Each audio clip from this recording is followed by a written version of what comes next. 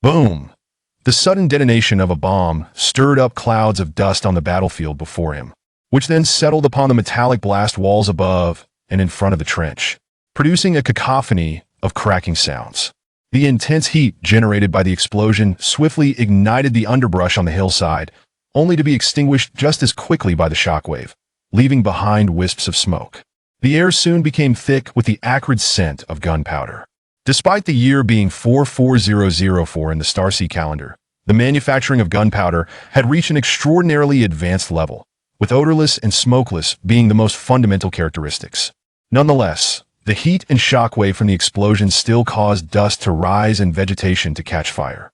The scene of war bore a striking resemblance to that of Earth in the 20th century.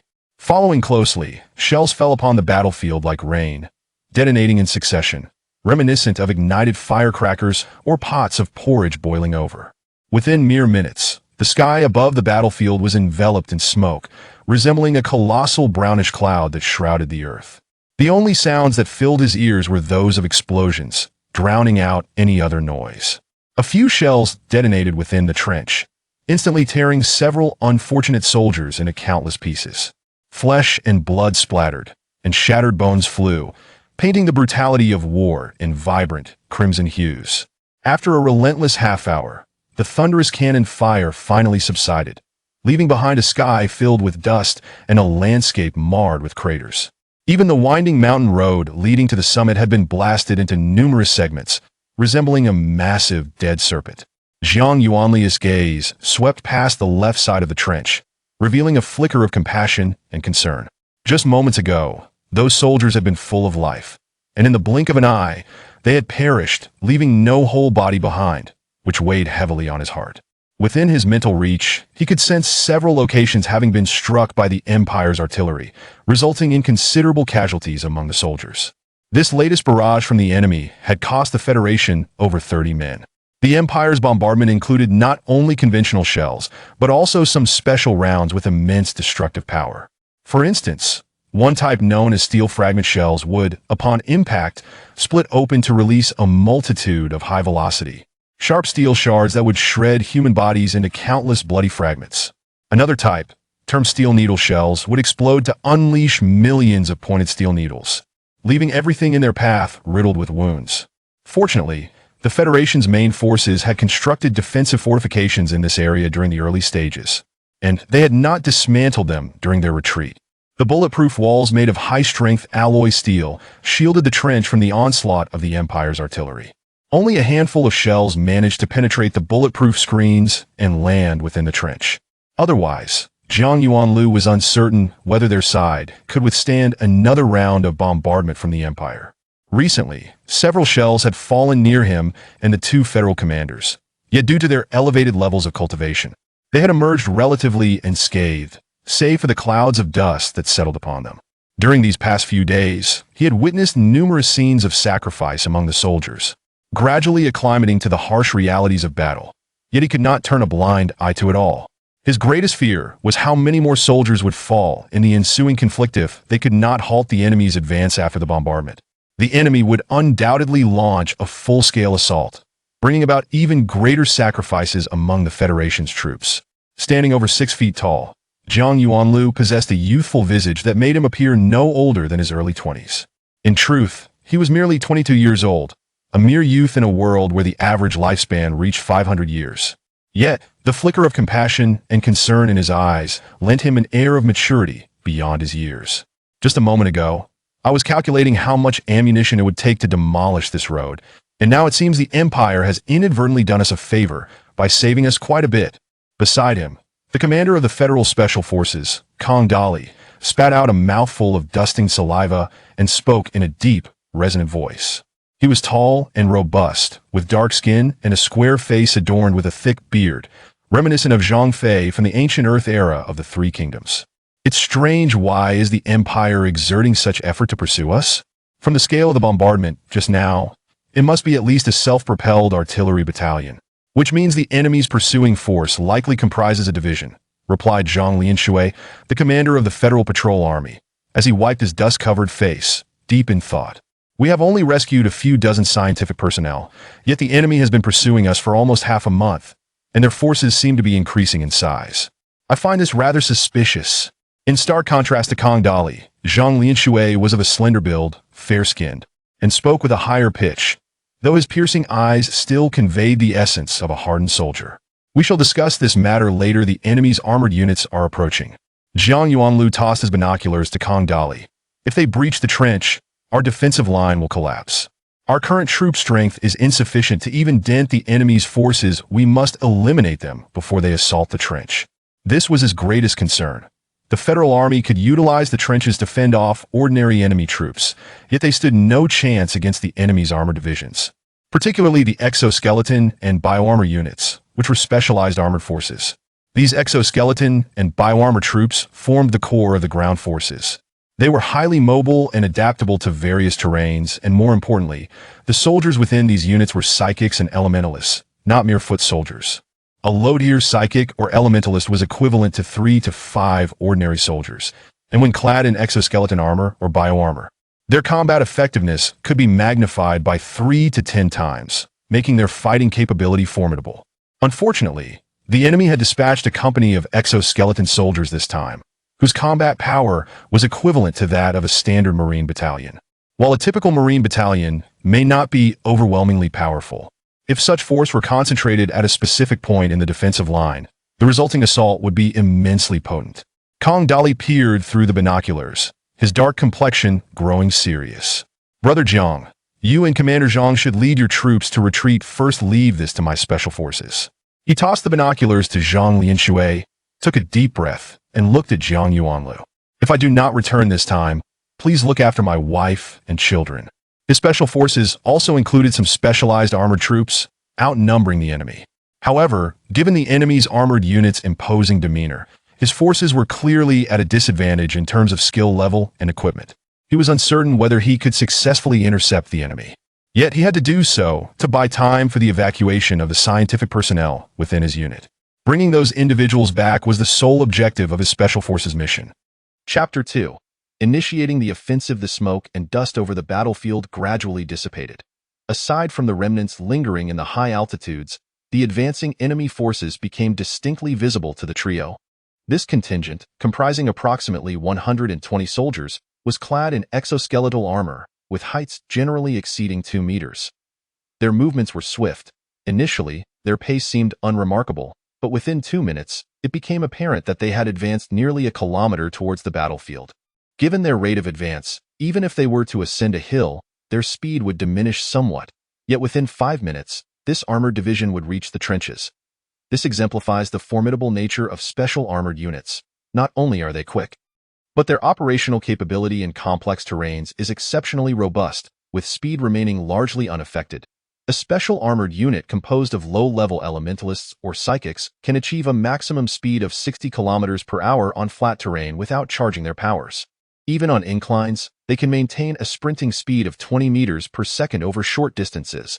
Such velocity on the battlefield allows for engagement between opposing forces to transpire in a matter of minutes from the onset of an attack. Beyond a kilometer from the enemy's exoskeletal armored units lies a vast assembly of ordinary ground troops.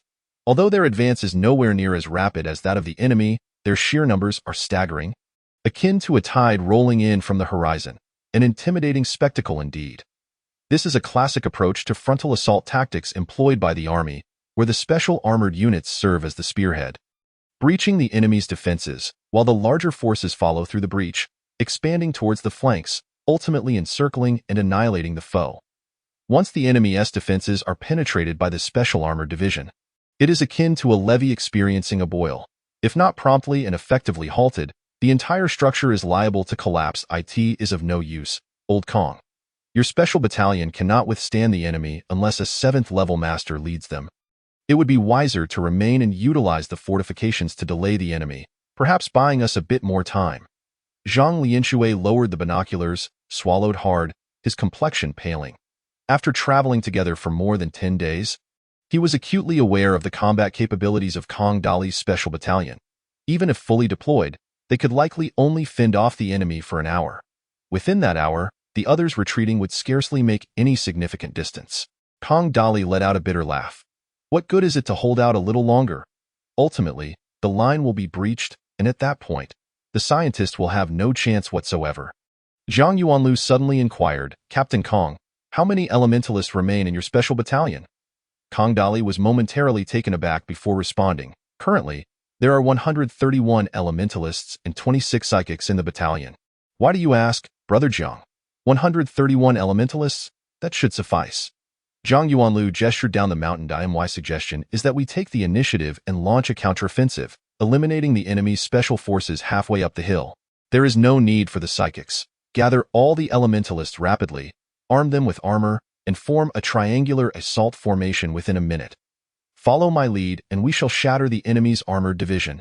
The remaining personnel will be under Captain Zhang's command, tasked with defending our position. Absolutely not. Kong Dali shook his head vehemently. While you may not be a mere bookish scholar, your cultivation is limited. How can you participate in such a brutal battle? It is my responsibility to lead the special battalion in repelling the enemy. Zhang Yuanlu furrowed his brow, suddenly delivering a punch against the bulletproof metal wall before him. Producing a thunderous sound, the wall, crafted from high-strength alloy steel, caved in significantly, with cracks radiating outward. Both Kong Dali and Zhang Lianshui were taken aback. They had never witnessed such a ferocious display from Zhang Yuanlu. Nor did they realize the extent of his strength. Although he had participated in several skirmishes over the past 10 days, he had consistently maintained a composed demeanor, revealing a cultivation level of no more than a 5th-level elemental master. They noticed Zhang Yuanlu's complexion had turned slightly flushed, veins on his forehead pulsating, and his nostrils flaring as if on the verge of eruption. Taking a deep breath, Zhang Yuanlu struggled to regain his composure. His tone intensifying, Captain Kong, time is of the essence. Do not hesitate any longer. If you wish to avoid our demise or capture by the enemy, swiftly assemble the team. Understood. I will issue the orders immediately. We will assemble within a minute, Kong Dali replied, raising his left hand to transmit commands via the quantum terminal on his wrist. The urgency of the situation left little room for further indecision. And Zhang Yuanlu's earlier display of power had somewhat alleviated his concerns. The force behind that punch was at least 600,000 kilograms, equivalent to that of a mid-tier 7th-level elemental master. Nearly double his own strength, it seemed more fitting for Zhang Yuanlu to serve as the vanguard of the special battalion. In direct confrontations between such special armored units, the combat strength of the leading soldiers is paramount. Additionally, Zhang Yuanlu's earlier demonstrations of military acumen had already earned his respect. Kong Dali contemplated that perhaps Zhang Yuanlu possessed a strategy to repel the enemy's armored division, as his previous suggestions had resulted in numerous miraculous outcomes. Zhang Lianshui harbored some doubts about their decision, opened his mouth to speak, but ultimately remained silent, turning to fortify the defenses. Zhang Yuanlu himself felt a twinge of anxiety, despite maintaining a facade of calmness before Kong Dali. He lacked confidence in the success of the impending counterattack. He didn't even possess 50% certainty. Yet, he had no choice but to proceed. On the other side of the trench lay someone he cared for deeply. For her sake, he was compelled to fight tooth and nail, even if it meant sacrificing his own life to secure a sliver of survival for her.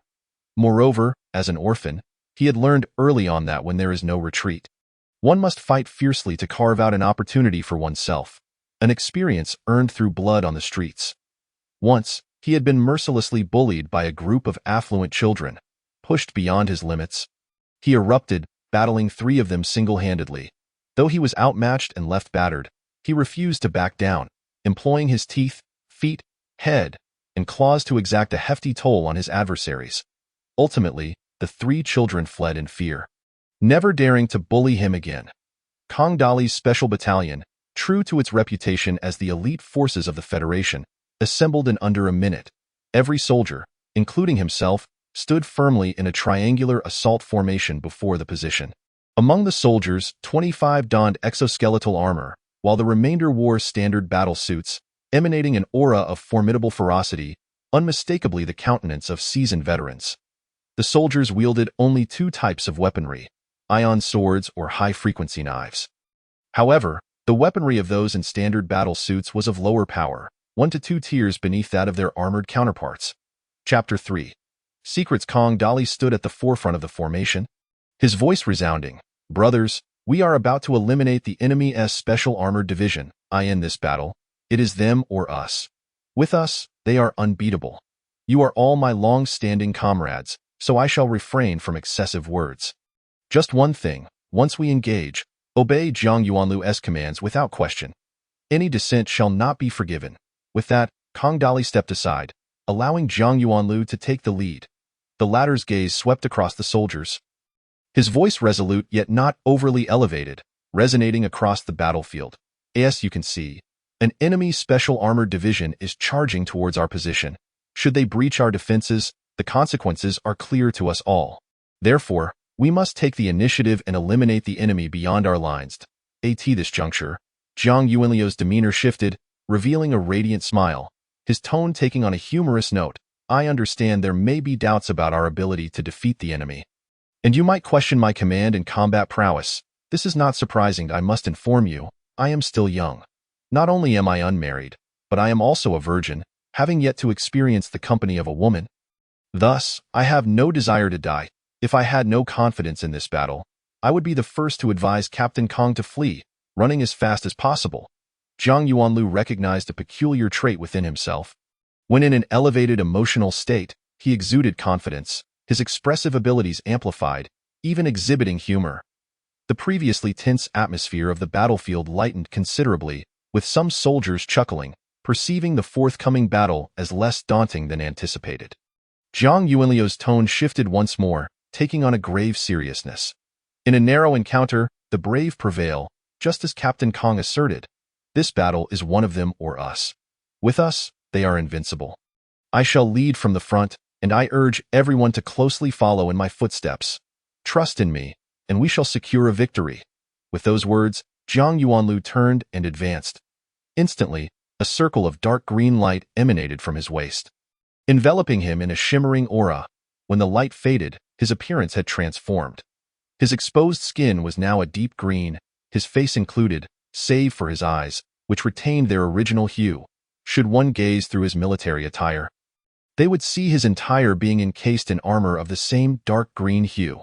The combat suit, while not ostentatious, was sleekly designed, accentuating his tall and muscular physique. His muscles, though not overly bulging, were perfectly sculpted, exuding strength and giving him the appearance of a leopard. Bioarmor. No wonder.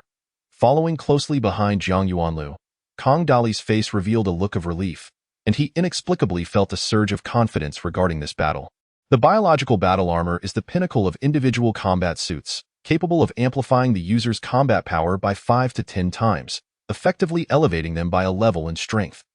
Once integrated into the human body, it exists as a mass of active liquid beneath the skin in a specific area. When summoned by thought, it extends and stretches across the skin's surface, enveloping the entire body, transforming into a suit that is almost weightless and without thickness.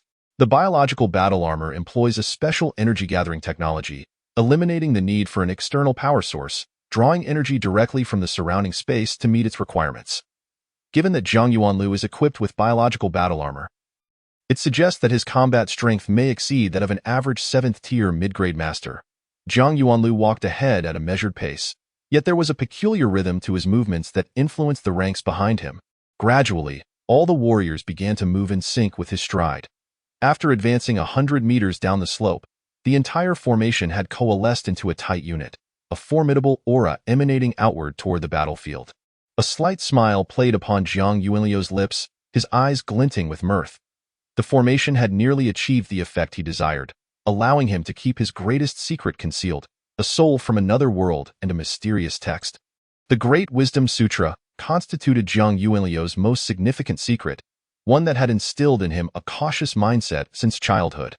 After perishing from a lightning strike in a world known as Earth, his soul traversed time and space, arriving in the Star Sea world nearly 70,000 years later, occupying the body of an 8-year-old orphan named Zhang Yuanlu, and subsequently spending his childhood in an orphanage. Following that, he excelled academically, gaining admission to the prestigious Jiangjin Military University in the Far East Star region of the Tianhua Federation, specializing in interstellar naval command within the Military Command Department. Originally a 3,000-character Great Wisdom Sutra transformed into golden symbols that merged with his soul, it evolved into a monumental work of 3 million words, understood through the lens of the Star Sea world's knowledge. This text represents an extraordinarily powerful mental cultivation technique, albeit one that diverges significantly from conventional mental power methodologies. Cultivating mental power through the Great Wisdom Sutra yields a greater total volume and higher purity compared to typical techniques in the Star Sea world. Although Zhang Yuanliu's mental power tier is only mid-grade 4th tier, its total volume and purity can rival that of a mid-grade 7th tier mental master. Most importantly, after cultivating the Great Wisdom Sutra, Zhang Yuanliu acquired the incredible abilities of thought acceleration and foresight. With the enhancement of these two abilities, his combat strength could be compared to that of an ordinary upper mid-grade 7th tier mental master. Reaching a formidable 3B level, a 7th tier upper mid-grade mental master is already a rare expert in this world, and employing guerrilla tactics, one individual could easily eliminate an ordinary army regiment. Fortunately, the Great Wisdom Sutra offers an additional benefit. It can conceal one's mental power. As long as he does not wish to reveal it, no one can discern that he is a mental power master. After 100 meters, the team began to accelerate, progressing from 3 meters per step to 5. Then 7, and finally in a mere 20 seconds. The team's speed surged to a standard charge, their collective momentum reaching a pinnacle that scattered the dust lingering above the battlefield. Zhang Yuanliu noticed his elemental power cultivation rising steadily under the influence of the team's momentum. Climbing from mid-tier 5th grade to late mid-tier 5th grade, then early upper mid-tier 5th grade, finally halting at mid-tier upper 5th grade. An exceptional commander can synchronize their team, forming a unified and coordinated momentum, leveraging this to enhance their own cultivation and combat power in a short period, which is a crucial aspect of special forces acting as the vanguard on the battlefield. Naturally, the commander must be a cultivator, whether a mental power master or an elemental power master, and the team they lead must consist of cultivators. Zhang Yuanliu, in addition to being a mental power master, is also a mid-tier 5th grade elemental power master. Due to the need to keep his identity as a mental power master a secret, Zhang Yuanliu began diligently practicing elemental power techniques. Chapter 4. The Beautiful Girl. After learning a technique called the Eternal Strength Technique, he utilized his thought acceleration and foresight abilities to absorb the essence of other elemental power techniques encountered at the military university, such as the Mighty Technique, Steel Technique, Divine Technique, Golden Body Technique, and Diamond Technique, integrating them into the Eternal Strength Technique to elevate it to a high-grade elemental power technique. Thus, although Zhang Yuanliu's elemental power cultivation is only at mid-tier 5th grade, his pure elemental power combat strength is equivalent to that of a mid-grade 7th tier elemental master, or 2B leveled AT. This moment, bolstered by the momentum of the team behind him, his combat strength reaches 3B level. Leading the Imperial Army's formation is a particularly imposing exoskeleton armor warrior, towering nearly 2.5 meters tall, wielding a large high-frequency blade. This individual is likely the commander of the Imperial Army's exoskeleton armor unit. Upon witnessing the Federal Army's countercharge, he exhibited no fear. Instead, he became exhilarated, roaring with enthusiasm as he abruptly quickened his pace, charging ahead up the hill. Each heavy step he took left deep impressions in the ground, sending clouds of dust flying in all directions. It was evident that he had also learned the art of battlefield command from Special Operations Forces, although he had detached from his unit. The momentum of the armored soldiers behind him continued to invigorate him, maintaining his cultivation at a peak level, allowing for fierce and aggressive movements. Zhang Yuanliu observed the approaching enemy with a silent, cold smirk. This opponent's cultivation is not weak, likely at late mid-tier 6th grade. With the enhancements of the exoskeleton armor and the support of the Imperial Army's armored troops, his combat strength has reached 3C level. Had he not abandoned his unit, and instead received support from other Imperial armored soldiers, while employing a strategy of entanglement, he might have been able to withstand a few rounds. Yet, he chose a head-on approach, which seemed akin to courting death. It was likely that the Imperial Army's early victories had led to an overabundance of pride. While the difference between 3C level and 3B level may seem slight, the disparity in combat strength is monumental. Zhang Yuanliu would ensure he learns the true meaning of defeat. Meanwhile, atop a trench at the summit, beside Zhang Lianshui stood a girl clad in a dark green military uniform. She stood approximately 170 centimeters tall, with a well-proportioned physique that was neither too slender nor too robust. Her skin, though not excessively fair, was smooth and delicate, resembling fine jade. Her features were symmetrical, with large, expressive eyes that conveyed a unique charm. Although she was not breathtakingly beautiful, she possessed a distinctive allure, particularly with her blend of intellect and spiritedness, a quality seldom seen in ordinary girls. The girl, her bright eyes fixated on the battlefield, furrowed her brows slightly and inquired, "Captain Zhang, has Jiang Yuanlu personally led the troops into battle?" Zhang Lianshui withdrew his gaze from the battlefield to regard the girl, a hint of admiration flickering in his eyes. "Indeed, Captain Kong has selected all the elemental power masters from the Special Operations Battalion to be led by classmate Jiang Yuanlu into the fray." Having interacted with the girl for some time, he knew her name was Li Yi, a classmate of Jiang Yuanliu's, a low-grade 5th-tier mental power master, and not only a prodigious cultivator but also a quantum brain expert. Throughout their journey, the successful evasion from the enemy's encirclement could be largely attributed to this girl. She had mastered the Federal Sky Network and had infiltrated the enemy's network several times to gather intelligence on the Imperial Army. Suddenly, the girl stamped her foot in frustration, exclaiming, "This person is truly infuriating. While he possesses great martial prowess, the battlefield is not the same as a mere competition. He appears so composed normally, yet why does he lose his cool in battle?" Zhang Lianshui suddenly realized that the relationship between this girl and Jiang Yuanlu was likely more than mere classmates. Shaking his head, he smiled meaningfully. "You need not worry, classmate Li. I believe Jiang Yuanlu is not the reckless type. Since he dares to lead the troops in a countercharge, he must possess considerable confidence in securing victory. Moreover, Captain Kong is an experienced officer. If there were truly no chance of success, he would not have entrusted the troops to Jiang Yuanlu." The girl seemed to sense the implication behind Zhang Lianshui's smile, her face flushing slightly. She had intended to say more but fell silent, merely biting her lip and gazing with concern into the distance. There was an unspoken understanding and harmonious synergy between her and Jiang Yuanlu. They both comprehended each other's intentions, yet due to various reasons, they had not broken through the barrier between them. His resolute march onto the battlefield likely had much to do with her. Would he return safely? If he did return unscathed, should she finally cast aside all reservations and express her feelings? The girl pondered dreamily. Simultaneously, about 10 kilometers from the battlefield, atop a small hill in the rear of the Imperial Army, a diminutive, somewhat balding colonel set down his binoculars, chuckling lightly as he turned to a taller major beside him. "How intriguing! They have launched a countercharge. Is this a final struggle or merely an attempt to delay our advance? Regardless of whether it is a last-ditch effort or a delay tactic, the enemy's courage to initiate a countercharge at this moment is commendable." The tall major, his gaunt face devoid of expression, replied, "However, I must caution you, Colonel Koizumi, not to underestimate them. Reflecting on the battles of the past half-month, the enemy's commander exhibits a degree of astuteness, and their tactics are commendable. I never underestimate the enemy on the battlefield, especially the Tianhua people," he continued. "This nation possesses remarkable resilience, capable of unleashing chilling power when faced with dire straits." The colonel waved his hand dismissively. "It matters not. The enemy before us is but a steel cone, and my iron hammer shall shatter it to smithereens. Relay my orders. The 2nd and 3rd regiments must prepare for an offensive. Once we have crushed the enemy's assault, the entire army shall advance and seize their positions in one fell swoop. 1,000 meters, 500 meters, 300 meters, 100 meters. At a certain moment, the two torrents collided violently, sending a spray of water soaring into the air, which then cascaded downwards, transforming the sky and ground into a vivid tapestry of crimson blooms. To the astonishment of both side spectators, after the fierce clash, only one torrent lay shattered, with the water spray cascading exclusively towards the mountainside. The torrent surging down the mountain at that moment morphed into a charging vessel, cleaving through the rising waves, surging forward with unstoppable momentum.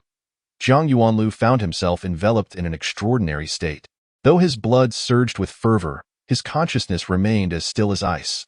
Every muscle, every bone, every flicker of his vital energy operated under the dominion of his awareness. The movements of the enemy commander just 10 meters away, even the excited expression and labored breaths concealed behind his armor, were as clear as day in his mind's eye. Jiang Yuanlu understood that this was the benefit of cultivating the Great Wisdom Sutra to become a telekinetic master. His mental prowess was formidable. Although he did not exert the slightest bit of telekinetic force at that moment, his powerful mental acuity granted him a significant edge in combat. Chapter 5. Shattering the Blade, Part 1. the 5-foot-long high-frequency blade hovered less than 3 feet above his head, its rapidly vibrating edge slicing through the air with a piercing sound, igniting the atmosphere in front of him and radiating searing heat. Zhang Yuanliu's eyes remained unblinking as he slightly shifted his posture and delivered a punch, striking the blade's surface. The principle behind the high-frequency blade lies in the use of electric currents to generate a rapidly oscillating wave field. Within this field, the combat blade vibrates at high speed, greatly enhancing its lethality. Upon contact with the target, it swiftly tears through the attack surface, reducing everything to dust. However, the strike from the Imperial commander was evidently ineffective. As Zhang Yuanliu's fist met the blade, the high-frequency weapon suddenly came to a halt, followed by the blade fracturing and splintering into pieces, while the arm wielding it began to shatter, exploding upwards like a string of firecrackers, producing a cacophony of sound. Accompanying this noise was the gruesome spectacle of the Imperial officer's shattered flesh and bones, culminating in the catastrophic explosion of half his body. Zhang Yuanliu's biological armor was of the 3D grade, providing little enhancement to his strength, merely offering a slight boost to his speed, coordination, and reflexes. He donned the armor solely to instill confidence in Kongdali and the soldiers of his special forces. To avoid damaging the biological armor, he consciously limited his strength to around 750,000 kilograms, even imbuing his fist with vital energy to protect the armor. The enemy commander, though a 6th-tier mid-grade telekinetic master with combat power reaching 2C, possessed a fundamental strength of only around 420,000 kilograms, and his exoskeleton armor was merely of standard quality. However, the exoskeleton armor was designed to amplify strength, achieving a multiplication factor of 1.6, bringing his total strength close to 660,000 kilograms. Yet, compared to Zhang Yuanliu's strength, there was still a disparity of nearly 100,000 kilograms. Thus, when Zhang Yuanliu delivered a direct punch, the commander was inevitably reduced to a mangled heap. Zhang Yuanliu kicked the remnants of the Imperial officer aside, employing finesse.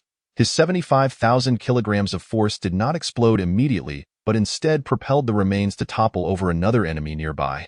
The concealed force within the corpse then erupted, obliterating both the cadaver and the unfortunate foe. This seemingly simple maneuver contained an advanced level of skill. Delivering force into the enemy's remains without immediate release required exceptional control. As the second enemy was reduced to fragments, Zhang Yuanliu had already leaped forward, swiftly closing the distance to another Tai soldier 20 meters away.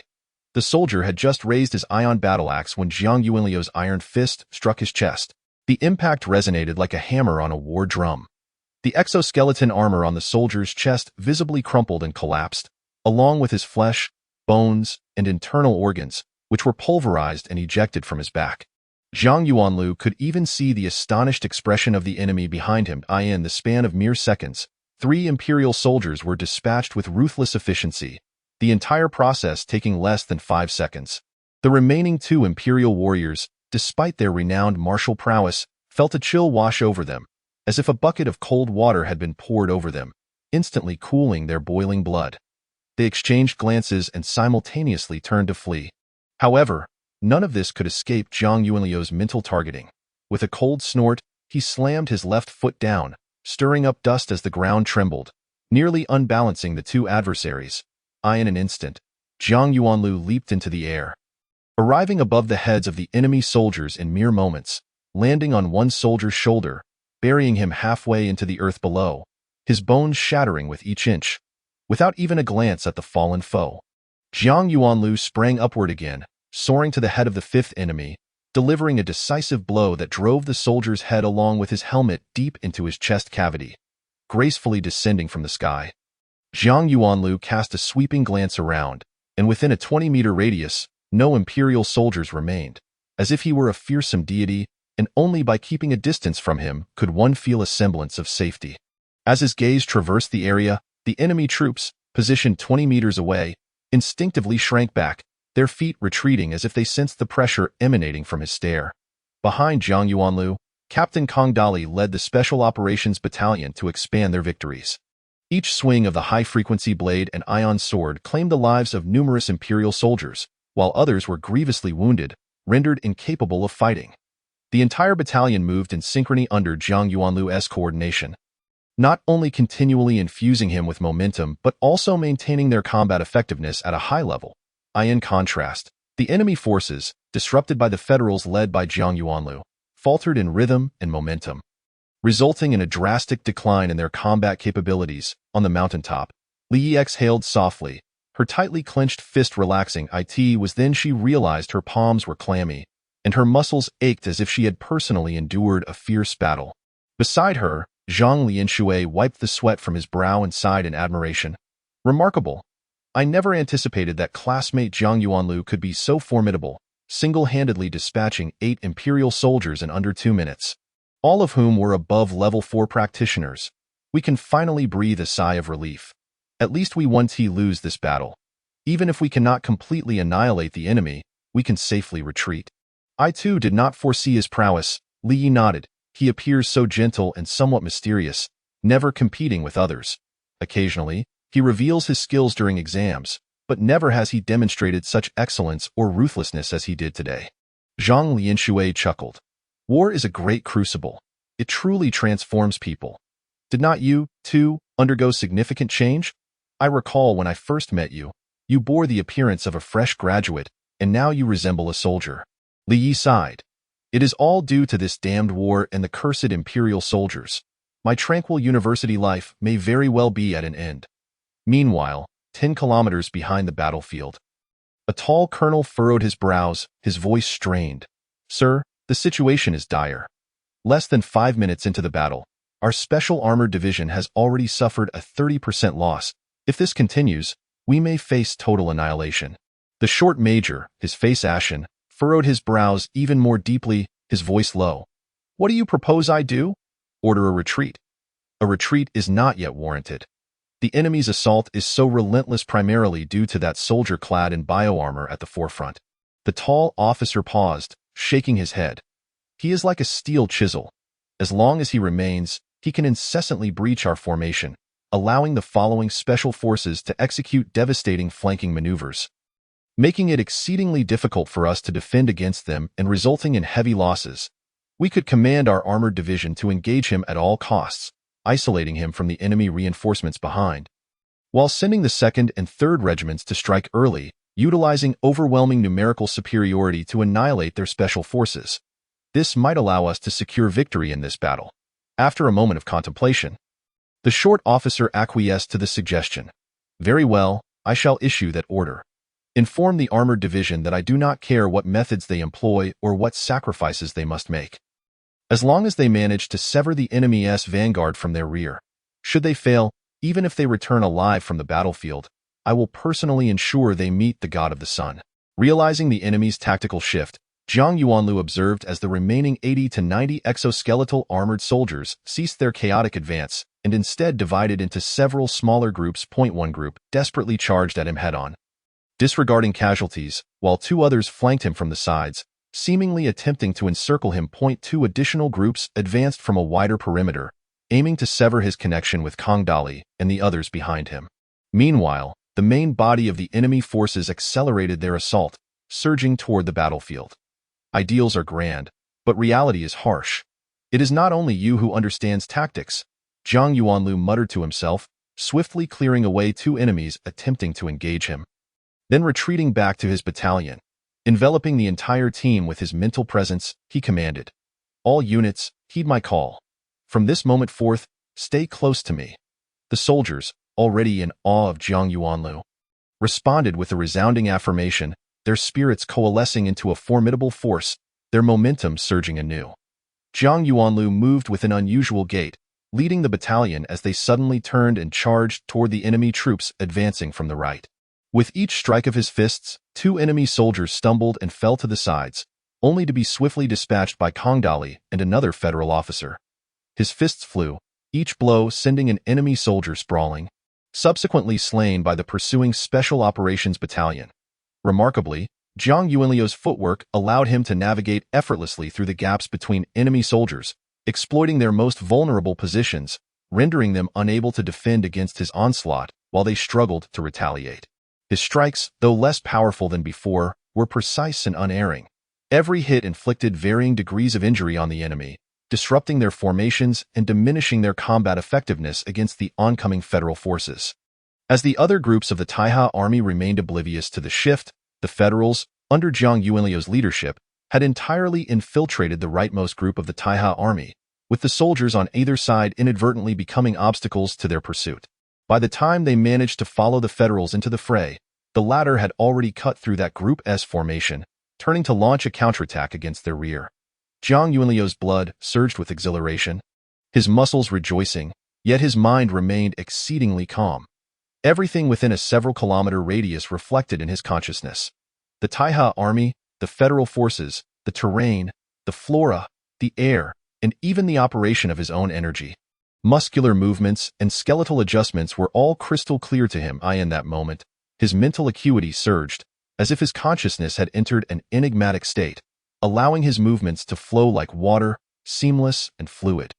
His techniques became increasingly adept, ever quicker and more elusive, while his effectiveness in vanquishing foes escalated, resulting in mounting casualties among the enemy ranks.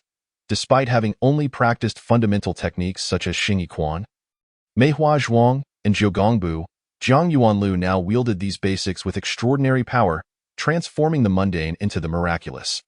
Although he had not yet attained the level of striking without striking, he had at least reached the point where his moves preceded mere intention. It is often said that the battlefield is the best venue for honing one's mental and martial skills. Jiang Yuanliu found great truth in this sentiment. He sensed that the brief skirmish had yielded greater progress than 3 months of solitary training at school, enhancing his boxing, footwork, techniques, experience, and mental clarity significantly. With Jiang Yuanliu's tactical shift, although the Federals no longer employed their previous brutal and bloody methods, their efficiency in dismantling enemy formations had increased dramatically. The Federals, like a sharp steel blade with Jiang Yuanliu as its edge, sliced through the Imperial Army's ranks as effortlessly as cutting through butter, reaping countless lives. After yet another penetration of the enemy lines, Jiang Yuanliu led his battalion toward the mountain peak, regrouping 50 meters away from the Imperial forces. After several engagements, the Federal formation had become somewhat disordered, having lost several soldiers, necessitating a reorganization. The Imperial Army's Special Armored Division was not to be underestimated. Nearly 10 minutes of combat had also inflicted a toll on the Federals. Furthermore, the Imperial Army's regular forces had arrived ahead of schedule, 5 minutes earlier than Jiang Yuanliu had anticipated, prompting him to reconsider his strategy. If the Federal forces became entangled while the Imperial Army's regular units encircled them, the battle could turn perilous. After a moment's contemplation, a resolute expression crossed Jiang Yuanliu's face as he issued a command through his mental focus, leading his troops into a fierce charge once more. Though the Imperial Special Armored Troops had lost their commander, their fighting spirit remained unbroken. They utilized the brief respite to reorganize their formation, adopting a U-shape to confront the Federals with a tactic of entanglement. They clearly recognized that they could not triumph through sheer force alone, hoping instead to delay until their main forces could arrive to encircle the enemy. However, Jiang Yuanliu's assessment of the Imperial Army's movements was now more astute. Each of his battalion's assaults targeted the weakest points in the enemy formation, causing significant bloodshed while maintaining their relentless advance. To swiftly eliminate the Imperial armored forces, Jiang Yuanliu employed accelerated cognition and foresight. With a 4th-tier superior mental power cultivation, he possessed 24-fold cognitive acceleration and foresight capabilities extending 10.75 seconds into the future, rendering the Imperial Army's every action slow as molasses in his perception. Their intentions were laid bare before his mental scrutiny. After breaching the Imperial Armored Division, Jiang Yuanliu chose not to turn back and attack them further, but instead led his battalion directly into the ranks of the Imperial Regular Forces. This is an ordinary unit of the Imperial Army stationed in a camp, which has launched a flank attack. Should they seize the elevated positions on the hillside, the retreat of the Federal Army would be cut off, losing the advantageous high ground and significantly diminishing their combat effectiveness. Battlefield command is a meticulous endeavor. A minor oversight can often lead to the downfall of an entire engagement. Over an hour later, Jiang Yuanliu stood at the base of the slope, his body smeared with blood, accompanied by the remaining 56 elite soldiers of the Special Forces. Not far ahead, the Imperial soldiers surged away from the battlefield like a flood breaching its banks, sweeping away everything in their path. The hardships of this battle exceeded Jiang Yuanliu's expectations. Firstly, the Imperial Army's exoskeleton armored troops, despite suffering an 80% casualty rate, fought tenaciously, forcing Zhang Yuanlu to expend considerable time and effort to clear them out. They had bought time for the advance of the ordinary imperial troops. Secondly, the resolve and tenacity of the imperial ordinary troops were more formidable than anticipated, surging forth under the watchful eye of their rear commander like an unrelenting tide. Seemingly intent on overwhelming the federal special forces with sheer numbers, as a result, Zhang Yuanlu had to risk abandoning his comrades, Kang Dali and the others, charging boldly into the enemy ranks to execute decapitation strikes. It was only after he forcibly eliminated 2 enemy regimental commanders that chaos erupted within the enemy's forward command, allowing him to lead the special forces soldiers in a series of daring incursions, ultimately resulting in the enemy's collapse and retreat. Zhang Yuanlu recognized his underestimation. This war was far more arduous than he had envisioned, and the imperial army invading the Federation was more formidable than he had anticipated. Surviving this conflict was not something he could achieve with his current strength alone. To win this war, greater sacrifices would inevitably be required. Reflecting on the 75 Special Forces soldiers who had fallen on the battlefield behind him, the fleeting joy he felt from victory dissipated into nothingness. He had also paid a hefty price in this battle, with several deep lacerations inflicted by the high-frequency blades and ion swords of the Imperial armored soldiers, as well as 4 or 5 puncture wounds from ray guns fired by ordinary soldiers. Had it not been for his robust recovery ability, he would not have been able to endure until the end.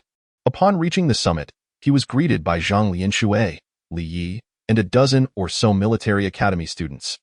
Before Zhang Yuanlu could utter a word, Li Yi shot him a disapproving glare and scolded. "You've certainly grown bold, haven't you? Charging into 3,000 enemies all alone. When did you become a master? Look at your injuries. If they were any worse, you wouldn't have made it back." The mastery level of a master is the 8th tier. Even the lowest-ranked masters possess combat power exceeding that of a 7th-tier high-grade master by over 3 times. Hence, Li Ye's concerns were not unfounded. Zhang Yuanlu shrugged and smiled silently. Although Li Yi was reprimanding him, her eyes glistened with unshed tears, her voice tinged with a hint of sorrow.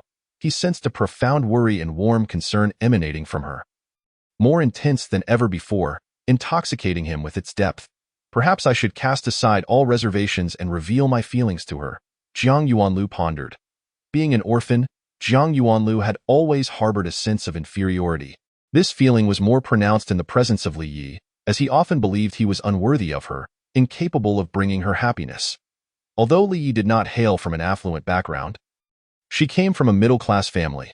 Her mother was alive, and she had several uncles, being the only daughter, thus receiving ample affection from her family. At the age of 22, she had already become a 5th-tier mid-grade telekinetic, a feat attributed not only to her own talent, but also to her family's unwavering support. Li was the belle of the commanding department, a fact acknowledged by all the male students. She always stood gracefully, exuding an aura of purity and freshness, making one feel spiritually uplifted in her presence. During their first concentrated class in the academy, Zhang Yuanlu immediately noticed her. She resembled an orchid, not particularly ostentatious, but her subtle fragrance lingered, inviting one to draw closer. However, after a fleeting glance, he buried his admiration deep within, convinced that a girl like her was beyond his reach. Their genuine interaction began by chance, gradually leading them to become the closest of confidants. As graduation approached, they had developed an almost telepathic bond, effortlessly understanding each other's needs through mere glances or gestures. Zhang Yuanlu relished this unspoken connection, savoring it like a sweet delicacy. Yet, he hesitated, never confessing his feelings. He feared rejection might destroy their rapport and worried he could not provide her with the happiness she deserved. The notion of social matching is not merely a relic of ancient times. It persists in modern society as well. In Zhang Yuanlu's previous life, this was true, and it was even more pronounced in the Star Sea world.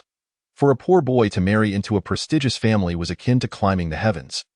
Elite families typically intermarried. Although Li Yi did not come from a wealthy family, Zhang Yuanlu, as an orphan, still faced a substantial disparity in status, prompting him to consider her feelings. He once thought perhaps he should bury his love deep within, striving to build a successful career first, and only then propose to Li Yi when he had achieved his dreams. At that point, he would feel at ease, and it would be fair to Li Yi. However, after skirting the edge of death, Zhang Yuanlu seemed to have gained clarity, realizing that what mattered was not societal status, but the love shared between two individuals. One should not wait until loss strikes before feeling regret. While Zhang Yuanlu was lost in his thoughts, Kang Dali was vocally expressing his indignation. Li, you have no idea how exhilarating our battle was. Brother Zhang fought valiantly against the gods and demons alike, while we merely picked up the spoils, taking down one enemy after another as if we were slaughtering pigs. With over 3,000 foes and around 100 special armored warriors, we managed to drive them away. Before he could finish his sentence, Li shot him a glare, silencing him, leaving him to scratch his head sheepishly. Zhang Lianshui hurriedly interjected to ease the tension, chuckling, "It's good that you're back.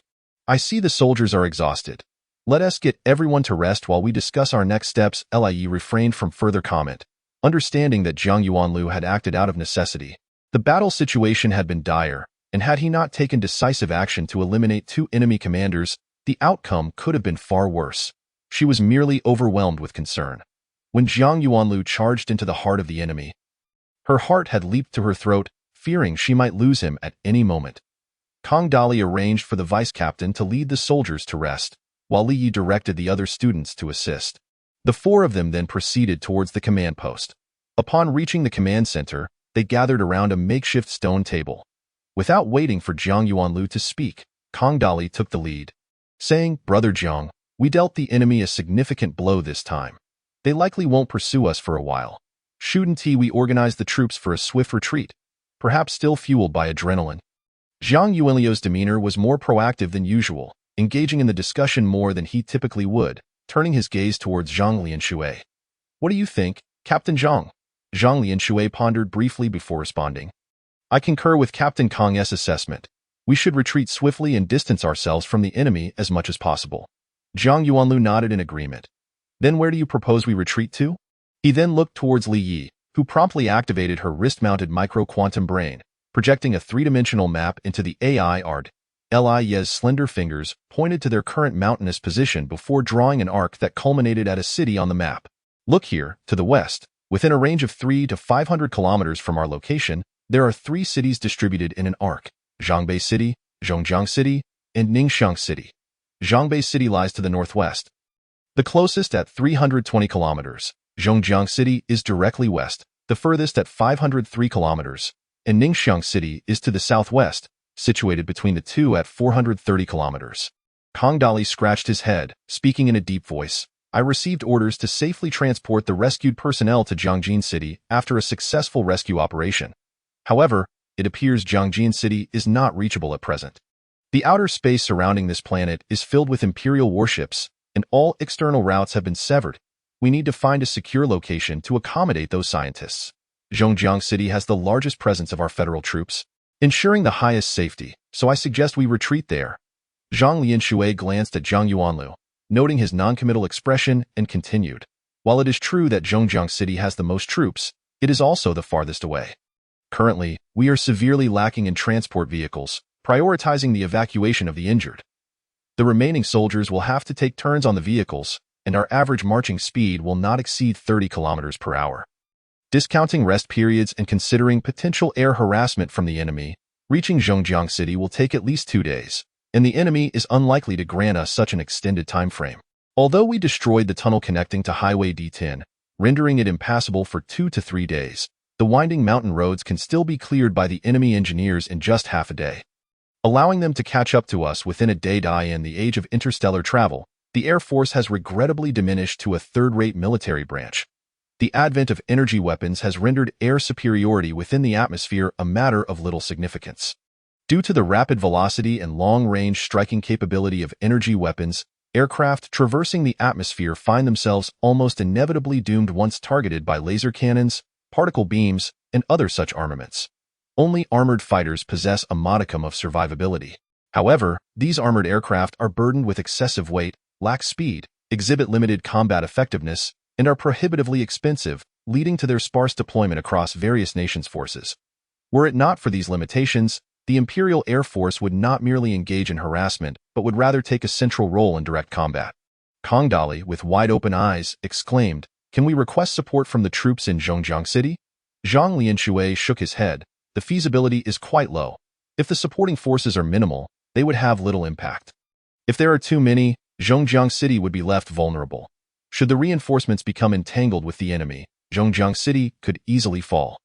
Zhang Yuanlu stroked his bare chin thoughtfully. Captain Zhang's concerns are quite valid.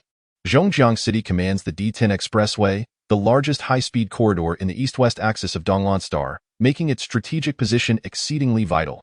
And precisely because of its importance, it may very well become the focal point of the enemy's westward advance. If the enemy's main force follows closely behind, we would find it exceedingly difficult to retreat to Zhongjiang City before they catch up. Kong Dali scratched his head, visibly distressed. Then should we retreat to Zhangbei City? Before Zhang Yuanlu could respond, Li Yi interjected solemnly. I have just received word that Fengye City, located 400 kilometers north of Zhangbei City, has been seized by the Imperial Army's northern forces. If the enemy intends to capture Zhongjiang City, it is highly likely that the forces in Fengye City will advance southward to breach the route to Zhangbei City. Kong Dali was momentarily stunned, then exclaimed, Then what are we even discussing? We should simply retreat to Ningxiang City. Although his strategic acumen was limited, he understood that with Fengye City now under Imperial control, the northern forces advancing toward Zhangbei City was almost a foregone conclusion. Zhang Yuanlu lowered his hand from his chin and, tapping his fingers thoughtfully on the stone table, pondered aloud, Have you considered just how determined the Imperial Army is to reclaim those scientists? Kong Dali's eyes widened. What does that have to do with where we retreat? Zhang Yuanliu's tone was resolute. It certainly does. If the enemy is resolute in their pursuit of those scientists, no matter where we retreat, they will follow relentlessly. Thus, we have but one option, Zhongjiang City, for it is here that we find the highest level of security. Otherwise, even if we manage to temporarily evade their pursuit, it would ultimately prove futile. We would be caught sooner or later. Chapter 9. S-Class Bioarmor Technology. He took a sip of the purified water on the table and continued. Although our motley crew may not significantly affect the military dynamics of either side. Ever since we rescued those scientists, the enemy has relentlessly pursued us, their forces seemingly increasing by the day, indicating the immense importance those scientists hold for them. It is possible that these scientists possess something of great value that the enemy desperately seeks. As long as they remain with us, the enemy will not cease their pursuit. Kong Dali and Zhang Lianshui exchanged glances and nodded in agreement. Their expressions darkened, realizing that their earlier optimism in defeating the pursuing enemy was misplaced. Li Yi, who had remained silent until now, fiddled with her wrist-mounted quantum terminal, looking up at Zhang Yuanlu. I have found several pieces of information that may be related to those scientists. Kong Dali looked at her quizzically. What information? Li Yi turned her gaze back to the quantum terminal and replied, These are several reports from the Donglan Daily 3 years ago. Allow me to read them to you. Donglan Technology University has announced today that a research team led by Professor Li Dongping has made significant breakthroughs in bioarmor research. A spokesperson for the university stated that this achievement is expected to be applied within the next decade, at which point the prevalence of advanced bioarmor will considerably increase. In other news, a certain type of bioarmor developed by Professor Li Dongping's team at Donglan Technology University underwent practical testing at a military base today. An anonymous military source remarked that while this type of bioarmor still has certain flaws, its prospects are promising. Once fully developed, it will alter the strategic balance of power between the Federation and neighboring nations. Zhang Yuanlu raised his hand to interrupt. Li Dongping? Isn't he one of the scientists we rescued? Li Yi affirmed, Indeed. He is the elderly gentleman with a head full of white hair, slight of build, and very few words. Zhang Yuanlu chuckled. It seems that the key lies with this gentleman. We must have a thorough discussion with him. Li Yi shook her head. I fear you may not glean much from him, as he hardly speaks a word all day. Zhang Yuanlu recalled, I believe this gentleman has a student, does he not? Li Yi raised an eyebrow. Yes, there is a student, and she is quite beautiful. However, like her teacher, she barely manages to utter 2 sentences a day. Zhang Yuanlu smiled. Not speaking does not equate to having nothing to say. We should seek them out for a conversation. Li Yi pondered for a moment before suggesting, I think it would be better to approach another individual, Xiede, the head of the Science and Technology Department at Donglan Technology University. He should be the leader of that group of scientists and has been our point of contact these days. He is likely to be well informed. Zhang Yuanlu rose, then let us speak with him first. We will decide on the retreat after our discussion. The scientists were housed in a small hollow behind the peaks, where a dozen or so military tents were set up on a modest patch of flat ground at the foot of the hill. appearing rather cramped. The Federal soldiers clearly took good care of these scientists. The ground was kept tidy, and several soldiers stood guard nearby. Xiade resided in the southernmost tent, and as Zhang Yuanlu and Li Yi entered, they found him seated by the bed, fiddling with a quantum device on his wrist. He was a middle-aged man of average height, with a round face and small, shrewd eyes. However, he appeared slightly pale and somewhat haggard at that moment. Upon seeing the two, Xiade immediately rose, beaming. "Ah, Jiang and Li, what brings you to my humble abode? Are you preparing for a retreat? I heard you achieved a victory at the front, under your personal command no less." "I haven't yet had the chance to express our gratitude on behalf of everyone." Zhang Yuanlu responded earnestly. "Yes, we are preparing to retreat, but before we do, there are some matters we wish to inquire of you. Director Xiade, we hope you can provide truthful answers, as they pertain to the success of our subsequent actions." Xiade's expression turned serious. "Please, Jiang, ask away. Since it concerns everyone's lives, I shall be forthright in my responses." Zhang Yuanlu nodded. "Very well, time is of the essence, so I shall be direct. Director Xia, what is it that your scientists possess that the Imperial Army desperately seeks? Or is there someone among your scientists that the Imperial Army must have?" Xiade was taken aback, his already pale complexion becoming even more so. After a brief silence, he sighed. "I apologize, Jiang, but your question touches upon the highest secrets of the Federation. I must ask for your understanding that I cannot disclose this information." Li Yi scoffed, her tone laced with disdain. "What highest secrets of the Federation? Isn't it merely some advanced bio-armor production technology? That's hardly a secret anymore." Xiade was taken aback. "How did you know that?" Li Yi replied, her demeanor nonchalant. "It's hardly difficult to guess. The Donglan Daily reported 3 years ago that a research team led by Professor Li Dongping at Donglan Technology University had developed a type of bioarmor capable of altering the strategic dynamics of the Federation and had even successfully conducted practical tests. Given that it had been tested 3 years ago, the technology should be quite mature by now, wouldn't you agree? A bioarmor that can alter the strategic strength of the Federation must surely be at least grade 3 or above. If not S-class, I believe your esteemed professor, with his head full of white hair, is named Li Dongping, correct?" Xiade fell silent for a moment, a wry smile creeping onto his face. "Li, you certainly live up to your reputation as an information expert. To deduce the facts from just a few reports from 3 years ago is quite impressive. It seems we can no longer conceal the truth from you. However, although we are scientists, this research project is funded by the military, and we are bound by military confidentiality regulations. There are certain things we cannot disclose."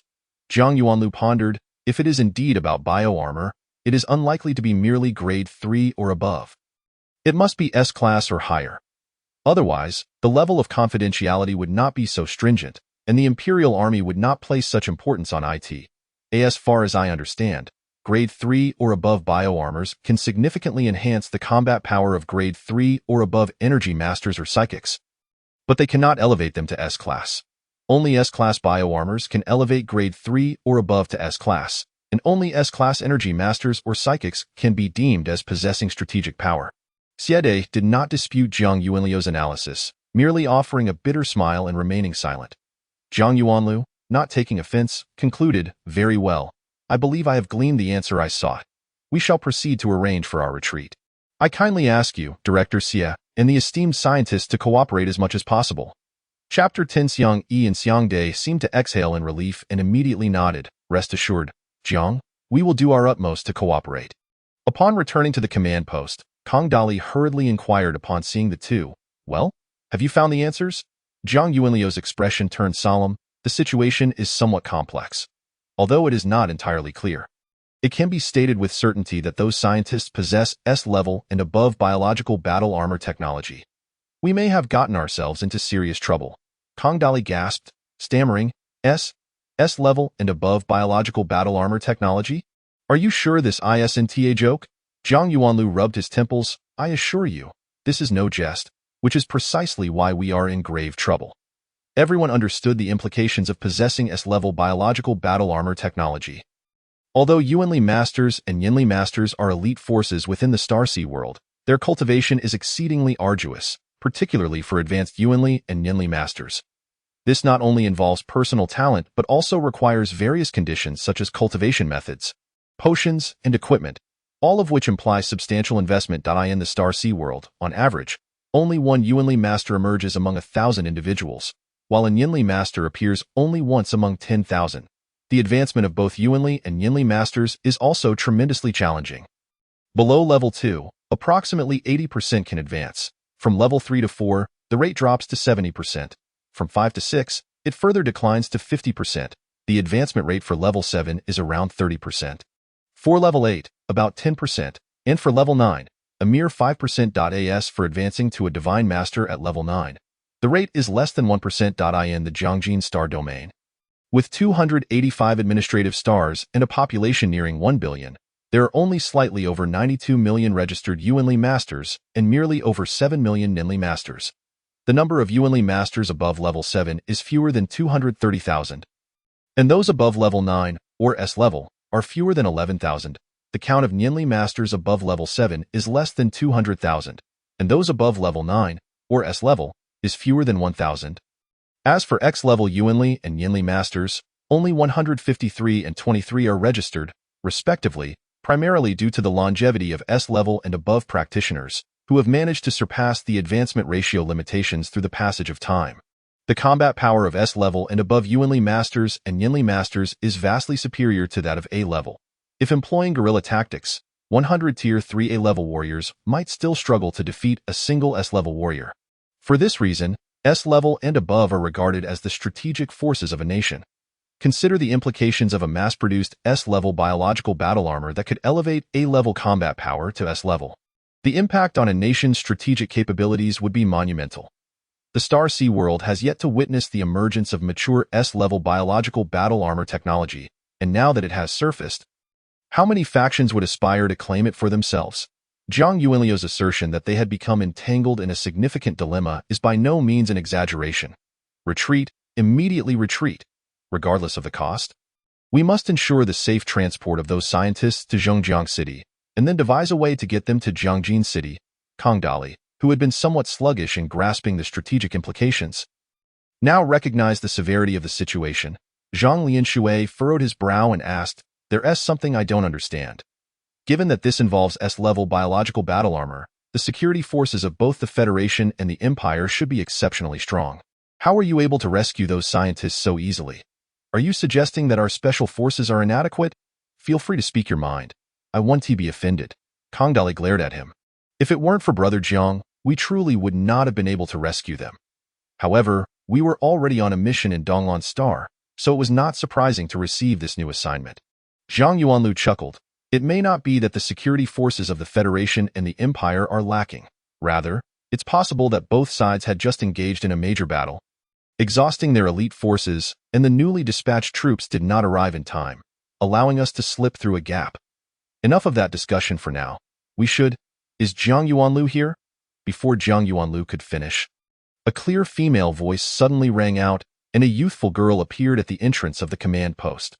With his vast mental coverage, he had already sensed her presence. However, since she had been lingering outside, he had paid little attention. "You must be Miss Xiang Yi, one of the scientists?" Zhang Yuanlu recognized the girl, though her arrival was unexpected. The girl before him had a notably innocent appearance, distinctly of the Huazhu ethnic group. With an oval face, slender brows, fair skin, and long black hair casually tied up, she wore a crisp white shirt and black trousers, exuding a sense of cleanliness and neatness. However, her large, dark eyes reflected a hint of confusion, which was somewhat disconcerting. "Yes, I would like to speak with you privately, if I may?" Xiang Yi's eyes regained a glimmer of hope, gazing earnestly at Zhang Yuanlu. Li immediately shot Zhang Yuanlu a sideways glance, his eyes conveying a sense of danger, as if to say, "When did you become involved with this girl?" Kongdali and Zhang Lianshui also cast astonished looks at Zhang Yuanlu but wisely refrained from speaking. Zhang Yuanlu shrugged, looking questioningly at Li Yi. The latter huffed lightly, "You two can talk. I'll check on the others." Zhang Lianshui exchanged a knowing smile with Zhang Yuanlu and signaled to Kongdali. "Captain Kong, let us go arrange the retreat." Without waiting for Kongdali's agreement, he pulled him out. These fellows still had the time to gossip. Their nerve was quite remarkable. Zhang Yuanlu smiled wryly, then shifted his focus back to Xiang Yi. "What is it that you wish to discuss, Miss Xiang?" Xiang Yi fixed her gaze on Zhang Yuanlu, her expression earnest. Zhang Yuanlu, can I trust you? Zhang Yuanlu was somewhat puzzled. Why do you ask that? Miss Xiang, I heard from the rear about your leading the troops in a counterattack, and later watched the footage captured by the soldiers of you fighting on the front lines. Although you are not a regular soldier, you displayed a demeanor more akin to a hardened warrior than most. Xiang Yi's gaze flickered with hesitation. I feel I should trust you, but this matter is too critical, and I am uncertain whether I should confide in you. Is this concerning the biological battle armor? Zhang Yuanlu began to grasp Xiang Yi's intent. We have already acquired some information regarding the biological battle armor. If you could share more with me, I would certainly welcome it. However, if you are unwilling, I would not press you. One thing I can assure you of is that I was born and raised in the Federation, and I certainly do not wish for this nation to come to harm. Xiang Yi furrowed her delicate brows. Are you implying that you would do anything the higher-ups command? Chapter 11 The Astonishing Truth. Zhang Yuanlu looked at Xiang Yi with a hint of confusion. Please be mindful of my wording. I stated that I do not wish for this nation to suffer harm, but that does not mean I would sacrifice everything for any political party or government. Xiang Yi pondered for a moment, seemingly beginning to comprehend Zhang Yuanlu's meaning, and smiled. I think I understand now. Therefore, I will share with you a very significant secret. As she smiled, her previously bewildered eyes seemed to sparkle with life, imbuing her entire presence with a newfound vitality. Zhang Yuanlu was momentarily taken aback by her beauty. Regaining his composure, he replied earnestly, Please, Miss Xiang, do share. I am all ears. Xiang Yi's eyes again clouded with confusion, her face reflecting a sense of reminiscence, as she recounted, in Jiangjin City, there exists a millennia-old family known as the Xiang family. The Xiang family claims to be a millennia-old lineage, although their heritage does not span a full 1,000 years. Since the first-generation patriarch, Xiang Tingfei, they have a history exceeding 800 years. The Xiang family has been rooted in the Jiangjin star domain for 8 centuries, their influence intricately woven into the fabric of society, wielding substantial power in both political and commercial spheres. The Xiang family established the Xiang Corporation with assets exceeding 20 trillion Federation credits, engaging in various sectors such as machinery manufacturing, automotive production, biomedicine, and hospitality. Notably, they dominate the floating vehicle production sector in the Jiangjin star domain, holding a market share of over 5%. At this point, she turned her gaze toward Zhang Yuanlu. As a student at Jiangjin Military University, you must be familiar with the Xiang Corporation? Zhang Yuanlu nodded. I have heard of it. The Xiang Corporation has numerous high-ranking officials in the star domain government and parliament, wielding considerable influence. I have also heard that the corporation is renowned for its maglev cars. It is said that in Jiangjin City, the wealthy youth take great pride in owning a dazzling 5000 model produced by the Xiang Corporation. Xiang Yi's eyes glimmered with a hint of sarcasm. Perhaps there is something you have not considered. The ancestors of the Xiang family actually hail from the Taihe Empire. The first-generation patriarch, Xiang Tingfei, and his wife were quintessential Taihe people, and his true name was Kata Masahiro. Xiang Tingfei is a name he adopted upon arriving in the Federation. However, having survived in the Federation for so long, intermarrying with the Huazhu and other ethnic groups over generations has diluted the Taihe bloodline of the Xiang family. Nonetheless, within the Xiang family, there remains a branch that retains a relatively pure Taihe lineage. The Xiang Dai you encountered earlier is a significant figure from this branch. Xiang Dai possesses a pure Taihe bloodline? The name Xiang Dai, Xiang Taihe, how profound the implications behind this name.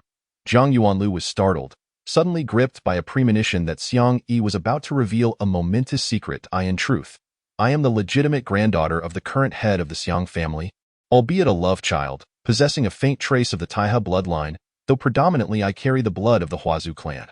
Xiang Yi dropped another bombshell. Even Zhang Yuanlu, who typically exuded calmness, could not help but change his expression. I was the product of a fleeting romance between my father and mother, and thus, upon my birth, I received little attention from my father. Though we were not lacking in wealth and lived a life of luxury, my father never intended for me to acknowledge my ancestry until I turned 8 and began my schooling, when circumstances began to change. Whether it was resentment towards her origins or some other reason, Xiang Yi recounted her life experiences devoid of any emotion, as if narrating the tale of another. From the age of 8, I exhibited an astonishing talent for mental cultivation and academic learning. By the time I graduated elementary school 6 years later, I had already attained the rank of a level 3 mentalist and had self-studied all the high school curriculum at last. My father took notice of me and brought me back to the Xiang family that year, though I had little desire to go, longing instead to remain with my mother. Achieving the rank of level 3 mentalist in 6 years and completing all educational requirements from elementary to high school, such talent was not merely remarkable. It was extraordinary. Zhang Yuanlu, who practiced the Supreme Level Great Wisdom Sutra, had spent 14 years only to reach the rank of a level 4 mentalist. Did your mother not come to the Xiang family? Zhang Yuanlu inquired. Xiang Yi shook her head. The Federation adheres to a monogamous system. While it may be common for men from noble families to keep mistresses, bringing them home openly is against propriety. Zhang Yuanlu acknowledged this with a slight nod. Understanding the truth of the matter, I remained in the Xiang family for 6 years until my master's graduation.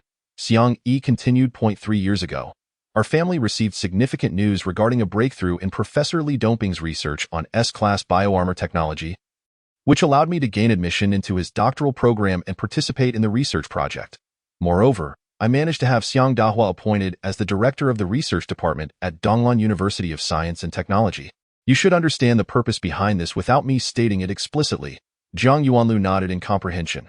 The Xiang family clearly sought to leverage Xiang Yi and Xiang Dahua to acquire the S-class bioarmor technology, which would undoubtedly elevate their power to new heights. Due to my exceptional aptitude in the study of biomaterials and metals, I quickly became a core member of the research group. Over the past 3 years, only Professor Li and I truly grasped the core technologies of the S-class bioarmor. The other members merely knew some secondary techniques. Zhang Yuanlu could not help but interject, is the S-class bioarmor technology truly mature? Xiang Yi's expression bore a hint of pride. It is indeed mature. Although the manufacturing costs are exorbitant and mass production seems nearly impossible, we have successfully created several units of S-class bioarmor. And there remains room for further refinement. Zhang Yuanlu gasped. Then where is the documentation for this technology? And what has become of those units of bioarmor? Xiang Yi murmured. They have all been destroyed. Destroyed? Are you certain you are not mistaken? Zhang Yuanliu's eyes widened in disbelief. Xiang Yi affirmed with a decisive nod. Indeed, they were destroyed. Not only were the technical documents annihilated, but the bioarmor itself was obliterated. And even my and Professor Li's memories were erased. Zhang Yuanliu's brow furrowed deeply. What exactly transpired? Please, continue. Xiang Yi revealed a faintly cold smile. After the outbreak of war, Xiang Dahua began frequenting our research group. While it was understandable for him, as the director of the research department, to be concerned about project progress, he repeatedly inquired about the technical specifics of my research and even sought information from other members, which was quite unbecoming of his position. After all, this project was funded by the military, and he had no right to know the details. Moreover, even if the family required this technology, was I not present? There was no need for his half-hearted involvement. Chapter 12. Astonishing decision. I had never had a favorable impression of him, and once suspicion arose, I seized the opportunity to install a listening device in his office, which indeed revealed troubling matters. On one occasion, he conversed with an individual from the Xiang family, mentioning this technology and implying not only a desire to acquire it, but also an intention to sell it to the Taiha Empire at an opportune moment, and even to consider surrendering to the empire if the war escalated further. Though I possess the Taiha bloodline, I am first and foremost a Tianhua citizen, and I could not allow their conspiracy to succeed. Thus, I shared the recording with my teacher. Upon listening to the recording, Professor Li was infuriated and insisted that we must not allow Xiang Dahua to obtain this technology and those bioarmor units, even if it meant destroying them. Soon after, the Empire's forces landed on Donglan Star and quickly approached the city of Bailank, where Donglan University of Science and Technology is located. With the possibility of this technology falling into the hands of the Empire's forces, Professor Li and I made a pivotal decision to destroy all research materials and bioarmor, as well as erase my memories from the past 3 years and Professor Li's from the past 4. Thus, even if we fell into the hands of the Empire or those with ulterior motives within the Xiang family, they would be unable to acquire the core technology of the S-class bioarmor. Zhang Yuanlu could not help but be moved. He marveled at the resolve of the two individuals and was touched by their patriotism. At the same time, he understood why Xiang Yi's eyes held a hint of confusion. It must be the aftereffects of her lost memories from those 3 years. However, one thing puzzled him. Since Xiang Yi had erased her memories from the recent 3 years, how could she recall the events she had just recounted? Xiang Yi's subsequent words answered his question. Before the memories were erased, I recorded some matters and kept them with me. Immediately after the erasure, I reviewed the records, which is how I was able to recall certain events. Of course, these records did not contain any details regarding the S-class bioarmor technology, and I subsequently destroyed the notebook. Zhang Yuanlu raised an eyebrow. So, even if they managed to control you, it would still take a minimum of 4 years of research to regain the mature S-class bioarmor technology? It would likely take even longer, Xiang Yi replied with some regret. The major breakthroughs in this technology occurred just over 3 years ago, and the foundational research prior to that consumed considerable time. Xiang Yi's expression turned wistful. Originally, Professor Li intended to extend the duration of memory erasure, but due to time constraints, we could not procure the best memory erasing equipment, and this was all we could manage. Zhang Yuanlu speculated. You sought me out to help you escape, did you not? After all, if they control you, they stand a chance of obtaining the mature technology. Xiang Yi shook her head. No, Xiang Dahua informed me and my teacher that certain individuals within the Xiang family have placed my mother and Professor Li's family far away in Jiangjin City, under their control. If we were to escape, their lives would be in danger. So we cannot flee. A look of pity crossed Zhang Yunliu's face. This girl, whose life was already fraught with misfortune, had finally begun to see the light, but now found herself ensnared in such a calamity. At the same time, an inexplicable anger welled up within him, igniting a desire to strike. Certain individuals within the Xiang family had already been marked in his mind, and if the opportunity arose, he would not hesitate to eliminate them. What can I do for you? Zhang Yuanlu asked softly. Xiang Yi gazed at him with hopeful eyes. I hope you can accept something from me. I do not know what it is, but I understand it is of utmost importance that, of course, this item may bring you endless trouble, but for now, I can only trust you and hope you will accept it. Zhang Yuanlu, intrigued, inquired, what exactly is this item? And what sort of trouble might it bring? A faint smile graced Xiang Yi's lips. In the final moments of my recorded notes before memory erasure, I stumbled upon 6 words, red mole. Critically important. Initially, I was unaware of their meaning, which troubled me for several days, until yesterday when I discovered this red mole on my arm. At this, Xiang Yi raised her left arm, rolling up her shirt sleeve to her shoulder. A striking red mole rested just below her arm, near the armpit. It would have gone unnoticed had she not elevated her arm. This was not a mere mole but rather a microbiological chip, the password to which was encoded with my DNA. By placing a drop of my blood within it, information could be retrieved through mental reading.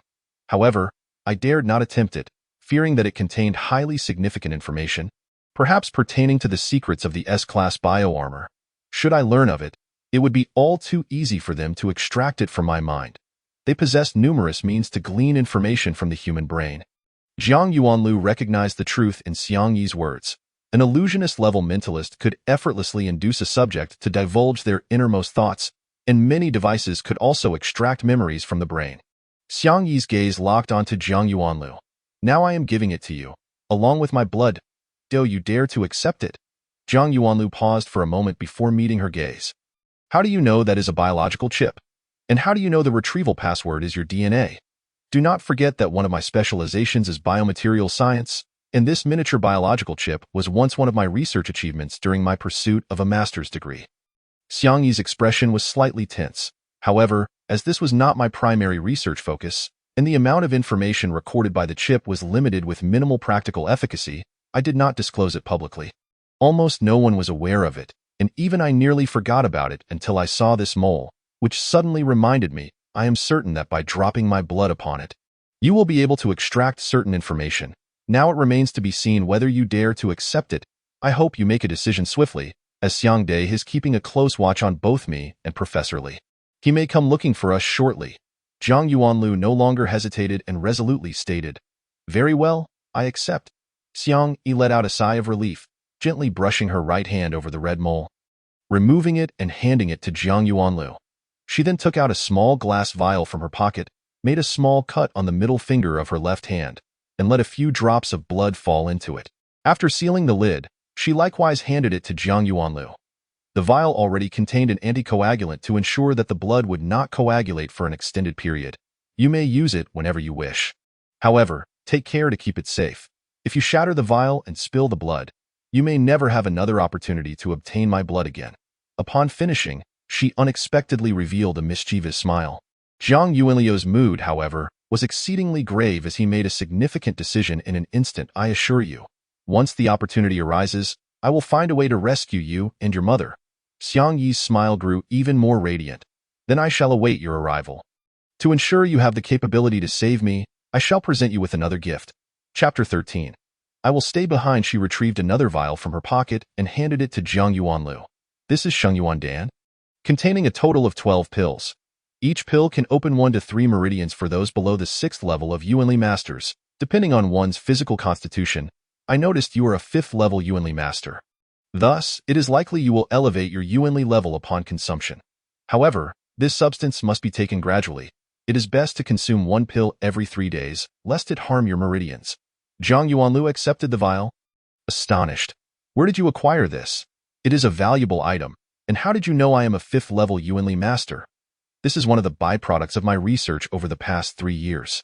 Through experimentation, the efficacy in opening meridians has proven satisfactory, though its properties are somewhat volatile.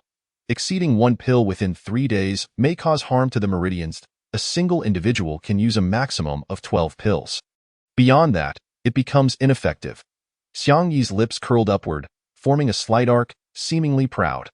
As for how I discerned your status as a 5th level Yuanli Master, it is a newfound ability that emerged after my mental strength surpassed the 5th level, allowing me to sense the Yuanli level of others, provided their level does not exceed mine by more than 2 levels.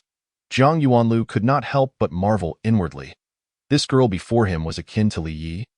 Belonging to the category of prodigies, Li Yi was a genius in mental cultivation and quantum brain studies, while this girl was a prodigy in mental cultivation and scientific research. Such extraordinary talent, a rarity among millions, and he had encountered two. It seemed the heavens were particularly envious of such gifted individuals, as their lives were often accompanied by much misfortune. Li had suffered from a peculiar illness in her childhood, nearly losing her life, while Xiang Yi, though free from ailments, had endured more hardships than Li Yi. Lost in these thoughts, he heard Xiang Yi say, "All right, I must take my leave now. Go take care. I hope to see the day you come to rescue me." With that, she did not wait for Zhang Yuanliu's response, waved her delicate hand, and turned to exit the command post. In that fleeting moment, Zhang Yuanlu distinctly saw a glimmer of tears in her eyes. An inexplicable pain gripped Zhang Yuanliu's heart, and his eyes began to moisten. It was not love, but rather concern for the future of a pure-hearted girl. Possessing the most advanced S-level biological armor manufacturing technology, neither the Empire nor the Xiang family would let her go easily. What fate awaited her? What was this? Was it an old flame rekindled? Or a case of love at first sight? Li Ye's teasing voice interrupted Zhang Yuanliu's thoughts. "Would you like me to call her back for another chat?" Zhang Yuanlu shot her a glare and gathered his emotions. "Have Kong Dali and Zhang Lianshui come here. We must promptly arrange for our retreat." Kong Dali and Zhang Lianshui soon arrived, and before they could speak, Zhang Yuanlu sternly addressed them. "Do not inquire about what Xiang Yi and I discussed, nor seek her out for information. The less you know about those scientists, the safer you will be. Now, let me share my thoughts regarding the retreat. Captain Kong and Captain Zhang, you are to organize the troops to retreat along Route D10 towards Zhongjiang City. The quicker, the better. Along the way, ensure the Yuanli Masters use long-range sniping to disrupt the enemy's aerial harassment. Li. You will lead your classmates to retreat with the troops, keeping an eye on their safety. These are the elite of Jiangjin Military University, and losing even one would be a significant loss." Li immediately sensed something amiss and fixed her gaze on Zhang Yuanlu, asking, "And what about you?" Zhang Yuanlu smiled wryly. "I suspect the Imperial Army may send small elite units or even special armored forces to pursue us, aiming to delay our march. I will remain behind to hold them off." "No." Li Ye's eyes reddened, shaking her head vehemently. "What use is it for you to stay behind alone? Do you truly believe that after winning a single battle, you are invincible?" Zhang Yuanliu's gaze bore into Li Ye's. "I have made my decision. Do not argue, simply obey orders." Li Yi steadfastly met his gaze, her expression resolute. "If you insist on staying, then I shall too," allowing the others to go with Captain Kong. "Nonsense." Zhang Yuanliu's face darkened.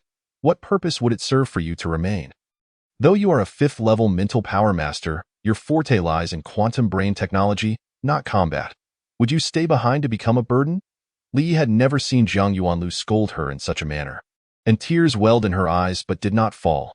She bit her lip, her tear-filled gaze fixed firmly on Jiang Yuanlu, silent yet resolutely determined. Jiang Yuanlu sighed inwardly, his expression softening as his tone became gentler. Rest assured. I will not confront the enemy head-on. I will only engage in hit-and-run tactics. If I sense danger, I will withdraw swiftly. After all, my objective aligns with that of the enemy. I merely aim to delay their pursuit, not to annihilate them. As for my ability to escape, do you not trust me? Li Yi continued to stare at him. Will you keep your word? Jiang Yuanlu pledged earnestly. Of course I will. When have I ever deceived you? Very well. We shall wait for you in Zhengzheng City.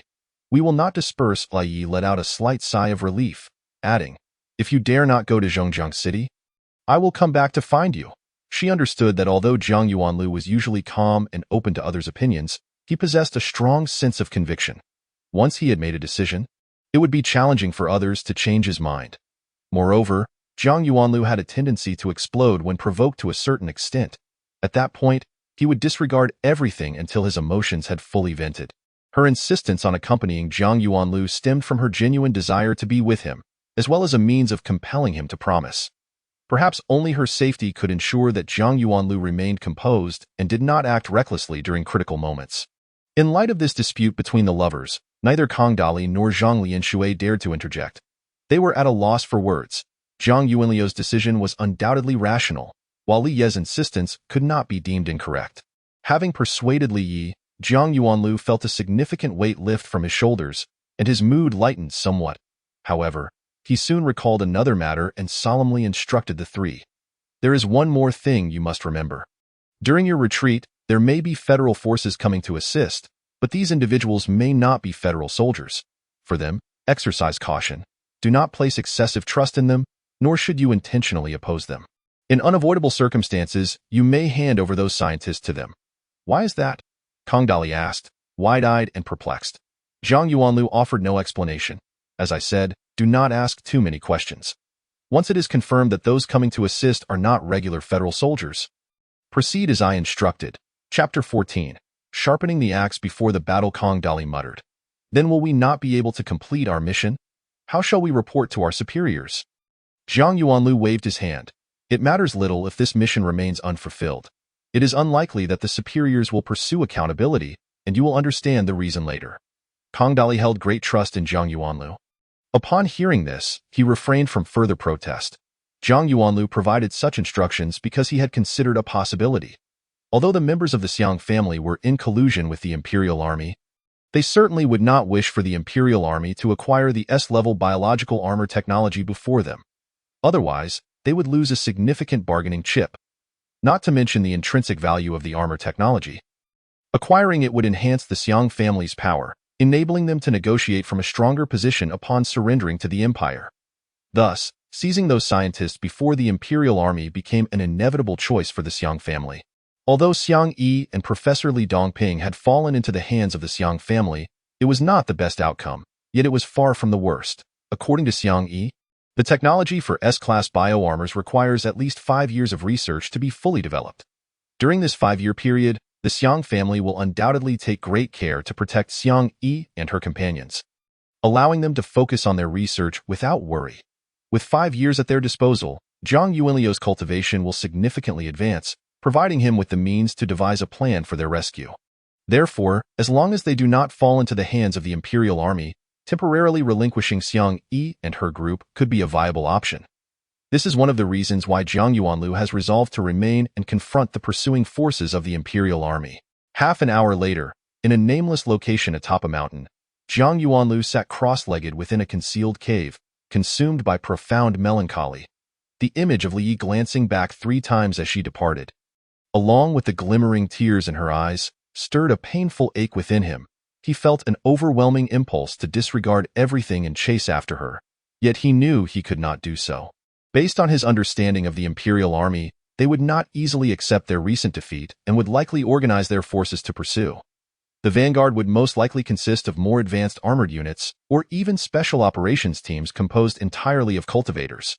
If no one remained to impede them, the speed of the armored and special forces would soon catch up with the federal team. Should the federal forces become entangled, the main Imperial Army would quickly follow. resulting not only in the capture of those technical personnel but also potentially costing Li Yi her life. Regardless of the circumstances, he was determined to ensure Li Yi's escape, even if it meant sacrificing himself. Although he had never confessed his feelings to her, and she had not explicitly uttered those two words, Zhang Yuanlu was willing to give up everything for her. After a long while, Zhang Yuanlu finally calmed his mind and reached into his pocket. When he withdrew his hand, he found it grasping a biological chip and a glass vial.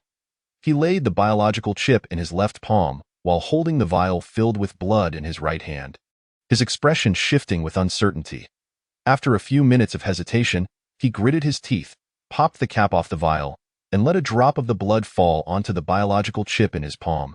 The blood quickly permeated the chip, and a faint glow began to flow across its surface. Zhang Yuanlu immediately enveloped the chip with his mental energy, and a stream of information surged into his consciousness.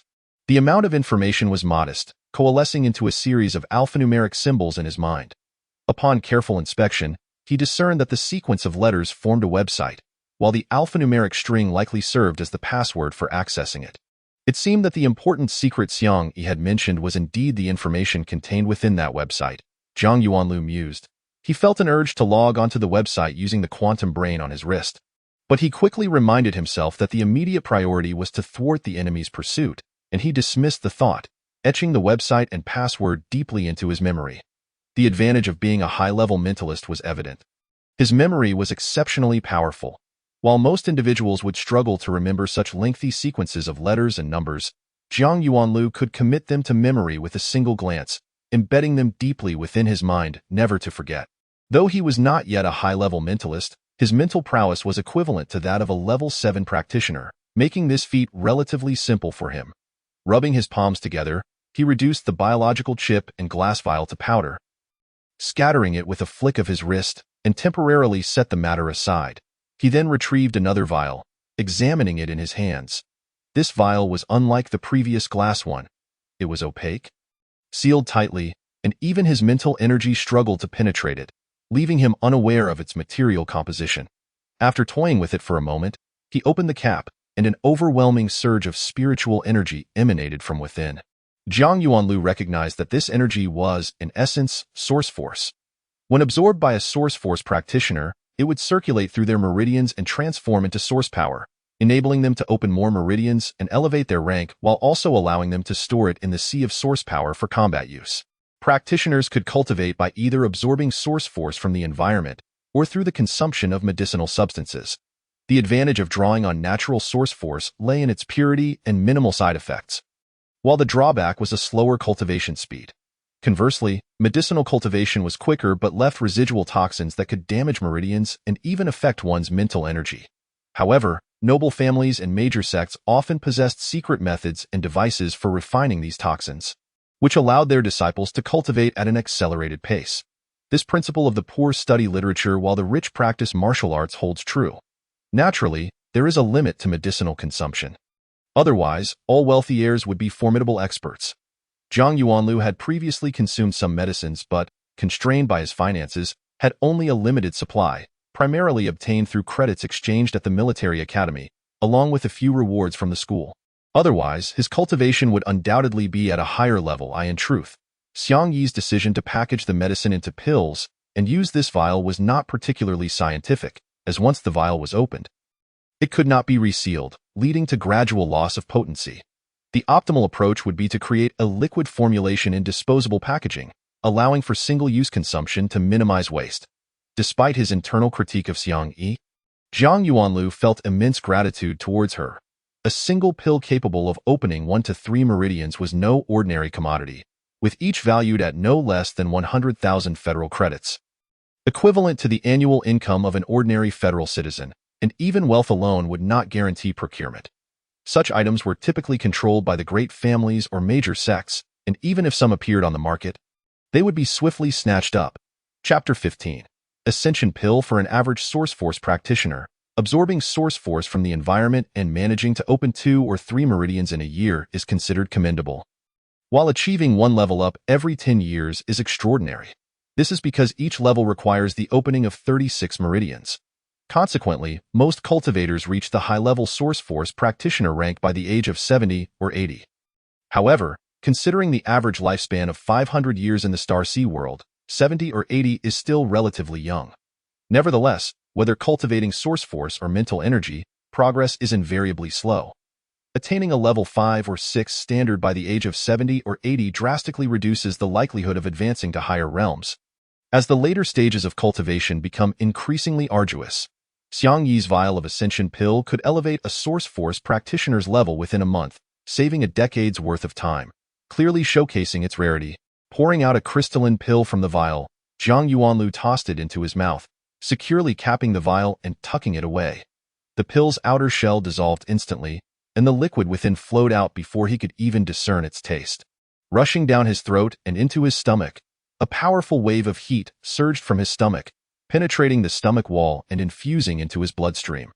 Zhang Yuanlu swiftly activated the Great Strength Eternal Technique, guiding the heat through his meridians towards the 4196th meridian.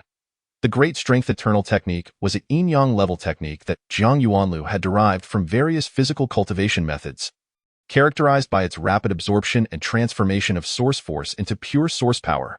Thanks to these attributes, he had managed to open over 4,000 meridians in just 7 years, nearly 40 times that of an average individual, significantly enhancing his combat prowess by 2 major levels. Unlike regular cultivators, he required the opening of 900 meridians or wisdom meridians to advance a single level, a benefit derived from his cultivation of the Great Wisdom Sutra. Of course, this abundance of open meridians slowed his progress in establishing gateways. Currently, he had only opened the 5th gateway, Huang Zhongguan. Otherwise, with his talent, the Great Strength Eternal Technique, and the formidable mental energy gained from practicing the Great Wisdom Sutra, he might have opened 1 or 2 more gateways. As the immense and rapid flow of heat surged into the 4190th meridian, it resembled a torrent suddenly rushing into a silt-filled culvert, causing the speed to plummet. The tremendous impact even resulted in spiderweb-like cracks forming within the meridian. Zhang Yuanlu remained unperturbed. He had experienced this countless times before. Source power inherently possessed the ability to heal wounds, and as long as the meridian was not completely shattered, it could be repaired. Moreover, since he had cultivated the complete Great Strength Eternal Technique, his recuperative abilities had become remarkably strong. After invoking source power for a brief restoration, combined with his innate recovery capabilities, the wounds in these meridians would soon mend. Once the meridians adjusted to the impact of the heat, Zhang Yuanlu suddenly mobilized his mental energy to envelop the flow, initiating a rotation. Initially slow, the speed gradually increased until the flow transformed into a rapidly spinning drill bit, the body of the drill adorned with spiral blades. As the drill advanced swiftly, the blockages within the meridians flowed backward along the rotating blades, disintegrated into minuscule components by the flowing source power, and were expelled from the body. This was a rapid method of unblocking meridians that Zhang Yuanlu had devised, employing the principles of drilling to achieve a speed 3-fold that of ordinary practitioners. However, this method had its drawbacks. It required immense mental energy to command the source power and inflicted greater damage on the meridians. Only after cultivating the Great Wisdom Sutra and the Great Strength Eternal Technique, which endowed him with formidable mental energy and rapid recuperation, could he employ it. Zhang Yuanlu had also contemplated another method, utilizing high-frequency waves to cause the source power to vibrate at high speeds to shatter the blockages within the meridians. Yet, this approach demanded even greater mental energy, and after several unsuccessful attempts, he abandoned the idea, perhaps to be revisited once his mental energy reached a sufficient level. The rapidly rotating primordial energy surged through the meridians like a high-speed drill, inflicting immense pain upon them, causing every muscle in Zhang Yuanlu's body to twitch involuntarily. Nevertheless, his gaze remained as bright as ever, and his demeanor was as composed as usual, his will unwavering. Every successful individual must possess a resolute mind, formidable willpower, and extraordinary perseverance. While those endowed with talent and resources undoubtedly have a stronger foundation for achieving success, without sufficient effort, unwavering persistence, and the ability to endure what others cannot, they too will fail to ascend to the highest peaks and witness the most breathtaking vistas. 3 hours later, as the effects of the Ascension Pill waned, Zhang Yuanlu successfully opened 3 additional meridians, bringing the total to 4,198, inching ever closer to the 420 required to become a 5th-tier superior elemental master. This remarkable progress was a testament to the efficacy of his unique cultivation method, which indeed surpassed that of the average practitioner by more than threefold. However, his appearance was rather disheveled, his body smeared with greasy filth, interspersed with dried blood, and his expression appeared somewhat listless, remnants of the rapid meridian opening and prolonged intensive use of his mental energy. After meditating for approximately an hour to allow his meridians to heal and to replenish his depleted mental energy, Zhang Yuanlu retrieved a small vial from his pocket, hesitating as he contemplated the 2 pills within. Xiang Yi had advised that these pills should be taken no more than once every 3 days for good reason. In addition to the potent medicinal properties that required time to mend the meridians, any residual toxins from the pills also necessitated a period for refinement. Zhang Yuanlu sensed an accumulation of toxins within his body, and if not eliminated, these would undoubtedly hinder his future cultivation endeavors. Nonetheless, these concerns were not insurmountable for him. The damage to his meridians had already healed, and due to his exceptional constitution and formidable mental energy, he possessed means to refine the residual toxins afterward. He felt confident that consuming 3 pills within a single day should be feasible. The challenge lay in the fact that he was still within a combat zone. If the enemy's specialized armored units were to arrive while he was engaged in meridian opening, it could spell trouble. At that moment, he would be unable to cease his cultivation, risking the enemy either pursuing him over the mountain or discovering his presence while searching the area. Both scenarios would yield dire consequences.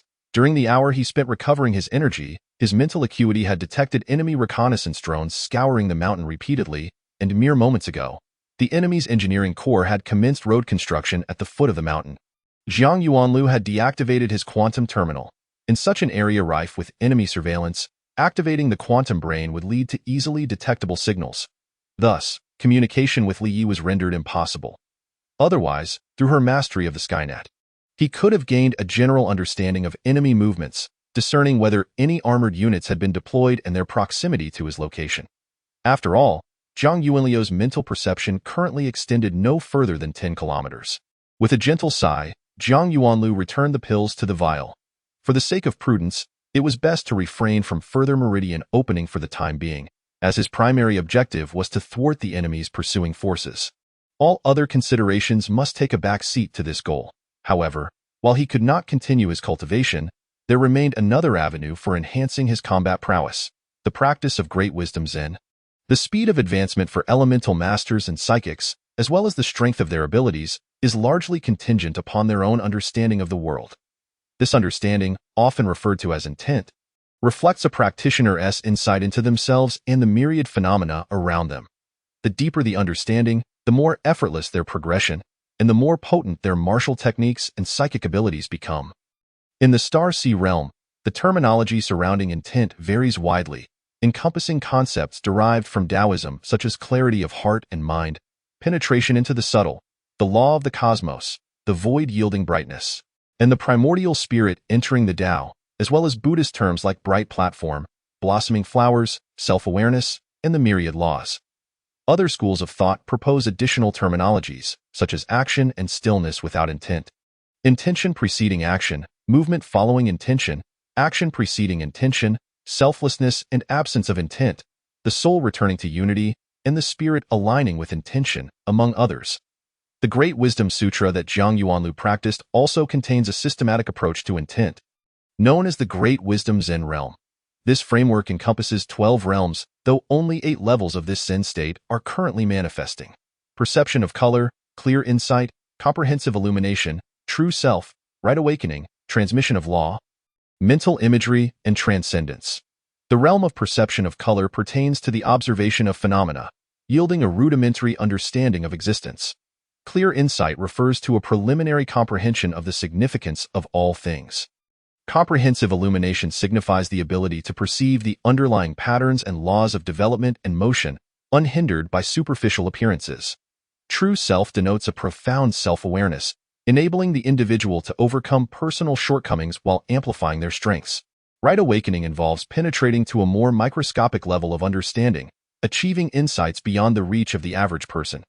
Transmission of law entails recognizing certain principles governing the world, allowing one to impose their understanding onto others through sheer force of will. Mental imagery represents a state of clarity and transparency regarding the world's phenomena, wherein one can create an alternate realm within their own psyche to influence others. Transcendence refers to a more complete inner world, capable of drawing others into this realm, thereby altering their perspectives and behaviors. According to Zhang Yuanliu's interpretation, the realms of perception of color, clear insight, comprehensive illumination, true self, and right awakening correspond roughly to the star sea realm's concepts of action and stillness without intent. Intention preceding action, movement following intention, action preceding intention, and selflessness and absence of intent. Having just grazed the threshold of right awakening, he found that his attacks flowed naturally and efficiently, leaving his adversaries with no means to evade. Yet, he had not fully penetrated this realm. His grasp of the microscopic intricacies and internal laws of phenomena remained insufficient, leaving room for improvement in both the angles of his attacks and the paths of his evasions, resulting in less than ideal efficiency. His current objective was to contemplate this state, ideally surpassing that threshold. Even without a level increase, his combat effectiveness could soar. The enhancement of intent, at its core, is merely a deepening of one's understanding of the world and oneself. Regardless of whether one follows the teachings of Taoism, Buddhism, or any other school of thought, the essence remains the same. However, achieving such profound understanding is no simple task. It demands considerable time and energy. An individual's time and energy are inherently limited, making it exceedingly difficult to reach a high level of comprehension regarding the world and oneself. Zhang Yuanliu devised a method to conserve both time and energy, to recreate all that he encounters in the real world within his sea of consciousness, and then immerse himself in this realm, utilizing accelerated thought to observe these phenomena and seek out their underlying patterns. Simultaneously, he could simulate his physical form, employing elemental energy and martial techniques to decipher and leverage these patterns. For instance, the well-known Hooke's law states that any fixed object possesses a point of weakness. Striking this point will cause the object to shatter. Each object has a unique and singular weak point, and discovering this point presents a formidable challenge. Zhang Yuanliu could reconstruct various objects within his sea of consciousness, employing accelerated thought to discern the distribution of weak points. Once successful, his efficiency in attacks would multiply. Other patterns, such as the formation of wind, the combustion of fire, the flow of water, the generation of lightning, and the effects of gravity, could similarly be examined and successfully utilized once thoroughly understood. This method of cultivation, while differing from real-world practice, offers three distinct advantages. First, the variety of phenomena reproducible within the sea of consciousness far exceeds those observable within the confines of the physical world. Second, the effects of accelerated thought are significantly enhanced within this realm. Thought can be accelerated by tens, even dozens of times, while physical reactions cannot match that speed. At Zhang Yuanliu's current level, he could only achieve a 2- or 3-fold acceleration, yet within the sea of consciousness, his simulated form would not be constrained by physical limitations, allowing it to synchronize with his thoughts and enabling more extensive experimentation. Third, this approach requires no physical exertion, resulting in minimal fatigue and allowing for prolonged practice. Dividing a fraction of his mental energy to remain attuned to the external environment, Zhang Yuanliu immersed himself in his sea of consciousness. Chapter 17. Simulated training. This time, he restored the scene of the previous battlefield, encompassing the terrain, weather, wind speed, comrades, enemies, and every minute detail, akin to a cinematic replay. Zhang Yuanliu, the one conducting the simulation, initially observed everything within the scene as a bystander before immersing himself in the fray, simultaneously engaging in combat while reflecting on his experiences. The angle of this punch was slightly off. If it were adjusted to 3 degrees to the left, it would perfectly align with the flow of the wind, thereby increasing the punch speed by 3-fold. The timing of this punch was somewhat premature. If it struck at precisely midnight, 1 second past, the enemy's force would be diminished, enhancing the effectiveness of the blow. This step did not fully utilize the terrain. If his foot landed first, the rebound would be greater, allowing for a more significant leap. As time passed, 3 hours slipped by, and Zhang Yuanliu awakened from his meditation. Despite feeling mentally fatigued, he was filled with exhilaration. The 3 hours spent in the external world equated to 3 days within his consciousness. Zhang Yuanliu had simulated and scrutinized the entire process since his participation in the rescue operation, making substantial strides in his understanding of matters, particularly combat. Though he had not fully entered the realm of enlightenment, he had one foot over the threshold, promising a considerable enhancement in his combat prowess. His external consciousness sensed that the Imperial Army's engineering troops had constructed a rudimentary road up to the halfway point of the mountain. At this rate, within less than a day, the road would be completed over the mountain ridge. In the Star Sea world, the speed of construction was astonishing. Large-scale machinery flattened the uneven terrain, followed by the laying of alloy steel plates, resulting in the completion of a makeshift road at an average rate of 500 meters per hour. In ancient Earth times, constructing such a road would have taken at least a month. Fortunately, the situation had not devolved into the worst-case scenario. The enemy's special armored forces had yet to appear at the foot of the mountain. This development provided the federal troops with a bit more leeway in their retreat. Still seated in the cave, Zhang Yuanlu continued to replenish his depleting consciousness while contemplating the gains from his meditative practice. Meanwhile, a strand of his external consciousness roamed within a 10-kilometer radius, vigilantly monitoring the movements of the Imperial Army, leaving no stone unturned. 2 hours passed swiftly, and the sky had completely darkened. The special armored forces of the Imperial Army still had not made an appearance, while the engineers had advanced the road to a point not far from the peak. Zhang Yuanliu's consciousness fully recovered, but he felt a pang of hunger. He rummaged through his military backpack and retrieved a high-energy synthetic nutrition bar, which he leisurely chewed. This bland concoction was essential for soldiers and lower-tier cultivators alike. In combat situations, soldiers often lack the means to start a fire and prepare meals. A simple nutrition bar sufficed to quell their hunger. Cultivators, engaged in intensive training and battle, required vast amounts of energy. While their vital energy could be absorbed from the surrounding world, physical energy depletion necessitated sustenance.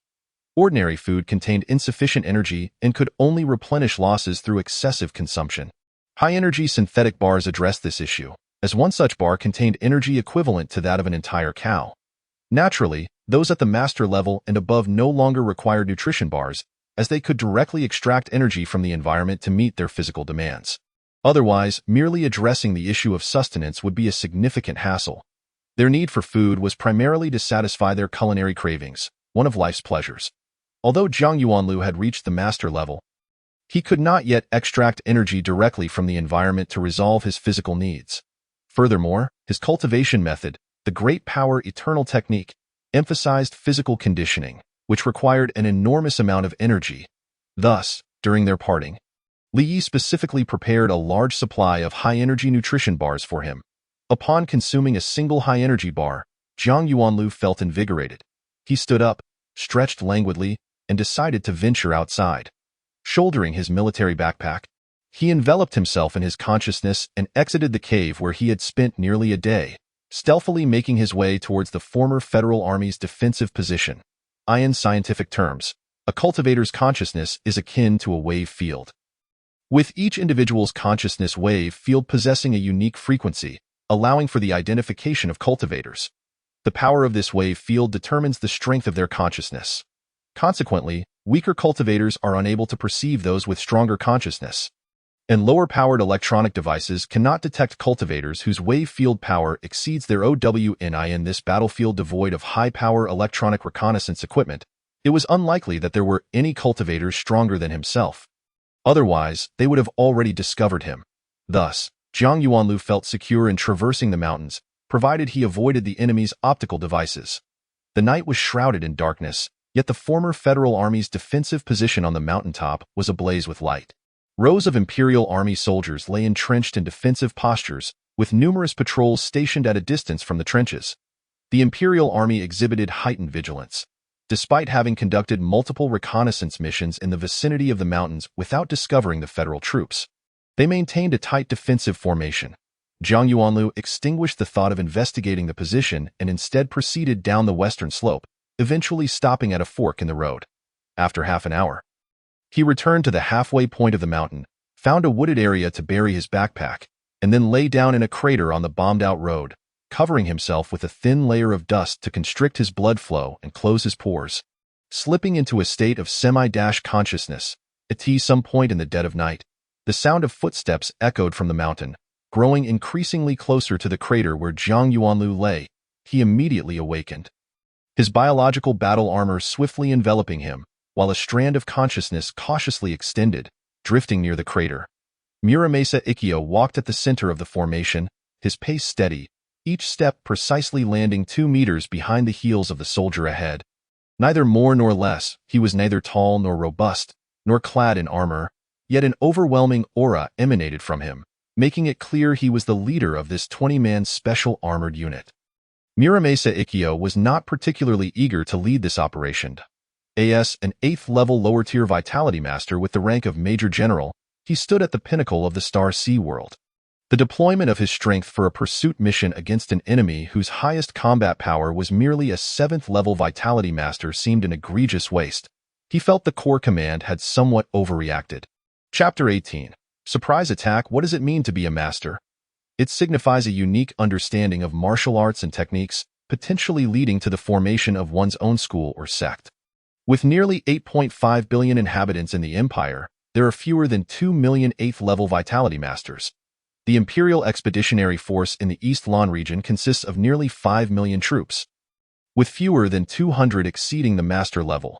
Thus, Muramasa Ikkyo was visibly displeased, his expression darkening further, and he regarded this operation with a certain indifference. As he crossed a crater, he suddenly sensed something amiss.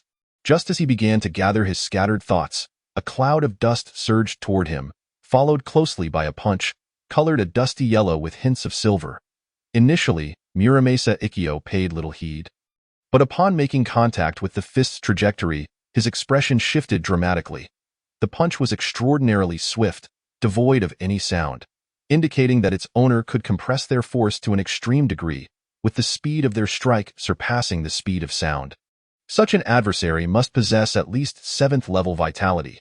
Muramasa Ikkyo realized that if he did not defend himself, this one punch could shatter his unprepared body into fragments. As his airborne form hesitated slightly, he drew his legs together and crossed his arms in front of his abdomen. With a mental incantation, his black biological battle armor rapidly expanded from his waist, enveloping him in precisely 0.003 seconds. Just that brief moment, his armor could cover his entire body, or a shield of vitality could be formed externally to deflect the opponent's lethal strike. Once he withstood this blow, he would have countless methods to retaliate against the enemy before him. Zhang Yuanliu's expression also changed. He initially perceived Muramasa Ikkyo's vitality fluctuations to be the strongest, indicating he was the leader of this Imperial Special Armored Squad, likely the most skilled martial artist. An ambush against him could deliver a severe blow to the enemy's morale, perhaps even obliterating their entire squad. However, upon witnessing Muramasa Ikkyo's reaction, Zhang Yuanliu realized he was facing an 8th-level master. An unexpectedly formidable opponent, Muramasa Ikkyo's hurriedly crossed arms might not withstand the impact of Zhang Yuanliu's iron fist, but this brief moment of buffering would reduce the punch's force, allowing his armor to be fully donned and enabling the formation of a protective shield. The originally lethal strike landing on his opponent would, at most, result in moderate injuries, but the anticipated counterattack from the adversary could prove overwhelming. Zhang Yuanliu was acutely aware of his limitations, despite his current combat prowess. He remained significantly outmatched by an 8th-level master. Even with all his tactics, he had no chance of victory in a direct confrontation, and escaping would pose its own challenges. After all, his level was too low, and his combat experience paled in comparison to those who had cultivated for over a century. However, retreat was not an option. To do so would be to court death. Therefore, with a resolute bite of his teeth, Zhang Yuanliu decisively activated his thought acceleration ability. In an instant, the 24-fold acceleration made Muramasa Ikkyo's movements appear as if they were in slow motion, revealing his defensive weaknesses in stark clarity. His coordination and physical abilities had significantly improved. His muscles, bones, tendons, and even the flow of energy within him had achieved a harmonious unity. The speed of his punches had doubled, and the angles at which he struck had been subtly adjusted. Muramasa Ikkyo's expression changed once more. Before he could react, Zhang Yuanliu's iron fist had already slipped through the gap created by his crossed arms, crashing into his abdomen. With a muffled thud, the armor covering his abdomen shattered violently, collapsing into a pool of liquid that seemed to emit a mournful wail, followed by the gruesome sight of his internal organs erupting outwards. Zhang Yuanliu's punch had created a gaping hole in his abdomen, utterly destroying his nearly deployed A-grade bio-armor. The master level, The body's recovery capabilities were immensely powerful. As long as critical areas like the head or heart were not obliterated, a practitioner would not succumb immediately to death and could retain a significant portion of their combat strength. Muramasa Ichiyu's fury stemmed from being wounded by someone of a lower rank, nearly having his armor destroyed, which brought him immense shame and pain. Stifling the blood that surged to his throat, he grunted softly, disregarding the injury to his abdomen. He retracted his crossed arms, placing his left palm before his belly, and with a sudden, lightning-fast motion, he struck out with his right hand, expanding as it advanced, landing squarely on Jiang Yuanliu's retreating left shoulder. A sharp crack echoed as the bioarmor on Jiang Yuanliu's shoulder failed to retract in time, disintegrating along with his outer garments into fluttering fragments. Like butterflies taking flight, his left shoulder collapsed entirely, and blood sprayed forth, scattering like petals in the wind. Yet, he retreated even more swiftly, vanishing into the distant thicket within moments. From the moment Jiang Yuanliu launched his ambush to his subsequent retreat after sustaining injury, the entire ordeal lasted no longer than 10 seconds. The Imperial soldiers only began to react at this point, with some pursuing Jiang Yuanliu while others converged towards Muramasa Ichiyu, creating a moment of chaos. "Return!" Muramasa Ichiyu called out to the soldiers who were in pursuit, gesturing to those approaching him. "Continue your mission. I will handle this federal foe." His abdomen continued to bleed profusely, with even severed intestines spilling out. His complexion pale as a sheet, yet his gaze remained sharp and his resolve unwavering. Another leader of the Special Armor Squad nodded in acknowledgement and directed his team to proceed down the mountain. They both revered and feared Muramasa Ichiyu. Although concerned for his wounds, they dutifully obeyed his orders. Once his subordinates had departed, large beads of sweat suddenly broke out on Muramasa Ichiyu's forehead, his face contorted in agony. The injury to his abdomen was far more severe than he had anticipated. He had thought that merely channeling his energy to constrict the wound would suffice for recovery, but he soon discovered two peculiar forces obstructing the flow of his energy at the injury site, rendering the regeneration of flesh and blood exceedingly difficult, leaving the wound still unsealed. The two forces lingered at the wound. One, like a mountain, imposing and grand, proved nearly impossible for Muramasa Ichiyu's energy to destroy or penetrate. The other, like water, exhibited an overwhelming capacity to absorb and assimilate. The energy he had managed to penetrate with great effort was swiftly engulfed and devoured by this watery force. Muramasa Ichiyu recognized this as Jiang Yuanliu's punch intent, but could not fathom how someone of such youth could comprehend such formidable punch intent so early. He himself had only begun to grasp a hint of destructive intent after decades of cultivation, well into his 80s. Chapter 19. Both sides suffer. Intent, in essence, is a law, a manifestation of the intrinsic order of all things. By understanding the essence of a matter and mastering its inherent principles, one can wield this knowledge. The application of intent is not confined to a specific tool. When applied to a blade, it becomes blade intent. When applied to a gun, it becomes gun intent. And when applied to a fist, it manifests as punch intent. Comprehending intent is exceedingly challenging, as it directly correlates to the mastery of the state of mind, which requires exceptionally high levels of insight. Many elemental energy masters and telekinetic practitioners possess remarkable physical gifts and rapidly ascend in their cultivation levels, yet due to their limited insight, they often struggle with the comprehension of states of mind, resulting in a disparity between their high ranks and low levels of understanding. Such practitioners typically exhibit lower combat prowess than their peers who have attained a higher understanding of these states. The punch intents residing within Muramasa Ichiyu's wound were known as weak water profound intent and Mount Meru profound intent, derived from Jiang Yuanliu's study of the Great Wisdom Sutra. The opening lines of the Great Wisdom Sutra declare, "The wise are like water, embracing all things. The enlightened are like mountains, grand and imposing." Here, water refers to weak water, while the mountain symbolizes Mount Meru, the classic of mountains and seas states. To the north of Kunlun, there is water whose strength cannot overcome a blade, hence named weak water. The defining characteristic of weak water is that all things sink when they enter it, signifying its capacity to embrace all. From another perspective, this embrace can also be seen as a form of absorption and assimilation. Just as ancient Chinese culture possesses an extraordinary degree of inclusivity, any culture that seeps into it will, over time, be absorbed and assimilated, becoming a part of the greater Chinese cultural tapestry. losing its distinctive features. Thus, Jiang Yuanliu's weak water punch intent is capable of consuming Muramasa Ichiyu's energy.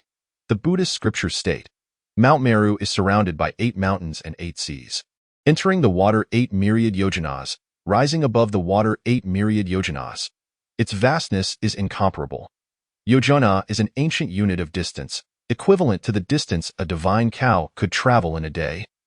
Translating to approximately 54,000 kilometers, Mount Meru rises above the water by 8 myriad yojanas, showcasing its towering height. Although this is legendary, the use of Mount Meru to describe intent in the Great Wisdom Sutra signifies that such intent is extraordinarily powerful, leaving Muramasa Ichiyu momentarily unable to counter it. With the wound temporarily unhealed and his armor destroyed by Jiang Yuanliu's punch, Muramasa Ichiyu's combat strength was instantly reduced by more than half. However, he did not intend to let Jiang Yuanliu escape. The latter's injuries were likely substantial as well, and the force behind his retaliatory strike was not something easily endured, at the very least. 1,000,000 kilograms of force, coupled with a hint of destructive intent, would ensure that his opponent would not emerge unscathed. He retrieved a white cloth strip from his chest and wrapped it around his abdomen, channeling his energy to isolate the meridians near the wound before pursuing the direction Jiang Yuanliu had fled. His consciousness sensed that Jiang Yuanliu had not escaped far, within a 10-kilometer radius that he could perceive. There were no other enemies, and he felt confident in his ability to catch up and eliminate the foe who had brought him such disgrace. 3 kilometers away, in a grove, Jiang Yuanliu leaned against a large tree, drenched in sweat and appearing quite unwell. Just as Muramasa Ichiyu had surmised, the force behind the latter's retaliatory strike had inflicted severe injuries upon him. His left shoulder had collapsed and deformed, and a peculiar energy swirled around the area, destroying the vitality of his flesh and bones and hindering his recovery, rendering his left arm completely immobile. Had he not been cautious, distributing his energy throughout his body during the ambush and dissipating some of the force while retreating, Muramasa Ichiyu's staggering blow of over 1,000,000 kilograms would have reduced him to mere pulp. Fortunately, his Mount Meru profound intent possessed unyielding qualities, while the weak water profound intent had the ability to absorb and transform the enemy's destructive intent, preventing his injuries from worsening and allowing for gradual recovery, though his overall combat strength now lingered at only 70 to 80%. The weak water profound intent and Mount Meru profound intent were innate to the Great Wisdom Sutra. Perhaps during the transference across time and space, the Great Wisdom Sutra fused with Jiang Yuanliu's spirit, resulting in a mutation that made these two intents easier for him to comprehend. Under normal circumstances, Jiang Yuanliu would need to cultivate his Zen state to the level of transmission to grasp intent, yet he had comprehended these two forms during his 4th stage, and their efficacy during combat had proven remarkably advantageous. His bioarmor, which had been used only a few times, was now thoroughly ruined due to the erosion of destructive intent, further diminishing his combat capability. Fortunately, Jiang Yuanliu had similarly damaged Muramasa Ichiyu's armor, significantly narrowing the disparity in their combat strength. Had Muramasa Ichiyu still possessed his armor, Jiang Yuanliu would now be contemplating how to escape with his life. The 3D grade bioarmor was somewhat outdated for Jiang Yuanliu. Although he was merely a mid-grade 5th-level elemental energy master, his combat strength rivaled that of a lower mid-grade 7th-level practitioner. The armor, when amplified according to his level, offered limited enhancement to his true combat prowess. In contrast, Muramasa Ichiyu, given his status and position, would possess at least A-grade armor, potentially even 3A grade. Even A-grade armor would amplify his strength by 2 to 3 times, merely in terms of raw power. He could reach approximately 1.8 million kilograms, and should he land a blow, Jiang Yuanliu would undoubtedly be reduced to a mere heap of flesh. The sound of footsteps approached from a distance, heavy and deliberate, each step resonating like thunder in Jiang Yuanliu's heart. Slowly, he rose to his feet, aware that the true moment of peril was upon him. Muramasa Ichiyu's steady figure finally appeared before Jiang Yuanliu. Halting 100 meters away, his piercing gaze fixed upon him. "Why do you not flee?" he inquired, his command of the language somewhat halting and his voice hoarse, lending a peculiar tone to his words. Jiang Yuanliu raised an eyebrow, responding with a question of his own. "Why should I flee?" Muramasa Ichiyu was taken aback, yet his gaze remained as sharp as a blade. Only by escaping while I tend to my injuries do you stand a sliver of a chance at survival. Remain, and you shall meet your demise." Zhang Yuanlu habitually shrugged his shoulders, aggravating the pain in his limbs, and grimaced. "Who lives and who dies? It's too early to say such things. How can one know without trying?" A mocking expression appeared on Murakami Kazuhide's face. "Do you think I would give you another chance for a sneak attack? Indeed, you might believe that the two forms of boxing will render my injuries temporarily insurmountable, significantly diminishing my combat strength. And since you possess those two forms, it stands to reason that your injuries are not as severe as I might have imagined, and your recovery is likely swifter than I anticipated. Thus, you feel emboldened. If that is truly your belief, then I shall enlighten you on what it means to be a master." Chapter 20. The blade like lightning, the fist like a mountain. Upon finishing, he clapped his hands, and a sheathed long sword suddenly materialized in the air. Murakami Kazuhide grasped the scabbard with his left hand and the hilt with his right, an overwhelming aura immediately rising from his being. A dimensional bag. The sword's abrupt appearance reminded Zhang Yuanlu of a certain type of spatial equipment in the world of the Star Sea. Humanity's research into space had reached an advanced level, enabling the creation of small dimensional spaces and the crafting of spatial equipment from special materials, the dimensional bag being one such example. However, such equipment is exorbitantly priced, a single cubic meter of dimensional bag costing tens of millions of federal credit points. Zhang Yuanlu calculated that if he were an ordinary military academy student, it would take him approximately 2 centuries of work post-graduation to earn enough to purchase a dimensional bag. "How can you still concern yourself with this? I am unsure whether to admire your courage or to disdain your ignorance." Murakami Kazuhide jabbed at Zhang Yuanlu, ceasing further words as he pivoted and stepped forward, drawing the sword from its sheath. A brilliant streak of light illuminated the night, akin to a meteor streaking across the sky, the intense brightness blinding Zhang Yuanlu. This strike transcended time and space, swift as lightning, its force akin to thunder, seemingly merging with Murakami Kazuhide's strength, essence, spirit, and even his life, rendering it as rapid as a shooting star and utterly unstoppable. Zhang Yuanlu sensed that in a mere fraction of a second, this blade could cleave his skull and split him in two. Thought acceleration. Without hesitation, Zhang Yuanlu maximized this ability, and under 24-fold thought acceleration, Murakami Kazuhide's sword appeared sluggish in his perception, its trajectory crystal clear. Yet, this did not imply he could evade it. His own bodily reflexes, accelerated threefold, felt more akin to a 12 or 13-year-old child in comparison. Thought acceleration could not drastically alter his physical speed. After all, Zhang Yuanlu's reflexes were only equivalent to a 7th-level mid-tier elemental force master. A significant disparity compared to Murakami Kazuhide. Even if thought acceleration enhanced his physical response, it still lagged far behind the speed of his adversary's blade. Shumi mysterious intent? Zhang Yuanlu unleashed a punch. Naturally, compared to Murakami Kazuhide's sword speed, this punch was relatively slow. Yet Zhang Yuanlu did not intend to block the blade with his fist. Instead, he channeled the Shumi boxing intent. Shumi Mountain, besides its towering majesty, possessed another defining characteristic. Weight.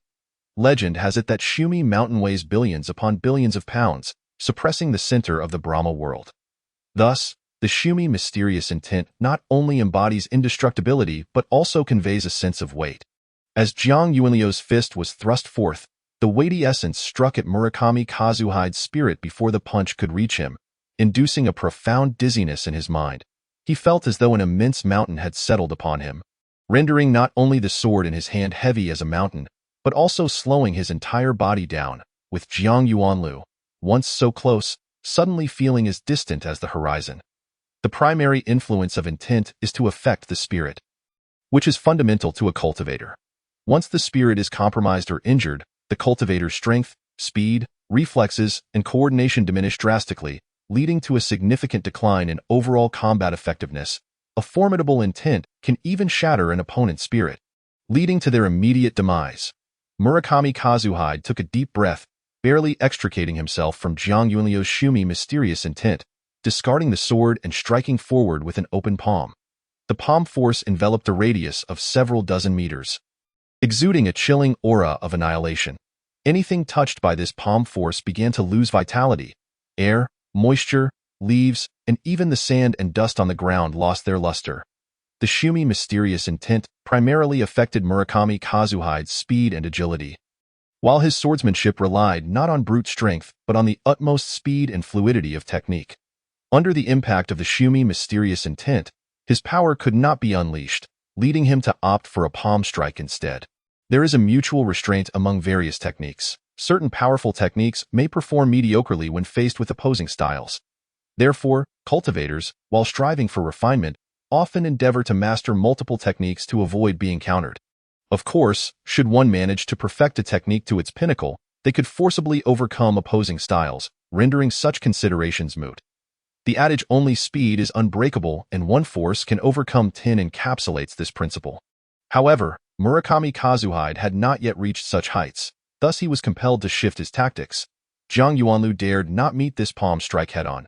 Although Murakami Kazuhide's combat strength had diminished to less than 50% due to his injuries, his palm force still reached an astonishing 600,000 kilograms. Zhang Yuanlu, having suffered injuries and lost his battle armor, could muster no more than 400,000 kilograms of strength. They were simply not on the same level. Moreover, the destructive intent embedded within Murakami Kazuhide's palm force would significantly amplify its damage potential. With a thought, he hunched slightly, propelling himself forward like a leopard bursting from the thicket, launching toward Murakami Kazuhide. Delivering a flurry of right punches, over the brief distance of 40 to 50 meters, he unleashed dozens of punches in quick succession. In battles between cultivators, seizing momentum is paramount. Murakami Kazuhide's combat strength was inherently superior to Zhang Yuanlu's. Should he gain the upper hand, Zhang Yuanlu would undoubtedly find himself on the defensive. Thus, Zhang Yuanlu dared not retreat and needed to seize the initiative, preventing his opponent from establishing a relentless assault. His series of punches was meticulously executed. His feet alternated in an intricate rhythm, each step synchronized with a specific tempo. His body swayed in tandem with his footwork, each punch directed at different positions in the air from diverse angles. Mere moments later, the cumulative force of dozens of punches detonated with a thunderous explosion, akin to igniting multiple high-explosive bombs, in an instant. A cacophony erupted, dust swirling, leaves scattering. The palm force that had enveloped dozens of meters around Murakami Kazuhide shattered.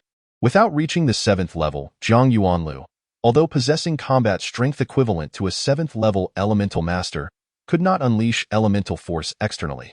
His punches, while formidable, still relied on sheer force against the air, compressing it to the point of explosion, generating immense shockwaves akin to the effects of externalized elemental force. Under the state of thought acceleration, the trajectory of Murakami Kazuhide's palm strike, the distribution of elemental force, and his bodily movements became crystal clear in Zhang Yuanlu's perception. Each punch Zhang Yuanlu delivered struck at the nodes of Murakami Kazuhide's elemental force, disrupting his accumulation process. Although Zhang Yuanlu's strength paled in comparison, the effectiveness of skill over brute force was evident. This is the advantage of having one foot in the realm of true understanding. A deeper comprehension of all things has elevated Zhang Yuanlu's mastery of force application to new heights. His body's coordination, the invocation of strength, the trajectory of his punches, the angles of attack, and even the utilization of the surrounding environment had all achieved a greater degree of perfection. Chapter 21. The Flowing Light Technique. If his previous display of strength was at 4 or 5/10, now it surged to 6 or 7/10. Following 2 confidently executed attacks that yielded no results, Murakami Kazuhide's expression soured. Although Zhang Yuanlu's counter merely disrupted his offensive without inflicting damage, it felt akin to a resounding slap across his face. The formerly confident visage of Murakami Kazuhide now appeared rather unsightly, his expression fluctuating as if grappling with a difficult decision. Yet, Zhang Yuanlu did not wait for Murakami Kazuhide's third offensive round to commence. Instead, he preemptively launched his attack. His feet moved in an alternating fashion, employing an unusual rhythm as his right fist continued to strike rapidly. Each footstep landed in the most unexpected places for Murakami Kazuhide, with each punch targeting the vital nodes of his body. Leaving Murakami Kazuhide feeling exceedingly uncomfortable, his formidable strength rendered ineffectual. Murakami Kazuhide felt as though he might sustain internal injuries, his body retreating with every forceful punch from Zhang Yuanlu, until he had been pushed back 50 to 60 meters. Zhang Yuanlu had not practiced any profound boxing techniques. Throughout his life, he had trained in various popular styles such as Tai Chi, Xing Yi, Chongquan, Baji Paoquan, and Jeet Kune Do. Moreover, he had not mastered any of these techniques to perfection. However, he possessed a distinctive trait. With each style he practiced, he comprehended its essence thoroughly and integrated it into his foundational techniques. For instance, the yielding fluidity of Tai Chi, the agile transitions of Xing Yi, the straightforward strikes of Chongquan, the explosive potential of Baji Paoquan, and the preemptive nature of Jeet Kune Do. Thus, despite lacking advanced martial arts, his boxing form remained potent. Murakami Kazuhide had already reached the point of externalizing elemental force for relatively long-range attacks. However, once elemental force is externalized, its power disperses, leading to a decrease in attack strength. Furthermore, the energy expenditure for externalized attacks is significantly higher. Given Murakami Kazuhide's current condition, such an approach was not cost-effective, prompting his choice for close-quarters combat. After retreating a dozen steps, Murakami Kazuhide suddenly halted, bracing himself against one of Jiang Yuanliu's punches and spitting out a mouthful of fresh blood. Yet, he refused to take another step back. With a powerful shout, he unleashed a series of rapid palm strikes, his hands moving like lightning, emanating a brilliant white light. After a series of setbacks, Muramasa Ikkyo finally resorted to his last means, activating the flowing light technique. This technique is a dual cultivation method of thought and elemental energy, encompassing the profound essence of light, with its secret resting in the character for light itself. The most prominent characteristic of light is its swiftness. Muramasa Ikkyo practiced this technique to enhance the might of his swordsmanship. His swordplay, inherited from the one-sword style of the Taiha Empire, is renowned for its speed. With the addition of the essence of light, his strikes would reach an unprecedented velocity, thereby amplifying their power. When the essence of light is infused into his palms, the speed of his strikes would increase significantly, however, due to Muramasa Ikkyo's understanding of destruction conflicting with the essence of light, and the physical burden imposed by the flowing light technique exacerbating his injuries. He had refrained from using it until now, but he could no longer afford to hold back. Elemental energy is inherently attributeless, yet can be imbued with properties through the cultivation of specific techniques. For instance, practicing a fire-based technique would impart a fire attribute to one's elemental energy, while a water-based technique would bestow a water attribute. Following his cultivation of the flowing light technique, Muramasa Ikkyo's elemental energy now bore the attribute of light. As he infused the essence of light into his palms, the speed of his strikes multiplied instantaneously. Although Jiang Yuanlu was still in a state of accelerated thought, his physical reactions could not keep pace with Muramasa Ikkyo's newfound swiftness. Thus, the tide of battle shifted. Muramasa Ikkyo relentlessly unleashed a flurry of strikes, while Jiang Yuanlu was forced to continuously parry and retreat. Despite the increase in speed resulting in a slight decrease in the force of his strikes, Muramasa Ikkyo's power still reached 500,000 kilograms. Each time Jiang Yuanlu received a blow, he would stumble back several steps, using his retreat to dissipate the force of his opponent's strikes. During this process, Jiang Yuanlu employed a technique of evasion, magnetic evasion. This technique, cultivated through earth-based practices, utilized a magnetic field generated by earth elemental energy to enhance his running speed. As his feet made contact with the ground, a repulsive force was created, propelling his body forward. This technique allowed Jiang Yuanlu to more than double his speed, enabling him to evade the onslaught of Muramasa Ikkyo's strikes while simultaneously countering with his own fists. After retreating a dozen steps, the battlefield returned to its original state. Jiang Yuanlu appeared somewhat disheveled, with one of his fists swollen and bruised from the impact. Fortunately, this location was where he had previously rested, with a large tree at his back, allowing him to retreat behind it and alleviate his precarious situation slightly. Muramasa Ikkyo, on the other hand, felt quite helpless. At this point in the battle, his injuries had worsened. With the weak waters of the Xian Yi and the Shumi Xian Yi swirling at his wounds, threatening to erupt due to the depletion of his elemental energy. If he could not swiftly eliminate Jiang Yuanlu, there was a real possibility of being turned over. The thought of being a Grand Master reduced to such a state by a mere 7th-level elemental practitioner was exceedingly frustrating. Little did he know, Jiang Yuanlu was merely a 5th-level elemental practitioner. Had he known, his frustration would have only deepened. After circling around the tree for dozens of rounds, Muramasa Ikkyo was unable to catch up to Jiang Yuanlu. Although the latter was retreating, His speed was not slow thanks to the magnetic evasion, and the obstruction of the tree minimized his exposed target area, allowing his single fist to serve a greater purpose. Incensed and humiliated, Muramasa Ikkyo gritted his teeth and abruptly halted his pursuit, gathering all his elemental energy to strike the tree trunk with his palm.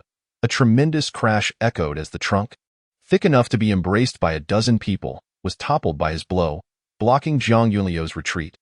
The two had fought around this massive tree for quite some time, with the winds of their punches and palms stirring the air, causing significant damage to the trunk. Now, with Muramasa Ikkyo's forceful strike, the tree could no longer withstand the pressure and fell, leaving Zhang Yuanlu with no avenue for retreat. Zhang Yuanlu paused in surprise, then bellowed, "Stop!" This battleground seemed to be one Zhang Yuanlu had deliberately chosen for Muramasa Ikkyo, with the tree being a rare ironwood, remarkably resilient. As Muramasa Ikkyo felled the tree, a substantial portion of his elemental energy was exhausted, leaving him gasping for breath. Upon hearing Zhang Yuanlio's command to halt, he was puzzled yet seized the opportunity to replenish his energy, thinking that the young man had no way to retreat. Once his energy was somewhat restored, he could strike decisively to eliminate him. Zhang Yuanlu took a deep breath and asked, "Do you wish to know the situation of your subordinates?" Muramasa Ikkyo was momentarily taken aback. His subordinates were all biomechanical warriors, most at least 4th level, with the leader being a 7th level elemental master. There were no federal troops within 100 miles. What could have possibly happened? Chapter 22. Calculations at play. Despite his thoughts, Muramasa Ikkyo released his spiritual sense to check on his subordinates. When the figures of his warriors appeared in his mind's eye, he was immediately filled with anger. Those subordinates had taken over 10 minutes to cover less than 8 kilometers and were now on a fork in the road heading southwest. Muramasa Ikkyo speculated that they were likely concerned for his safety, which is why they were moving so slowly. Yet this only infuriated him further. Did they not trust him? Was he not capable of handling a mere 7th level master? As he pondered, he saw Zhang Yuanlu pull out a remote control, smiling as he said, "Here, let me show you a good show with that." He pressed a button with his thumb. Muramasa Ikkyo suddenly sensed something was amiss. Before he could react, the scene perceived by his spiritual sense caused his eyes to widen in horror and his mind to momentarily cloud. A thunderous explosion erupted, followed by a fiery blaze that instantly engulfed the figures of 20 warriors. The flames erupted, accompanied by a shower of blood and flesh. Muramasa Ikkyo did not need to think twice. Those 20 elite warriors, aside from the 7th level elemental master, were likely all doomed, judging by the scale of the explosion. Only a fusion bomb could possess such destructive power, and it was clear that more than 1 or 2 had been deployed. Such bombs pose little threat to high-speed moving elemental practitioners. But this young man had evidently calculated everything, having set the fusion bombs in place long before, detonating them from the outside in. The unprepared Imperial Army's Special Armored Squad had unwittingly stepped into a trap, leading to the anticipated outcome. Muramasa Ikkyo was not particularly concerned about the lives of 1 or 2 dozen warriors, but their deaths under his command was a severe blow to his pride. If his peers learned that a Grandmaster had not only been injured by a mere 7th level elemental practitioner, but had also witnessed the annihilation of 20 subordinates right before his eyes, he would surely become the subject of their ridicule.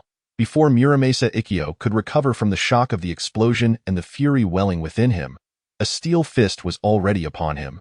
As Zhang Yuanlu seized the opportunity to launch an attack, enraged, Muramasa Ikkyo thought to himself that this young man had schemed against him time and again.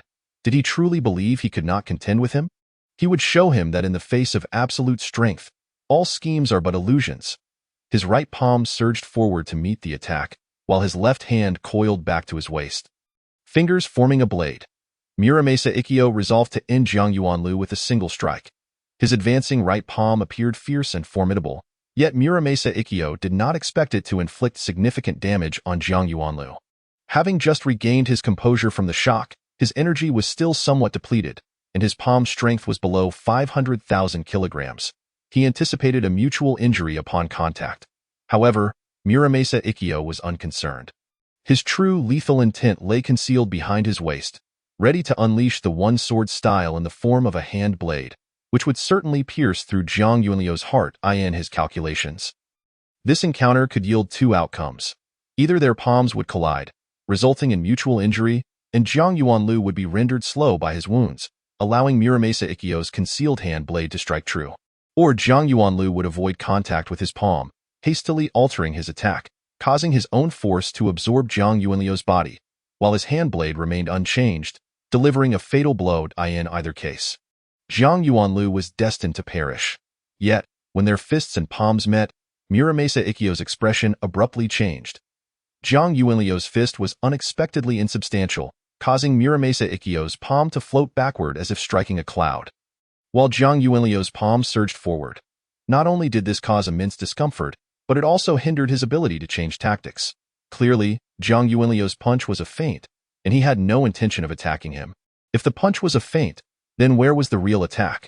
But at this moment, he had already drawn his bow and had no choice but to release the arrow. Muramasa Ikkyo forcibly adjusted his palm strength, transforming solidity into fluidity, employing a soft technique to entangle Jiang Yuanliu's fist, while his not yet fully gathered hand blade struck out prematurely, aimed at Jiang Yuanliu's chest in midair. Jiang Yuanliu's body suddenly twisted in a peculiar manner. Slightly shifting to the side, he allowed Muramasa Ikkyo to entangle his right fist, drawing him closer, while retracting his right leg and thrusting his left leg backward, the forward-leaning right knee crashing into Muramasa Ikkyo's abdomen. Both struck simultaneously, but the outcomes were entirely different. Jiang Yuanliu's slight twist caused Muramasa Ikkyo's hand blade to miss its target, passing through the gap between his heart and lungs, while his charged knee landed squarely on the already wounded area of Muramasa Ikkyo's abdomen.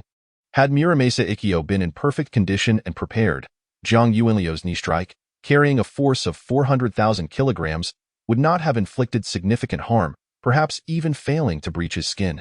The bodies of elemental masters are immensely robust, especially when fortified by elemental energy. However, the situation changed drastically when this knee impacted his injury.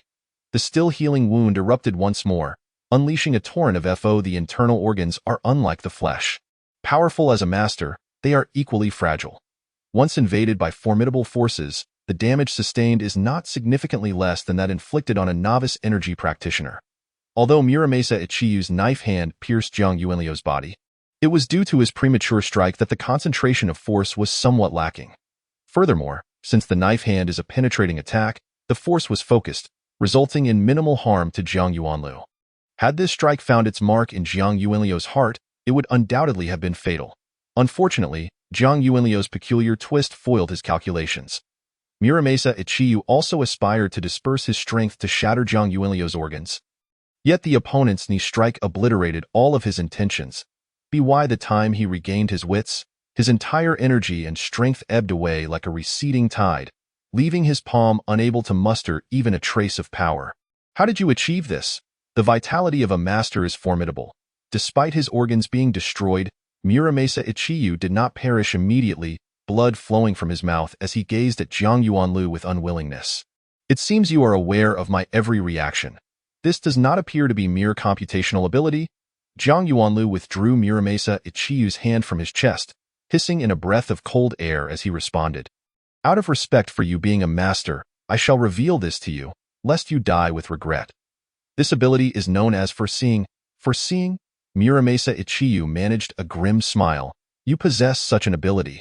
With scheming coupled with foresight, my defeat is not unjust.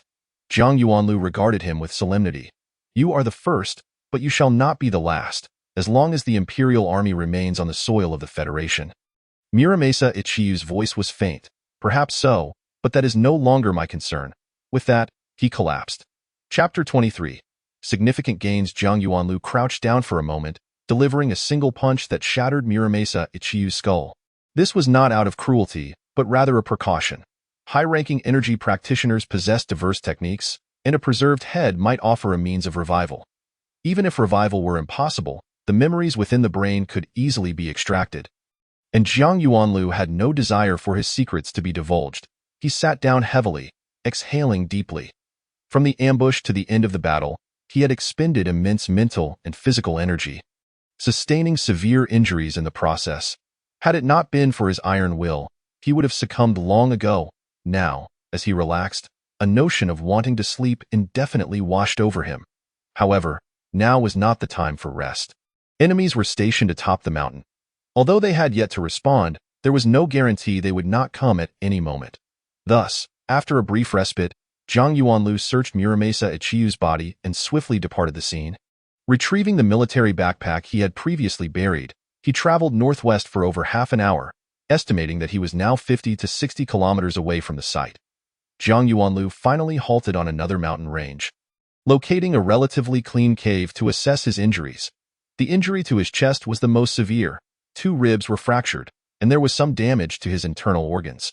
Although Muramasa Ichiyu's knife hand had delivered a concentrated blow that resulted in a penetrating wound, the sheer power of a master was not to be trifled with. Even a slight release of energy could inflict grave harm upon the internal organs. Moreover, the penetration of his chest had allowed his vital energy to leak out, a condition that would not heal in a day or two. The treatment of this injury was somewhat complicated, requiring the ribs to be set and the internal injuries to be healed through the circulation of energy. However, Zhang Yuanlu possessed an advantage, the ability to heal through psychic energy. His psychic ability bore the water attribute, which naturally provided an edge in healing wounds, thus rendering the chest injury manageable. The injury to his left shoulder was less severe. Though the skin was torn and the shoulder appeared sunken, alarming in appearance, it was merely an external injury and therefore easier to recover from. The shattered bones needed to be cleaned and set back into place, a process that would prove somewhat troublesome. In truth, the medical technology of the Star Sea world was exceedingly advanced. Severed limbs could be reattached using cloning technology. With such external injuries, a mere 3 days in a medical pod would suffice for complete recovery, courtesy of nanocell repair fluid. Conversely, the damage to his vital energy would take more than a day or 2 to restore. Regrettably, Zhang Yuanlu lacked such conditions and had to tend to his wounds personally. Fortunately, Li Yi had been exceptionally considerate, leaving several internal and external injury medications in his military backpack upon parting. These included a military spray for external injuries, bone-healing pills, blood-regenerating pills, and biocompatible medical materials for bone reattachment. Zhang Yuanlu had the most basic conditions for treating his wounds. After nearly 2 hours of tending to his injuries, Zhang Yuanlu began to inspect the spoils he had acquired from Muramasa Ichiyu. The items on Muramasa Ichiyu were not numerous, but they were all of high quality. A battle knife, resembling the style of the Taiha Empire's warrior swords, did not particularly appeal to Zhang Yuanlu. Yet both the materials and craftsmanship were of top-notch caliber, making it a fine collectible. If sold, it could fetch 3 to 5 million federal credits. A partially damaged A-grade bioarmor was extracted from Muramasa Ichiyu's body and stored in a jade bottle. This was a valuable item. If intact, it would be worth over 100 million federal credits, and money alone might not secure its purchase. Although this armor was damaged, it could still be repaired, and the DNA binding issue could be resolved by consulting an expert. After deducting all costs, Zhang Yuanlu would still stand to profit by at least 30 to 50 million. A striking pendant, initially thought to be a mere ornament, revealed itself to be a spatial device after Zhang Yuanlu, unable to find the dimensional bag, examined it closely. With Muramasa Ichiyu's demise, the spiritual energy tethered to the pendant dissipated, allowing Zhang Yuanlu to effortlessly probe inside and retrieve its contents. Upon seeing the items within, Zhang Yuanlu couldn't help but feel exhilarated anew. Muramasa Ichiyu could be considered a wealthy individual. Everything he possessed was of astonishing value. A bundle of anonymous bonds worth 20 million Taiha yuan, a volume of the flowing light technique, 5 vials of 8th grade Xian yuan liquid, 10 pieces of high-quality source jade, a B-grade bioarmor, 3C to 3C grade bioarmors, 5 bone-healing pills, 5 blood-regenerating pills, and various other items. Zhang Yuanlu roughly estimated that the total value of all items exceeded 500 million federal credits, leading him to suspect that Muramasa Ichiyu had brought all his wealth with him. Moreover, the spatial equipment pendant, with 3 cubic meters of space, was undoubtedly a premium item, valued at 30 to 50 million on its own, and nearly impossible to purchase, a perfect companion for home and travel. Zhang Yuanlu was thrilled, as many of these items would prove useful to him. High-quality source jade could be utilized for cultivating energy or psychic power. Such materials were reserved for energy practitioners or psychic practitioners of master rank and above. Yet Zhang Yuanlu, being an anomaly, was akin to a master himself. The bioarmors were brand new and had yet to bind DNA. The B-grade bioarmor was perfectly suited to his current strength, capable of genuinely enhancing his combat power 5 to 6-fold. In the event of damage, he could replace it with a 3C grade bioarmor, which, while slightly inferior, would still outperform his original 3D grade armor and could also be used by Li Yi. The bone-healing and blood-regenerating pills were of far superior quality compared to those Li Yi had left him and would greatly aid in his recovery. Although the nature of the flowing light technique remained unknown, given that it was on Muramasa Ichiyu, it must possess a commendable rank. If he could cultivate it, that would be best. If not, it could always be sold or exchanged as for the anonymous bonds and 8th grade Xian Yuan liquid. The former belonged to a major conglomerate of the Taiha Empire and would likely be difficult to liquidate immediately, though there may be opportunities in the future. The latter was a potion used to assist 8th grade energy practitioners in their cultivation. Being of such high grade and containing an abundance of energy that Zhang Yuanlu dared not use it at his current level, but it would undoubtedly be valuable later on if sold. Each vial could fetch 4 to 5 million federal credits and would certainly be in high demand. No wonder it is said that killing and arson yield riches. The ancients truly did not deceive me. Zhang Yuanlu lamented that by eliminating an 8th grade master, he, once a mere impoverished student, had instantly transformed into a billionaire. He stored the items from Muramasa Ichiyu and his military backpack within the pendant, leaving only a vial of bone-healing and blood-regenerating pills. Consuming one of each, and resolutely sat down to meditate and recuperate. To safely bring these items back and recover from his injuries was of utmost priority. The effects of the high-grade bone-healing and blood-regenerating pills were indeed remarkable. After 2 hours, Zhang Yuanliu's injuries had improved considerably. At this rate, he would be fully recovered within 2 to 3 days. Even in his current state, he could engage in a medium-level battle without too much difficulty. Chapter 24. Do not attempt to deceive me. Muramasa Ichiyu likely rushed in pursuit of him, overly confident and thus neglecting to tend to his injuries. Had he taken the time to consume these medications and recover even a fraction of his wounds, he would not have perished at Zhang Yuanliu's hands. It seems maintaining vigilance is essential at all times. Upon opening the quantum terminal on his wrist, Zhang Yuanlu discovered a series of missed calls from Li Yi. After a dozen hours of signal disruption, she must have been quite anxious. Dialing her quantum brain number, within 3 seconds, Li Yi's clear yet worried visage appeared before him. Her bright eyes scanned Zhang Yuanlu, and she urgently inquired, "Yuanlu, are you injured? Is it serious? Where are you now?" Zhang Yuanlu smiled slightly, feigning nonchalance. "Just a minor injury, nothing to worry about." "Where are you all now?" Li Yi appeared skeptical, her gaze fixed intently upon him. "Really just a minor injury? You re not deceiving me?" Zhang Yuanlu waved his right fist toward the quantum brain. "See? I'm truly fine. I took down a big fish this time. I have some good things for you when we reunite." "You lying to me?" Li Yi's eyes glimmered with a hint of redness. "Just now, I noticed a distinct twitch in the muscles at the corner of your mouth. You must have sustained a significant injury. Otherwise, given your temperament, you would never show even the slightest hint of distress." Zhang Yuanliu's expression immediately shifted to one of embarrassment. Li understood him too well. In her presence, even the slightest gesture could betray one's physical condition and true feelings. "It's just a minor injury, nothing too severe. A day or 2 of rest will suffice. It won't hinder my movements, so you needn't worry," Zhang Yuanlu explained, attempting to maintain an air of nonchalance. Li shot him a disapproving glance, her tone reproachful. "You promised me that you would only harass the enemy and retreat at the first sign of danger. Yet here you are, breaking your word. How am I supposed to trust you in the future?" Zhang Yuanlu let out a bitter laugh. "The Taiha faction dispatched a special team to pursue you, consisting of practitioners of level 4 and above. I feared they would catch up quickly, so I ambushed their strongest member. To my surprise, he turned out to be a master, formidable in combat. I sustained some injuries, but ultimately, I managed to defeat him. The others fell victim to the explosives I had set. So you should be safe now. You dared to ambush a master from Taiha? Have you lost your mind?" Li Yi exclaimed, her voice tinged with a quivering note of distress. "You have always been so cautious. Why this recklessness now? What would I do if something happened to you?"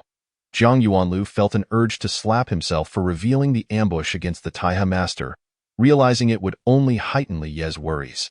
In a moment of quick thinking, he chuckled. "I didn't realize he was a master when I struck. By the time I did, it was too late to back down. However, his combat prowess wasn't all that impressive, and I ultimately defeated him without sustaining serious injuries. I even collected quite a few valuable items, which I will gift to you when we meet," Li Yi huffed. "I have no interest in your spoils. All I care about is your well-being. Do you understand?" Let me make this clear. Don't even think about trying to shake me off next time.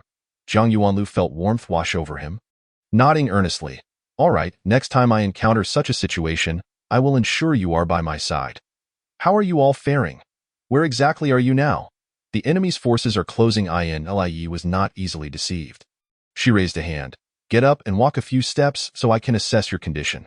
Reluctantly, Zhang Yuanlu stood and took a few steps, even turning around a couple of times. See? I'm not lying. It's really nothing serious, just a minor injury to my left shoulder that is already healing.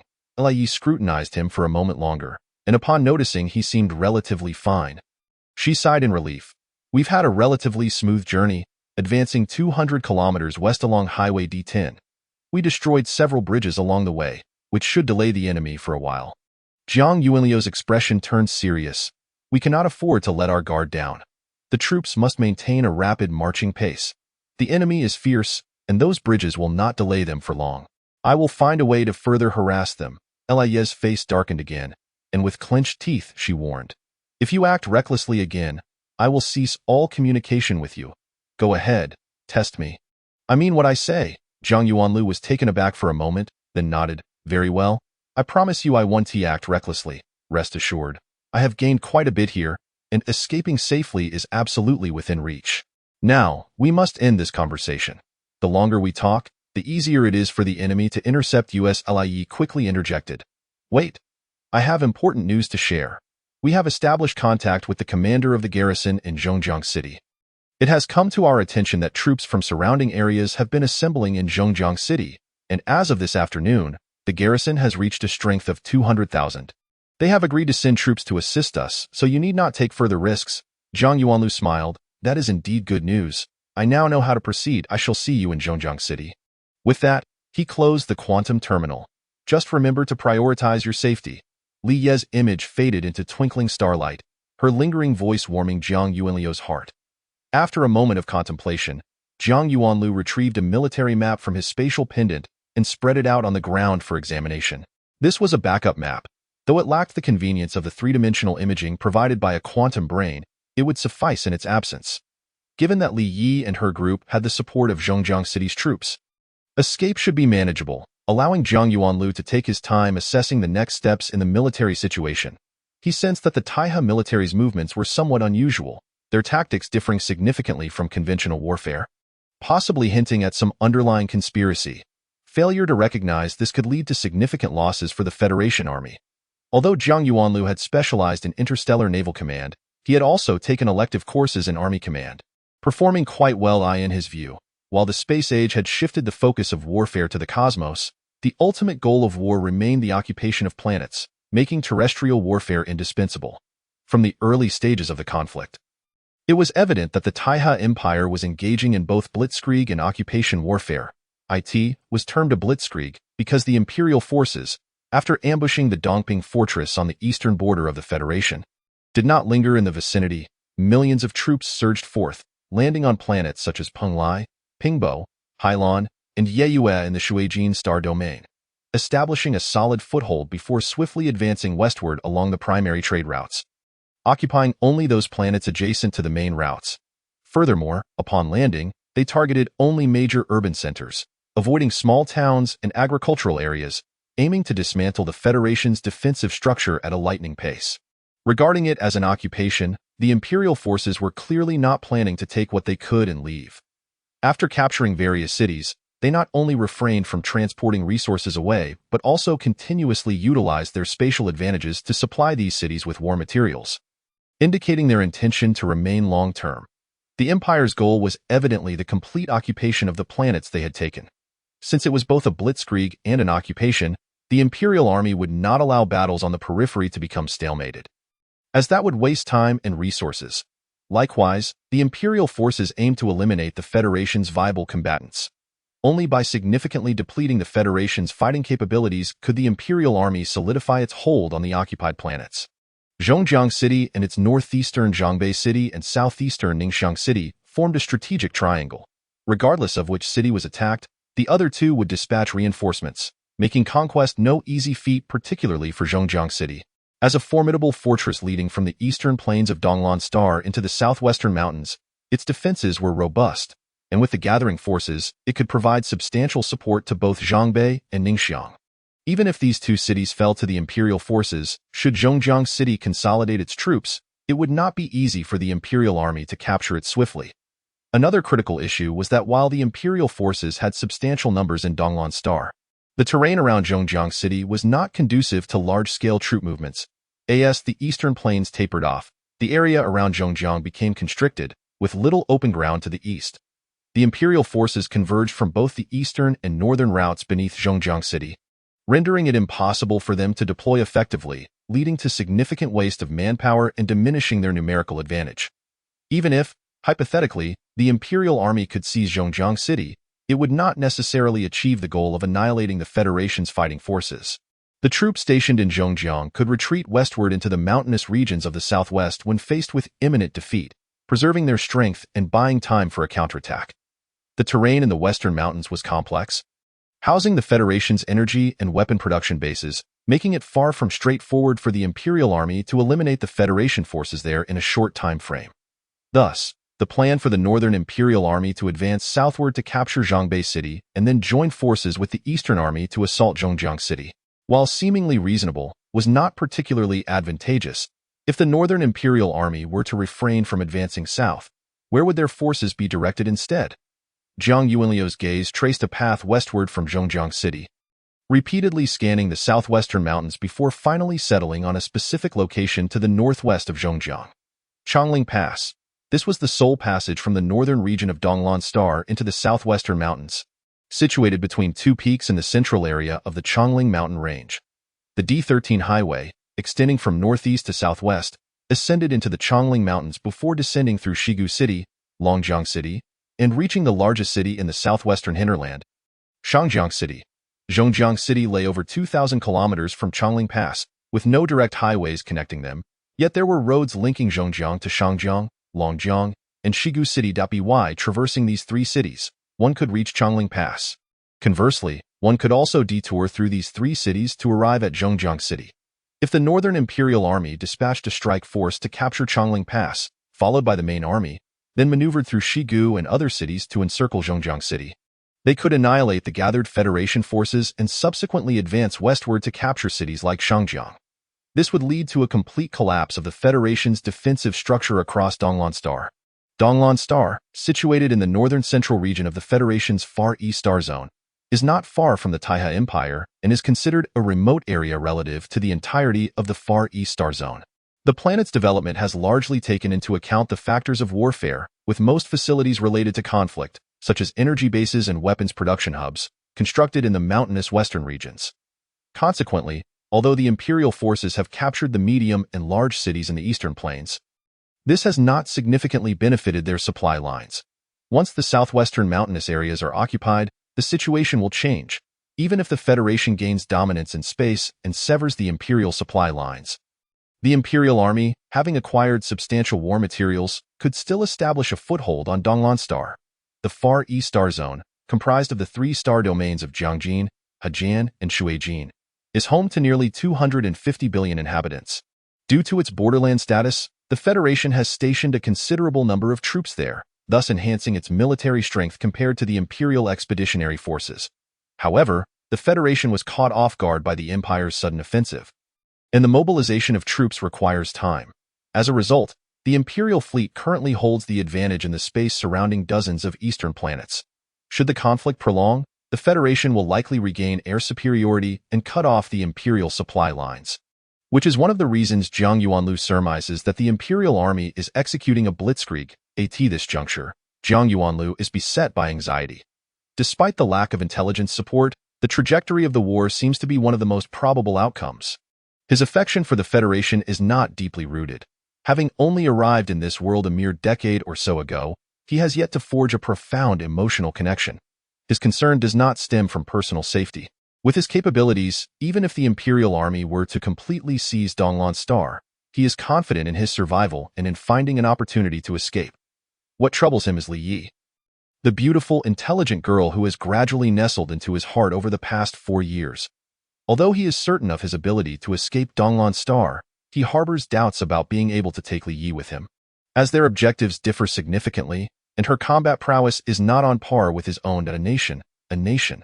Without a country, there is surely no home, and without a home, there cannot be a nation.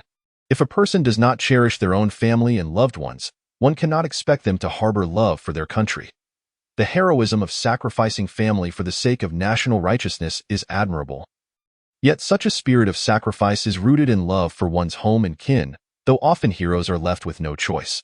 The reason Zhang Yuanlu chose to lead his troops in counterattack and remain behind to hold the line is primarily because of his love for Li Yi. He does not wish for her to come to harm. He understands that if he cannot repel the enemy, Li Yi may very well perish, a notion he cannot bear. Thus, although he is merely a military academy student, typically cautious, low profile, and averse to seeking the limelight, when faced with choices, he acts resolutely. In the face of the enemy, he becomes brave, decisive, and even ruthless. Chapter 26. Armor binding. Another reason is that the Far East Star Zone, isolated overseas, is predominantly inhabited by the Huazu ethnic group, which constitutes over 80% of the total population. Zhang Yuanlu's previous life was spent in a nation where the Huazu were the majority, naturally endowing him with a special affinity for them.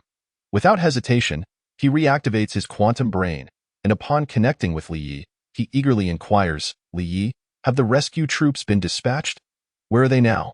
Li Yi pauses momentarily before responding. "They have been sent out, approximately 120 kilometers away, and they should rendezvous with us in about an hour." "What's the matter?" Zhang Yuanlu's expression turns grave.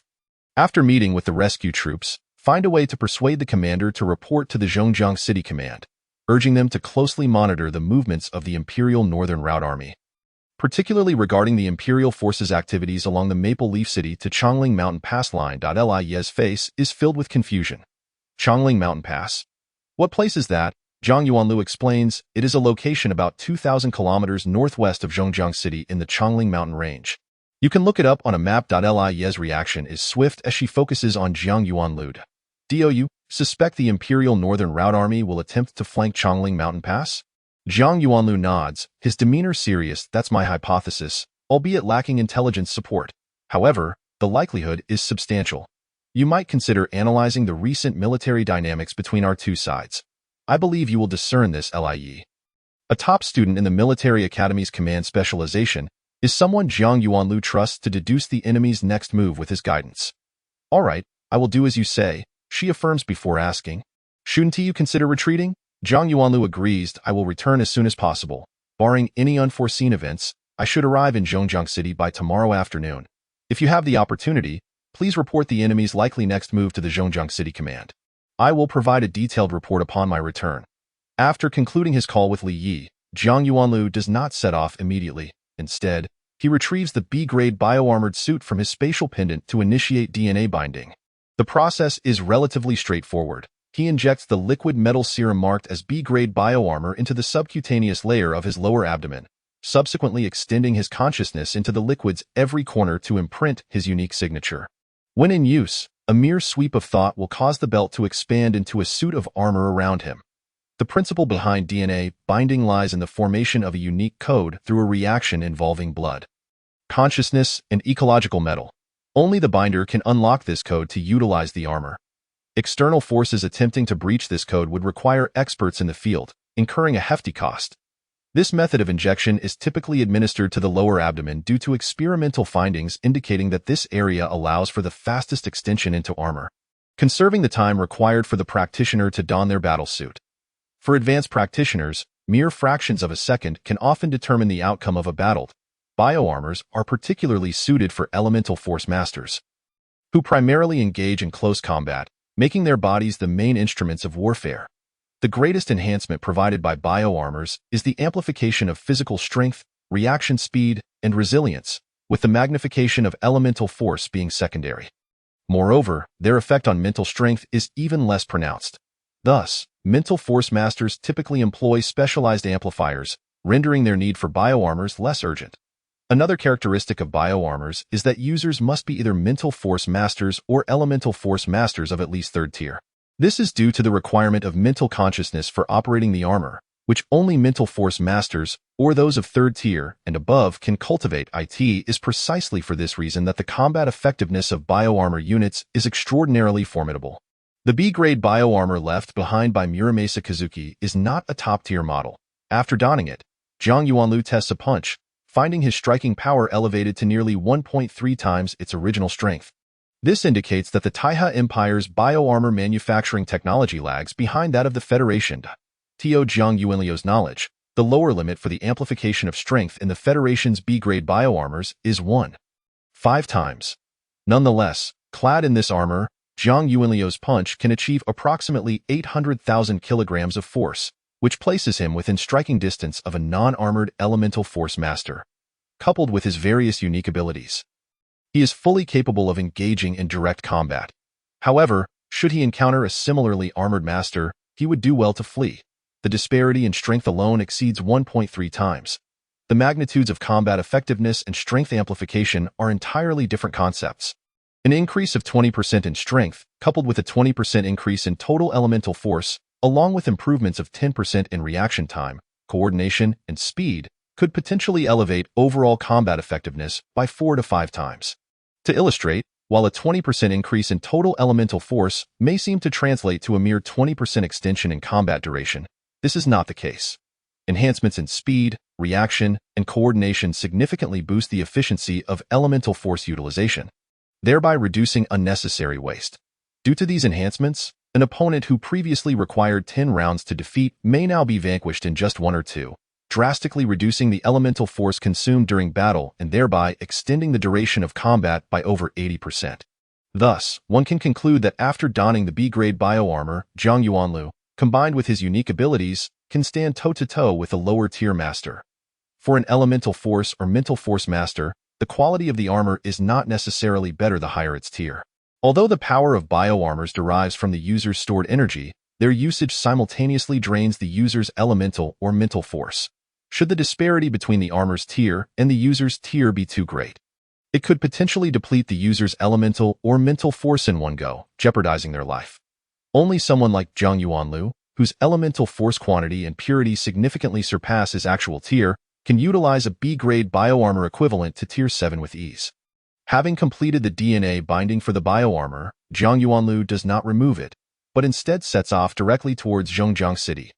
The B-grade bio-armor enables him to reach speeds of 200 km per hour, or approximately 55 meters per second. Of course, he can only maintain this speed for 20 minutes under optimal physical conditions and on relatively flat terrain. Afterward, he would need to rest for an hour to recuperate, making a steady pace of 70 or 80 kilometers more practical. To avoid the main body of the Imperial Army, Zhang Yuanlu opts not to traverse Route D10, instead advancing parallel along the northern side of the road until he passes the pursuing Imperial forces before finally stepping onto the highway. Thus, the pace inevitably suffered a significant setback. By the time he arrived in Zhongjiang City, it was already the evening of the following day. Chapter 27. The strange girl. Zhongjiang City is situated in the middle reaches of the Lan River, the largest river in the east-west direction of Donglan Star. The river flows from the southern part of the city, surging eastward. To the south of the river lies a range of towering mountains, while the northern side is also adorned with a continuous mountain range. The D10 highway originates from the foot of the northern mountains and stretches westward to Zhongjiang City. Although Zhongjiang City is not particularly advantageous in terms of geographical location, its strategic significance is paramount, as it guards the vital passage from the eastern plains to the southwestern mountainous regions. Therefore, the transportation in Zhongjiang City is remarkably developed. The waterways are served by the Lan River's major shipping artery, while the land routes are facilitated by the D10 Expressway, and air transport is provided by the soaring Tongtian Tower that reaches directly into space. Zhongjiang City spans over 100 kilometers in length from east to west and nearly 50 kilometers in width from north to south. With a population exceeding 35 million, in a region where the total population is less than 2 billion, this qualifies as a megacity, though it pales in comparison to cities like Jiangjin with populations surpassing 100 million. In the interstellar era, humans' modes of habitation are drastically different from those in ancient Earth. Vast rural expanses and numerous small towns have vanished, replaced by a handful of large and medium cities and a scant number of small towns. Agricultural zones and tourist areas. People reside in large and medium cities, living in space cities with populations and residences highly concentrated. Even small towns boast populations starting at 1 million, leaving more space for nature. The city has been placed under martial law, with armed soldiers stationed everywhere. Zhang Yuanlu was only granted entry after presenting his student identification via quantum brain technology. Prior to entering the city, Zhang Yuanlu had contacted Li Yi, learning that she was preparing a detailed military intelligence report concerning enemy conditions since the initiation of their rescue operations. This was a requirement from the garrison command of Zhongjiang City, aimed at understanding the enemy's military deployment, tactics, troop morale, and combat effectiveness. Given the urgency of the task, Zhang Yuanlu did not request her to meet him. Instead, he asked her to send the location of her garrison's guesthouse. Despite the city being under martial law, the number of troops inside was relatively few, as many had been dispatched outside the city to establish defenses. Additionally, a large influx of refugees from the east contributed to the chaos within the city. Zhang Yuanlu did not rush to the guesthouse. Rather, he proceeded leisurely, observing the state of the city. As a student in the military academy's command department, comprehending and studying everything about the battlefield at such a critical juncture was one of his significant learning objectives, especially as this city would soon transform into a vast battleground. Upon entering a narrow alley, Zhang Yuanlu suddenly halted. The alley was dimly lit, devoid of any pedestrians or patrolling soldiers. Only at the alley's end did he observe several figures rushing toward him, one individual leading while 7 or 8 others pursued. Zhang Yuanliu's keen eyesight allowed him to discern the scene clearly, despite the distance of 400 to 500 meters. The girl in front, approximately 15 or 16 years of age, wore tattered clothing, her slender form accentuated by strikingly sculpted features. Her skin was pale, her gaze somewhat vacant, exuding an aura that warned others to keep their distance. The only vibrant aspect about her was her fiery red hair, reminiscent of flickering flames, which added a touch of vitality to her demeanor. Trailing behind her were 8 burly men clad in black, each wielding a laser gun, with 7 of them carrying a black box on their backs. As they pursued, they fired at her, aiming for non-lethal areas of her body. The girl moved with remarkable agility, covering over 10 meters with each stride, her movements erratic yet precise, as if she could anticipate the trajectory of the beams. Despite the dense onslaught, the rays seemed to have little effect on her. "Engage!" A deep voice commanded from the leader of the group, the one without a box on his back. With a clattering sound, exoskeleton armor began to envelop the 7 massive men, augmenting their already imposing stature. The girl, momentarily halted, then soared through the air like a darting swallow, tracing a graceful arc before landing in front of the foremost brute. Her delicate yet powerful fist crashed into his chest, which had yet to be encased in armor, creating a gaping wound that obliterated flesh and bone, sending him hurtling backward. The immense force propelled the man through the air, scattering blood and gore across the ground. The punch, devoid of any intricate technique, was purely a synthesis of speed and power. From her turnaround to the moment her fist made contact, a mere fraction of a second elapsed. Though her petite fists appeared delicate, they harbored tremendous strength. Zhang Yuanlu estimated the force of that strike to exceed 600,000 kilograms. The brute was not without defense. His arms crossed in front of his chest, yet he was a moment too late to intercept the girl's assault. Under the impact of her strike, his robust form crumbled as if made of paper. The girl executed a swift kick, propelling herself toward the right side of another giant, delivering another devastating punch to his left rib. Following that blow, her fist was shattered, blood dripping. Yet she succeeded in dislodging the brute's exoskeleton armor, which fell away in fragments. Remarkably, the girl seemed entirely impervious to pain, her expression remaining frosty as she whirled past the remaining brute, her trailing left hand gliding across his neck, severing his head from his body. This punch, too, was a blend of speed and force, devoid of any embellishment, yet the second brute could neither evade nor withstand her assault. Meeting his demise in mere moments, as the girl lunged toward the third brute, her shattered fist appeared to restore itself, regaining its smooth, pale appearance as she delivered another punishing blow. This time, the third brute had a fleeting moment to react. He leaned back slightly, gripping his laser gun tightly, hoping to block her strike and buy time for his comrades. The girl let out a fierce cry, intensifying her punch's speed.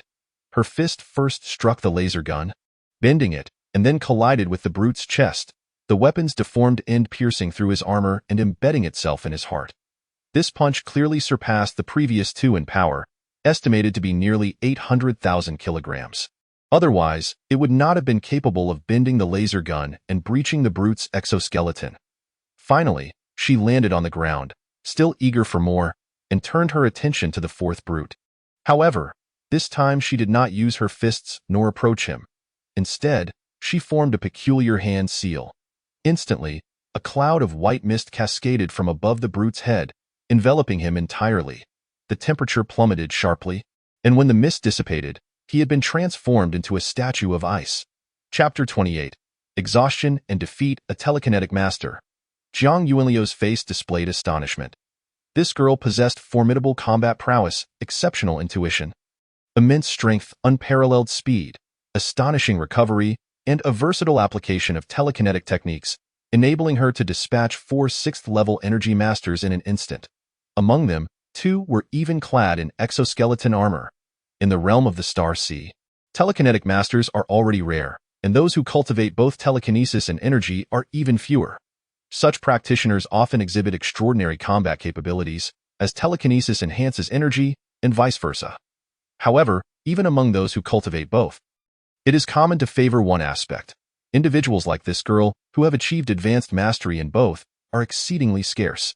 Only at this moment did the remaining 4 brutes fully grasp the situation. All 4 donned battle armor. 3 were equipped with exoskeleton armor, while the leader wore a bioarmor. Once clad in their armor, they hastily launched an attack on the girl, firing their laser guns while advancing swiftly toward her. The beams crisscrossed as their heavy footsteps echoed, creating immense pressure. Jiang Yuanliu found it peculiar. Although this narrow alley was somewhat secluded, it should not have been entirely devoid of inhabitants.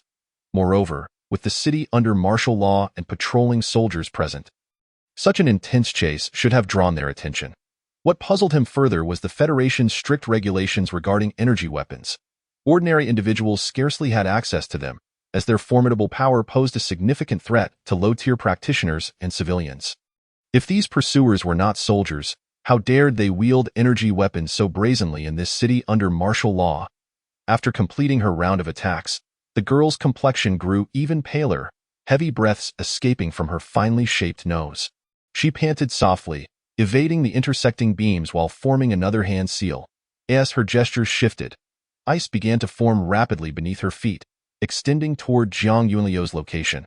However, before she could initiate her movement, the leader clad in bioarmor had already reached her, his arm raised, his massive hand swelling, ready to strike down upon her. The force of his palms surged like a dragon, enveloping an area of 10 meters. Even before his hand neared the girl, the overwhelming power pressed down upon her, causing her hair to stick to her scalp. The girl squinted her eyes, leaning slightly backward, extending her left hand before her chest to form a seal. A significant amount of water vapor quickly gathered above her head, coalescing instantaneously into a water barrier half a meter thick. Her right hand then formed a fist, launching a powerful upward strike. In the next moment, the colossal hand of the bio-armored leader crashed down upon the water shield, creating a deep indentation. Despite torrents of water continuously converging towards the dent, they failed to thwart the overwhelming force of the giant strike, which pierced through the shield. The massive palm, imbued with an unstoppable momentum, continued its descent towards the girl's head, shattering the water shield into countless droplets that scattered in all directions. Yet, the girl countered with her fist. Striking the center of the giant's palm in a resounding clash, she stumbled backward and fell to the ground, a thin trickle of blood seeping from the corner of her pale lips. The giant paused momentarily, then stepped forward, delivering a second strike aimed at the girl. However, she rolled on the ground and sprang into the air, landing gracefully on the icy surface, gliding towards Jiang Yuanliu's position. Behind her, the giant's hand slammed into the ground, sending countless shards of ice and concrete flying. Jiang Yuanliu hesitated, uncertain whether to evade. He realized the situation was far more complex than it appeared. To be able to seal off a street in a heavily fortified and martial law city, while keeping patrolling soldiers at bay, how many connections must have been navigated? What kind of power could orchestrate such an event? This matter likely involved a significant secret, a grand organization, or influential figures. Once entangled, endless troubles could ensue. Before he could make a decision, a crisis erupted on the girl's side. The other 3 giants alternated their laser guns, blocking her path ahead and to the sides. while the leader drew his own weapon, pursuing and firing simultaneously. The girl, fatigued from the relentless onslaught, her stamina and energy greatly depleted, and having sustained multiple injuries, found her reaction speed visibly diminishing. Although her movements remained agile and her speed not insignificant, her predicament grew increasingly dire. Soon after, two beams struck her legs, further hampering her speed, and when the leader's shot pierced her ankle, she was plunged into a state of desperation. Nevertheless, the girl harbored no intention of surrendering. Limping forward with determination, as she approached an alleyway, she hesitated briefly before darting across it towards Jiang Yuanlu, her gaze fixed on him with an almost dazed expression. Her eyes bore no emotion, no urgency, no despair, no plea, but Jiang Yuanlu discerned a sense of attachment, reminiscent of a child's bond with their parents. The girl finally collapsed 10 meters in front of Jiang Yuanlu, yet she did not rise again. Allowing the pursuing giant to pin her down, her blank gaze unwaveringly directed at him. A sudden pang of heartache struck Jiang Yuanlu as he recalled his own past before the soul transference. Back then, he resembled the girl before him. Though exceptionally intelligent and academically accomplished, he lacked certain social graces and appeared to others as a mere wooden figure, emotionless and unapproachable, resulting in a lack of companionship. Deep down, he longed for familial affection and friendship, yearning for someone to care for him, someone to love him, which made him particularly attached to his ever-chattering mother. Alas, that mother, who never scorned him despite his awkwardness and did everything to help him, was no longer in sight. Stop! Despite realizing that intervening could lead to significant trouble, Jiang Yuanlu could not stand by and watch the girl suffer a potentially dire fate. The bio-armored leader turned his head towards Jiang Yuanlu, speaking in a grave tone. Regardless of who you are or how you arrived here, I advise you to mind your own business and pretend you saw nothing. Jiang Yuanlu smiled brightly. And what if I insist on intervening? Before the leader could respond, one of his subordinates shouted, "Boss, since this brat refuses to be sensible, why not just eliminate him? It would save us from his incessant prattling." The leader ignored his subordinate's suggestion, his gaze still fixed on Jiang Yuanlu. "This matter is beyond your capacity to manage. Even if you are a level 5 energy master, you stand no chance against me. Even if you're a grandmaster." His face remained obscured by the armor, making it impossible to discern his expression, yet the rigidity of his features revealed he was not jesting. Chapter 29. I am a soldier. Jiang Yuanlu sighed inwardly. Understanding that the situation was indeed more complicated than it appeared, yet he maintained his stance. "I do not wish to interfere, but alas, I am a soldier." The leader paused, skepticism creeping into his tone. "A soldier? Which unit do you belong to?" Jiang Yuanlu nodded. "Indeed.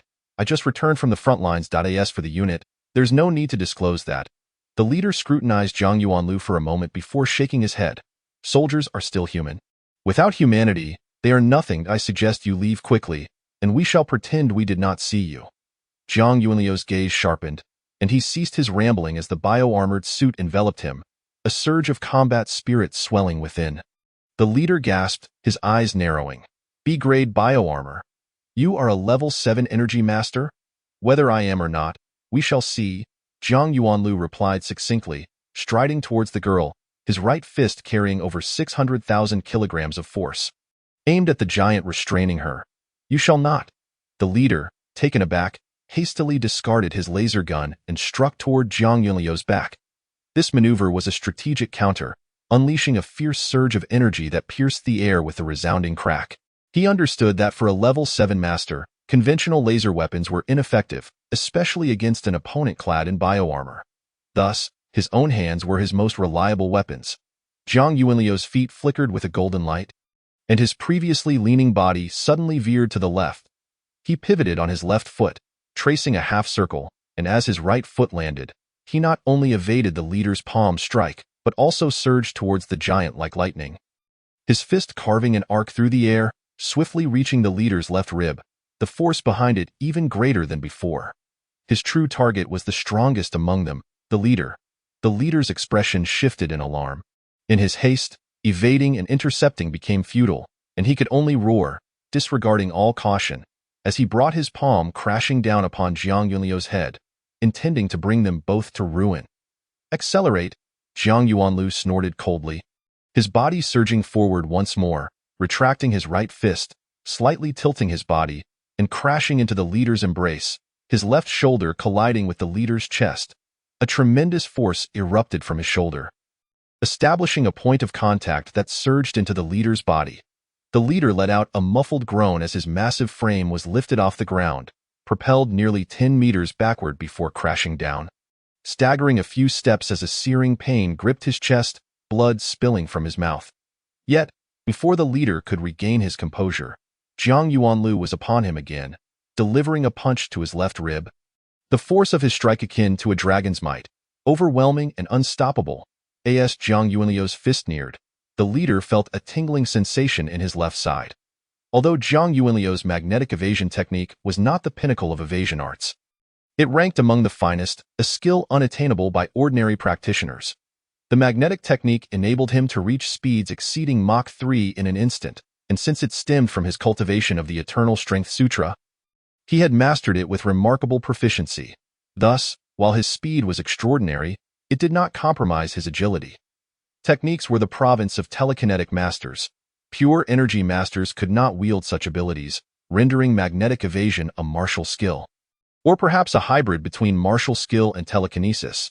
This was also why the speed of the magnetic technique was not excessively high.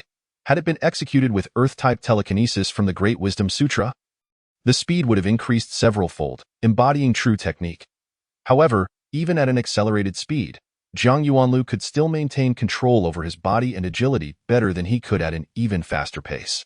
The leader roared, gathering energy within his body to his left side, which then burst forth, forming a layer of protective energy around his ribcage, 10 centimeters thick.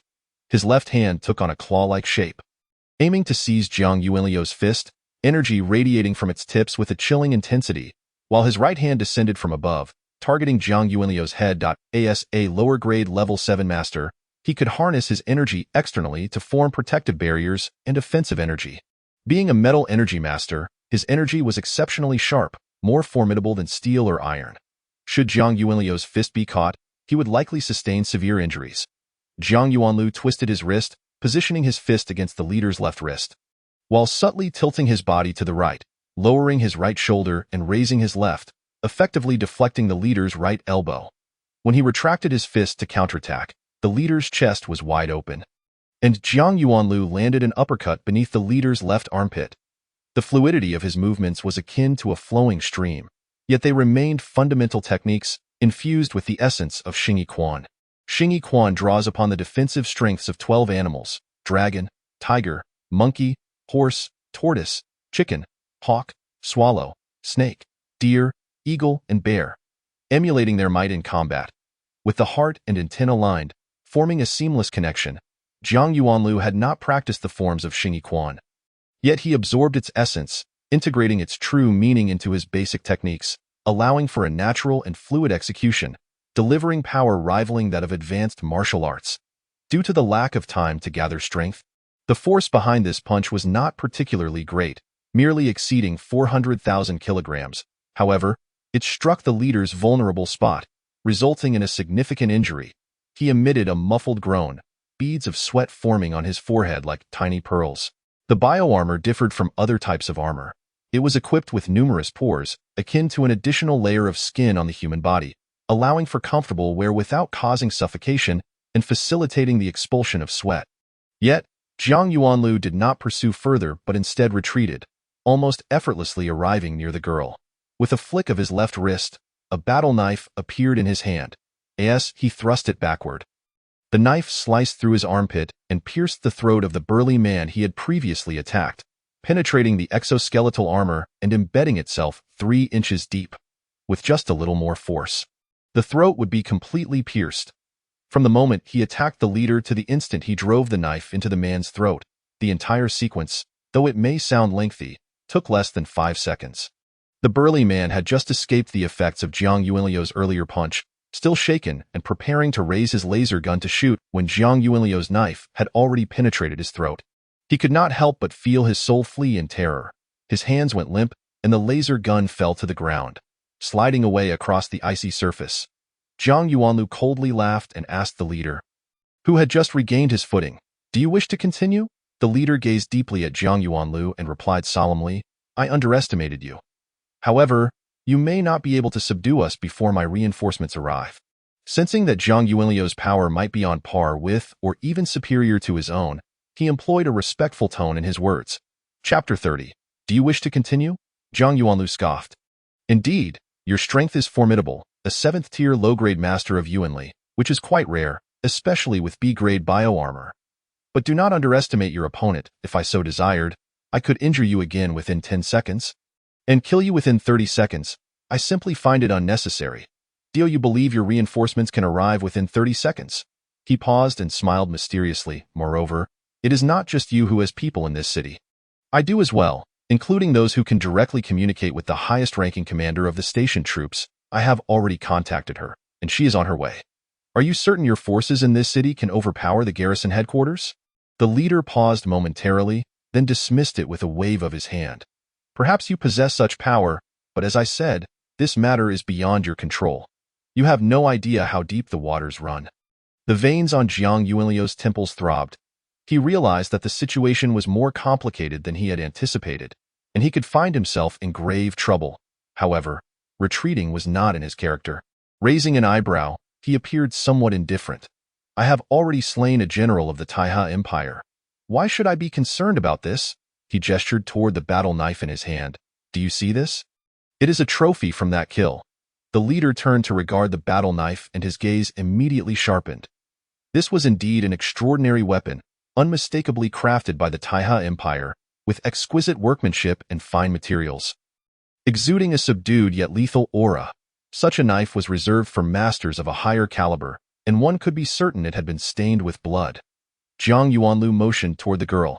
It seems this girl has regained some of her vitality. If you do not leave soon, you may find it impossible to do so. At least your 2 subordinates will not be able to. The leader glanced at the girl on the ground, took a deep breath, waved his hand to signal his remaining 2 subordinates to withdraw, and warned Jiang Yuanlu. You have won this time, but this matter will not end here. You must be cautious. Without waiting for Jiang Yuanlu to release the subordinate still impaled on the knife's tip, he hastily followed his 2 remaining subordinates away. Only then did Jiang Yuanlu turn, withdrawing the knife and delivering a deft strike to the burly man's chest, using just enough force to send him sprawling away from the girl without causing harm. The man landed somewhat dazed, shook his head, and upon realizing he was mostly unscathed, felt a surge of joy as he chased after the other 3. Jiang Yuanlu quietly sighed in relief. He had not contacted Li Yi, so where would the reinforcements come from? Not to mention, even if Li Yi had connections to the garrison headquarters, borrowed reinforcements would not necessarily arrive in a timely manner. After all, he was still injured. While he could defeat the 7th-tier master of Yuanli, ending the fight quickly would not be simple. More critically, he sensed that somewhere in a high-rise building, a master was watching with a hostile intent. Once the others had fled, Jiang Yuanlu removed his armor and leaned down to the girl. Can you walk? The girl nodded, her once dull eyes regaining a spark of vitality in Jiang Yuanliu's presence. He did not dwell on it, asking her, Will you leave on your own, or will you come with me? The girl hesitated for a moment before stammering, I will go with you. She seemed to have not spoken for a long time, taking 3 to 4 seconds to utter those 5 words. Then come with me. Jiang Yuanlu extended his right hand to her. We must leave this place swiftly. After a moment's hesitation, the girl finally reached out her small hand and placed it in Jiang Yuanliu's palm. A warm current flowing through her icy skin, seemingly warming her heart. A hint of intoxication crossed her face as she instinctively tightened her grip on Jiang Yuanliu's hand, using it for support to stand. Jiang Yuanlu sensed the change in her but did not pay it much mind. Instead, he glanced toward a distant space tower, a smile dancing on his lips, and then quickly led the girl away from the scene. In a room on the 188th floor of the space tower Jiang Yuanlu had been observing, a short, elderly man with graying hair withdrew his gaze from the window and turned to a cultured middle-aged man seated on a sofa. Savoring a cup of hot tea, furrowing his brow, he asked, Are we just going to let them leave? The middle-aged man absently rubbed the lid of his teacup, responding leisurely, What else can we do? Do you have confidence in stopping him? The short old man displayed a hint of hesitation. This young man is rather elusive. His Yuanli level seems low, yet his combat prowess is formidable. Strangely, he can sense us, comparable to a master of spiritual consciousness and telekinesis, yet I cannot detect a hint of telekinesis from him. However, I believe that together we can manage to retain him. What about the time? The middle-aged man's eyes glinted with sarcasm. How long will it take to keep him? Do we even have that time? The short old man appeared puzzled. Did you not already make arrangements with them? The middle-aged man set down his teacup and looked at the short old man. Yes, arrangements were made, but this is a war zone. What event could possibly overshadow the imminent battle? It is already a challenge for those people to give us an opportunity out of respect for the organization. If we push too hard, they will have difficulty explaining themselves. Ultimately, the real decision-makers here are the generals at the headquarters. Did you not feel the scrutiny of a saint's spiritual consciousness sweeping over us? The short old man looked somewhat awkward, managing a dry laugh. I am aware of that. I did not expect there to be a saint in Zhongjiang City, and not just one. It's simply a bit disheartening. The middle-aged man's expression remained calm. I too find it disheartening, but who could have foreseen this turn of events? However, a single setback does not equate to perpetual defeat. First, we must ascertain the identity of that young man. As long as that girl is by his side, there will always be an opportunity to reclaim what is ours. Upon exiting the narrow alley, Zhang Yuanlu could see the distant patrolling soldiers. Safety appeared to be no longer a significant concern. Yet, he was unwilling to linger, hailing a hovering vehicle that sped toward the garrison's guest house. The guest house was located in the northern district, within the same building as the garrison headquarters, albeit one was on the 99th floor while the other lay 66 floors underground. This building was originally the headquarters of the Zhongjiang City Military District, which had since become the base for the Eastern Lone Star Army after the imperial invasion. The building totaled 238 floors, not particularly tall amidst the towering structures of Zhongjiang City, yet it was constructed with remarkable fortitude, with the topmost floor even serving as a small anti-aircraft base. Chapter 31. Number 77. Li Yi had already filed Zhang Yuanliu's identity with the headquarters security department, so entering the building should have posed no issues. However, the girl by his side was of unknown identity and could not be granted access, leading to a prolonged explanation on his part. Ultimately, he managed to contact Li Yi, who arranged for a pass from the headquarters, allowing them entry into the building. Li Yi's residence was a 3-bedroom, 2-living-room apartment. Although the guest house boasted excellent conditions, not everyone could enjoy such accommodations. Typically, individuals were assigned one room each. Due to her need to write a military report, the headquarters had made special arrangements for her to reside in an apartment alone. This conveniently allowed Zhang Yuanlu to bring the red-haired girl directly into Li Yi's apartment, perfectly accommodating them with one room each. Yuanlu, you have finally returned safely. Upon seeing Zhang Yuanlu, Li Yi immediately enveloped him in a warm embrace, her soft body pressing closely against him, as though only in this way could she feel his presence. This left Zhang Yuanlu somewhat taken aback. While both were aware of each other's affections, Li Yi had always been quite reserved and had never previously demonstrated such overt displays of intimacy. It was only when Zhang Yuanlu noticed the faint redness in Li Yi's eyes that he comprehended the reason behind the girl's emotional outburst. She had likely been concerned for him, and upon their reunion, she had finally released the pent-up feelings she had long suppressed by embracing him. He reciprocated her embrace with equal fervor. Unfortunately, the moment was marred by a chilling presence. Turning his head, Zhang Yuanlu discovered the red-haired girl beside him emanating a wave of coldness, her body slightly hunched, and her eyes glinting with danger as she glared at Li Yi, resembling someone whose cherished possession was being snatched away. Zhang Yuanlu couldn't help but smile wryly, releasing his hold on Li Yi and gently patting the girl's head. Little lady, refrain from adopting such a predatory demeanor. Strive to embody a bit more grace. By the way, what is your name? This elder sister here is named Li Yi. She is my classmate and a truly wonderful person. You may call her elder sister Li, and she will take care of you from now on.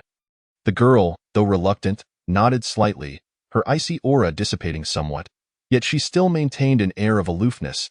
Li released Zhang Yuanlu. Her cheeks faintly flushed, and looked at the girl with curiosity. Is this the girl you rescued? What a beautiful little lady. Is she truly as formidable as you claimed? Zhang Yuanlu affirmed. Do not underestimate her. She practices dual cultivation of elemental energy, and her level exceeds 6. Several practitioners of level 6 or above were unable to contend with her. And she even dispatched 4 of them. Had she not been injured, I would not have needed to save her. A look of astonishment filled Li Ye's delicate features, dual cultivation of elemental energy and a level above 6. This is indeed remarkable. Is she not a few years younger than me? I am merely a low-grade level 5 elemental practitioner, and I am already regarded as a prodigy at the military academy. She turned to the girl. What is your name? Where do you come from? Who are your family members? The girl turned her head away, seemingly unwilling to answer, but upon noticing Zhang Yuanliu's warm smile, she hesitated and replied indifferently. I am number 77. They all call me that I come from a very distant place and have no family. Zhang Yuanlu and Li Yi exchanged glances, both reflecting a shared compassion in their eyes. Li Yi gestured to Zhang Yuanlu. How about this? From now on, we shall call her Chi-Chi. You must be quite tired after your journey. Go wash up first, and we can talk after that. I still have a bit of my report to finish. And I will need your help with it later. Zhang Yuanlu nodded. All right, Chi-Chi, you go wash up first. Let elder sister Li lend you some clothes to wear until we can buy you some new ones. The girl showed no objection to her new name and appeared to be quite obedient to Zhang Yuanliu's words, casting a somewhat dazed glance at Li Yi. The latter paused momentarily, then quickly understood and soon found a set of clothes for her. The girl took the clothes and entered the washroom. Li Yi turned to Zhang Yuanlu. Will you rest in the living room, or come to my room to help me with the report? Zhang Yuanlu smiled. Of course. I wish to join you in writing the report. I am eager to appreciate the masterpiece of the talented Li rolled her eyes at him. You scoundrel, now hurry up. If we delay, Chi-Chi will be out soon. Li's room was impeccably tidy, much like her own demeanor, always presenting herself in a clean, sharp, and beautiful manner without being overly alluring. Though Zhang Yuanlu was still young, the experiences of 2 lifetimes had endowed him with considerable knowledge, and he understood that maintaining consistency between one's inner and outer selves is no simple task. Such individuals, even if they do not command respect, at least deserve admiration. Upon entering the room, Li Yi did not hasten to write her report but gazed at Zhang Yuanlu with a serious expression. Yuanlu, there is something I must tell you. A sudden unease gripped Zhang Yuanliu's heart. Fearing that Li Yi was about to disclose some unfortunate news, he anxiously inquired, What is it that warrants such gravity? Li Yi's face flushed, yet her eyes sparkled with determination. I must tell you that I love you. I have loved you for a long time. Zhang Yuanlu froze, falling into silence, uncertain of how to respond. He was aware of Li Yi's feelings, but had not anticipated her to voice them so openly. Especially in such precarious times, he loved her dearly as well, yet he felt unworthy of her affection, which had been the reason for his hesitance in confessing. Moreover, given the dire circumstances of war, he could perish on the battlefield at any moment. If he accepted Li Yi's love but could not ensure her lifelong happiness, would that not be a disservice to her? Seeing Zhang Yuanliu's silence, Li Yi's expression shifted. What is it? Do you not love me? Do you think I am unworthy of you? Or is there someone else in your heart? Zhang Yuanlu quickly shook his head. Neither is true. You know you are the only girl I am close to at school. There is no one else in my heart. I simply feel unworthy of you and fear that I cannot bring you happiness. Li Yi sighed in relief, her eyes filled with curiosity. In what way do you consider yourself unworthy? Why do you believe you cannot make me happy? Zhang Yuanlu clenched his teeth. I am an orphan, with no family or connections. You, on the other hand, have a loving mother. We come from different backgrounds, and being with me would invite gossip. Besides, you are so exceptional. You could surely find someone with much better qualifications. Li Yi scoffed. What of being an orphan? Does that strip me of the right to love? I never expected you to hold such conservative views regarding social status. Furthermore, how can you be so certain that you cannot provide me with happiness? We do not live our lives for others to judge. Let them talk if they wish. Besides, I grew up in a single-parent household as well, and I am not much better off than you. You are remarkable, and I consider myself no less. Can't we create our own happiness together? I will tell you, there are countless girls at school who secretly admire you. I simply got to you first, allowing no one else the chance to approach. Zhang Yuanlu was taken aback. Surely you jest. Girls at school like me? You must be pulling my leg. Li Yi laughed lightly. Why would I deceive you? There are indeed many. Would you like me to introduce you to them? Zhang Yuanlu hurriedly shook his head, a look of confusion crossing his face. Why would you choose to reveal this now? The situation is so complex. I could very well fall in battle at any moment.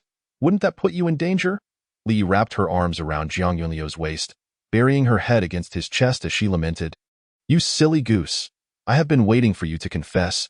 Yet you have never shown a clear stance. If I waited any longer, I would not know how long it would take. Moreover, it is precisely because the situation is uncertain that I must speak out now.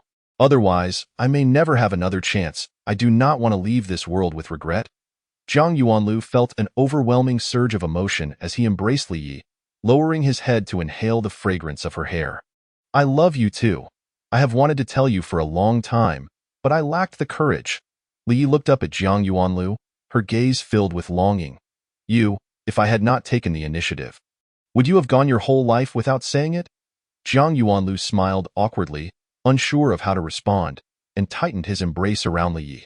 She seemed to sense his intentions through his firm hold, smiling contentedly as she softly said, "When you led the special forces in a counterattack on Wuming Mountain, I promised myself that if you returned safely, I would confess to you.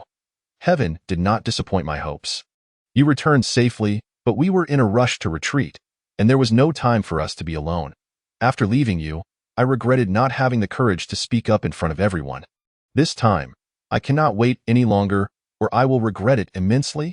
Listening to Li Ye's heartfelt words, Zhang Yuanlu felt an immense wave of happiness wash over him, his heart brimming with tenderness.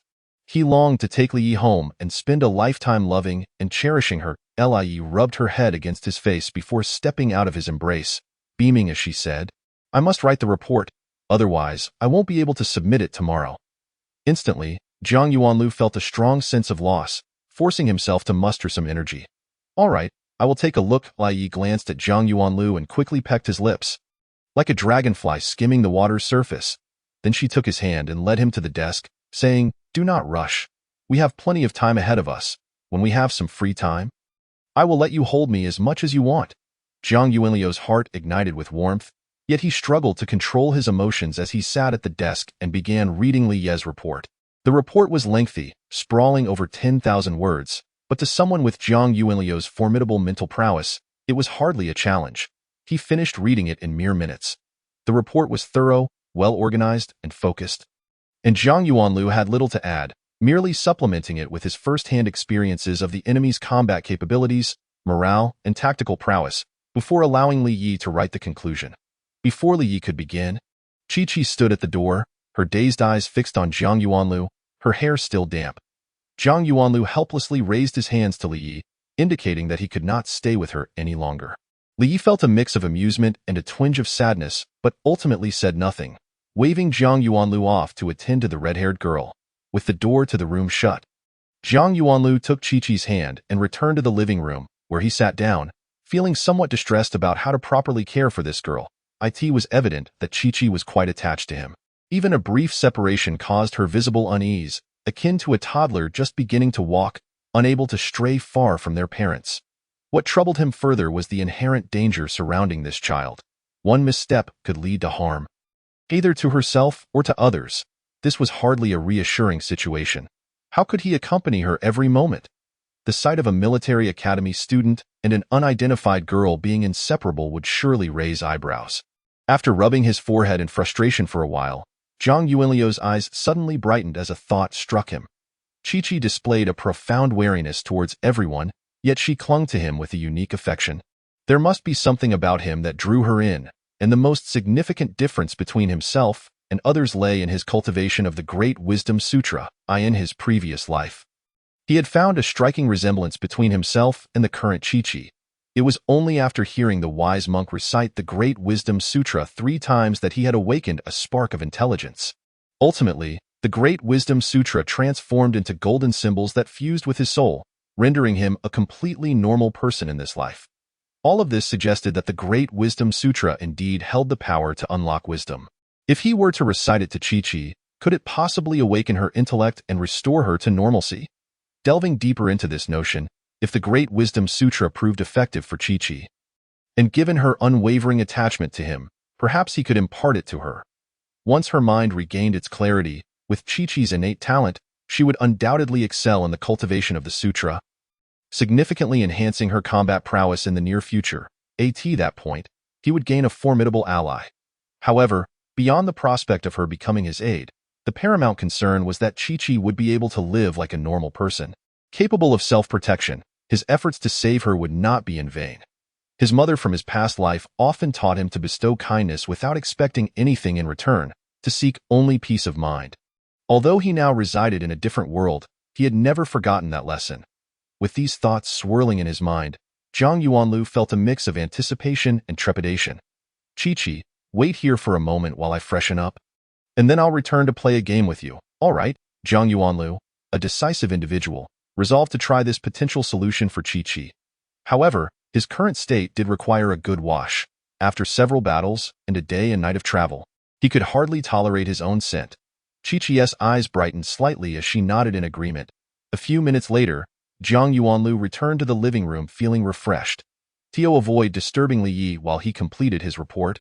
He decided to take Chi-Chi to a more distant room. The Great Wisdom Sutra required a special intonation for recitation, which greatly influenced its effects. Sitting cross-legged on the bed, he instructed Chi-Chi to sit opposite him in a meditative pose. Recollecting the scene of the wise monk reciting the sutra, he began to chant it aloud. Initially, the Great Wisdom Sutra contained only 3,000 words, and it was only after it transformed into golden symbols and merged with Zhang Yuanlu's soul that he realized the monk had recited merely the foundational portion. In terms of hierarchy, it was the first level, an introductory stage, which, once mastered, could cultivate one into a level 1 telekinetic master. This time, as he recited the sutra for Chi-Chi, it was merely an experiment, so he only recited the first level's 3,000 words. Having cultivated the Great Wisdom Sutra to the late 4th level, his comprehension of the text far surpassed that of the wise monk, allowing him to adjust the speed, rhythm, and tone during his recitation. Chapter 33. Teaching the sutra. Completing the recitation took Zhang Yuanlu over half an hour, a duration approximately 1/3 shorter than that of the wise monk, yet surprisingly effective. He noticed that Chi-Chi's eyes were noticeably less vacant, and the cold aura surrounding her had lessened. Zhang Yuanlu felt a surge of joy and, motivated, recited the sutra 2 more times. By the end of the second recitation, Chi-Chi's gaze had grown even clearer, and her aura appeared more gentle. To his astonishment, during the 3rd recitation, she began to chant along with him, word for word, without any errors. Although her speed, rhythm, and tone were slightly off, she was already able to recite the sutra in its entirety. After finishing the 3rd recitation, Zhang Yuanlu could not help but gape in shock, his face a mixture of astonishment and confusion. Should he be elated or disheartened? When he first began his own cultivation, it had taken him a full day to recite the 3,000 words, and that was after the Great Wisdom Sutra had already integrated into his soul. He often regarded himself as a genius. Yet here was a girl who had mastered the recitation after hearing it just 3 times. What kind of prodigy was she? What's wrong? Am I not reciting it correctly? Chi-Chi asked, her eyes wide with confusion as she noticed Zhang Yuanlu's astonished expression. Nothing's wrong. It's just that your speed and rhythm still need refinement, he replied, gathering his composure. What do you feel? Chi-Chi tilted her head in thought before responding. I feel particularly clear-headed, and my entire body feels warm. Oh, and I noticed that I have several new channels of intelligence in my brain. What could that possibly mean? Zhang Yuanlu already understood that his experiment had succeeded. The Great Wisdom Sutra had indeed proven effective for Chi-Chi, as she exhibited more human-like qualities, no longer so cold and distant. Moreover, he sensed that she had grown closer to him, not only initiating conversation but also displaying a sense of familiarity. This sutra was essentially a method for cultivating telekinesis, capable of unlocking intelligence and enhancing telekinetic abilities. You may have suffered some damage to your brain, affecting your mental clarity. After listening to the sutra, your brain's injuries are beginning to heal, and your intellect is recovering. The channels of intelligence you perceive in your brain can only be sensed through the cultivation of this method. They can be opened up using telekinesis, thereby increasing your cultivation speed and the total amount of telekinetic energy you can absorb. Zhang Yuanlu decided to speak candidly, as this was merely the first level of the Great Wisdom Sutra, and any unforeseen changes in Chi-Chi would not pose significant risks. Chi-Chi nodded in understanding. I see. With that, she closed her eyes and began to meditate, channeling her telekinetic energy to open those intelligence channels, showing no doubt whatsoever in Zhang Yuanlu's words. Zhang Yuanlu shook his head with a wry smile. Allocating a sliver of his consciousness to monitor Chi-Chi's situation, he rose from the bed and exited the room, only to find Li Yi standing outside the door, an inquisitive expression on his face. Where did you acquire this sutra? It's incredible. I stood outside and listened to it twice, and my thoughts have never felt so clear. I even vaguely sensed the channels of intelligence in my brain. Upon seeing Zhang Yuanlu, Li Yi curiously inquired, completely disregarding any notion of privacy. Zhang Yuanlu, however, remained unfazed. The origin of this sutra is rather extraordinary. I'll tell you later. Since you were able to sense the channels of intelligence in your brain after listening, you must be suited for cultivating this method. I would like to pass it on to you. What do you think? Li Yi, however, did not respond immediately. Instead, she stared at him with wide, bright eyes. Are you a telekinetic master? When did you begin your cultivation? How come I had no idea? Zhang Yuanlu let out a bitter laugh. Could you not ask? When the time is right, I will naturally tell you. It's not that I am unwilling to share. It's just that you 1T benefit from knowing right now. Just know that I am a level 4 telekinetic master, equivalent to a mid-level 7 in combat. Li's eyes widened in disbelief as she regarded him. No wonder Zhang Yuanlu had exuded such confidence when he decided to stay behind to confront the Taiha army. It turned out he was a dual cultivator of telekinesis and elemental energy. With both strengths reaching level 7, that meant his overall combat power could rival that of a master. It was important to note that dual cultivation was not simply a matter of addition. It was exponential. All right, I'll wait. As for the cultivation of this method, you decide. If you think it's appropriate, pass it on to me. Though astonished, Li Yi refrained from questioning further. She cast him a flirtatious glance, gesturing toward Chi-Chi's room before pointing to her own head. Also, what about this one? Zhang Yuanlu understood her implication, referring to Chi-Chi's mental condition. He gestured toward Li Yi's room. Let us discuss this in your room. Li Yi nodded in agreement, leading Zhang Yuanlu back to her room. Before he could sit down, she eagerly asked, Did Chi-Chi suffer a brain injury? Zhang Yuanlu pondered for a moment before responding, It's quite possible. But the nature of the injury is somewhat peculiar. It doesn't seem to stem from external forces. I can't quite ascertain the cause at the moment. Li's eyes sparkled with insight. If Chi-Chi's brain has indeed been injured, and it's not due to external forces, combined with her rapid cultivation of telekinesis and elemental energy, I believe I may have a theory. Zhang Yuanlu raised an eyebrow. What theory? Li Yi's expression turned serious. After finishing the report earlier, I contemplated Chi-Chi's situation and formed a hypothesis. I casually searched for recent news articles online, and the findings aligned with my speculation. If I'm not mistaken, Chi-Chi is likely a genetically modified individual. Zhang Yuanliu's face reflected astonishment. Genetically modified. What does that entail? Li Yi explained. A genetically modified individual is someone whose genes have been artificially altered. Reports have indicated that certain illegal organizations employ various illicit methods to specifically target inherently gifted children, utilizing medical and genetic manipulation techniques to enhance their genes, thereby improving their cultivation potential. Then they impart the techniques of elemental energy and telekinesis, cultivating them into exceptional elementalists or telekineticists. However, in order to exert control over them, they often erase their consciousness during the genetic modification process, transforming them into mere combat machines devoid of any humanity. Zhang Yuanliu's expression changed dramatically. Is this not a grave crime? Does the federal government not intervene? Li Yi shook his head. Those illicit organizations are inherently enigmatic, operating with utmost caution, and are typically backed by powerful conglomerates. Capturing them is no easy feat. Zhang Yuanlu paused for a moment, sighing. I never imagined that beneath the glorious facade of the Federation lay such shadows. Every place harbors darkness, and the Federation is no exception. Overall, it remains relatively commendable, with a strong stance against crime. However, Li Yi appeared somewhat unfazed.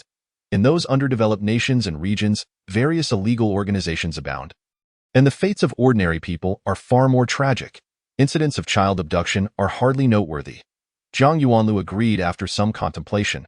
Without delving into distant matters, take the neighboring kingdom of India in the Far East Star region, where illegal organizations proliferate like locusts. It is said that merely in terms of child abduction, there are no fewer than 10,000 cases daily, and the royal government is utterly incapable of managing the situation.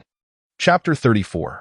Unyielding from what you say, it seems quite possible that Chi-Chi is a product of genetic modification. Individuals with her innate talent are indeed exceedingly rare, not to mention her physical condition aligns with the characteristics of a genetic modifier. Furthermore, her designation as number 77 could indicate she is the 77th genetic modifier, though how she managed to escape remains a mystery. Zhang Yuanlu speculated. Li gazed intently at him. This is a question we should be able to address once her consciousness is restored. However, how do you intend to accommodate her? Keeping her close could be a significant hassle, as the organization capable of creating genetic modifiers is not something an ordinary person can confront. Zhang Yuanlu shrugged. Lately, it seems I have been cursed with misfortune, attracting trouble, and all of it is substantial. Do you think I should abandon her? Li Yi offered a wry smile. While I might wish to advise you to let her go, would you truly be able to? Zhang Yuanlu fell silent for a moment before slowly replying. I am an orphan. My greatest wish as a child was to have a family, to have relatives who care for and love me, and to live a peaceful life. Attending military school was a twist of fate, as I had no desire to enroll, yet I was compelled to fill out my application early. Thus I applied to the finest military university in the Far East Star region. I never expected to be accepted by Jiangjin Military University. During my time at university, necessity drove me to earn credits to improve my circumstances, and inadvertently, I became the most outstanding student. The subsequent events you are mostly aware of. During my internship on Donglan Star, I encountered a massive invasion by the Imperial Army, and in the process, I became embroiled in a rescue operation, leading to a series of troubles. My life has thus been irrevocably altered, drifting further from my childhood aspirations. I sometimes ponder whether my fate is destined to unfold this way, unable to live a mundane existence. If that is indeed the case, why should I flee? Why not confront it head-on, clearing away all those minor and major troubles, thus honoring all I have learned? As the saying goes, circumstances forge heroes. Perhaps this era we inhabit is one that calls for heroes. A time that cultivates them. So what if I were to be a hero? At this point, Zhang Yuanliu's spirit soared, his ambition radiating from him as he gazed at Li Yi with shining eyes. If this is my decision, will you support me? Li Yi met his gaze for a moment before resolutely responding. I will. Not only will I support you, but I will also remain by your side. Zhang Yuanlu smiled, opening his arms to embrace her. With your companionship, my life shall never be solitary. Li Yi's cheeks flushed slightly. So, does this mean we will certainly keep Chi-Chi? Zhang Yuanlu nodded. Yes, this is not solely out of sympathy for her. She will be an immensely important ally for us. Li gently rubbed her chin against his shoulder, then turned her face away. Are you truly confident in your ability to restore Chi-Chi's consciousness? Zhang Yuanlu, unable to resist, lightly kissed her enticing lips and said, based on the current situation, I believe there is a 70 to 80% chance. How infuriating! Li Yi's face immediately turned crimson, and she lightly punched his chest. What if she refuses to listen to you after her recovery? I can sense that the telekinesis technique I have cultivated naturally exerts a certain allure over her, which is why she is particularly attached to me. Zhang Yuanliu's expression brimmed with confidence. Furthermore, this child, being a genetic modifier, possesses a mind akin to a blank slate, harboring little more than instinctual wariness. Making her easy to teach. Li furrowed her brows, somewhat apprehensive. But since she is a genetic modifier, she must have been implanted with controlling genetic codes during the modification process, rendering her unable to defy the commands of her creators. How do we resolve this issue? Zhang Yuanlu pondered. This problem need not concern me. I suspect Chi-Chi encountered an issue during the modification process, resulting in an unsuccessful implantation of the genetic codes. Otherwise, how could she have escaped and shown no mercy towards those pursuing her? Li Yi seemed persuaded by Zhang Yuanliu's reasoning and nodded. Very well, since you are confident, I will not oppose you. In truth, I feel quite sympathetic towards her. What a beautiful young girl she is, reduced to a state of emotional numbness. How could those people be so cruel? Li Yi's heart was indeed kind. Although she felt slightly perturbed by Chi-Chi's attachment to Zhang Yuanlu, her state evoked immense sympathy and compassion, making it impossible for her to abandon Chi-Chi. Her repeated inquiries were merely intended to remind Zhang Yuanlu to consider the complexities of the situation and prepare for contingencies. Zhang Yuanlu scoffed. Did you not say that every place has its shadows, and there are always individuals devoid of humanity? Take Xiang Yi, for example. Her family harbors such individuals. Li Yi shot him a glare, playfully scolding. Why did you suddenly bring up Xiang Yi? Are you missing her? Zhang Yuanlu quickly shook his head. Not at all. I was reminded of her through Chi-Chi. Speaking of which, the trouble she has caused me are not lesser than those from Chi-Chi. Speaking of Xiang Yi, I actually forgot to inform you that she and those scientists have been taken away, Lie huffed softly. Just as you predicted, before our supporting forces arrived, a federal team reached the site first. They were few in number, all high-level elementalists and telekineticists, armed with official documents from the Jiangjin city government, aiming to take those scientists away. After discussing with Kang Dali and Zhang Lianshui, we decided to hand them over. As you suggested, to avoid any conflict. The Xiang family had grand designs, believing they could acquire the S-class bioarmor manufacturing technology this way, but they are likely to be mistaken this time. Zhang Yuanlu squinted with a cold smile. You were right in this matter. The events surrounding Xiang Yi are far more intricate than we imagined. Those scientists will not be in danger in the short term, and Kang Dali will not face significant trouble because of it. Li Yi looked puzzled, her brows knitting slightly. Are you saying those individuals were sent by the Xiang family? How can you be so certain? Was it because Xiang Yi divulged some confidential information to you? Yes, Xiang Yi mentioned that she and Professor Li Dongping had erased their memories of the past 4 years, and only the two of them possessed the core technology of the S-class bioarmor. Zhang Yuanlu nodded. Without those 4 years of memory, the core technology of the S-class bioarmor would need to be developed anew. How do you think those who took them away will treat them? Li Yi raised an eyebrow. Naturally, they will protect them and allow them to resume their research. Otherwise, how could they possibly obtain the S-class bioarmor technology? Therefore, we need not worry about Xiang Yi's situation for the time being. As for Kang Dali, I suspect the orders given to him were also aimed at acquiring the S-class bioarmor technology. Zhang Yuanlu patted Li Ye's back. However, since this technology no longer exists, the value of Xiang Yi and her team will inevitably diminish, and thus Kang Dali will not face significant trouble. Chapter 35. Major troubles. Li Yi was even more puzzled. Then what is the major trouble you mentioned regarding Xiang Yi? Zhang Yuanliu's expression turned serious. A faction within the Xiang family intends to surrender to the empire, and that is the true major trouble. Surrender to the empire? Li Yi exclaimed in astonishment. What benefit would that bring them? The Xiang family has thrived in the Federation for over 1,000 years, with their descendants scattered throughout the political and business realms. Over 80% of their products are sold within the Federation. It could be said that the Xiang family's foundation lies within the Federation. How could their situation improve upon surrendering?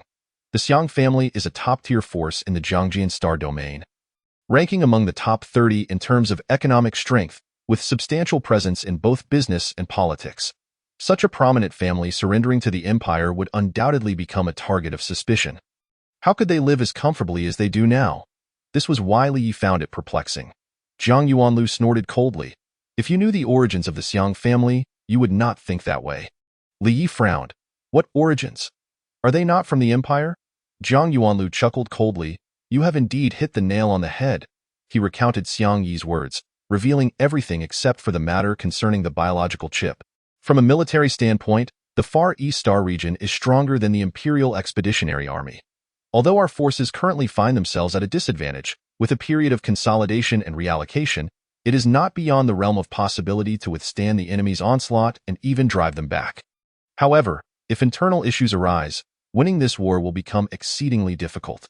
You make a compelling argument, Li Yi acknowledged, a hint of worry crossing her face. As a first-rate power in the Far East Star region. If the Xiang family were to surrender to the empire, the ramifications for the war would be incalculable. We must promptly relay this information to the Eastern Lan Garrison Command to prepare for potential contingencies. It's not that simple. Zhang Yuanlu shook his head with a bitter smile. After all, this is merely our opinion, lacking concrete evidence, and the Garrison Command may not be inclined to take it seriously. Furthermore, I have another concern. If this information leaks, it could potentially force the Xiang family to betray us prematurely, disrupting our own ranks and undermining public confidence. Lie furrowed her brow at his words. Contemplating. So what do you propose we do? After a moment's reflection, Zhang Yuanlu replied, we must still inform the Garrison Command, but we should do so through a reliable individual who has influence at the theater command. This way, we can prevent any leakage of information while also ensuring the command is prepared for any potential betrayal from the Xiang family. When it comes to reliable individuals with influence at the theater command, none are more suitable than General Xia Shiji of the Eastern Lan Army. Lie pondered for a moment, carefully analyzing. This man is 482 years old, holds the rank of 1-star general, and is an 8th-level master of elemental power, having served in the federal military for over 450 years. His loyalty to the Federation is unquestionable. Moreover, as the highest commander of the Eastern Lawn Army, he certainly has a voice in the theater command. However, it may be quite challenging for us to meet him alone. Let us take it one step at a time. This matter is not urgent. I suspect that even if the Xiang family intends to betray us, they would wait until the Federation faces its most dire straits, unless news of their potential betrayal leaks prematurely. Zhang Yuanlu raised an eyebrow. If our forces can secure a few victories or manage to repel the enemy's lightning-fast assaults, the Xiang family will have to weigh the costs of defection. Li opened her mouth to speak, but remained silent, swiftly extricating herself from Zhang Yuanliu's embrace just as Qi entered the room, her eyes glimmering with excitement as she gazed at Zhang Yuanlu. I have connected those 13 meridians. Li Yi and Zhang Yuanlu exchanged astonished glances, their faces reflecting sheer disbelief. In such a short span of time, Qi had opened multiple meridians. It was nothing short of extraordinary. It is worth noting that a typical telekinetic practitioner might take an entire year to open just 2 or 3 meridians. Zhang Yuanlu approached Qi and placed his hand atop her head. Do not resist. Allow me to examine your condition. Qi nodded gently, resembling an obedient little kitten, releasing her telekinetic energy as she permitted Zhang Yuanliu's consciousness to delve into her mind. Displaying no sign of apprehension, instead, she half closed her eyes, wearing an expression of bliss. As Zhang Yuanliu's consciousness swept through Qi's mind, he discovered that her first profound orifice, the Taibai orifice, indeed boasted 13 unobstructed meridians. While their locations differed slightly from those in his own mind, they were largely similar. Concurrently, Zhang Yuanlu noted that Qi's meridians were significantly longer and wider than those of an average person, approximately 2/3 greater. Zhang Yuanlu was genuinely astounded. The Great Wisdom Sutra he practiced was designed to extend and widen meridians, yet the meridians he developed were only about 1/3 longer than average, and similarly wider by roughly 1/3. Could it be that genetic modifiers were truly this exceptional? If so, the organization responsible for creating genetic modifiers would be alarmingly formidable. Qi, are you aware that your meridians are significantly longer and wider than those of ordinary individuals? Has anyone inquired about your meridian condition? Qi shook her head. I don't know, and no one has mentioned it to me. I'm also unsure if others are aware of my meridian situation.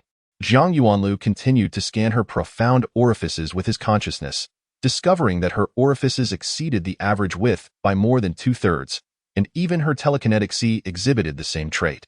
No wonder she could defeat 8 opponents of equal rank, some even of higher rank, with her 6th-level prowess.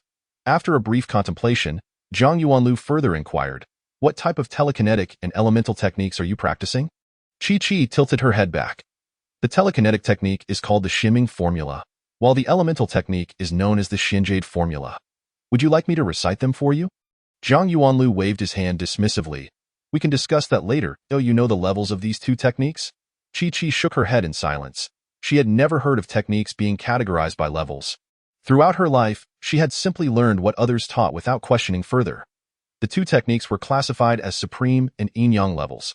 Zhang Yuanlu explained, the shimming formula is a supreme level technique, said to have originated from the Taoist school, which cultivates an extremely cold telekinetic energy, drawing inspiration from the shimming deity.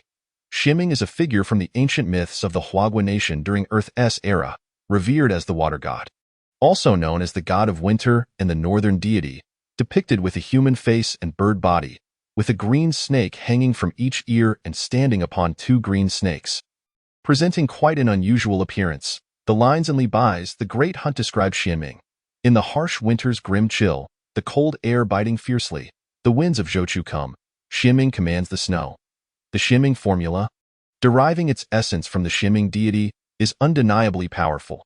It is said that upon reaching a certain level, one can cultivate the shimming divine light, an extremely cold ray capable of inflicting harm from dozens to hundreds of kilometers away. Chapter 36. Technique and meridians. Techniques are graded in levels, from the lowest to highest: inferior, middle, superior, exceptional, transcendent, supreme, yin-yang, and primordial. Each grade is further divided into lower, middle, and upper tiers. The quality of telekinetic and elemental energy cultivated from techniques varies significantly. The higher the grade, the greater the quality and the stronger the practitioner's combat capabilities. Naturally, higher grade techniques are more challenging to master, placing immense demands on the practitioner's aptitude and talent in the star sea world. Techniques above the transcendent level are exceedingly rare, with yin-yang level techniques being particularly scarce. As for primordial level techniques, they are seldom seen for centuries. Only techniques above the transcendent level can be cultivated to the divine master realm. Chi-Chi's ability to practice both supreme and yin-yang level techniques signifies her exceptional fortune. As long as these two techniques are complete, her aptitude and talent could enable her to cultivate both telekinetic and elemental energies to the divine master realm, making her a formidable force. As for the Great Wisdom Sutra, Zhang Yuanlu could not ascertain its level but suspected it was at least primordial, if not higher. Otherwise, it would not have allowed him to possess the combat strength of a 7th-level middle-grade telekinetic practitioner despite only being a 6th-level superior telekinetic practitioner. Chi-Chi seemed to grasp some of the concepts but did not interject, listening attentively to Zhang Yuanlu's explanations. Li, however, appeared quite astonished. "Where did you acquire all this knowledge?" Zhang Yuanlu turned his head. Although Jiangjin Military University only possesses techniques up to the 8th tier, the library contains numerous books detailing the world's telekinetic and elemental techniques. You simply weren't paying attention at this point? He turned back to Chi-Chi. Continuing, as for the Xianjade formula, it is a soil attribute yin-yang level elemental technique. After cultivation, it not only strengthens the body but also enhances strength, with elemental energy characterized by its substantial and powerful nature, granting practitioners formidable resilience and offensive capabilities. It is worth noting that jade is inherently hard yet brittle. However, Xianjade is a variant of jade that is not only resilient but also possesses excellent toughness. The name Xianjade formula is derived from this quality. I share this information with you not because I expect you to understand it all at once, but rather to convey that both techniques are immensely powerful and valuable. If others were to learn of them, it could draw unwanted attention, so refrain from sharing this information unless you absolutely trust someone. Chi-Chi nodded, accepting Zhang Yuanlu's words without question. She felt no need to understand the reasons behind them. She simply needed to obey. Also, your telekinetic and elemental energies have both reached the peak of the 6th tier, correct? Do not rush to advance. Take a moment to pause. For your telekinetic cultivation, recite the 3,000-character scripture 3 times daily. It need not be aloud. Silent recitation will suffice. Once you have opened 900 meridians within your Tai-Bai orifice, I will teach you the next layer. Zhang Yuanlu gently patted her head. As for the elemental energy, you must start from the first level again. I will guide you in opening the other undiscovered meridians. Once you have opened 900 meridians, we will restart the second level, and this pattern will continue for each subsequent level.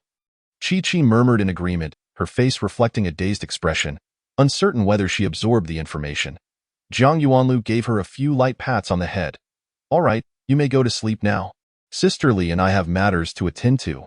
Reluctantly, Chi-Chi complied and left. Zhang Yuanlu turned back to find Li staring at him with her mouth agape, her face a mask of disbelief. With a wry smile, he said, "You find it astonishing that there are 900 meridians and orifices within the human body, don't you?" Li nodded, her large eyes fixed on him without blinking, as if she were meeting him for the very first time. "Indeed, within each of my intricate pathways and gateways, I have unblocked 900 channels of wisdom and energy. Otherwise, how could I, as a 4th-tier top-grade thought master and a 5th-tier mid-grade energy master, possibly defeat an 8th-tier low-grade grandmaster of Taihe?" Zhang Yuanlu sighed inwardly. "I believe that each cultivator's channels of wisdom and energy should be constructed in such a manner. It is merely that no one in the star sea world has yet discovered this. As I have said before, do not inquire as to the reasons. I possess certain secrets that, knowing them now, would not benefit you in due time. I shall reveal them to you. Trust me, that moment shall not be long in coming." Li gazed at him for a moment, nodded, and bit her lip. "I believe you." Zhang Yuanlu's expression immediately relaxed as he took Li Ye's hand. "Come, let us discuss how to unblock those unknown channels of wisdom for you." The following morning, before Zhang Yuanlu had even awakened from his slumber, Li knocked on his door, calling out as she did so, "Yuanlu, wake up quickly, something has happened with Kongdali." Zhang Yuanlu hastily scrambled out of bed, hastily dressing himself, and opened the door. "What is going on?" Li Yi, still in her pajamas and clearly having just risen without time for washing up or changing, hurriedly replied upon seeing Zhang Yuanlu. "I heard that Kongdali has been apprehended by the military police." accused of secretly releasing those scientists and failing to complete the tasks assigned by superiors. Where did the news come from? Zhang Yuanlu, in a flurry, dressed himself while his face darkened like a stormy sea. It was a message from Li Yuni. He has an uncle working in the military command, so the news should be credible. Li's expression turned slightly awkward. Zhang Yuanlu knew that Li Yuni was their classmate, also from the Star Navy Command Department, but not in their class. This individual was currently pursuing Li Yi with great fervor, hence her slight discomfort when mentioning him. However, Zhang Yuanlu was unfazed. It was only natural for a girl as beautiful and intelligent as Li Yi to have admirers. And he could hardly be angered by such trivial matters, as long as Li Yi remained unmoved. When did this happen? Did Kong Dali mention that I was the one who instructed him to let them go? Seeing that Zhang Yuanlu did not inquire further about Li Yuni, Li Yi felt a sense of relief. He was captured last night, and Li Yuni received the news early this morning, promptly informing me that it is said that Kong Dali took full responsibility for everything, neither revealing that it was your intent nor mentioning my involvement with Zhang Lianshui in this matter. Zhang Yuanlu praised. Kong Dali is indeed a man of honor. However, we cannot evade this situation and must devise a plan to rescue him. Li appeared somewhat troubled. Those apprehended by the military police are likely difficult to extricate. You make a valid point. To save him, we must ensure that we hold sufficient weight in the eyes of those generals at the command. Zhang Yuanlu pondered. I propose we first find a way into the command. Submit your military intelligence report in person, and also present our analysis of the enemy's next strategic moves. As for rescuing Kong Dali, we shall act as the situation dictates, but I fear he may have to endure some hardships on his end. Chapter 37. Unfathomable. Li Yi understood that the military police were a disciplinary force within the army, an irksome yet indispensable entity. Once a soldier fell into their grasp, it was unlikely they would escape unscathed. Given that Kong Dali had been seized by the military police, extricating him would not be a simple feat. However, they currently had no better options and could only proceed step by step. Then let us hasten to freshen up and subsequently head to the command. Li nodded, turning to leave, but paused to remind. Do remember to attend to Chi. The Eastern Lawn Army Command was located on the 66th floor of a building, and from the 50th floor down, security became increasingly stringent. The two submitted their application to enter the command at the guard station on the 50th floor, citing the need for an in-person briefing on Imperial military intelligence. They waited a full 2 hours before their application was finally approved. After undergoing layers of scrutiny, they reached the outer hall of the command half an hour later. Awaiting them outside was a middle-aged colonel, of average height, with fair skin and a somewhat effeminate appearance. Upon seeing Li Yi, he displayed an exceptionally warm smile. You must be student Li Yi, correct? The generals have already reviewed your report, which was exceedingly well-written, thorough, and insightful. The commander-in-chief is eagerly awaiting your in-person briefing. Do not hesitate. Speak boldly without reservation, for General Xia appreciates insightful contributions from young military scholars. Li Yi smiled. Thank you for your kind words, sir. However, this is not solely my accomplishment. My companion, Zhang Yuanlu, has also provided numerous valuable suggestions for the report. Only then did the colonel's gaze shift to Zhang Yuanlu, his eyes bearing a hint of coldness. Zhang Yuanlu? I've heard of you. You're the military academy intern who led the troops in a counteroffensive on the battlefield, correct? Commendable bravery, albeit a touch reckless. Thankfully, you emerged victorious, or the consequences would have been dire. Nonetheless, young man, do not let this minor achievement lead to arrogance. The hall is filled with seasoned generals, each with their own illustrious record of accomplishments. When you meet them, it is imperative to maintain a low profile. Zhang Yuanlu was momentarily taken aback, thinking to himself, where did this peculiar individual come from? I do not believe I am acquainted with him.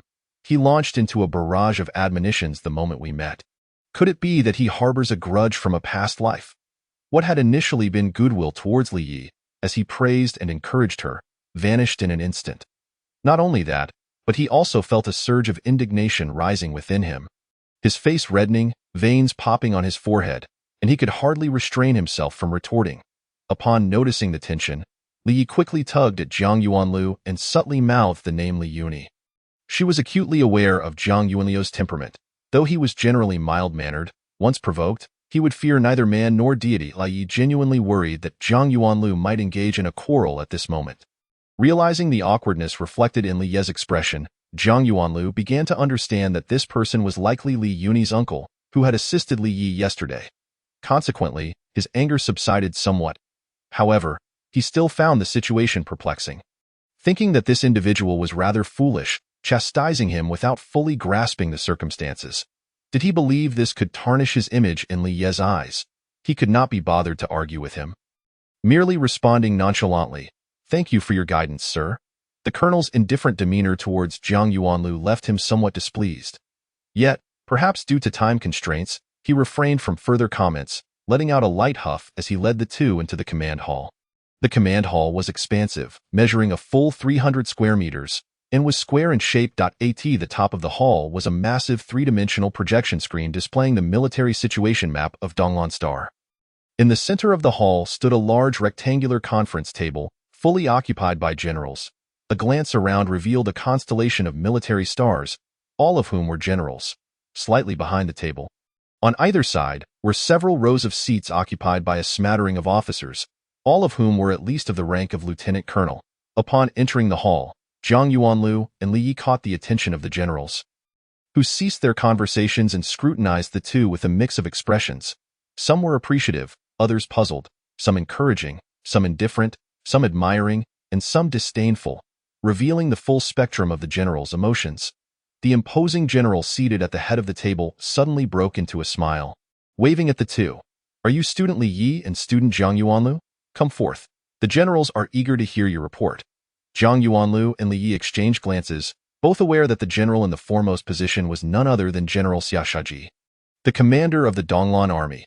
Having served for over 400 years, with more than a century as a general, he was renowned for his formidable presence. It was perplexing for the two to witness such warmth from him. Nevertheless, they were not ordinary individuals and faced the situation without trepidation, smiling in response, thanking the general, and proceeding to stand at the foot of the table. "Do you find it strange? Here I am. A dignified general, treating military academy students with such courtesy?" General Xia appeared quite pleased with their reactions, nodding approvingly. "Not strange at all, not strange in the slightest. You have slain an Imperial Army Brigadier General, achieving a victory that brings honor to this old man. Although you are not my soldiers, this victory was secured within my jurisdiction and is the only one since the war began. The theater command has even issued commendations to our army for this achievement. Would you not agree that I have reason to be pleased?" Despite referring to himself as an old man, he looked entirely like a middle-aged individual, with a full head of black hair and a vigorous demeanor that belied his years. In truth, having reached the 8th-tier upper-grade realm, one could live up to 1,000 years. At 482 years of age, he could confidently be described as middle-aged. Li displayed a pure smile. The victory at Wuming Mountain was primarily due to Jiang Yuanlu leading the special forces to eliminate the enemy's elite units, thwarting their assault and single-handedly slaying the enemy brigadier general. I dare not claim the credit. Jiang Yuanlu, upon hearing her words, promptly interjected, "That is not the case. We were able to lead those scientists away from the enemy's pursuit, and the information controlled by Li Yi is of utmost importance. If we are to speak of merits, hers is the most significant." Xia Shiji chuckled heartily. "You two young ones are quite amusing. As if you fear usurping each other's accolades, I believe both of you are deserving of recognition. The command headquarters will report the situation to Jiangjin Military University, and the school will issue commendations for you. Now, let us discuss the enemy situation. Who will speak first?"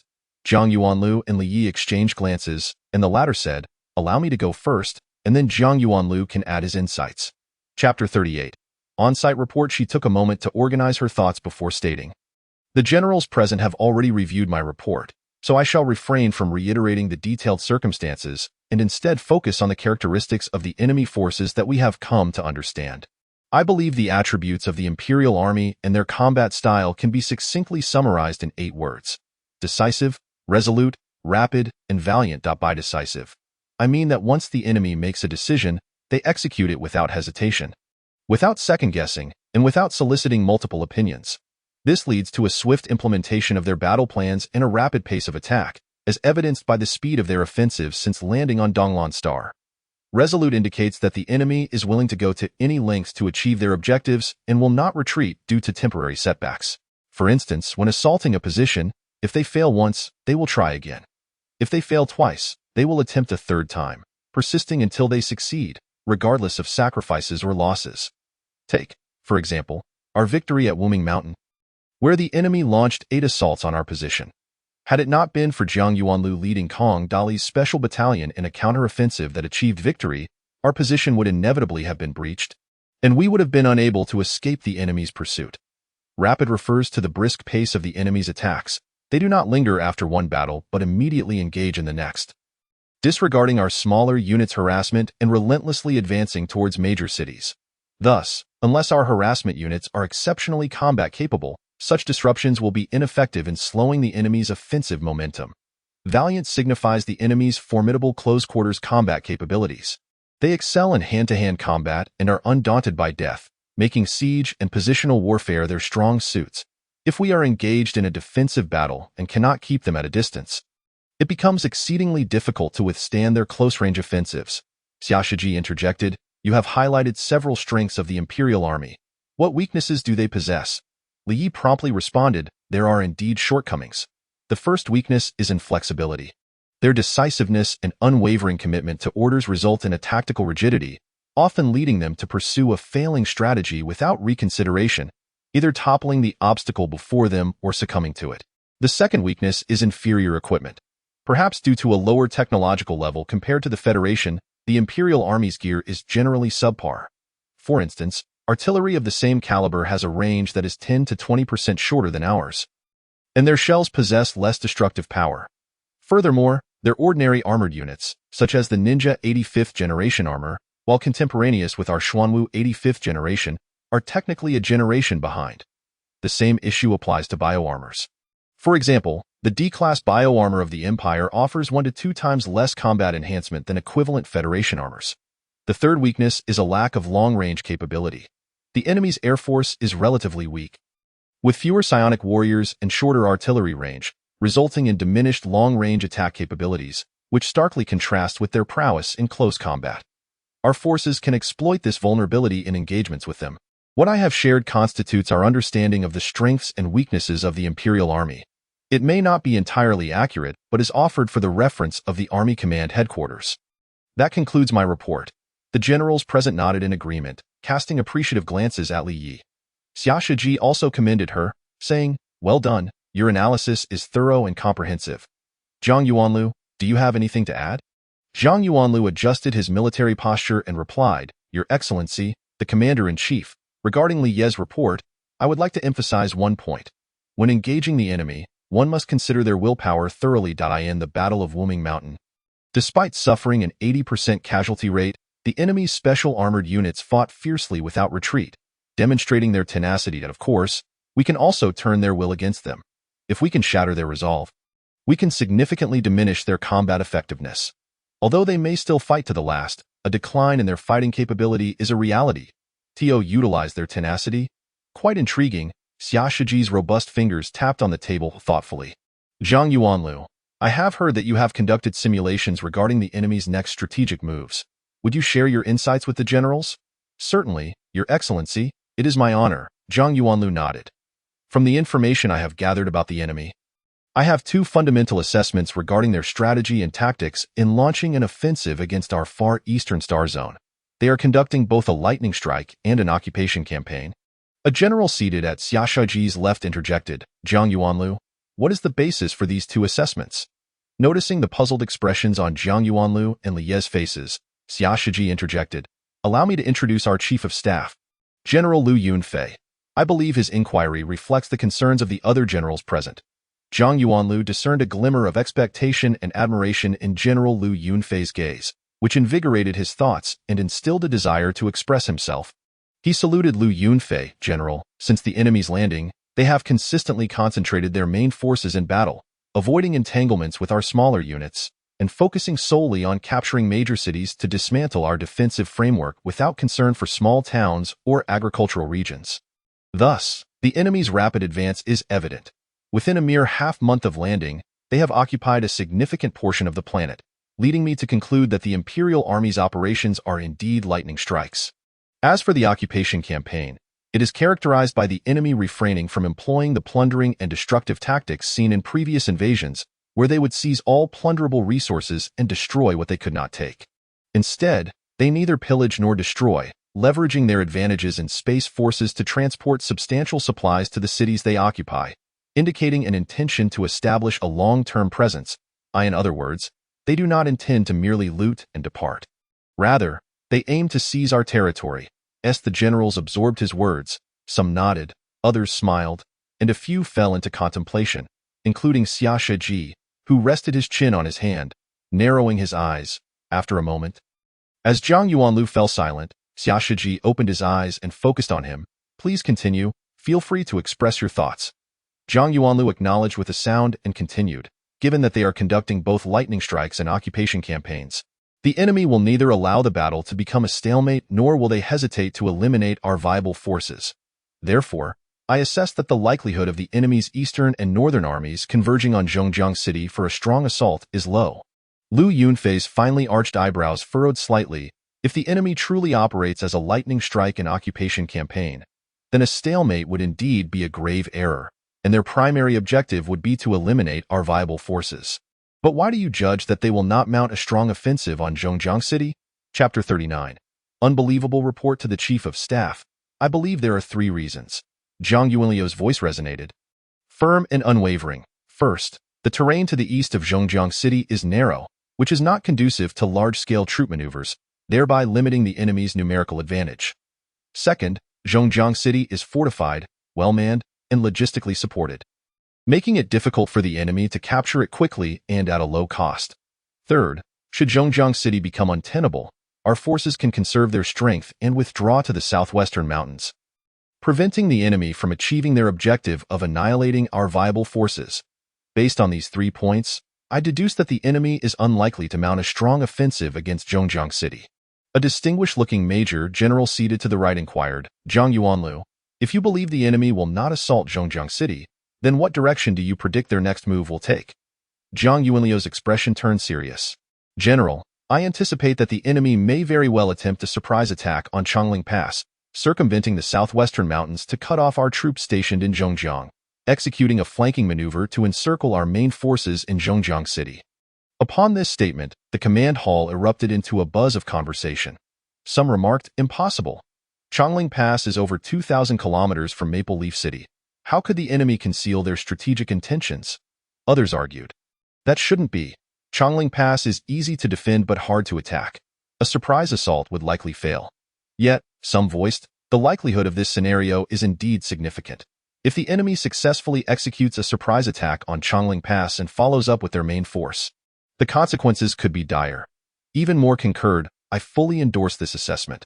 Although Changling Pass is defensible yet challenging to assault for large forces, a small, elite unit composed entirely of skilled operatives could feasibly achieve a successful surprise attack.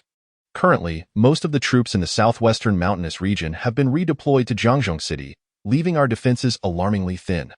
The consequences of a potential enemy incursion are indeed unimaginable. Esteemed colleagues, it is worth noting that previously, Li Yi had entrusted someone to relay Zhang Yuanliu's inferred conclusions to me, and I have already arranged for close surveillance of enemy movements in Maple Leaf City. Xia Shiji cleared his throat, allowing the hall to fall silent before stating, according to recent intelligence from our internal sources, the enemy in Maple Leaf City indeed has plans to launch a surprise attack on Changling Pass. Therefore, we must deliberate on how to fortify our defenses there. Upon hearing this, the attendees exchanged glances, recognizing the gravity of the situation. Since the information came directly from the commander-in-chief, its authenticity was beyond question. Leaving only the matter of fortifying Changling Pass to be discussed, a major general broke the silence. Changling Pass is a strategically crucial location, making it impossible for large forces to mount an offensive, and long-range weapons will be ineffective.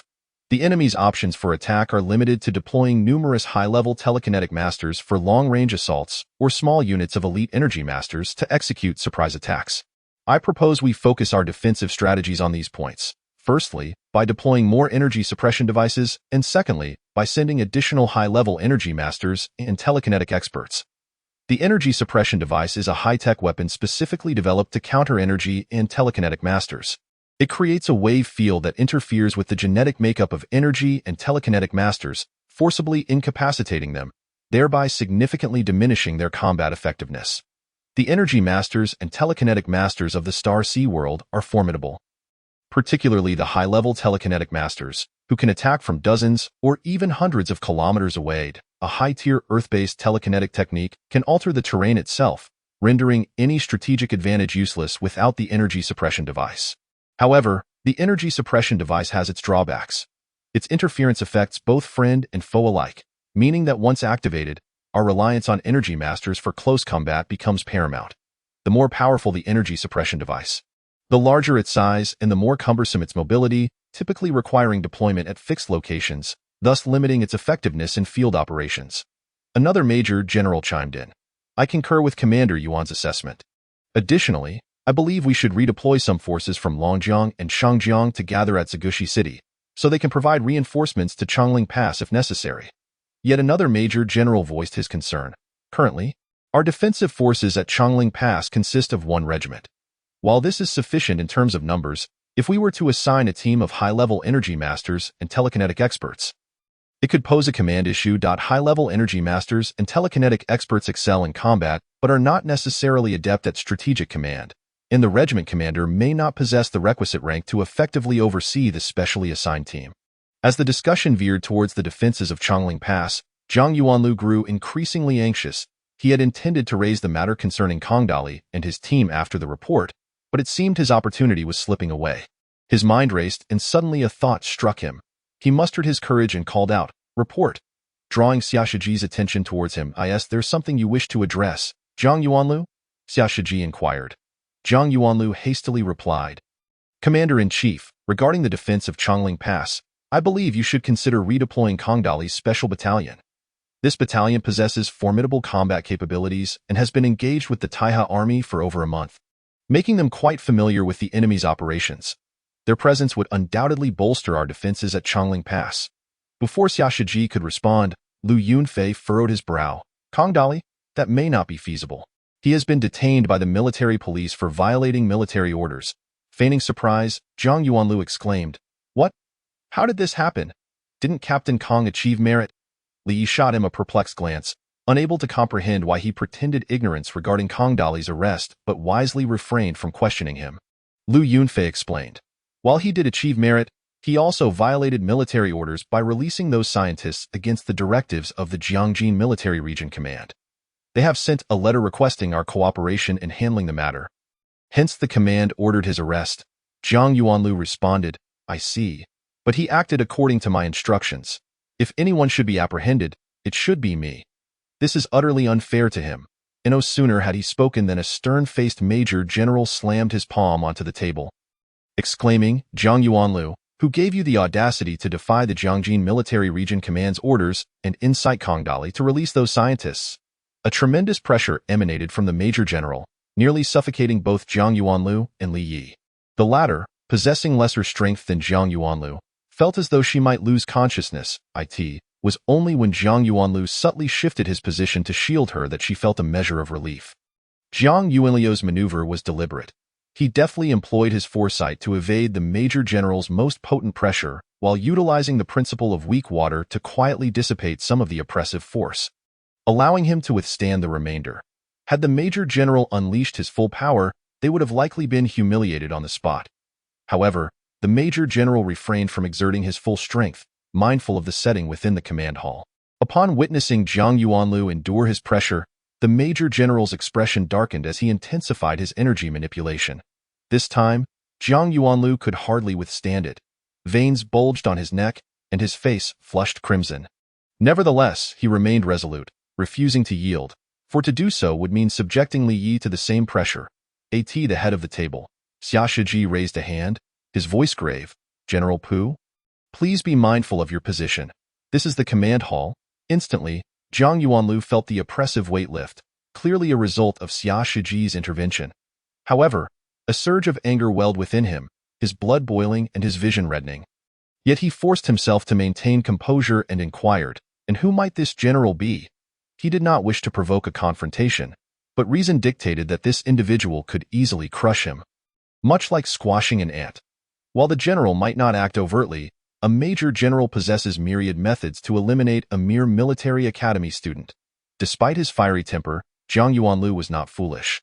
He understood that some costs were not worth incurring and recognized the importance of discernment in choosing when to act and when to defer. Moreover, if he lost control now, Li would also suffer. Xia Shiji regarded him with keen interest and introduced, "This is Major General Pu Linghao, commander of the 4th Group Army of the Eastern Lan Front. Perhaps you should explain to him why you allowed Kongdali to release those scientists." Zhang Yuanlu pondered briefly. Could this Pu be from the renowned Pu family of Han Star? It was said that the Pu family, much like the Xiang family, wielded considerable influence within the Jiangjin Star domain, particularly in military circles, though their relationship with the Xiang family had always been tenuous. If this Major General Pu was indeed from that family, his actions would be understandable, likely motivated by the pursuit of the S-class bioarmors. With this thought in mind, Zhang Yuanlu nodded to Xia Shiji, his tone tinged with dissatisfaction. "Ah, Major General Pu, my apologies. The situation is as follows. Among those scientists was a young lady from the Xiang family named Xiang Yi, who had previously confided in me regarding their research project. Therefore, I was aware that if any forces outside the Federation sought those scientists, they would undoubtedly be affiliated with the Xiang family. In this critical moment of impending invasion, I wanted to prevent any internal discord, so I informed Captain Kongdali in advance that if such a situation arose, he should comply." Major General Pu's gaze was sharp as ice, his voice frigid. "But do you understand that those scientists are integral to the S-class bioarmors? This is a military research endeavor, and what authority do you possess to hand those scientists over to the Xiang family? Who do you think you are? A lieutenant? A general? You, a mere child, have the audacity to make such decisions. You truly overestimate your importance." Zhang Yuanliu's face flushed once more, his urge to strike this man overwhelming. He took a deep breath, striving to maintain his composure, though his tone grew more heated. "Why the urgency, General? The matter is not as grave as you perceive. Xiang Yi informed me that only she and Professor Li Dongping possess the core technology for the S-class bioarmors, and they have destroyed all research data, erasing nearly 4 years of memory. Are you not aware that the true breakthroughs in S-class bioarmor technology have only occurred within the past 4 years? Thus, even if the Xiang family were to capture those scientists, they would gain no access to the technology. Otherwise, I would not have dared to let Kongdali release them. Is that so?" Before Major General Pu could respond, Xia Shiji interjected, "Why would Xiang Yi trust you?" "I am not entirely certain," Zhang Yuanlu replied, shaking his head. "Xiang Yi mentioned that my actions during the battle at Wuming Mountain showcased the image of a steadfast soldier, and she asked me if I loved the Federation. My affirmative response led her to confide this secret to me. As for whether that was the true reason, I had no time to ascertain." Major General Pu remained skeptical, suspicion etched across his face as he scrutinized Zhang Yuanlu. "Are you certain that Xiang Yi and Li Dongping have lost nearly 4 years of memory?" Zhang Yuanlu met his gaze unwaveringly. "I am over 90% certain of that. The reactions of Xiang Yi and Professor Li Dongping unmistakably suggested a state of amnesia. Even Li Yi had inquired with the researchers, and it was indeed true that both of them had forgotten events from recent years." Park Linghao, still somewhat discontented, scoffed. "Even so, it is certainly preferable to have them under military control, as a soldier." "You have already breached regulations and must face the consequences," Xia Shiji interrupted him. "Well, although the Xiang family has taken those scientists, they cannot leave Donglan Star anytime soon. We have ample opportunities to retrieve those scientists. So let us put this matter aside for now. Given the circumstances, I concur with Zhang Yuanliu's suggestion to release Kongdali and allow him to lead the Special Operations Battalion to Chongling Mountain Pass to redeem himself."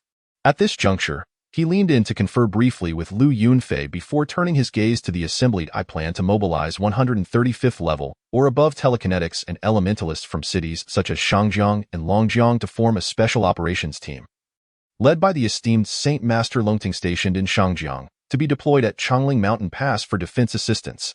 This team shall be named the Longting Combat Unit. Additionally, a high-powered source body lock device will be dispatched from Shangjiang to Chongling Mountain Pass. Furthermore, we shall draw 1 infantry division and 1 armored regiment from Shangjiang and Longjiang respectively to be stationed in Shigu as reserve forces for Chongling Mountain Pass. As for the commander at Chongling Mountain Pass." Before he could finish, Park Linghao interjected, "Commander-in-Chief, I suggest we appoint Zhang Yuanlu as the commander at Chongling Mountain Pass. His command capabilities are commendable, his combat prowess is high, and he is very familiar with the Taihao army, so it should be no issue for him to temporarily assume the role. Upon hearing this, the hall erupted in an uproar, with voices of dissent filling the air, and even Li Yi was taken aback. This individual had previously expressed considerable dissatisfaction with Zhang Yuanlu, yet now proposed him for the command at Chongling Mountain Pass. It is noteworthy that Zhang Yuanlu was still a student who had not graduated from military academy, and according to Xia Shiji's arrangement, the commander at Chongling Mountain Pass would equate to a rank of Major General. If one considers the need to oversee the Saint Master, the rank would be even higher. Although this commander position was merely temporary, the suggestion was indeed quite absurd. However, Zhang Yuanlu, after a moment of contemplation, discerned Park Linghao's true intent. It was a classic case of using a knife to kill someone. The station troops at Chongling Mountain Pass were a complex mix, and with a high-ranking commander, how could a mere military academy student, who had yet to receive even a single rank, effectively command them? Should they suffer defeat in battle, he would naturally be held accountable, or worse yet, perish at the hands of the Taiha army before any accountability could be established. Even in the unlikely event of victory, it would merely serve to highlight Park Linghao's keen eye for talent, thus earning him merit. Of course, the likelihood of such an outcome was nearly zeroed. At this moment, Zhang Yuanlu had thoroughly assessed Park Linghao's character, narrow-minded, selfish, and vengeful. He could not fathom how such a person had ascended to the ranks of Major General and Army Commander, and had silently marked him as an adversary in his mind. Xia Shiji rapped the table, waiting for the hall to quieten before he smilingly queried Park Linghao. "Is this truly your opinion, General Park?" With a serious demeanor, Park Linghao replied, "Indeed, I believe Zhang Yuanlu is fully qualified to serve as the temporary commander at Chongling Mountain Pass. As I previously stated, General Park aligns with my thoughts. In that case, I accept your suggestion." Xia Shiji laughed heartily. "I hereby appoint Zhang Yuanlu as my special envoy and temporary commander of Chongling Mountain Pass, overseeing both the troops stationed there and in Shigu, until the conclusion of the battle at Chongling Mountain Pass. Zhang Yuanlu, what are your thoughts?" He turned his gaze towards Zhang Yuanlu, his eyes reflecting both inquiry and a hint of anticipation. Chapter 41. A most unexpected turn of events this time. The hall erupted into a cacophony of murmurs, with some generals even leaping to their feet, ready to voice their opposition, only to be silenced by a glare from Xia Shiji. Reluctantly resuming their seats, Zhang Yuanlu was equally astonished, caught in a state of bewilderment until Xia Shiji prompted him, at which point he regained his composure yet remained uncertain how to respond. This appointment was utterly unexpected and weighed heavily upon him. A military academy student with no prior combat command experience was suddenly tasked with leading several divisions. Not only was he lacking in experience, but he also possessed no prestige. Could he even effectively command the troops? Zhang Yuanliu's hesitation was evident, and beside him, Li Yi shared a similar sentiment of confusion and concern. The confusion stemmed from the inexplicable nature of Xia Shiji's command, while the concern was twofold: 1, the fear that Zhang Yuanlu might be inadequate for the position, and 2, the worry that a refusal might provoke Xia Shiji's displeasure. He had already offended Park Linghao. If he were to also incur Xia Shiji's wrath, his future prospects would likely be bleak. After silencing the would-be dissenting general, Xia Shiji continued, "In these extraordinary times, we must undertake extraordinary measures. This decision is one jointly made by myself and the Chief of Staff. There is no need for further discussion. I believe Zhang Yuanlu is capable of shouldering this significant responsibility." "Zhang Yuanlu, what do you think?" Seemingly sensing Zhang Yuanliu's trepidation, Xia Shiji reassured him. "I will issue you a set of orders, and I will also notify the commanders of the station troops at Chongling Mountain Pass that as my special envoy, they must unconditionally obey your commands. Should anyone disobey, they shall face military law."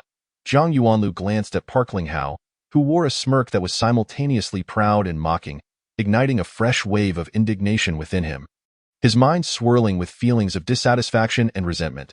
Looking back at Xia Shiji's serious countenance, he took a deep breath and declared, "I am truly honored by your confidence, Commander-in-Chief. I shall do my utmost to ensure the security of Chongling Mountain Pass."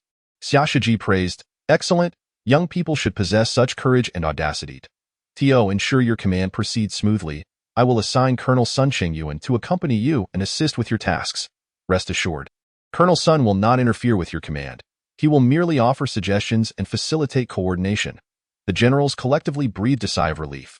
Sun Qingyuan had been with Xia Shiji for 4 to 5 decades. Having risen through the ranks from second lieutenant to colonel staff officer, representing the very core of Xia Shiji's inner circle. In a sense, Sun Qingyuan's presence alongside Zhang Yuanlu symbolized Xia Shiji's authority, alleviating concerns regarding disobedience from the military's more unruly elements. Moreover, Sun Qingyuan was seasoned in combat experience and well-versed in military theory, capable of stepping in to command should the need arise. Although Zhang Yuanlu was unfamiliar with Sun Qingyuan's background, he understood that good fortune does not simply fall from the sky. The so-called Colonel Sun was likely the true power behind the scenes. Nevertheless, Zhang Yuanlu had no intention of relinquishing this opportunity. Park Linghao's animosity had already provoked him. In comparison to his adversary, he felt like a mere insect.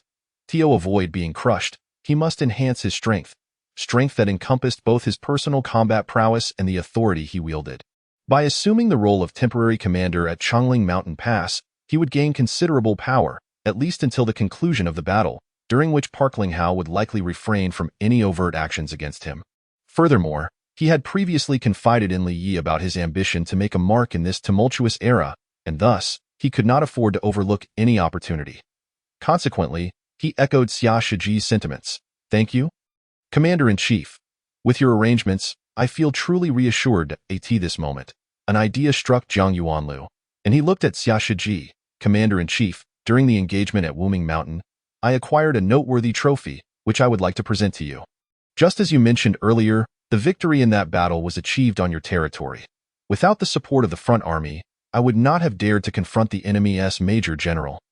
Therefore, the success of that battle should be attributed to the Donglan front army, and the most significant spoils should rightfully belong to you." Xia Shiji observed him with keen interest. "Oh? What trophy do you speak of?" "A battle knife, captured from that enemy major general." Zhang Yuanlu patted his chest, and a sheathed battle knife appeared in his grasp. Xia Shiji smiled. "An imperial battle knife? Let me have a look." He gestured for a nearby lieutenant colonel to approach Zhang Yuanlu, take the knife, and present it to him. Xia Shiji drew the blade from its sheath, examining it closely, nodding in satisfaction. "I have long heard of the Empire's renowned knife masters, known for their superior craftsmanship and meticulous material selection. Though this knife may not be the finest of its kind, it is nonetheless commendable, especially as a trophy. Its value is immeasurable. Young man, you have done well. I accept it on behalf of the Front Army Command." He continued, "Prepare yourself. We shall depart this morning. I will have Colonel Sun deliver orders to you shortly." With that, he surveyed the assembled generals. "Preparations have already been made at Chongling Mountain Pass, and we must not let our guard down here in Zhongjiang. I anticipate that the enemy will launch a fierce assault on Zhongjiang soon to divert our attention. Therefore, upon your return, adhere to the strategies discussed in the previous operations meeting and prepare for the impending battle." Dismissed. When the command hall was left with just two individuals, Lu Yunfei turned to Xia Shiji and inquired, "Are you sending Sun Qingyuan with Zhang Yuanlu to Chongling Mountain Pass to effectively place him in command?" Xia Shiji nodded, then shook his head. "That is part of the intention. However, if Zhang Yuanlu truly excels in command, Sun Qingyuan will respect his role as an assistant." Lu Yunfei's eyes revealed a glimmer of suspicion. "You seem to take quite a liking to Zhang Yuanlu.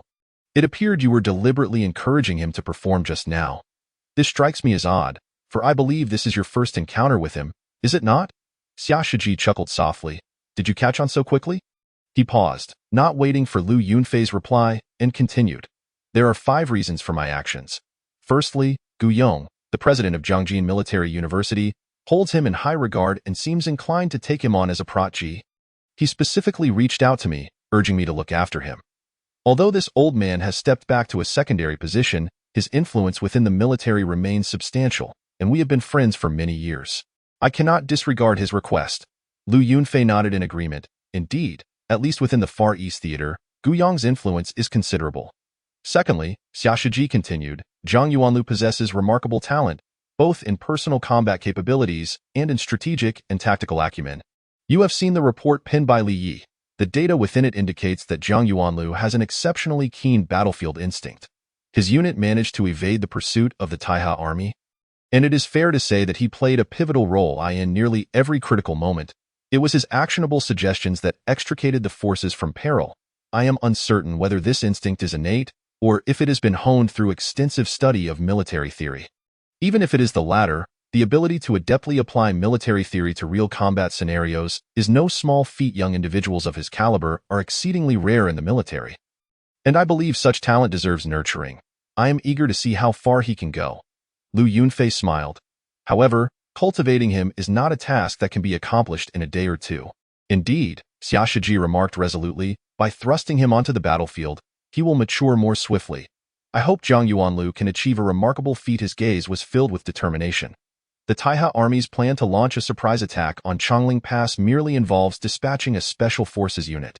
With the Dragon Master leading a specialized team, the likelihood of their success is minimal. Our forces at Chongling Pass are essentially in an invulnerable position. Yet, I find myself dissatisfied with this outcome. As it remains a passive defense, much like every battle we have faced since the Taiha Army landed on Donglan Star, I harbor a glimmer of hope for Zhang Yuanlu, wishing for him to take the initiative at Chongling Pass. Based on his earlier experiences, he excels at seizing combat opportunities, transitioning from defense to offense. Meanwhile, our army's officers seem somewhat rigid in their thinking, unable to conceive effective tactics beyond mere defense. Lu Yunfei chuckled. You seem to place an inordinate amount of hope in him. Do you not? Indeed, I do, Xia Shiji replied earnestly, for I sense a looming crisis. This war is beyond the capabilities of individuals like us. His expression turned grave as he steered back to the previous topic. Fourthly, Zhang Yuanlu may possess knowledge of S-class bioarmor technology. This technology represents the culmination of Li Dongping's lifelong efforts. Truthfully, I find it hard to believe he would easily destroy it without leaving any trace. If it were a passionate youth like Xiang Yi, perhaps that would be more plausible. Since Xiang Yi disclosed this information to Zhang Yuanlu, would he not have left him with something? I have been stuck at the 8th grade pinnacle of energy manipulation for many years. Without a special opportunity, I fear I may never ascend to the 9th grade in this lifetime. If I were to obtain an S-class bioarmor, I would possess 9th grade combat capabilities, perhaps even elevate my position further. Thus, my arrangement with Zhang Yuanlu can also be seen as forging a beneficial relationship. As for the 5th reason, Lu Yunfei interjected, it is to secure a fallback for the family. Without waiting for Xia Shiji to speak, Lu Yunfei continued, if Zhang Yuanlu can flourish, with this favor bestowed upon him, even if he were to retire from the military, he would likely look after the family. This could not only elevate the Xia family but also ensure a few centuries of safety. Ha ha ha! Xia Shiji laughed heartily. You truly are an old comrade who has worked alongside me for decades. You have discerned my intentions. Over the years, the Federation has become increasingly untenable. The aristocratic families and financial magnates dominate the council and government, perpetually clamoring for peace, negotiating with one nation today and another region tomorrow, forgetting that peace is secured through strength. Lu Yunfei sighed. The military has repeatedly faced exclusion. We old soldiers are rapidly losing our voice. Otherwise, how could a mere Taiha Empire dare to brazenly invade? Moreover, Xia Shiji's expression darkened. The Far East Star region may not even receive reinforcements from the mainland. This year marks a midterm election, and the ruling Democratic Progressive Party is fervently vying to secure a majority in the council, yet the Far East Star region has never been a stronghold for them. If those power-hungry politicians decide to temporarily abandon the Far East Star region, I would not be the least bit surprised. The two exchanged sighs, both harboring unspoken shadows in their hearts.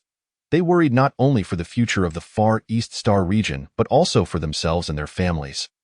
Realizing the imperative of cultivating local talents and fostering domestic influence, on the way back to their quarters, Li Ye's expression remained peculiar as he kept glancing at Zhang Yuanlu, as if sensing something amiss.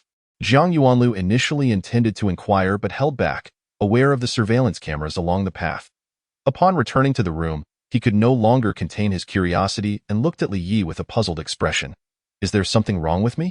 Li Yi nodded. Yes, there is something very wrong. How could you accept the position of commander at Chongling Pass? Are you not aware that it is a hot potato? That old fool Pu Linghao suggested I take the command at Chongling Pass with nothing but ill intentions. I know he merely seeks to witness my downfall, perhaps even my demise, but I cannot refuse. Zhang Yuanlu forced a bitter smile. This appointment came from Xia Shiji. To decline would mean offending him. While he may not retaliate directly, there would undoubtedly be lingering resentment, making our future endeavors on Donglan Star exceedingly difficult. You are aware of the current situation. We might not return anytime soon, and we will be here on Donglan Star for an extended period. Moreover, Pu Linghao has already developed murderous intent towards me. With my current status and strength, he could squash me like an ant with ease. Only by obtaining a certain level of authority or commanding a force can I ensure my safety, as well as yours. Is that so? I genuinely believed you had become somewhat reckless. Li Yi paused. Then how did you come to the decision to present the battle blade to Xia Shiji? That is worth several million Federation credits, and your demeanor, while not exactly obsequious, certainly seemed to flatter him. This is not characteristic of you. One must bow their head when under a roof, Jiang Yuanlu sighed. Though Xia Shiji appears to be a straightforward military man, he is, in truth, a cunning old fox. If we wish to establish ourselves at Chongling Pass, we cannot do so without his support. By offering him a favor and gilding his reputation, he would be less inclined to refuse future requests. Honestly, I never anticipated he would appoint me as the commander at Chongling Pass. I am still unsure of his true intentions. He was perplexed as to why he had even thought to gift Xia Shiji the battle blade, as he typically was not adept at such gestures. Was it possible that Pu Linghao's murderous intent had spurred an adrenaline rush? Li Ye's delicate face also bore an expression of doubt. Could it be that his intention to appoint you as commander is a facade, while the real commander is chief of staff Sun? On the surface, it appears you are in command, yet in truth, it is Sun who pulls the strings. If the battle is won, the credit goes to Sun. If it is lost, the blame falls squarely on you.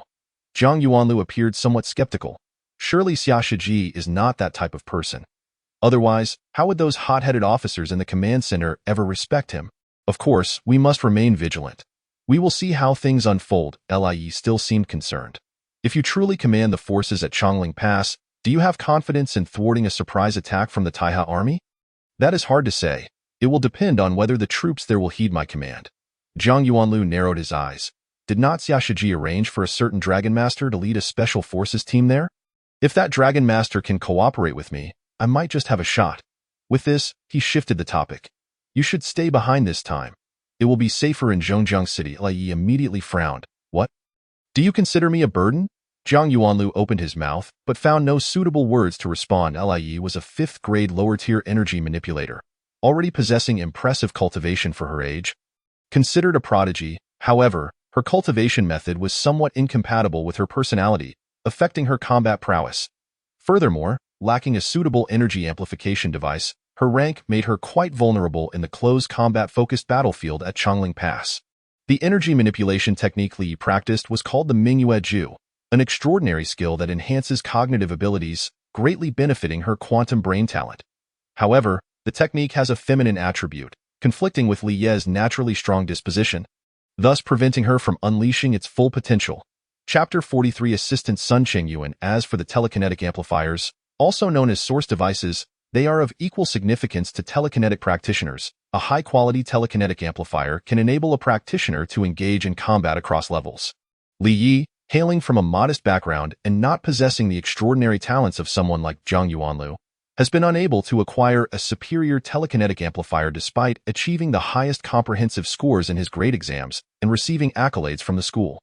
Noticing Jiang Yuanlu's silence, which clearly indicated his tacit agreement with her words, Li Ye's eyes reddened. Yet, she was reluctant to concede easily. She bit her lip, remaining silent and fixated on Jiang Yuanlu. Jiang Yuanlu promptly raised his hands in surrender. All right, let us have Qiqi accompany you. I truly cannot rest easy leaving her here. He reconsidered and realized that keeping Li Yi might not be safe either. Since Pu Linghao had already taken an interest in him, should he no longer be a threat, it was likely he would target Li Yi instead. It was better for Li Yi to accompany him. Li Yi then smiled brightly. Then I will go prepare. Qiqi still lacks clothing, and I must buy her a few pieces. In truth, Qiqi had already been standing beside them, silent while they conversed. Upon hearing that Li Yi intended to buy her clothes, she felt a flicker of excitement. Though she often appeared aloof, every girl possesses an innate fondness for beauty, a trait that genetic modifications cannot eradicate. There's no rush regarding the clothing. If necessary, we can purchase some online and have them delivered to the security desk of the building for us to take when we leave. Jiang Yuanlu interjected. I have several pieces of biological battle armor here. You and Qiqi can each select one and bind your DNA to it. Since we're heading to the battlefield, every bit of combat power we can gain is invaluable. After speaking, he produced several syringes filled with liquid and extended them toward Li Yi and Qiqi. Is this what you referred to as your harvest last time? Li exclaimed in surprise. Zhang Yuanlu affirmed, indeed. All of these are sourced from the 8th level master of the Imperial Army. Though unfortunately, they cannot be classified as top tier. They are somewhat inferior to the equivalent armors of the Federation. Li shot him a reproachful glance. You should be content. Ordinary people could never hope to possess even one of these fine items in their lifetime. Yet, here you are, having seized so many, and still dissatisfied, Zhang Yuanlu chuckled. Time is of the essence. Hurry up and make your selections. Once done, go bind them, and I will contact Kongdali. Chi-Chi's tone was somewhat uncertain. Do I really get one too? Zhang Yuanlu nodded. Of course. Once your combat power increases, make sure to protect both me and Sister Li. Chi-Chi's eyes brightened. Without further ado, she chose a white syringe and returned to her room.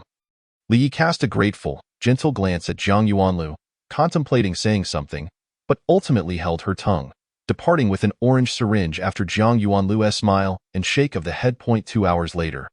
A dozen large transport vehicles, specially prepared by the command headquarters, carried all personnel heading to Chongling Pass onto the westbound D10 expressway, where Zhang Yuanlu met Sun Qingyuan in the command vehicle. Zhang Yuanlu felt genuinely appreciative of Sun Qingyuan. Regardless of the true intentions behind Xia Shiji assigning him as an assistant, the man was undeniably diligent. Though they had not yet met, Sun Qingyuan had arranged all preparations for the troops' westward journey meticulously. From the dispatch of transport vehicles to the logistics support of the troops, and the coordination with various cities along the route, Zhang Yuanlu would have found it exceedingly cumbersome had he been responsible. Especially given his unfamiliarity with the area, Sun Qingyuan stood approximately 1.8 meters tall, with a slender physique, fair skin, and well-defined features, exuding an air of elegance. Over 130 years old, he had just entered middle age. A 6th-level superior telekinetic practitioner with the rank of colonel. Considering his age, his progress in telekinetic cultivation was neither particularly fast nor slow. However, his military rank seemed somewhat elevated. It remained unclear whether this was due to exceptional talent in military matters or rapid promotion as a close associate of Xia Shiji. In the Star Sea world, the average lifespan reaches 500 years, with practitioners of elemental and telekinetic arts living even longer. For the average individual, the age classifications are as follows. Under 30 is youth. 30 to 120 is young adulthood. 120 to 300 is middle age. 300 to 400 is old age. And over 400 is seniority. Thus, at just over 130, Sun Qingyuan could still be regarded as newly entering middle age. Upon meeting Sun Qingyuan, Zhang Yuanlu shook his hand firmly, expressing heartfelt gratitude. Thank you, Colonel Sunday. Without you, we would still be uncertain when we could set off. In such moments, one might expect a display of greater courtesy. However, Zhang Yuanlu was not adept at overly effusive expressions, particularly towards strangers. Sun Qingyuan scrutinized Zhang Yuanlu with a keen eye and chuckled. I had thought that Commander Zhang, having achieved fame at such a young age, might possess a degree of arrogance. Yet, I find you surprisingly humble. It seems we shall collaborate splendidly moving forward. Upon hearing Sun Qingyuan's remarks, Zhang Yuanlu sensed the man's forthright disposition and responded with a smile. What fame is there to speak of? It was merely a stroke of luck in securing a minor victory. That was no mere stroke of luck. An 8th-level master. The entire Eastern Lan army comprises fewer than 200 of them, and yet? Commander Zhang managed to eliminate one. Sun Qingyuan shook his head. Moreover, I have heard that you analyzed the enemy's strategic tactics at the command headquarters, predicting their next operational plans, astonishing even the generals. Although I was not present, I later learned of your bold and accurate deductions and was greatly impressed. Despite his youthful heart, Zhang Yuanlu, though composed in demeanor, felt a swell of pride at Sun Qingyuan's words, fostering a growing fondness for him, which led to a more animated conversation. Colonel Sun, you flatter me. The takedown of that Imperial Army master was largely due to a surprise attack, in a direct confrontation. I would not stand a chance. As for predicting the enemy's next moves, it simply stems from my extensive dealings with them. I have come to understand them better. If you had my experiences, I believe you could deduce the same. Both of you, shouldn't you sit down and discuss the subsequent battle plans rather than merely exchanging compliments? Your eloquence is making me feel somewhat nauseated. Came the clear voice of Li Yi, who had appeared with 2 cups of tea, standing gracefully to the side. During the time Zhang Yuanlu had spent with Kongdali, Li had already interacted with Sun Qingyuan. She sensed his commendable character, which emboldened her to speak without pretense. Absolutely, Li classmate is right. We have both been overly courteous. Sun Qingyuan laughed heartily.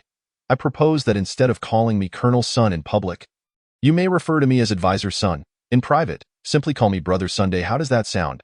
Zhang Yuanlu readily agreed. Agreed. And please refrain from calling me Commander Jiang. In informal settings, Brother Jiang or Zhang Yuanlu will suffice. The two accepted the tea from Li Yi and sat down at a small table. Sun Qingyuan turned his gaze toward Zhang Yuanlu. It will take approximately 15 hours to reach Changling Pass. We have ample time to formulate a battle plan. Let me first introduce you to the situation at Changling Pass. Chapter 44 Changling Pass in the Star Sea World. Technological advancements have enabled ground vehicles to reach speeds exceeding 1,000 kilometers per hour. But that is limited to fully enclosed rail transit. On typical highways, excessive speeds greatly increase the risk of accidents, and even automated driving systems are not exempt. Vehicles can malfunction during transit, hence, for safety reasons, speed limits are generally capped at 300 kilometers per hour. Zhang Yuanlu and his companions were traveling in a large military transport vehicle, measuring over 20 meters in length and capable of accommodating 50 passengers. This heavy-duty transport vehicle operates at a slightly slower pace than ordinary vehicles, averaging around 230 kilometers per hour. Excluding rest and communication time along the way, they would arrive at Changling Pass in approximately 15 hours.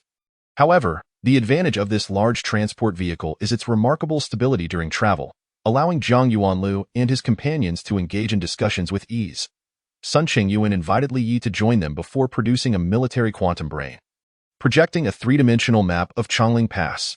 This is the topographical map of Changling Pass, with nearly 100% accuracy. I have traversed this area, and the terrain is indeed treacherous. It is said that the government invested several hundred billion federal credit points in constructing the D13 expressway through the Changling Mountains. In truth, with current technology, boring a tunnel through the Changling mountain range poses no challenge.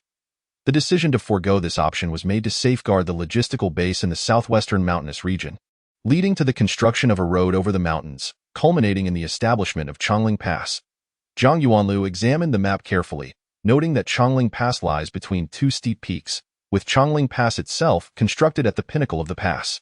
Connecting to the flanking mountains, the D13 expressway runs directly through the center of Changling Pass.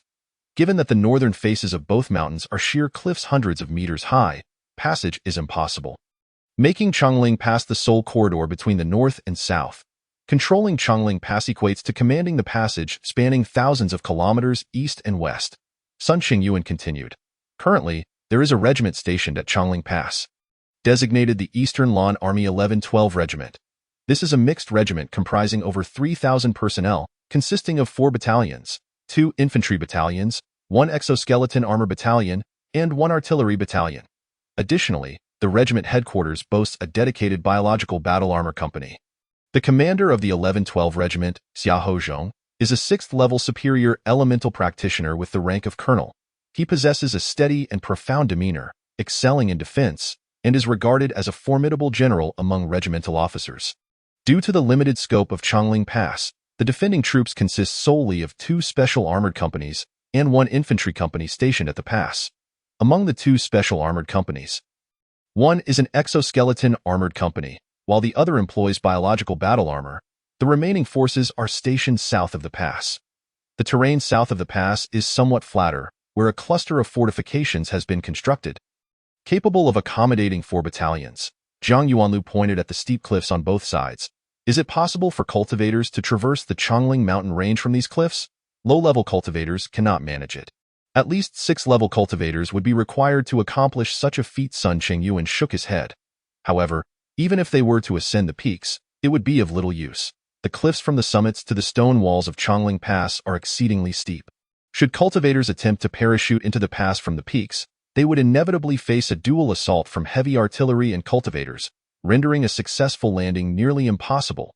As for descending from the mountaintops towards the south, they would similarly be confronted with a 2-pronged attack from the fortifications, presenting equal difficulty. Zhang Yuanliu's brow relaxed. In other words, the enemy can only conduct a surprise attack on Changling Pass. And as long as we remain vigilant and our defensive capabilities are sufficiently robust, it is nearly impossible for them to capture the pass. Sun Qingyuan concurred. One could say that, unless someone were to sabotage from within, Isn't there an ancient saying? Fortresses are most easily breached from within. Indeed, fortresses are most vulnerable to internal attacks. Zhang Yuanlu pondered for a moment and tentatively inquired. If the enemy were to successfully launch a surprise attack on Changling Pass, what actions might they take? Sun Qingyuan appeared startled. The enemy successfully executing a surprise attack on Changling Pass. That jest is rather unamusing. Zhang Yuanliu's eyes sparkled with intent. Let us entertain the notion hypothetically. It's not as if it's a certainty, brother Sun. Please indulge in some imagination. After a brief contemplation, Sun Qingyuan replied. First, they would prepare defensive measures to thwart a counterattack from our forces in the south of the pass. Second, they would strive to dismantle the heavy weaponry stationed at the pass, so that even if we were to successfully counterattack, the defensive capabilities of Changling Pass would significantly decline in the short term. Zhang Yuanlu pressed further. Then, in Brother Sun's view, how long would it take for our side to successfully launch a counteroffensive? With the current defensive forces, along with newly formed special armored squads from Shangjiang and Longjiang, it would likely take 4 to 5 hours, Sun Qingyuan pondered. After all, in order to avoid damaging the pass, we cannot employ heavy weaponry and must rely on close-quarters combat, sacrificing lives to inch our way forward, making a swift conquest exceedingly difficult. Zhang Yuanlu inquired once more. What if we had a special armored unit launching an attack from within the pass? That would depend on the strength of that special armored unit.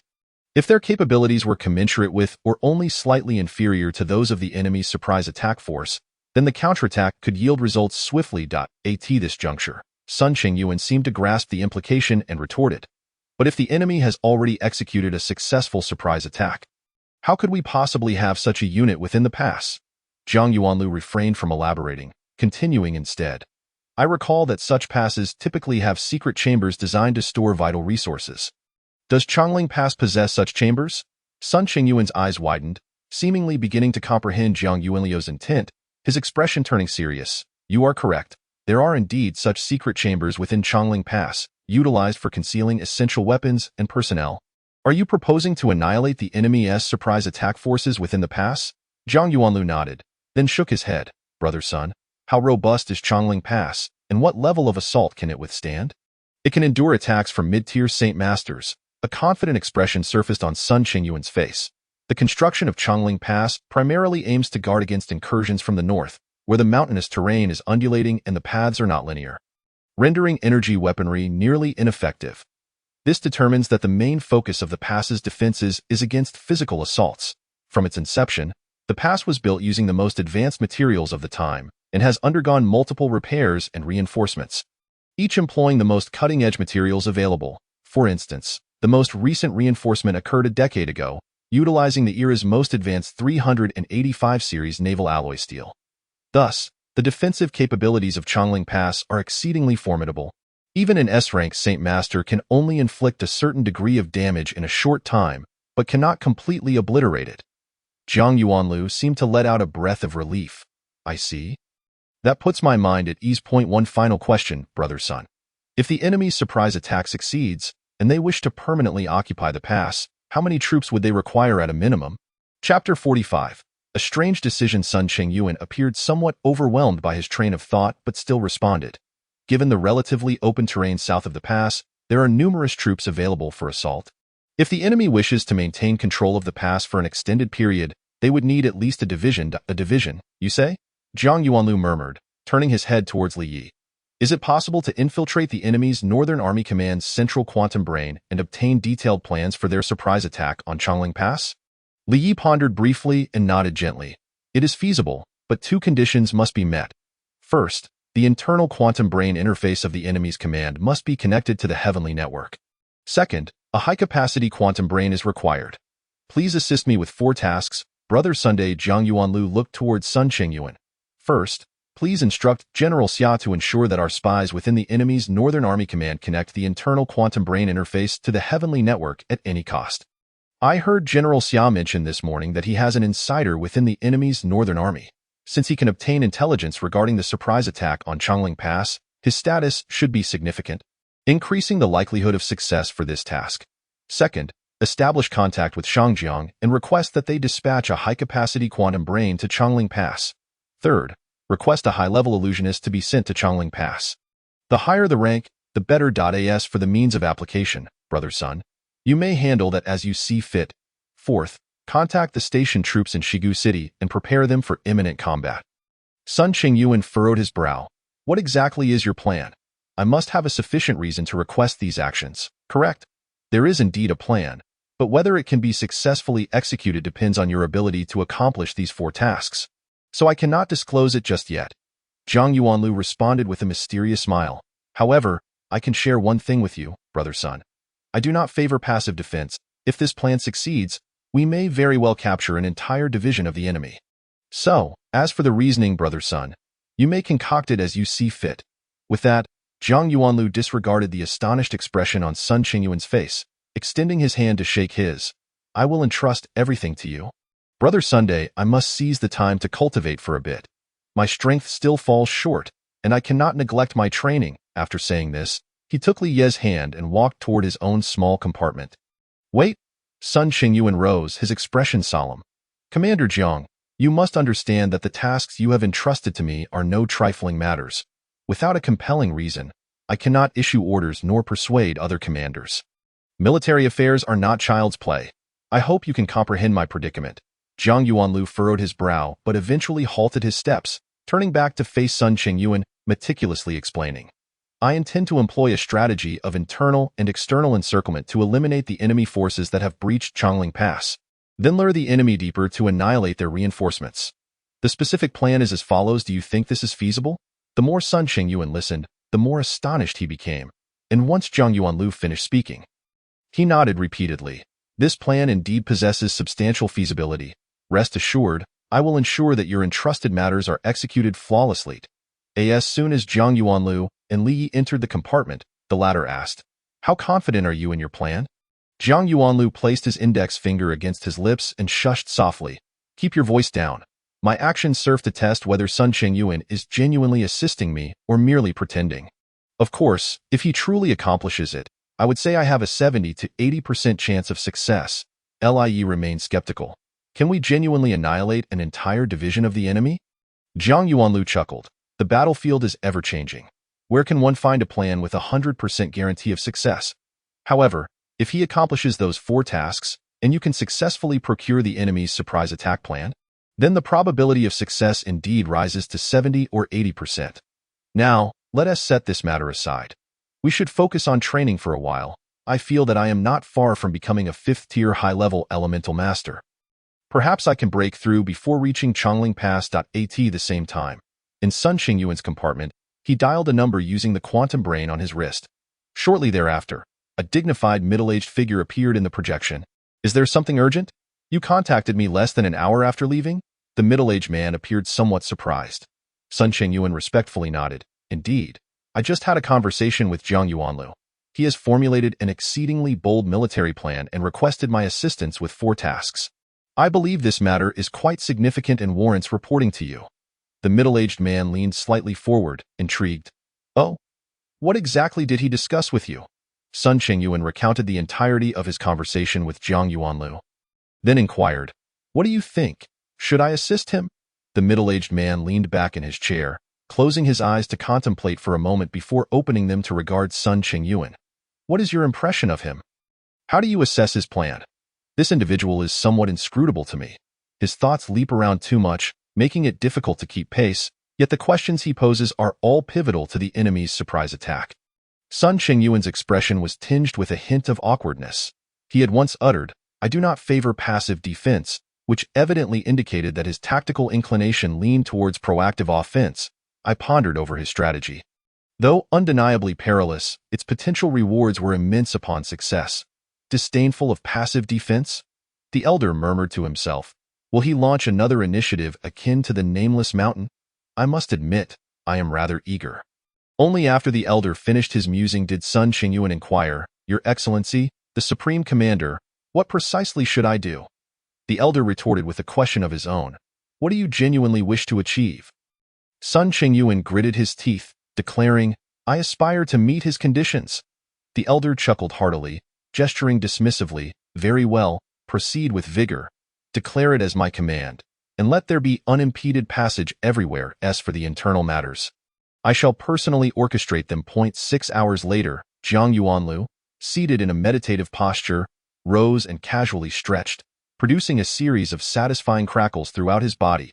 He clenched his fists, a satisfied smile gracing his lips as he muttered, "Not bad, not bad. In just 6 hours. I have opened 6 meridians, bringing the total to 4,204.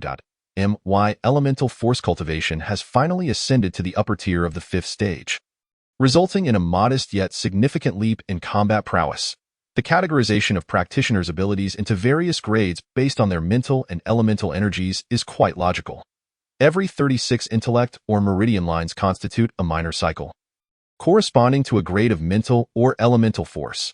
Achieving a complete circuit by fully unlocking these lines not only greatly amplifies the total volume of mental and elemental force, but also enhances their fluidity and purity, facilitating swifter and more convenient utilization. Thus, an elevation in grade typically signifies a substantial augmentation in overall combat capability. While not as dramatic as a major level advancement, it is nonetheless commendable. Chapter 46. Is it necessary to distinguish so clearly? It can be stated that Zhang Yuanliu's elemental force proficiency transitioned from the mid-tier to the upper tier of the 5th stage, resulting in a comprehensive enhancement of his abilities. His maximum strength increased by approximately 50,000 kilograms.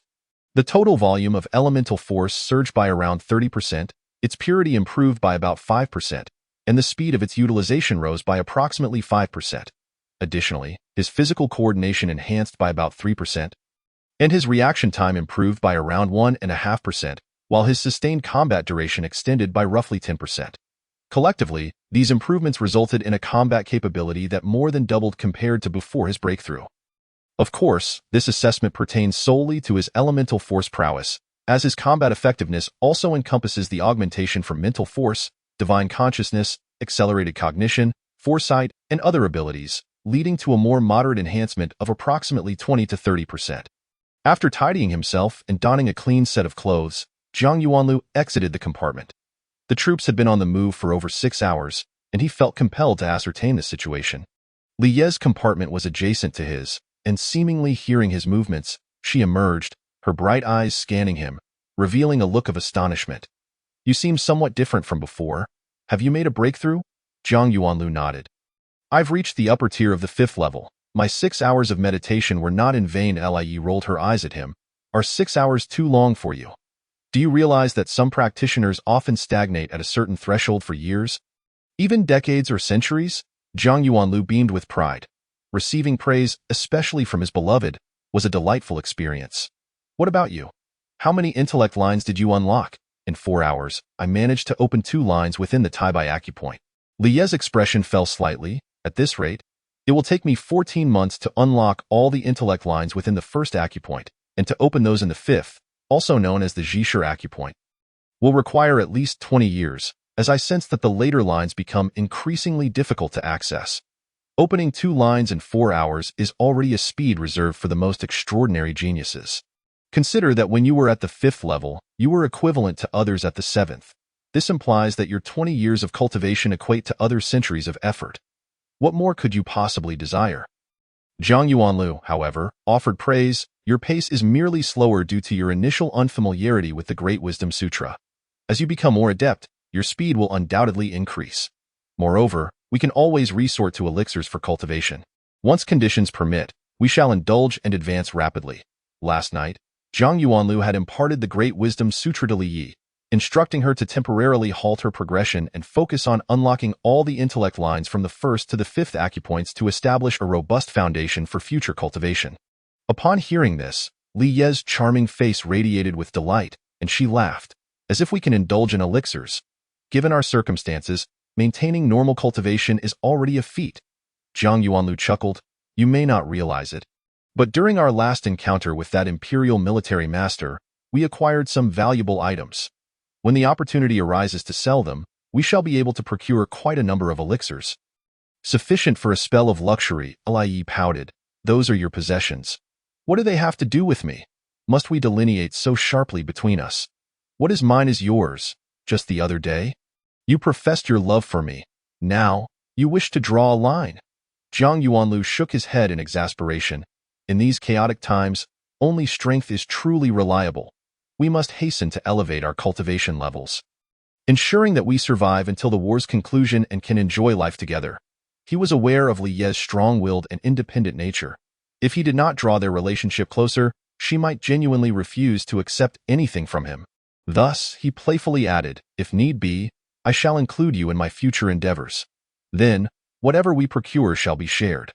Upon hearing his heartfelt intentions, Li felt a surge of sweetness in her heart. Giggling like a silver bell, "You make us sound like thieves, who would willingly allow us to rob them." Zhang Yuanlu replied with utmost seriousness, "One cannot be so certain. I sense that there are good people within the empire who may present themselves for us to liberate their belongings." Li playfully punched him lightly on the chest. "When did you become so silver-tongued?" This remark plunged Zhang Yuanlu into contemplation. Indeed, he had always been taciturn. When had he become so vivacious and extroverted? Could it be that the experiences of the past month and a half had altered his character? Or was it that he had merely suppressed his true nature until now? Noticing his silence, Li Yi inquired, "What are you pondering?" Zhang Yuanlu shook his head. "Nothing of consequence." "How is Chi-Chi?" "Chi-Chi." Li Yi prolonged her response. She locked herself in her compartment as soon as she boarded.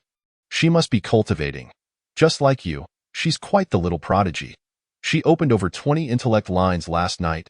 I genuinely wish I could delve into her mind to comprehend how she does it." Zhang Yuanlu contemplated. "Her physique is unlike that of ordinary individuals. I cannot possibly compare myself to her. I have a premonition that Chi-Chi will surpass both of us in achieving the master or even sage level, and possibly even ascend to the divine realm. I have truly stumbled upon a treasure." Li expressed her concern. "I only hope she continues to cling to you as she does now. Otherwise, you may find yourself toiling for someone else's benefit." Zhang Yuanlu was brimming with confidence on that count. "I possess more faith than you do, though not ask me why. I cannot articulate the reason. But I simply have that feeling," Li huffed lightly. "As long as you have confidence, that suffices. I quite like her and do not wish for her to leave." At this juncture, she shifted the topic. "We are nearing Shangjiang City. Should we not stop for a moment?" Zhang Yuanlu contemplated briefly before responding, "Let us consult with Commander Sun. He is more familiar with the situation." Before they could set off, Sun Qingyuan emerged from his compartment, calling out, "Brother Jiang, classmate Li, we shall arrive at Shangjiang City in half an hour. Shall we take a moment to stop there?" Zhang Yuanlu waved his hand while walking towards him, inquiring, "What are your thoughts, Brother Sun?" Sun Qingyuan smiled. "Regarding the 4 matters you mentioned, I have already made the necessary arrangements, 2 of which have garnered substantial support from Shangjiang City. My recommendation is to pay a visit to Major General Sui Yuan, the commanding officer of the station troops in Shangjiang City, as support may still be required for the battle at Chongling Pass." Zhang Yuanlu accepted his advice, stating, "Brother Sun makes a valid point. Let us pay a visit. However, the situation at Chongling Pass is subject to change, so we shall not linger for too long." Sun Qingyuan's smile deepened. "Very well, I shall explain the situation to Shangjiang City. I believe Major General Su will not take offense." Chapter 47. The ascendants of the Dragon Sage, Zhang Yuanlu, and his entourage spent less than half an hour in Shangjiang City, briefly visiting Major General Sui Yuan to express their gratitude and hope for continued support. Major General Su was straightforward. Despite Zhang Yuanliu's youth, he found him remarkably composed and exceedingly humble, leaving him quite satisfied. He did not elaborate further, merely assuring that he would do his utmost to support the defense of Chongling Pass. 9 hours later, Zhang Yuanliu's forces finally arrived at Chongling Pass. Experiencing the grandeur of Chongling Pass firsthand was a revelation that starkly contrasted with mere maps. The profound and ancient atmosphere evoked a sense of traversing through the annals of history. The Federation has ventured into the Far East Star region for over 23,000 years, having occupied Donglan Star for more than 18,000 years. The construction of Chongling Pass at Chongling Mountain Pass dates back to 13,000 years ago. Although Chongling Pass has endured numerous wars and the original structures have long since vanished, the existing Chongling Pass has been meticulously preserved for 6,000 years. This duration surpasses that of the historical Chinese civilization on Earth by 1,000 years. Thus, Zhang Yuanlu, standing atop Chongling Pass, felt as though he were traversing the vast river of history. Another sensation that enveloped him was one of majesty. At an elevation exceeding 3,800 meters, Chongling Pass commands a breathtaking view. Overlooking the northern mountains with the keen gaze of an eagle, Gazing northward from the pass, the undulating expanse of mountains resembled waves gently rolling beneath his feet, while the elusive D-13 highway appeared as a slender white line amidst the crests and troughs. In that moment, he felt akin to a sea deity poised atop the waves, unperturbed by their tumultuous nature, as they lay subdued beneath his feet. However, Jiang Yuanlu did not linger to savor this experience. Casting only a few glances before proceeding with Sun Qingyuan to visit the newly appointed leader of the Special Operations Team, Long Ting Shangshi. This individual was an S-rank powerhouse, and the success of the Battle of Chongling Pass hinged upon his capabilities, which could not be underestimated. If one were to draw a comparison to the Earth era, the power of A-rank to Super A-rank masters would be akin to missiles, while S-rank to Super S-rank saints would equate to tactical nuclear weapons, and X-rank to Super X-rank divine masters would represent strategic nuclear arsenals. Thus, those at S-rank and above constitute a nation's strategic strength, not to be deployed lightly except in extraordinary circumstances. The battle at Chongling Mountain Pass was pivotal to the broader situation on Donglan Star, prompting Xia Shiji to decisively mobilize an S-rank from within the military. Although merely an S-rank, rather than 2S or 3S, this was still a formidable figure, and Jiang Yuanlu and his companions dared not exhibit any semblance of negligence. Long Ting Shangshi, at over 800 years of age, was in the prime of life for an S-rank. Despite his white hair, his complexion remained vibrant, and his eyes sparkled with vitality, betraying no signs of aging. The saintly figure exuded warmth, entirely devoid of the aloofness often associated with high-ranking cultivators.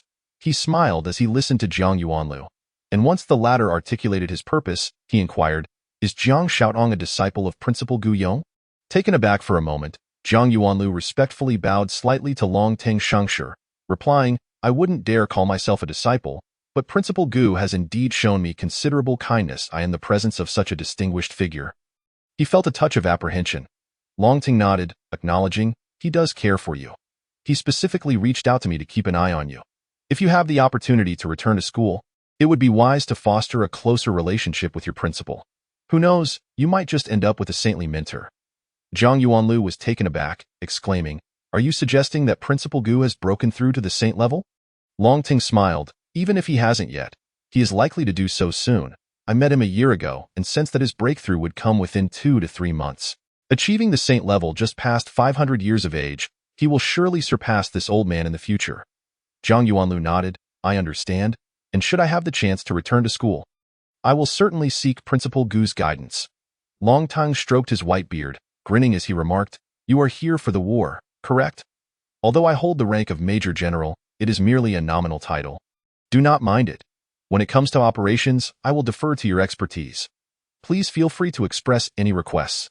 Jiang Yuanlu exchanged a glance with Sun Qingyuan, both revealing expressions of delight. The cooperation of such a powerful figure would undoubtedly facilitate their subsequent plans. Thus, Jiang Yuanlu's demeanor grew increasingly respectful. "Since you have said so, we shall not hold back. We are preparing to implement a strategy to lure the enemy into a trap. Aiming to annihilate the small imperial forces that come to ambush us, if possible, we hope to eliminate a portion of their follow-up troops as well.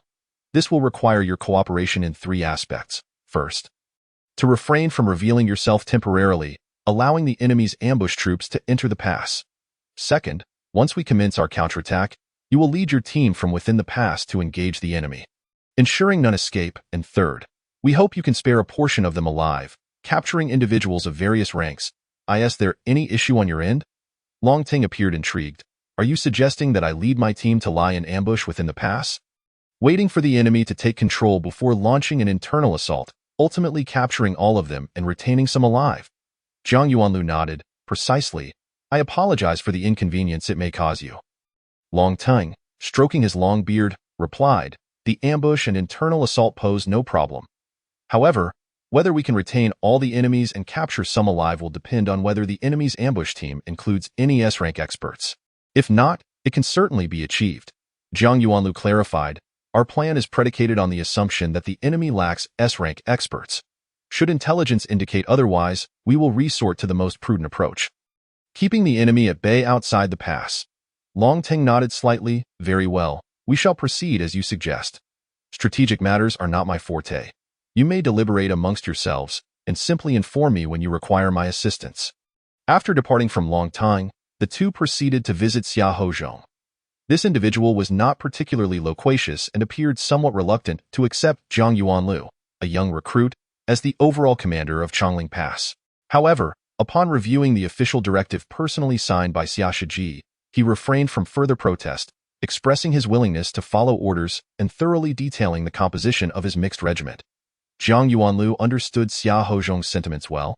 Having grown accustomed to ruling over this territory like a local sovereign, it was hardly comfortable for anyone to suddenly have a superior parachuted in, particularly one in their early 20s who had yet to graduate from military school.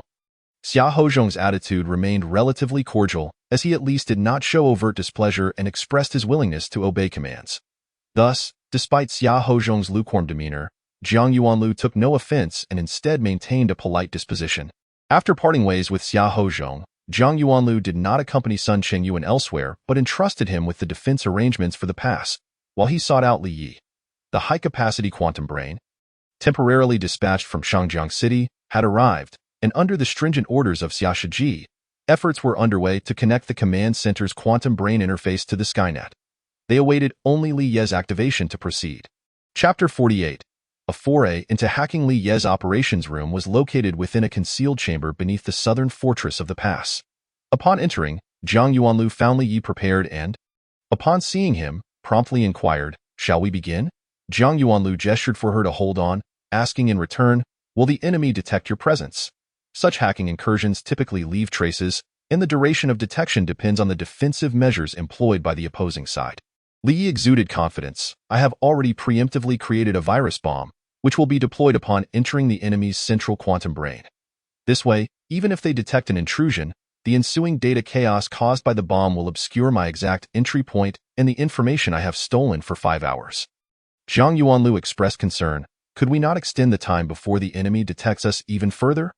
Perhaps by a dozen hours, or even 2 or 3 days?" Li Yi nodded, then shook her head. "It is not impossible, but it would necessitate the creation of a larger and more complex virus bomb, requiring more time and personnel to coordinate. I cannot accomplish this alone, and we currently lack both the time and manpower." "What are you worried about?" Zhang Yuanlu elaborated.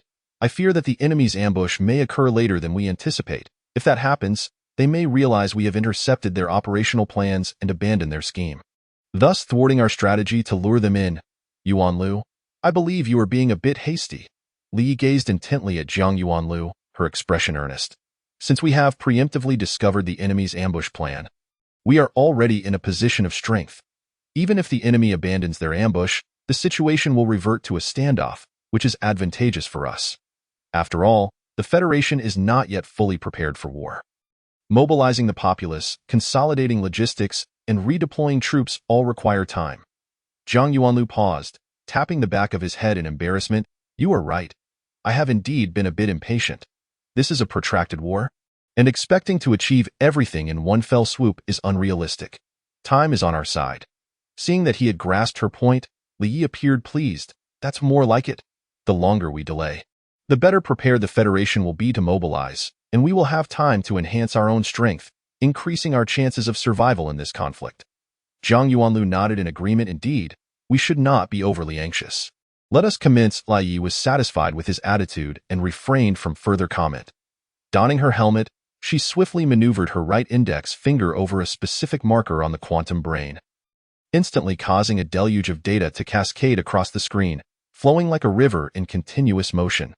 With her eyes fixed intently on the display, Li Ye's fingers danced across the surface with remarkable speed, the fluidity of her movements creating an entrancing spectacle.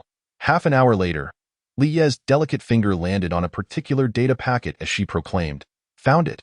As the data packet gradually unfurled, a combat plan codenamed Catching Turtles materialized on the screen. Zhang Yuanlu could not help but chuckle upon seeing the term Catching Turtles, exclaiming, "Catching turtles! They have even referenced the ancient Chinese idiom catching turtles in a jar. The people of Taiho have certainly mastered our language. We have become the turtles in their narrative." The enemy's insidious Catching Turtles plan encompasses a surprise attack on Changling Pass, a flanking maneuver in the southwestern mountainous region, and a siege of Zhongjiang City. Forming a comprehensive operational strategy, Li Yi pointed towards the quantum brain.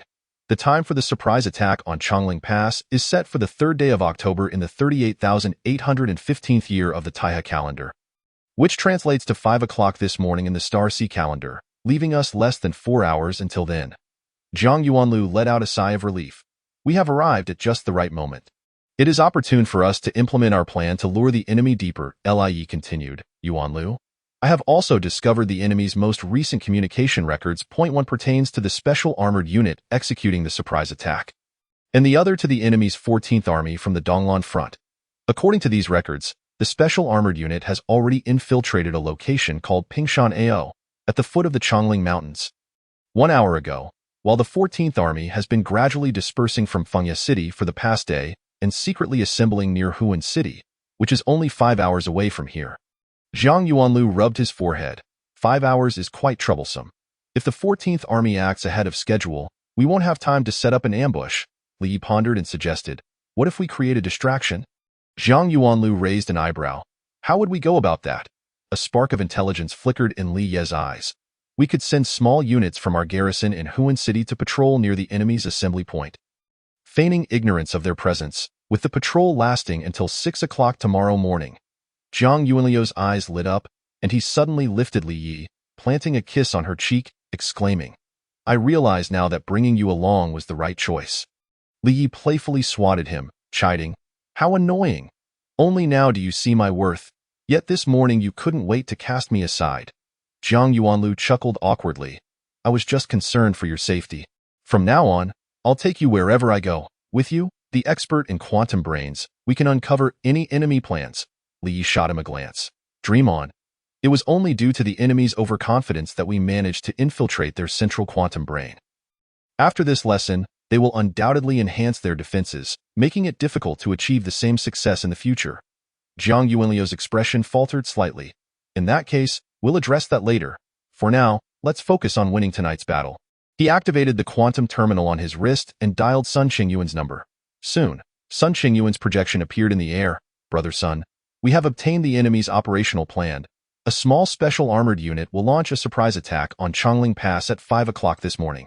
This unit consists of 150 members, all of whom are cultivators of level 5 or above, including 3 level 8 Yuanli Grandmasters and 2 level 7 Telekinesis Masters, led by a level 8 upper-grade Yuanli Grandmaster. Sun Qingyuan's expression brightened. So our plan to lure the enemy deeper can be executed. Zhang Yuanlu's demeanor grew serious. Our objective is not only to annihilate the enemy's special armored unit, but also to eliminate the 14th Army. Thus, the current challenge lies in keeping the 14th Army near Huan City until 6 o'clock, allowing us ample time for an ambush. Sun Qingyuan grinned. You seem quite confident. Surely you have a plan? Zhang Yuanlu nodded. Indeed. Please, Brother Sun, contact Commander Xia and instruct the garrison in Huan City to send small units to patrol near the enemy's 14th Army assembly point until 6 o'clock. But they must not discover the enemy. He placed particular emphasis on the word discover. Chapter 49. Codename Incision. Sun Qingyuan paused for a moment, then suddenly understood, clapping his hands. Excellent. I will report to Commander Xia immediately. Zhang Yuanlu continued. Additionally, please have Saint Longting lead a team into the secret chamber within Guanqing. Instruct Captain Xia Hozhong to withdraw ordinary soldiers from Guanqing and activate the source body restraint device, preparing for a counterattack. Once the battle commences, initiate the signal jamming device. Instruct the troops stationed in Shigu City to swiftly advance towards Chongling Pass, ensuring to bring along environmental camouflage equipment. I will personally speak with Saint Longting. For the other matters, I must rely on you to issue the orders. Our operation is codenamed Incision. Sun Qingyuan raised an eyebrow. Incision? How intriguing. Very well. I shall comply immediately. At 3:40 in the morning. In a dense forest 30 kilometers north of Chongling Pass, a slender, elderly telekinesis master withdrew his hand after completing a hand seal, sighing. Indeed, the source body restraint device has been activated, rendering us completely unaware of the situation within the pass. Among the telekinesis masters, there exists a faction known as sensory masters, whose formidable mental prowess, bolstered by specialized cultivation techniques, allows them to sense all that their consciousness touches from great distances. This particular sensory master, despite only being at level 7, possesses a sensing range of 100 kilometers, comparable to that of an upper-grade level 8 Yuanli Grandmaster. This is quite reasonable. Had they not activated the source body restraint device by nightfall, the Federals would have been exceedingly careless. Beside him, A robust Yuanli Grandmaster waved a hand dismissively. Forget about it. Relay the order to continue advancing. We shall reach the attack point by 4:20 and strike precisely at 5. Simultaneously, in a space city within Fengye City, a colonel paced anxiously in the operations room of the Northern Route Army headquarters. Shortly thereafter, the door to the command room swung open, and the Northern Route Army commander, Maeda Go, along with Chief of Staff Povaev, entered in succession. Colonel Ono, what brings you here at such an hour? Is there an urgent matter? Maeda Go scrutinized the colonel with hawk-like intensity. Colonel Ono saluted respectfully, his demeanor earnest. I sincerely apologize for disturbing you at this late hour, Commander. The Information Department detected signs of an intrusion in the central quantum brain 3 hours ago. Maeda Go's expression darkened, his gaze sharpening on Colonel Ono. If this was discovered 3 hours ago, why is it only now that you report it? Colonel Ono's expression tightened, beads of sweat forming on his brow as he lowered his head to explain. Forgive me? Commander, after detecting the signs of intrusion, the Information Department initiated emergency inspection measures, hoping to clarify the situation before reporting. However, after 3 hours, we still could not identify the source of the intrusion nor any signs of data loss in the central quantum brain. Prompting me to report to you, I sensed something amiss and rushed here to inform you. The personnel in the Information Department have grown far too comfortable lately, losing even the most basic vigilance. Maeda Go snorted coldly, his demeanor as icy as steel. Relay the order to arrest the head of the Information Department immediately, appoint the deputy to assume the duties of the head, and ensure he clarifies the situation within 1 hour. Otherwise, he can join his predecessor in confinement, Colonel Ono acknowledged, standing to salute before preparing to exit. Chief of Staff Povaev halted him, instructing, Colonel Ono, please contact our Special Armored Unit and the 14th Army to inquire about their status. Colonel Ono complied, approaching the quantum brain at the command console, becoming busy with his tasks. After a while, Colonel Ono reported, Commander, Chief of Staff, the Special Armored Unit is nearing the attack point, and everything appears normal there. The 14th Army secretly assembled near Huan City 3.5 hours ago. However, shortly thereafter, Huan City intensified its patrols, and the patrolling units have approached the 14th Army's positions several times. Although they did not detect them, the 14th Army is currently maintaining a concealed state. This is rather peculiar. Maeda Go paced back and forth, his brow furrowed deeply. The central quantum brain has been infiltrated, and Huan City has increased its patrols. Could it be that our surprise attack plan has been compromised by the Federals? While this is a possibility, even if the Federals have discerned our intentions, they would not have enough time to respond. Povaev's gray eyes sparkled with determination. In over 3 hours, they would be unable to deploy a force capable of countering our Special Armored Unit. As long as the 14th Army arrives at Chongling Pass on schedule, the pass will certainly fall into our hands. Chief of Staff, relay my orders. Maeda Go nodded, glancing at the quantum brain for the time before decisively commanding. Order our Special Armored Unit to commence their attack half an hour early. Once Chongling Pass is secured, immediately send word to the 14th Army. Instruct the 14th Army to advance towards Chongling Pass upon receiving news of the Special Armored Unit's occupation, disregarding the patrols and pursuing units in Huan City and along the way. Instruct the remaining troops of the 5th Army to prepare for departure and advance towards Huan, ensuring the 14th Army's rear is secured. The attack has commenced half an hour earlier than planned, but it matters little. In the command room of the 112th Regiment's headquarters, located in a fortress south of Chongling Pass, Zhang Yuanlu gazed at the screen on the wall, his expression relaxed. The images transmitted from the cameras scattered throughout the pass vividly captured the scene of the Empire's special forces launching their assault. Over 100 warriors clad in bioarmors leaped from the left side jungle onto the D13 highway, immediately charging towards the direction of Chongling Pass. Each stride they took covered a distance of over 10 meters.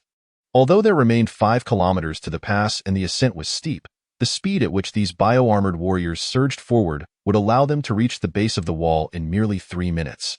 Leading the charge was a warrior whose physique was as formidable as a mountain. With his upper body bare, the earthy-hued bioarmor showcased his well-defined muscles, each swing of his arms causing the muscles to ripple like hills. Every footfall echoed thunderously against the ground, as if the entire mountain range trembled in response. After covering 2 kilometers, the team's speed reached its zenith, transforming the highway into a scene reminiscent of a stampede of 100 frenzied bison. Their wild momentum and overwhelming force seemingly capable of cleaving through even the mightiest of mountains. Suddenly, two beams of white light shot down from the pass, piercing through the frenzied ranks and extending into the distance. As they passed, two elongated voids appeared within the charging formation, where several warriors were vaporized by the intense heat of the beams, leaving no trace of their bioarmors behind. Chapter 50. Frenzied assault. It was the formidable particle cannons of the pass unleashing their power. The particle cannon is a thermal weapon that propels plasma gas constrained by magnetic fields, achieving temperatures in the hundreds of thousands of degrees, which bestows upon it astonishing destructive capability. Were it not for the immense energy requirements and lengthy charging times, resulting in only a few particle cannons being installed at the pass, Chongling Pass would be virtually impregnable. Of course, the use of particle cannons is not arbitrary. The Star Sea world has established conventions prohibiting the deployment of energy weapons exceeding certain power thresholds on planets. As such, high-powered weapons can wreak havoc on the natural environment, leading to a degradation of human living conditions. Without restrictions, a post-war scenario would likely render most planets uninhabitable. The subsequent barrage from two more particle cannons claimed the lives of several additional warriors. But a third strike was rendered futile as the Imperial Army's special armored units had already reached the base of the wall, surpassing the attack angle of the particle cannons. Moreover, the charging time for the particle cannons had yet to elapse, underscoring the rapidity of the enemy's advance. This exemplifies the prowess of the special armored units, whose capabilities in evading energy weaponry are matched only by their astonishing attack speed, rendering the impact of energy weapons minimal. Were it an ordinary force, evading such attacks would be an impossible feat. The Imperial Army swiftly divided into two segments upon reaching the base of the wall. One group surged along the D-13 highway into the heart of the pass city, assaulting upwards along the steps flanking the road, while the other group began to scale the wall directly. Originally, the sides of the pass city were fortified with alloy gates, but they had retracted at this moment. The Imperial Army's leading energy master momentarily froze in surprise, yet had no time to ponder further as he was swept along by his advancing subordinates. The contingent of Imperial soldiers attacking the wall was led by the towering energy master known as Dongguan Shengwu, an 8th-tier master of formidable renown, bearing the rank of Major General and commanding the surprise assault. As he approached within 50 meters of the wall, he crouched slightly before launching himself with tremendous force. His massive form soaring like a cannonball, reaching a height of 40 to 50 meters before arching gracefully downwards towards the city. Simultaneously, a massive battle axe materialized in his right hand, cleaving downwards in a flurry of 3 strikes, each blow akin to a meteor crashing to Earth, sending forth torrents of earthy yellow energy. At that moment, a faint light membrane arose above the city, signaling the activation of defensive formations laid within. When Dongguan Shengwu's axe struck the membrane, it reverberated with a thunderous roar, as though he had cleaved through a solid object. With the first strike, the membrane yielded deeply, revealing arcane symbols that flickered in the air before shattering into oblivion. The second strike left fine fissures spreading like spiderwebs across the membrane's surface. Following the third blow, the membrane emitted a hissing sound, as if a fabric had been torn, subsequently creating a gaping breach. Dongguan Shengwu's form surged through the opening, landing with a resounding crash upon the city, causing the entire structure to tremble. Yet, he did not relent. Turning back, he unleashed several more strikes, widening the breach to accommodate a dozen warriors simultaneously. The formations, products of humanity's research into ancient techniques during the space age, are diverse, encompassing offensive, defensive, trapping, and confusing arrays. Unlike energy shields, formations can defend against both energy and physical attacks. However, due to the complexity of their deployment and the substantial consumption of source stones, source jade, or source crystals required to activate them, formations are typically reserved for vital locations. As a strategic stronghold, Chongling Pass is naturally fortified with a high-level formation, yet the ferocity of Dongguan Shengwu's assault proved overwhelming, cleaving through the defenses in merely 3 strikes. Similar to the function of formations are technological defense systems installed in critical areas, which, when activated, provide protection against both energy and physical assaults, each possessing its own advantages and disadvantages. While formations are challenging to establish and rely on scarce resources, their defensive capacity surpasses that of standard defense systems. Conversely, Defense systems are easier to manufacture, relatively inexpensive, and more convenient to deploy, albeit with lesser protective efficacy. In the command room, Jiang Yuanliu's eyes widened in shock as he observed Dongguan Shengwu's onslaught. An 8th tier master possesses an overwhelmingly potent offensive capability, far surpassing the inferior master he had previously vanquished. Jiang Yuanlu surmised that should he face this individual, he would likely falter under a single strike. Reflecting on his earlier pride in defeating a lesser master, he now realized how narrow-minded his perspective had been. The other members of the Imperial Army's Special Armored Squad, lacking Dongguan Shengwu's formidable prowess, resorted to scaling the wall in their ascent. Each warrior donned suction cups on their hands, rapidly ascending the wall, creating a scene reminiscent of spiders swarming across its surface.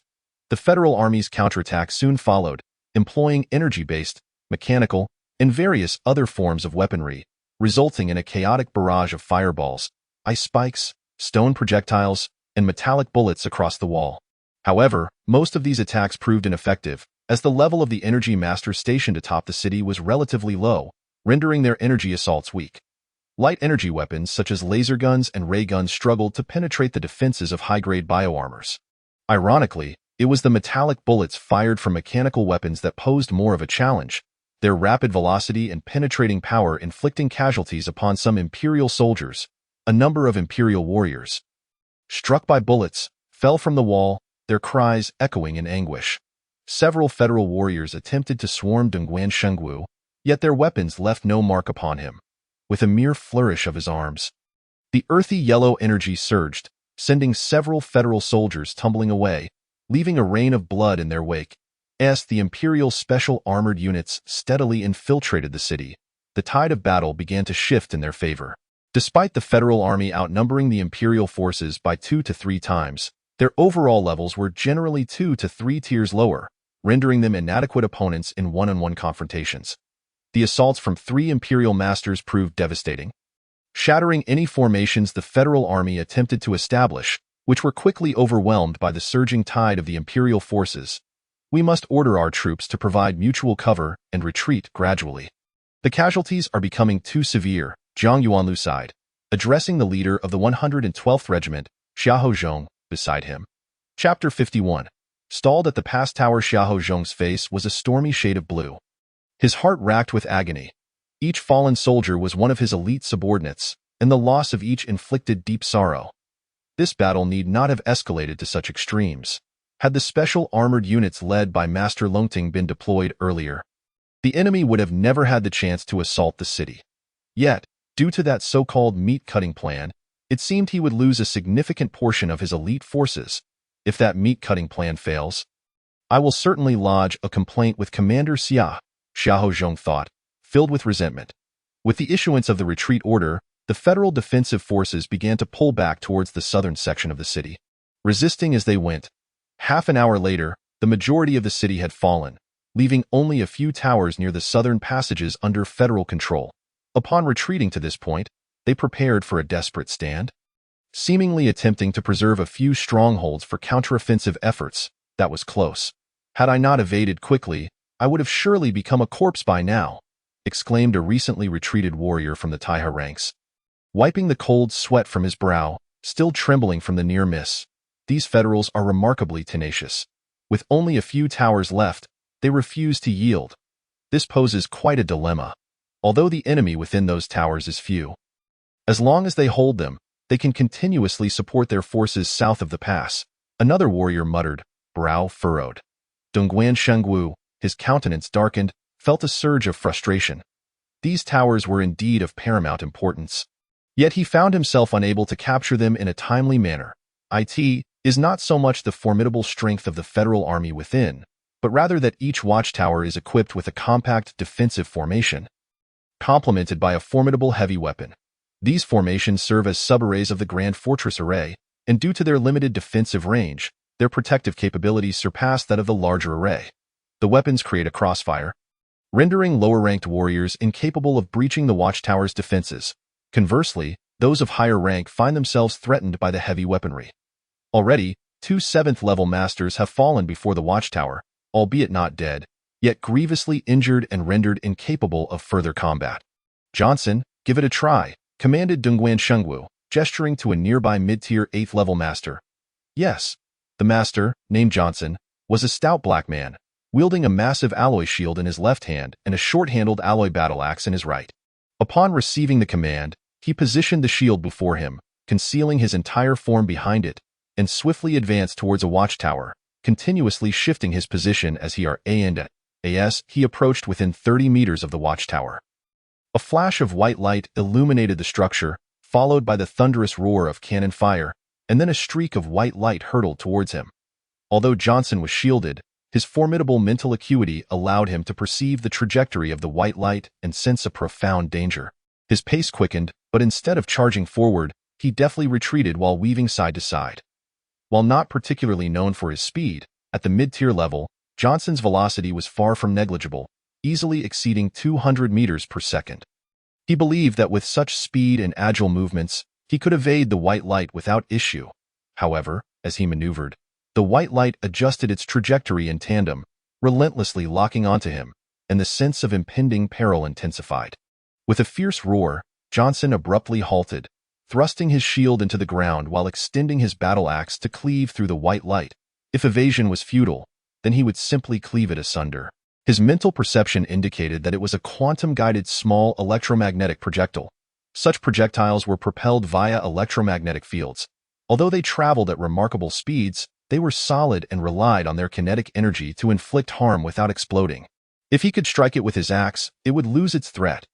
The electromagnetic cannon had been conceived during the ancient era of Earth, yet lacked quantum guidance then, even failing to achieve electronic guidance, thus forcing projectiles to follow a straight trajectory once fired. The electromagnetic cannons of the Star Sea world, however, were considerably more advanced, maintaining high speeds while incorporating automatic tracking capabilities, rendering them immensely powerful. Unquestionably, Johnson's judgment was sound, and his reflexes were swift. His rapidly swung alloy battle axe accurately struck the projectile, cleaving it in two.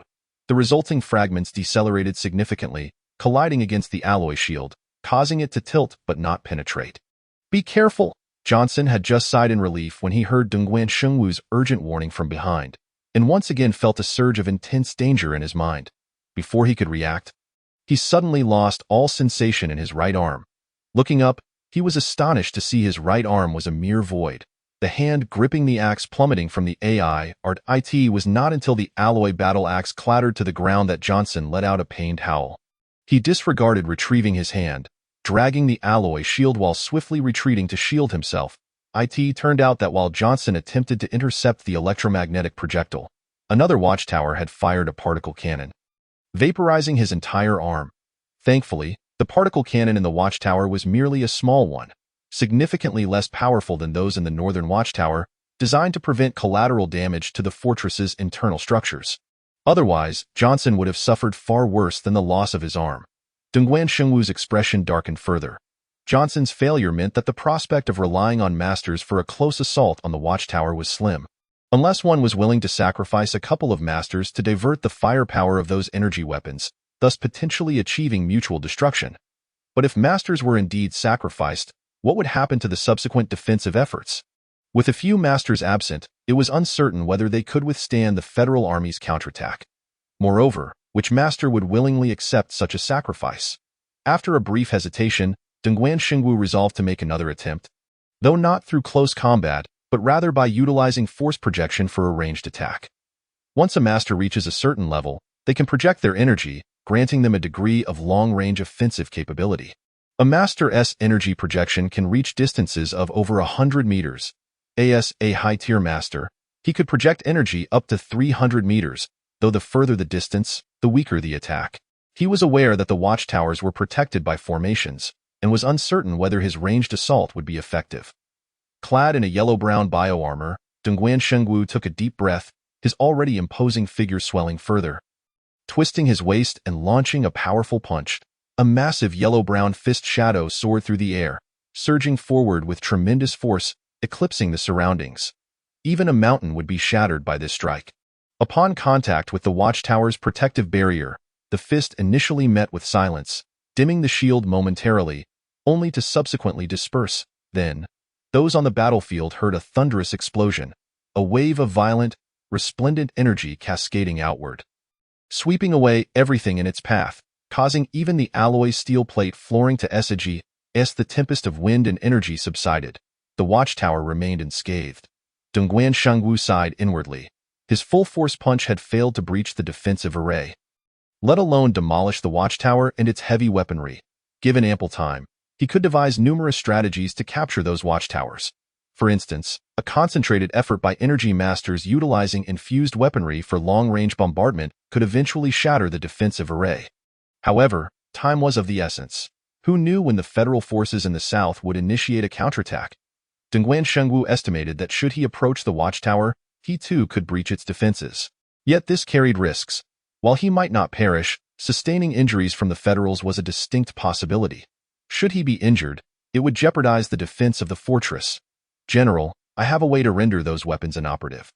Just as Dongguan Shengwu was mired in frustration, a Federal officer with a white cloth band around his arm parted the crowd and approached him, wearing an obsequious expression. Who is this? Dongguan Shengwu inquired. Furrowing his brow, a soldier from the Imperial Army following the Federal officer quickly reported, General, this is Federal Major Xiang Zhozhou. His ancestors were from Taiha. Upon witnessing our forces advancing, he voluntarily offered his allegiance. It was he who had opened the gates at the base of the fortress. Without him, our assault may not have proceeded so smoothly. Xiang Zhozhou? What is your relationship with the Xiang family from the Jiangjin Star region? Dongguan Shengwu suddenly recalled that Commander Maeda had previously mentioned the Xiang family of Jiangjin was of Taiha descent and had intentions of surrendering to the empire. This was classified information known only to a select few high-ranking officials, and he had learned of it due to his close ties with Maeda. Report, General, I am indeed a member of the Jiangjin Xiang family. The seventh elder of the Xiang clan, Xiang Tiancheng, is my great-grandfather. The Major, Xiang Zhozhou, saluted Dongguan Shengwu with a Taiha military gesture. Dongguan Shengwu nodded. Then what is your plan to neutralize those weapons? Though he had no means to verify Xiang Zhozhou's claims, the mention of the Xiang family lent credibility to his assertion. Moreover, as a mere fifth-tier energy master, he posed little threat in Dongguan Shengwu's presence. Unbeknownst to Xiang Zhozhou, who seemed unconcerned, he replied, General, those weapons require vast amounts of energy, and their power supply is not located within the watchtower. I know where it is. If we can shut it down, the weapons will become inoperative. Dongguan Shengwu felt a twinge of skepticism, pressing further.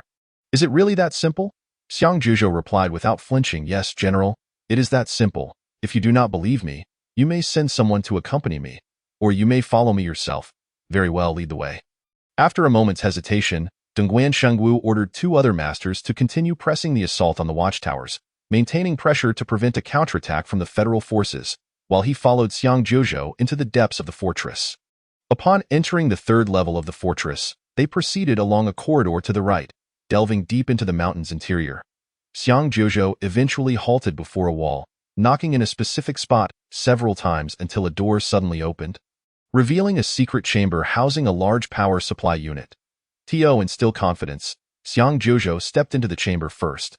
Dongguan Shengwu gestured for several subordinates to follow closely, and only after hearing the assurance of safety did he enter the chamber. At which point the door closed silently behind them. Dongguan Shengwu furrowed his brow, feeling a sense of unease, when he suddenly noticed an elderly man with white hair and beard emerging from behind the energy supply device. Clad in a flowing white robe, he exuded an ethereal aura, standing there yet somehow eluding perception.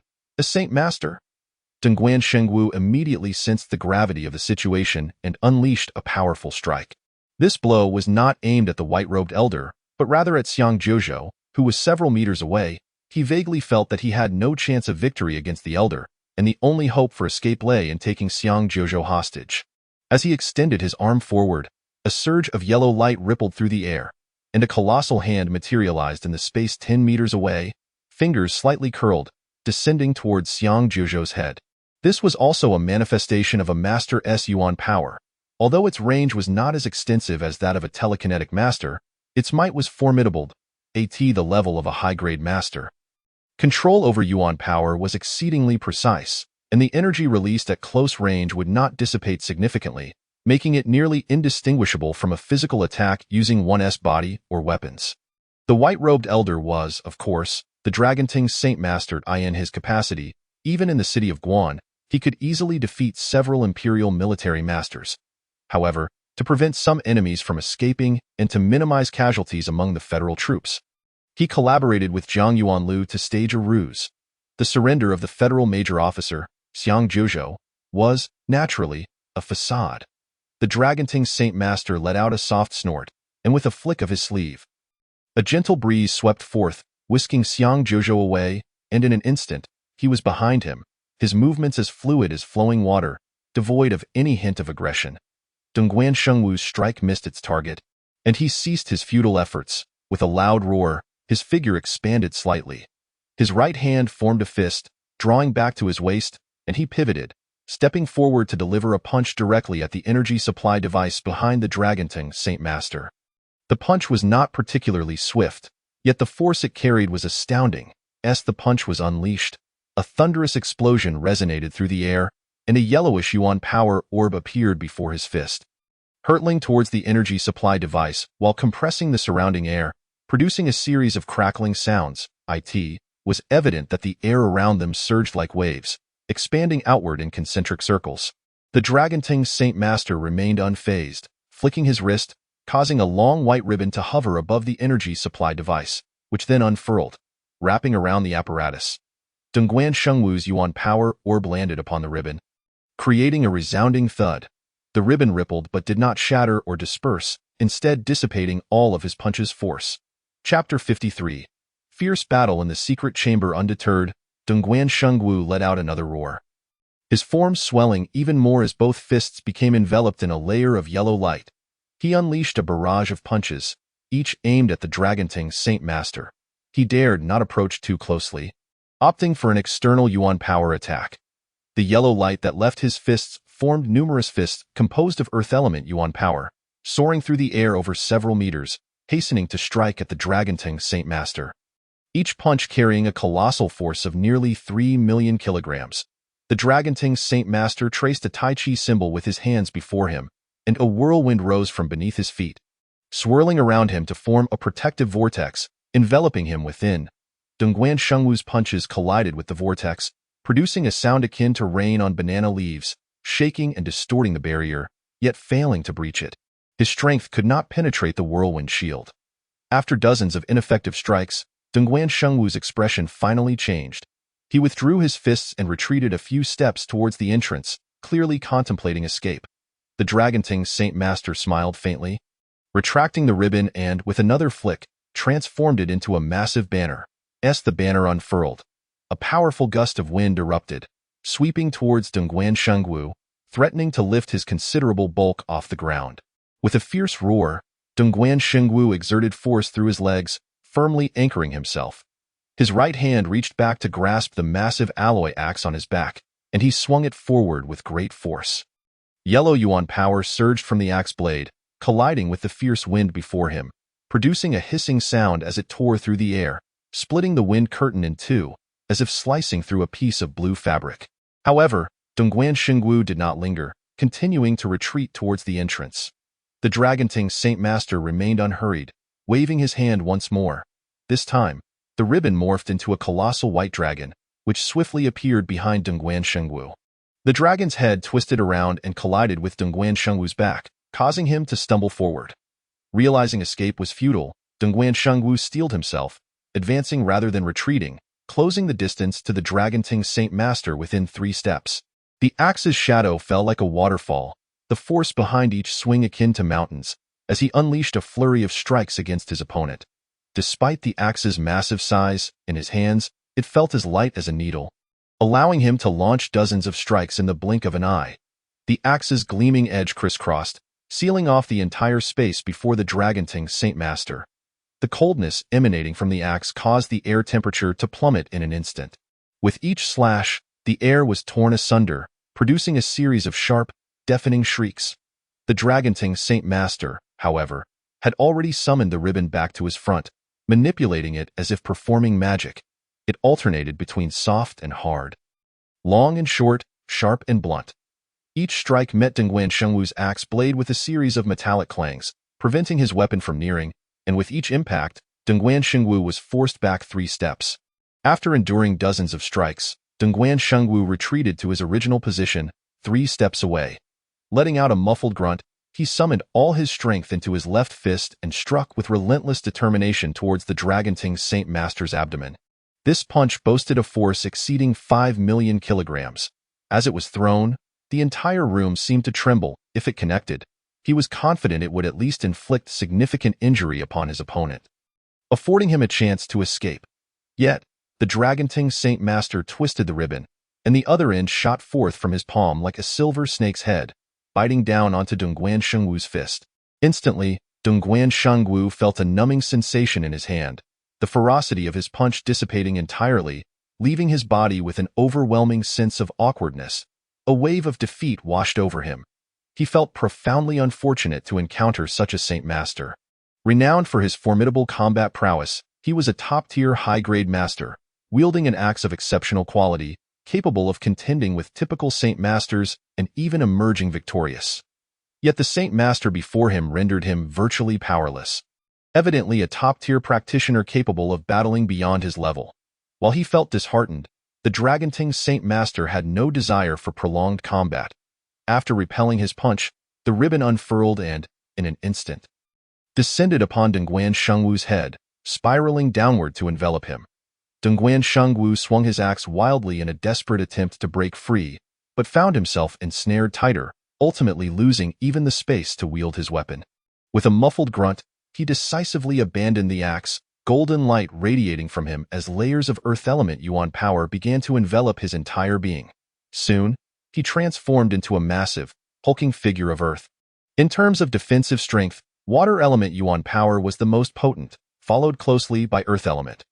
Once Dongguan Shengwu fully activated his defenses, he became a veritable fortress of stone, capable of withstanding even a particle cannon. Yet, the Dragonting Saint Master's ribbon proved even more formidable than a particle cannon. The ribbon spun ever faster, a tempest erupting, the sound of rushing wind piercing the air as countless razor-sharp wind blades shot forth from within, spiraling around Dongguan Shengwu's form, slicing through him like a high-speed saw against stone, emitting an ear-splitting screech. Despite the golden light surrounding Dongguan Shengwu, the wind blades relentlessly tore through layer upon layer of earth until they reached his flesh. The Dragonting Saint Master, a wind element yuan power master, executed his ultimate technique, the Wind Dragon Strangle, condensing wind element yuan power into razor-sharp blades, manipulating their rapid rotation to enhance their slicing ability. Unlike telekinetic masters, this technique was a close-quarters combat skill, requiring a weapon to channel the yuan power, and the ribbon served as his specially crafted weapon. As Dongguan Shengwu's roars diminished, the Dragonting Saint Master retracted the ribbon, leaving behind a figure that was little more than a skeletal remnant. Under the onslaught of the Wind Dragon Strangle, Dongguan Shengwu's flesh and blood had been nearly obliterated. As for his bio-armored suit, it had disintegrated into countless fragments, not even given a chance to revert to liquid form. Nevertheless, the restoration abilities of a peak, master-level yuan power practitioner were exceedingly potent. As soon as the Dragonting Saint Master withdrew the ribbon, Dongguan Shengwu's blood and flesh began to surge back to life, and within mere moments, a thin layer of flesh covered his bones. The Dragonting Saint Master, of course, had no intention of allowing him to recover. He pressed a finger against Dongguan Shengwu's abdomen, sealing his yuan power reservoir, then another finger against his forehead, rendering him completely unconscious. After swiftly dealing with several other Imperial soldiers, the Dragonting Saint Master instructed Xiang Zhuzhou to keep watch over them before calmly exiting the secret chamber. In the command room of the 2nd Regiment's headquarters, Zhang Yuanlu rose from his seat. The first phase of the battle could now conclude. He ordered the troops to launch a full counterattack and eliminate the enemies within Guan City within half an hour. Chapter 54. Annihilation of 30,000 enemies 20 minutes later, at a location 10 kilometers north of Chongling Pass, an elderly Imperial sensing master furrowed his brow. Something seems amiss. I believe I can hear the cries of our soldiers and calls for retreat. A younger telekinetic master beside him nodded in agreement. I think I heard it too. Could our ambush have failed? The elderly sensing master stroked his goatee thoughtfully. To be prudent, we should contact the 14th Army and advise them not to act recklessly.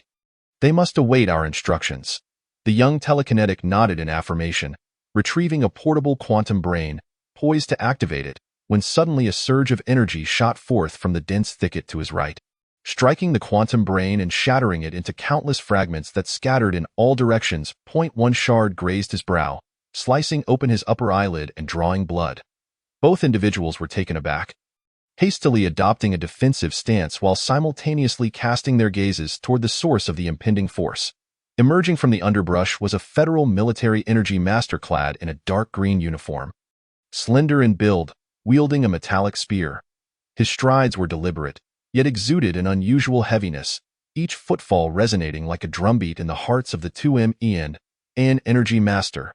The elder sensing master felt a tightening in his chest. Swiftly forming hand seals to summon 2 gusts of wind beneath his feet as he advanced, shouting, "Flee swiftly." The federal military energy master shook his head slightly, uttering the words, "Too late," before leaping into the air. His spear thrusting forward in a straight line, piercing through the back of the elder sensing master's skull with lightning speed. Before the body could even touch the ground, he reversed the spear, thrusting it backward and impaling the young telekinetic, who had barely sprinted 10 meters in the opposite direction. 1 7th level sensing master and 1 6th level telekinetic, somewhat lacking. The federal military energy master muttered to himself, surveying the scene, and swiftly departed, dragging away the corpses of the 2 imperial military energy masters. 10 minutes later, at the secret gathering point of the 14th Army outside Huan City, a communication officer fiddled with a quantum brain, then looked up to report to the standing 14th Army commander, Madison. "General, I have established communication with the special armored unit that ambushed Changling Pass. Colonel Suzuki requests to speak with you." A beam of light projected into the air, transforming into the image of a middle-aged man with a bald head and dark complexion. Upon seeing Madison, the bald man reported urgently, "Your Excellency the General. We have taken Changling Pass. The federal military is launching a full-scale counterattack. Please, Your Excellency, lead your troops here for reinforcement. Given the current enemy's offensive, my unit can hold out for no more than 5 hours." Madison furrowed his brow. "Colonel Suzuki, what about General Shangwu from the East Pass?" He was familiar with Suzuki and did not think much of it. The bald man replied, "General Shangwu and 2 other masters are currently leading troops to intercept the enemy at the front. The Brigadier General specifically ordered me to stay behind to communicate with you." Madison's eyes sharpened. "What are your casualties?" Suzuki hesitated momentarily before continuing. "The casualties are not severe, about a dozen dead and around 20 wounded. Otherwise, we wouldn't be able to hold out for 5 hours against such a fierce counterattack from the enemy. By the way, General, we have an enemy signal jammer here. We only managed to contact you after shutting down the signal jammer within the pass. However, I heard that there is still a signal jammer in the south of the pass, and we might lose contact with you shortly." Just as Madison was about to respond, he suddenly noticed the bald man's image beginning to fade, followed by the man's exclamation, "Oh no, General! The enemy has activated the signal jammer in the south of the pass. The signal is becoming unstable. General, you must hurry and bring your troops." The bald man's image flickered and abruptly vanished. Madison was momentarily stunned, then waved at an aide nearby. "Go check on the situation of the patrols in Huan City." The aide, Yi Guer, intercepted him with a wave. "No need to check. The patrols in Huan City withdrew back to the city 10 minutes ago." "Oh, is that so?" Madison frowned, pacing back and forth, before issuing an order. "Relay to all divisions to immediately lift their concealment status and march at full speed toward Changling Pass." On the 12th of October, 44004 of the Stellar Sea Calendar, at 11:15 in the morning, Jiang Yuanlu stood atop the Changling Pass city wall, gazing northward, his eyes reflecting both excitement and melancholy. Before him lay a hellish tableau, on the D13 highway, spanning a width of 100 meters and extending for 10 originally. As soldiers, these spoils were meant to be turned over to the state. However, the Holy Master, endowed with certain privileges, proactively declared that this piece of armor be bestowed upon Jiang Yuanlu. With the endorsement of such a formidable deity, Jiang Yuanlu accepted the armor with ease and, upon completing the concluding tasks, eagerly sought out a place to bind it. While he could not fully unleash the power of this A-grade armor, it nonetheless granted him genuine strength to contend with an 8th-level master. Although he might still struggle against a 3rd-grade master, he could confront a 2nd-grade one directly, perhaps even with a chance of victory. Yet, Jiang Yuanlu remained unsatisfied, delegating all subsequent matters to Sun Qingyuan. while he pulled Li Yi and Qi Qi into a secluded chamber within the fortress cluster of Guanan to embark on a new round of arduous training. This was largely prompted by the immense pressure he felt after witnessing the battle between the Dragon Ascending Holy Master and Dongguan Shengwu. An 8th-level master of high caliber, with 3rd-grade combat power, had been unable to withstand even a single strike from the Holy Master. The latter's might was truly overwhelming. This was merely an S-grade master. What then of those at the 2S or 3S levels, whose strength must be of an entirely different magnitude? Zhang Yuanlu had already attracted enough trouble, with the Shi family, the Gene Adjustment Organization, and the Imperial Army all possessing S-grade powerhouses. If any of them were dispatched, he feared he might not even have the chance to escape. Previously, after slaying an A-grade 8th-level master, he had felt that high-level practitioners were not as terrifying as he had thought. Instilling him with a false sense of confidence, however, after witnessing the might of S-grade powerhouses, he realized he had been rather naive. In the command center of the Donglan army at Zhongjiang City, Xia Shiji gazed at the rows of figures on the screen and sighed. The carving meat plan has truly taken a chunk out of the Imperial Army, and a rather vital one at that.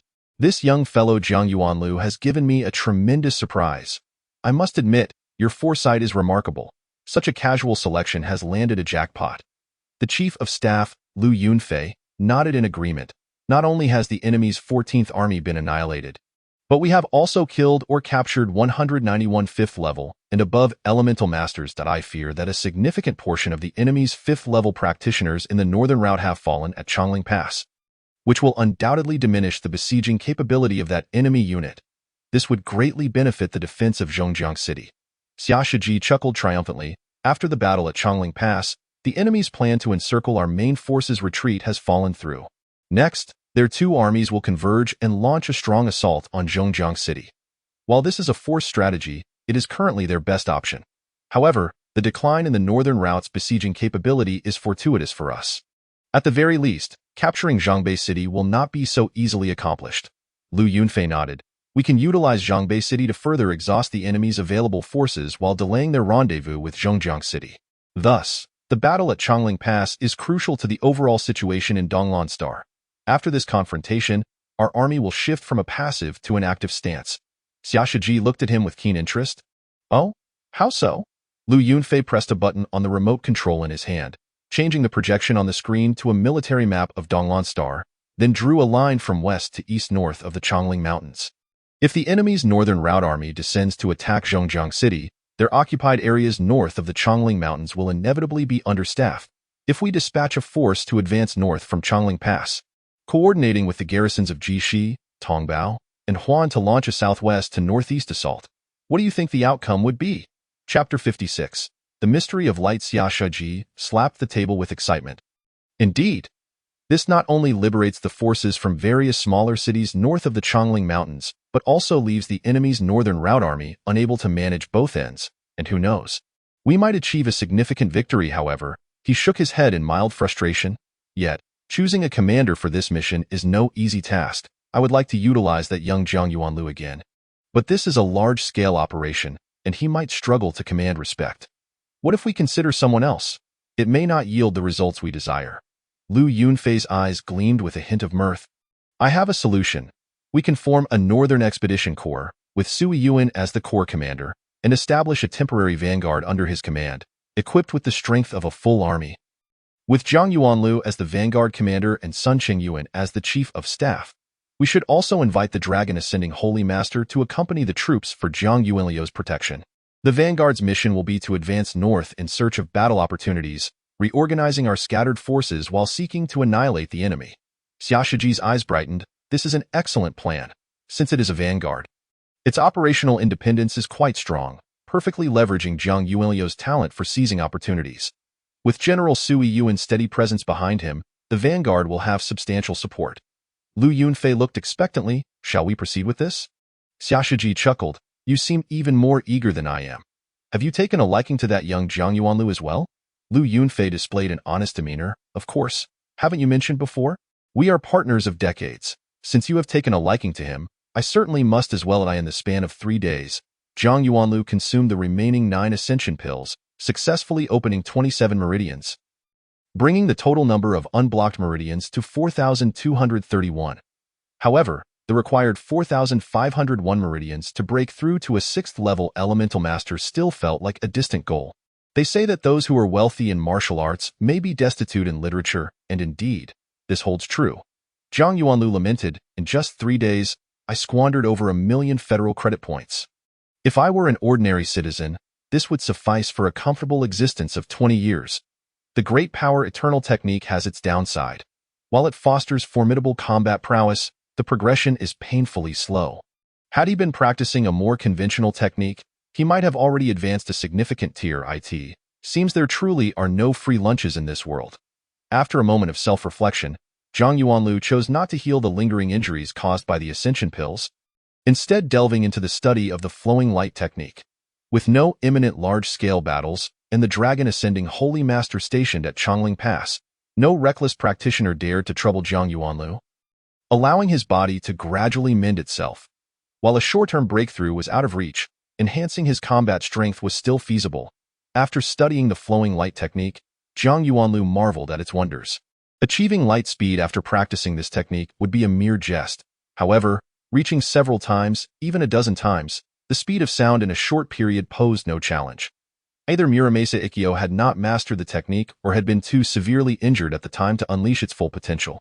Otherwise, he might not have triumphed over him so easily. The core essence of the flowing light technique lies in the concept of light, whose fundamental characteristic is speed.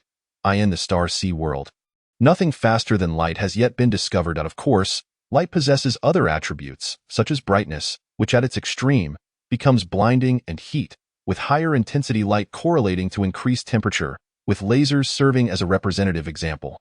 Zhang Yuanlu did not intend to practice the flowing light technique, as he understood the wisdom of not biting off more than he could chew. Moreover, only by traversing paths untraveled by predecessors can one forge the most suitable techniques for oneself.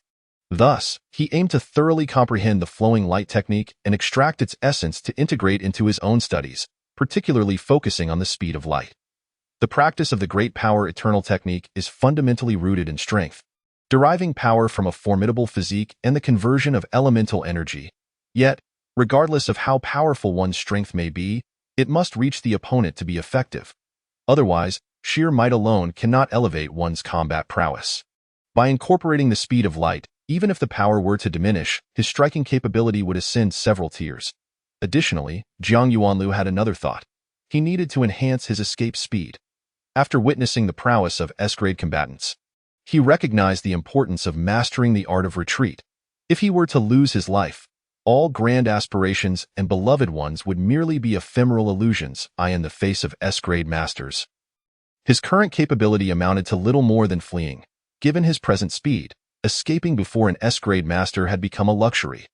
Thus, integrating the core principles of the flowing light technique into his movement and footwork to enhance his running speed became an essential undertaking for Zhang Yuanlu.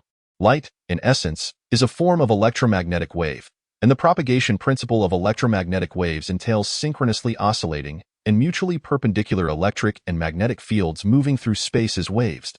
To simulate the speed of light, one must first generate an electric field and magnetic field that are perpendicular to each other, then model the body as particles. The core essence of the flowing light technique lies in its ability to simulate these three elements. Once he grasped this concept, absorbing the core principles of the flowing light technique became considerably easier, and Zhang Yuanlu found an even better alternative. The elemental energy cultivated through the great power eternal technique primarily consists of earth attribute energy. As the great power eternal technique is of yin-yang grade, the earth attribute elemental energy cultivated is exceptionally powerful, and earth naturally generates magnetic fields, which are far more potent than those simulated by the flowing light technique. By substituting the latter with the former, his speed would surpass that achieved through the mere practice of the flowing light technique.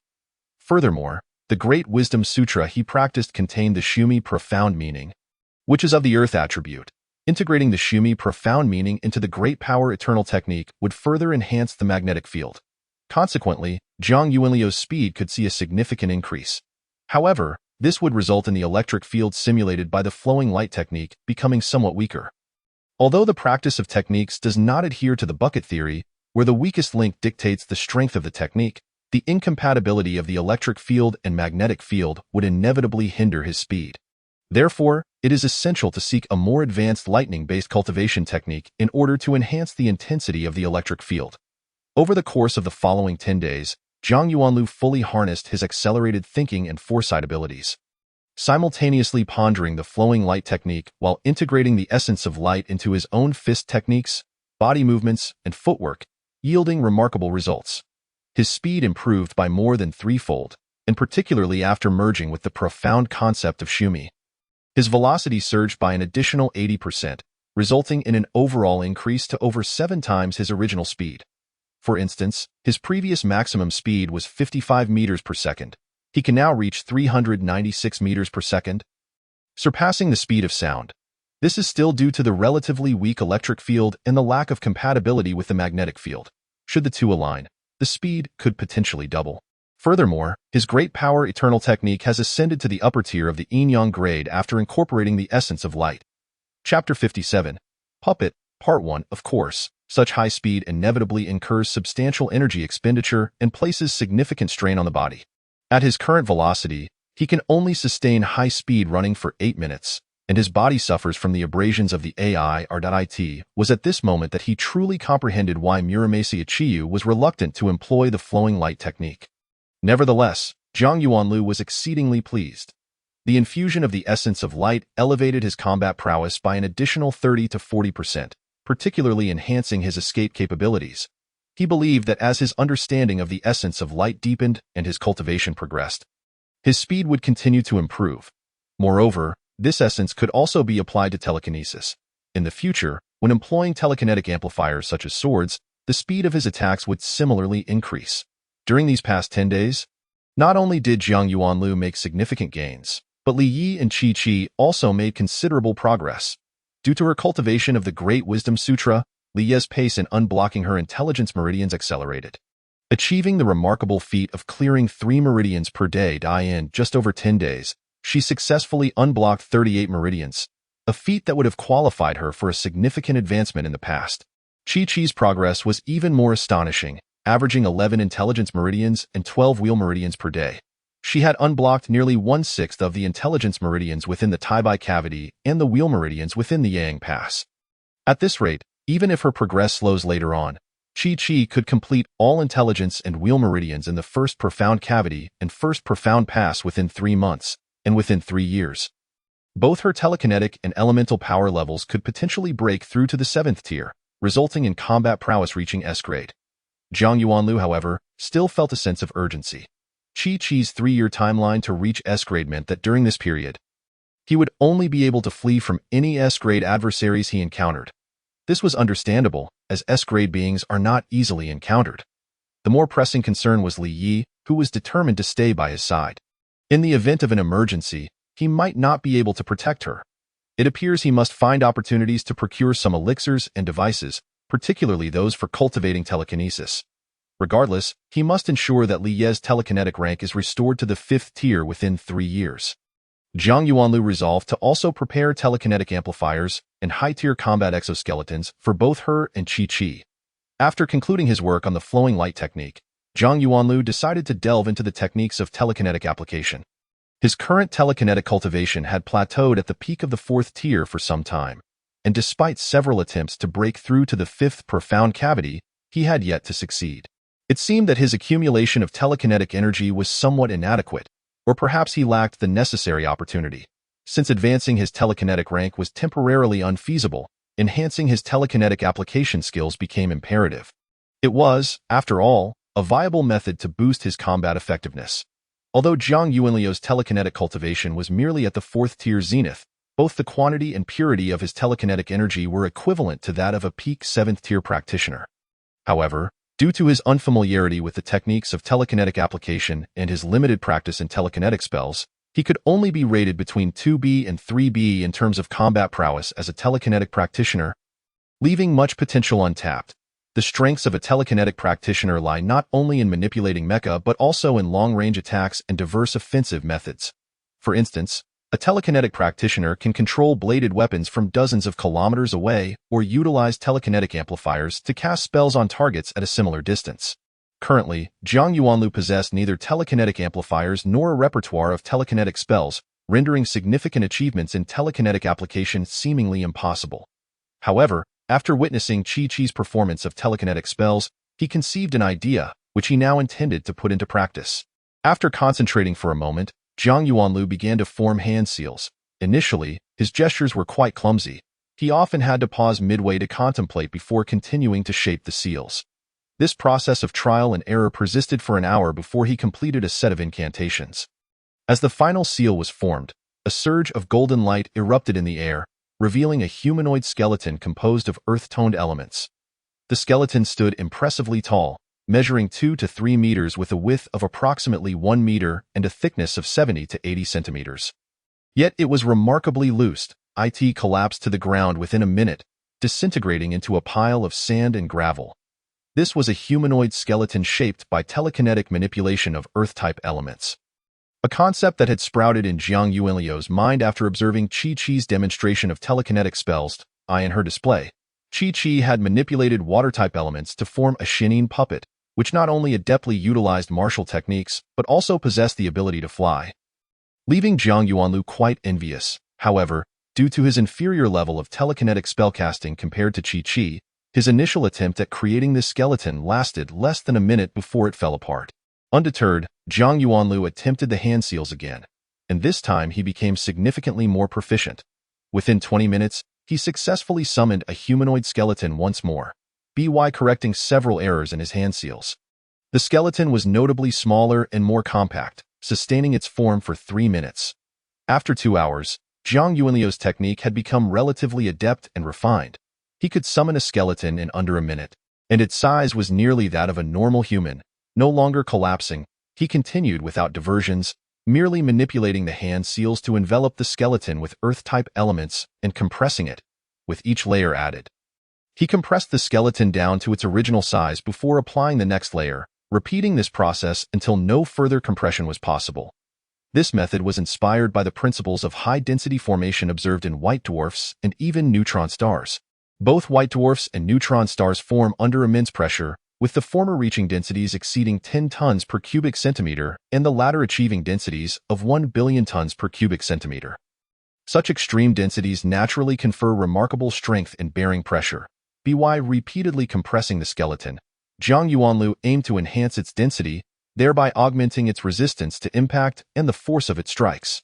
This step utilized the Earth-type telekinesis cultivated through the Great Wisdom Sutra, as the sutra inherently contained the profound concept of Shumi, resulting in particularly powerful Earth-type telekinesis, which enabled him to accomplish this task relatively smoothly. Subsequently, Zhang Yuanlu began forming another set of hand seals, the process bearing some resemblance to the previous one, however. Upon completing this set of seals, the joints and exterior of the skeleton became enveloped in a black watery membrane. Once the membrane was fully applied, a deep azure humanoid puppet materialized before him, complete with distinct facial features, though its eyes were entirely black and somewhat vacant, clearly indicating it was not a living being. This time, he employed the water-type telekinesis derived from the Great Wisdom Sutra, whose profound concept of weak water was equally formidable, allowing Zhang Yuanliu's water-type telekinesis to far exceed the capabilities of an ordinary practitioner. Chapter 58, Puppet, Part 2, constructed with an Earth-type elemental skeleton and encased in a water-type elemental flesh and skin. Zhang Yuanliu's intention was to create a humanoid puppet. The Earth-type skeleton, imbued with the essence of Shumi, was robust, heavy, and solid, striking like a meteor while maintaining a defensive stance akin to a mountain's stability. Conversely, the water-type flesh was soft, inclusive, and entwined, further endowed with extreme coldness and formidable absorption capabilities. Defending like the vast ocean while attacking like an avalanche, the interplay of rigidity and flexibility greatly amplified the combat effectiveness of the puppet. With the puppet now fully formed, it merely required Zhang Yuanlu to attach his consciousness to it, allowing it to come to life and execute martial techniques and telekinetic spells. However, this puppet was primarily strong in close combat and weak in ranged combat, unless equipped with a long-range sniping weapon. It would merely serve as an additional meat shield, and of course, it was stronger than a mere meat shield. At least the puppet could operate independently within the range of its creator's consciousness, although its combat effectiveness would diminish with distance. Yet Zhang Yuanlu did not wish to follow in the footsteps of predecessors. His purpose in creating this puppet was primarily for long-range combat. Therefore, After the puppet's formation, he utilized his telekinesis as a blade to inscribe a unique ancient character on the puppet's forehead. This character was particularly intricate, resembling neither a letter nor an image, but rather a formation constructed from peculiar symbols, likely indecipherable to anyone in the Star Sea world except for Jiang Yuanlu himself. This was one of the 9 true words recorded in the Great Wisdom Sutra, representing space. The Great Wisdom Sutra stands as one of the highest scriptures of Buddhism, chronicling the 9 true words of Buddhism: Lin, Bing, Do, Zhi, Jie, Jian, Lai, Qian, Xing, each representing a distinct universal law. For instance, Lin symbolizes will, Bing signifies vitality, Lai denotes space, and Qian represents time, among others. The profundity of these 9 true words is immense, with each word deserving a lifetime of studied, present. Jiang Yuanlu only possessed a basic understanding of Lin and Lai, and thus he chose to apply the character of Lai in this moment. After inscribing the designated characters, the puppet acquired the ability for ranged attacks. With a single technique, it could pierce through space, reaching distant targets, akin to a master of elemental energy wielding mental techniques, significantly augmenting its combat prowess. The puppet's body, composed of earth attribute elements imbued with the profound essence of Shumi and water attribute elements infused with the subtle essence of weak water, surpassed Jiang Yuanliu's own physical form in both strength and flexibility. Furthermore, since the earth and water elements were derived from Jiang Yuanliu's own manipulation of mental energy, his control over the puppet's body was seamless. Thus, inherently, the puppet possessed advantages over Jiang Yuanlu's own physique. With diligent practice and a mastery of various martial techniques, the puppet's combat capabilities could even eclipse those of Jiang Yuanlu himself. Additionally, the puppet had the advantage of continuous reinforcement. Currently composed of earth and water elements, should Jiang Yuanlu cultivate other attributes of mental energy in the future, he could incorporate elements of metal, fire, wood, and lightning, among others. Moreover, the density of the puppet's body could be compressed and enhanced in tandem with the amplification of Jiang Yuanliu's mental energy, theoretically achieving even the density of a black hole. An increase in density would correspond to heightened resistance to impact and augmented power, a feat unattainable by the human form. While the density of the human body can be enhanced through cultivation, it could never reach the density of a neutron star. Should it do so, it would no longer be human, but a monstrosity, by attaching a fragment of his mental essence to the puppet. Jiang Yuanlu first commanded it to deliver a punch. The force of the punch dissipated 2 meters in front of him, only to reappear with a resounding crash, creating an indentation in a wall 20 meters away. Jiang Yuanliu's face lit up with joy, realizing that the inscription had taken effect. This punch was entirely distinct from the ranged attacks of an elemental energy master. The force remained undiluted, akin to a close-range assault. Moreover, were it not for the constraints of the confined space, Jiang Yuanlu estimated that the punch could reach a distance of 1 kilometer, a feat even an 8th-level elemental energy master could not achieve. Next, Jiang Yuanlu began to command the puppet to practice various martial techniques. To truly endow the puppet with combat capabilities, it was imperative to master the manipulation of mental essence to execute a range of martial techniques with the same proficiency as his own body. This endeavor was more about honing his control over mental essence rather than the puppet itself, as the puppet's body was merely temporary, subject to replacement at any moment. Once his control over mental essence was refined, he could adeptly utilize martial techniques with any puppet body, provided the structure remained consistent. As for mental techniques, there was no need for further training, as the puppet's body was inherently crafted for mental techniques, allowing it to instinctively employ them. Initially, commanding the puppet to perform martial techniques was quite awkward, akin to a soul suddenly inhabiting a new body, leading to considerable discomfort. Jiang Yuanlu took his time, guiding the puppet through simple actions such as walking, running, and jumping, before progressing to punches, kicks, bending, and twisting, ultimately culminating in the execution of martial techniques. This process spanned 2 full days, during which Jiang Yuanlu's mental essence and energy were nearly depleted, necessitating several replacements of the puppet's body before he could successfully complete a full set of martial techniques. To achieve the same level of proficiency as his own body would require an extended period of training. The creation of this puppet marked Jiang Yuanliu's initial formal application of mental techniques, representing an attempt to integrate these techniques with martial arts. Fortunately, it was a success. Why are practitioners who cultivate both mental and elemental energy so formidable? It is precisely because mental techniques and martial arts can mutually enhance one another, yielding a sum far greater than the individual components. For instance, when an elemental energy master delivers a punch enhanced by a mental technique such as meteor strike, the force can increase several-fold, if not dozens of times, significantly amplifying its destructive potential. Similarly, when a mental energy master employs sword techniques during ranged attacks, the effectiveness of the assault is likewise magnified. Generally speaking, the enhancement of martial arts by mental techniques is far superior to the reverse. The successful creation of the puppet signified that Zhang Yuanlu now possessed a combatant equal to or even superior to himself. This doppelganger also possessed the capability for ranged attacks, functioning as an indestructible entity. Should it be damaged, it could be recreated at any time, as long as Zhang Yuanlu's mental essence and energy remained intact. While other mental energy masters could also produce such puppets, none could match the formidable combat strength of Zhang Yuanlu's creation. Beyond Zhang Yuanlu's application of the 9-character true words, there was another crucial factor at play: mental essence differentiation. The puppet is controlled by the differentiated mental essence of the mental energy master. The stronger the differentiated mental essence, the greater the control over the puppet. However, an individual's total mental essence is finite. Differentiating a portion reduces the essence available for the master, thereby diminishing their control over their own body. If a mental energy master lacks sufficient strength, differentiating their mental essence to control a puppet can lead to a detrimental loss of control over their own form. Thus, only those with robust mental essence frequently employ puppets, while most utilize them only in exceptional circumstances. As for Zhang Yuanlu's mental essence, it is unparalleled in the Star Sea world. The traversal through time and space caused his soul to mutate, endowing him with an innate strength far beyond others, further augmented by the Great Wisdom Sutra, resulting in a mental essence several dozen to hundreds of times stronger than that of an average person. For him, differentiating mental essence to control a puppet was not a burden. Although Zhang Yuanlu successfully created this puppet, it would require time to be battle-ready. Firstly, the duration of its creation was excessively long. Puppets cannot exist indefinitely, as maintaining their corporeal form necessitates the consumption of the master's mental essence and energy. Thus, they are always temporary constructs.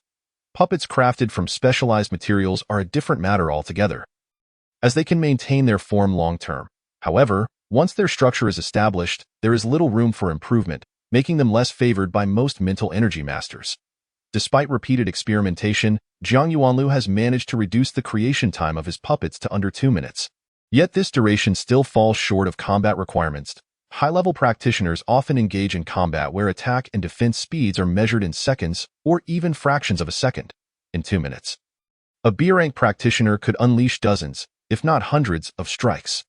Thus, to deploy puppets effectively in battle, the creation time must be compressed to under 1 second, ideally to a mere tenth of a second, encapsulating the notion of an thought. Secondly, the puppet's proficiency in martial techniques was lacking.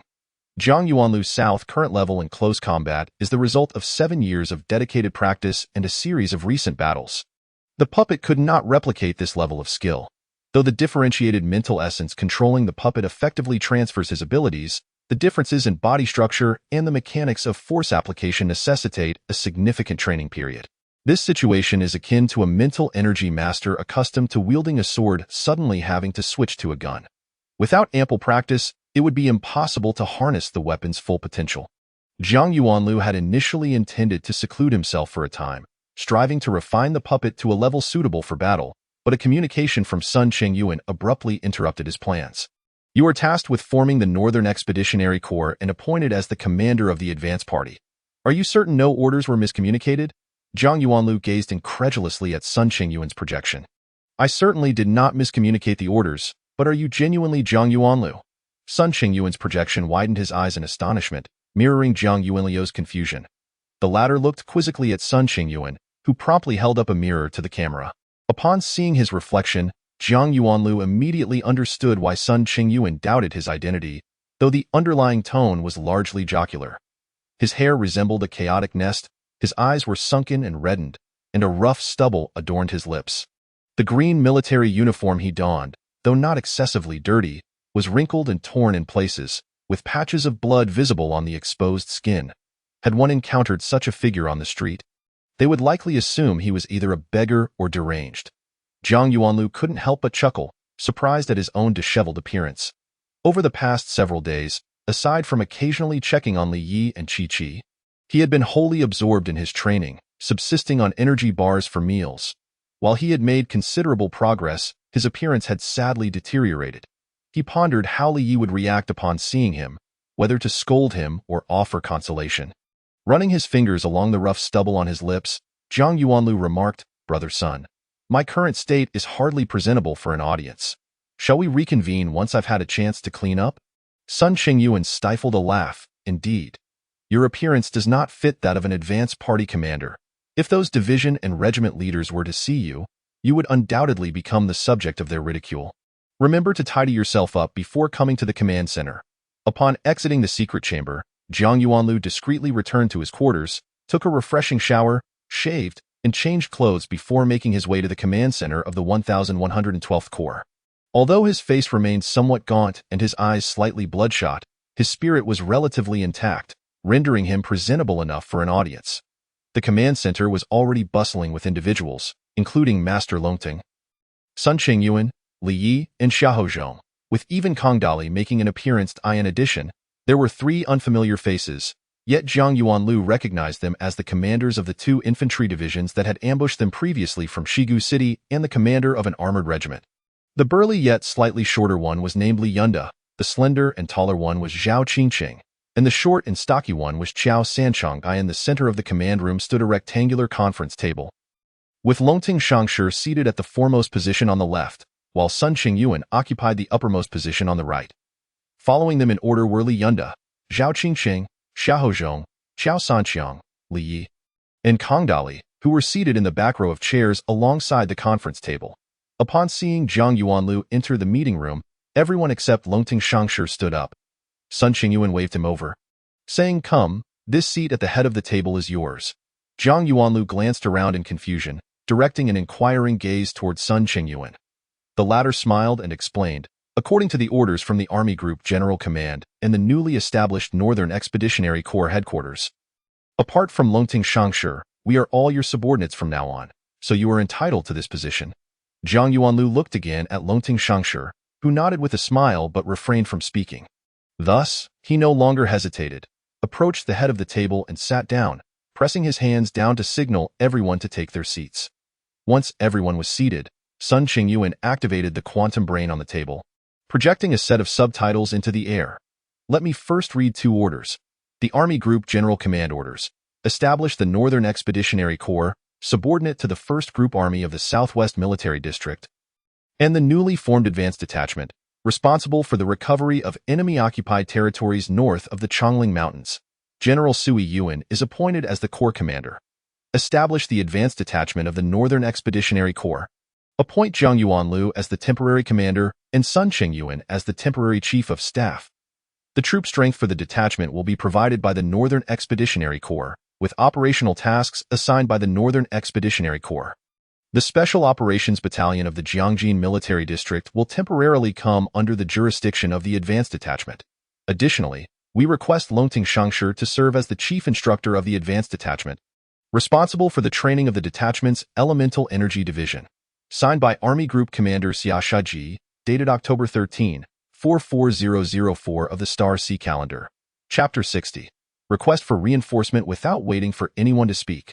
Sun Qingyuan opened another projection and continued, "The order from the Northern Expeditionary Corps Headquarters, the 1st Infantry Division of Upper Jiang under Li Yunda, the 1st Infantry Division of Longjiang under Zhao Qingqing, the 112th Regiment under Xiaozhong, and the Longjiang Armored Regiment under Qiao Sanqiang are hereby placed under the jurisdiction of the Advanced Detachment of the Northern Expeditionary Corps, renamed as the 1st, 2nd, and 3rd Divisions of the Advanced Detachment, along with the directly subordinate Armored Regiment. The shortage in the strength of the 3rd Division will be supplemented by troops drawn from the garrison in Shigu City, and the various agencies of the detachment's headquarters will be established by the detachment itself. Once the Advanced Detachment is fully formed, it will swiftly head north to the enemy-occupied areas, seeking opportunities for battle, engaging the enemy as appropriate and consolidating our scattered forces behind enemy lines." Commander Sui Yuan of the Northern Expeditionary Corps, dated October 19, 44004 of the Star Sea Calendar. After reading the two orders, Sun Qingyuan handed them to Jiang Yuanlu, stating, "These are orders personally signed by both commanders, and they hold great expectations for you, Commander Jiang." Jiang Yuanlu took the orders and frowned. "The two commanders certainly hold me in high regard. Entrusting me with such a heavy responsibility, aren't they afraid it might crush my humble stature?" He was uncertain of what Xia Shiji and Sui Yuan truly thought, especially Xia Shiji. Did he not fear that the commanders of the army group would not comply? Did he not worry that the officers and soldiers of the advanced detachment would be disobedient? The military places great importance on seniority, regardless of one's capabilities or achievements, without decades of experience. Few would follow a young officer's command. The advanced detachment is equivalent to a military formation, with the commander holding the rank of brigadier general, commanding 30,000 troops. How many would truly follow him? Since this detachment was named the advanced detachment, it would essentially operate independently and, moreover, in enemy territory. Did Commander Xia not worry about whether he could fulfill the role of detachment commander? Did he not fear leading this detachment into disaster? Commanding the advanced detachment in enemy territory was not the same as fighting a defensive battle at Chongling Mountain Pass. The latter was supported by various conditions, at least ensuring no defeats. The worst outcome would be to keep the Imperial Army at bay, maintaining a position of stalemate. However, leading the advanced detachment into enemy territory not only required creating conditions to eliminate the enemy, but also necessitated constant vigilance against enemy encirclement. A single misstep could lead to being overwhelmed by the Imperial Army. Even if he could ensure the safety of his troops, if he failed to seize the opportunity to annihilate the enemy, the very existence of the advanced detachment would lose its significance, wasting resources and effort. Was there some reason for which he was unaware? "Commander, oh Commander, you are truly putting me on the hot seat."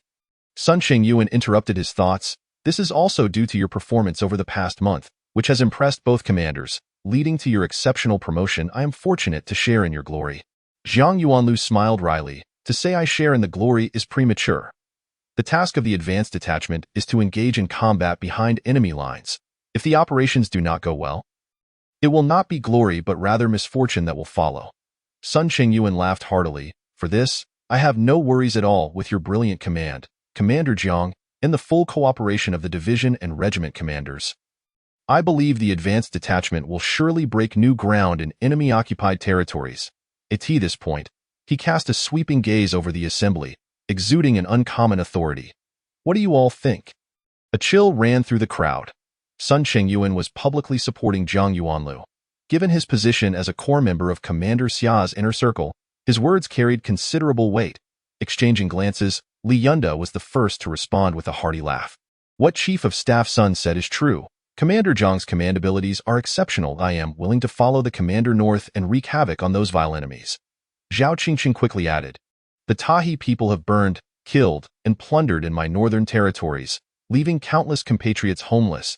We must indeed retaliate. I too am willing to head north and strike against the enemy." Xiahou Zhong said nothing but gazed at Jiang Yuanlu with resolute eyes, which held a hint of gratitude. Jiang Yuanlu turned his attention to Longting Shangshi, who stroked his long beard and smiled in response. "Commander Jiang, do your best. I have faith in you." Taking a deep breath, Jiang Yuanliu's calm voice resonated in the hall.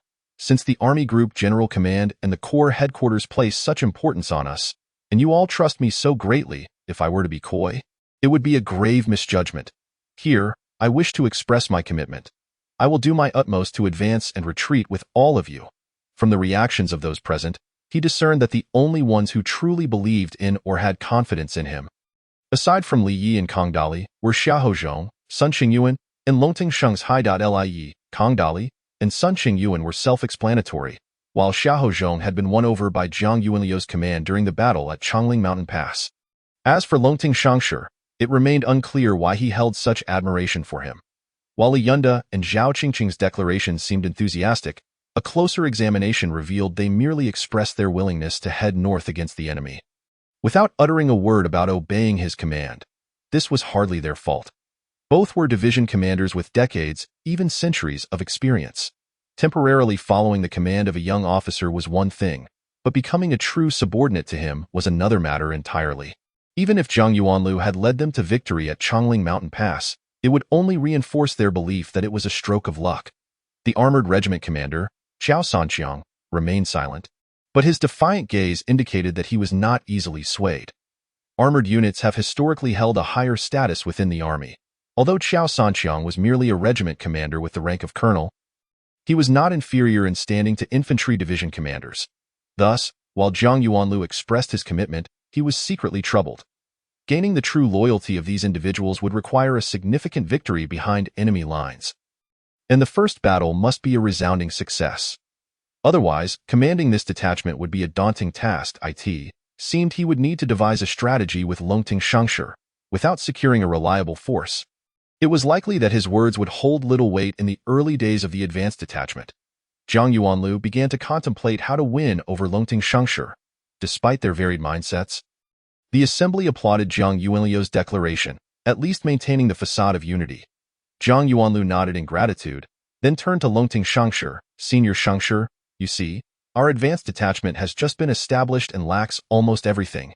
Longting Shangshi chuckled. Do tell. What is it that you are lacking? Setting aside personnel and weaponry, we specifically need a few special operations battalions. A military formation should have at least a couple of specialized armored battalions. Yet I do not even have a single platoon. Chapter 61. The first move to break the stalemate. Zhang Yuanlu's expressions turned serious. This unit must possess a sharp blade. How can we break through and defeat the enemy at a crucial moment without one?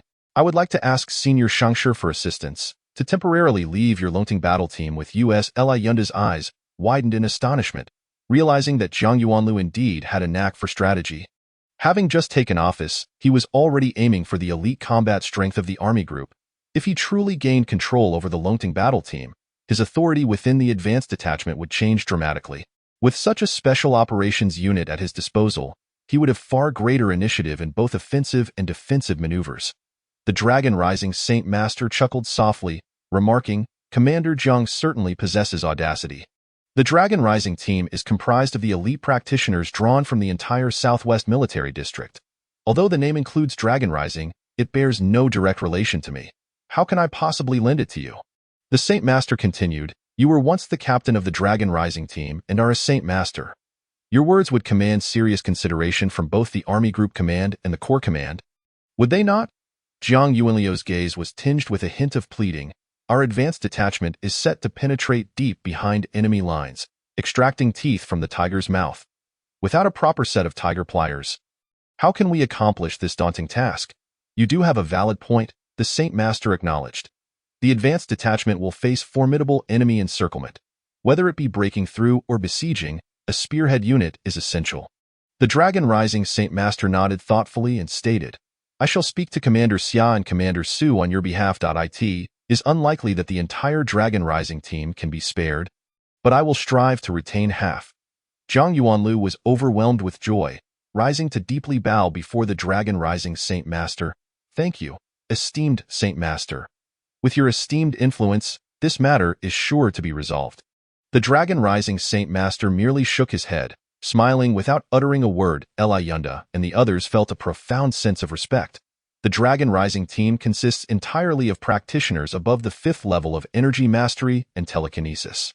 Even if half were retained, it would amount to nearly 60 individuals.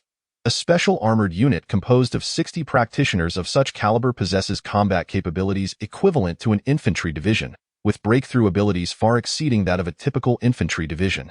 Moreover, with the addition of the Dragon Rising Saint Master, the likelihood of retaining this elite unit becomes exceedingly slim.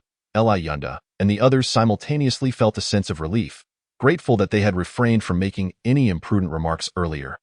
It was evident that the Dragon Rising Saint Master held a deep admiration for Zhang Yuanlu, perhaps even a degree of favoritism. A person valued by both the Army Group Commander and a Saint Master undoubtedly warrants a re-evaluation of their significance. With the matter of the special armored unit settled, Zhang Yuanlu felt considerably reassured. After all, the advanced detachment was a hastily assembled force, and the command structure, along with the coordination among units, posed several challenges.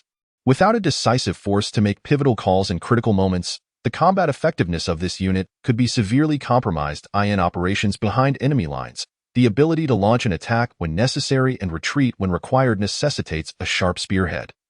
Once seated again, Zhang Yuanlu turned his attention to Sun Qingyuan.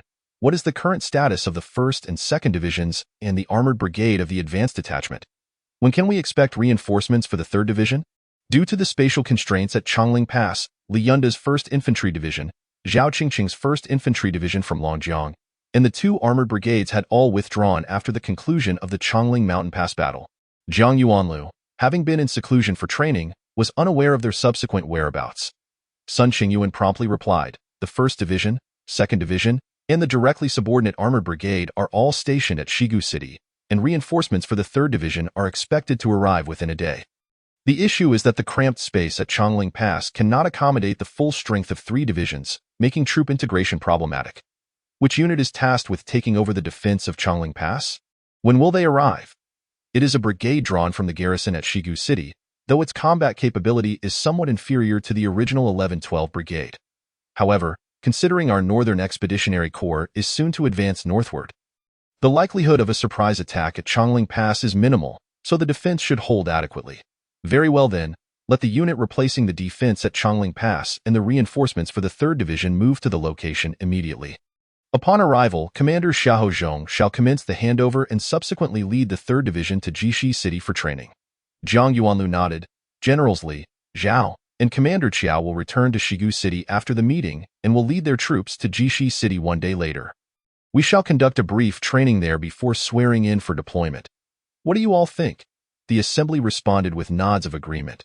This arrangement was conventional, while it lacked any extraordinary elements.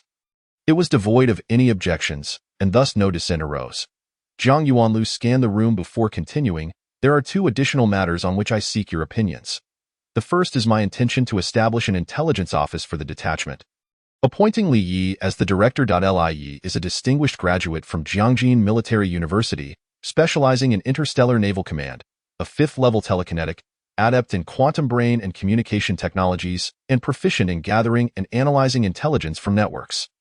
Her significant contributions to our victory in the Changling battle cannot be overstated, as she successfully breached the Empire's Northern Route Army's central quantum brain system, obtaining their ambush plans.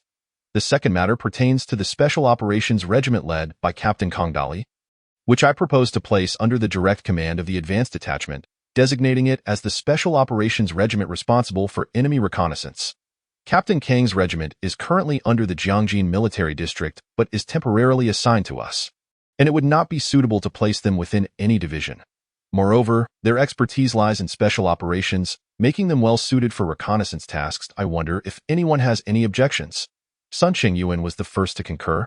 I believe it is a sound decision. I have previously witnessed Li Ye's capabilities, and appointing her as the director of the intelligence office is entirely appropriate. Captain Kang's Special Operations Regiment has been engaged with the enemy since arriving on Donglan Star and possesses significant insight into enemy conditions. Their abilities are beyond question, making them a fitting choice for reconnaissance duties. Li Yunda and the others nodded in agreement. Although they were not well acquainted with Li Yi and Kong Dali, the endorsement from both the commander and chief of staff rendered any opposition unnecessary.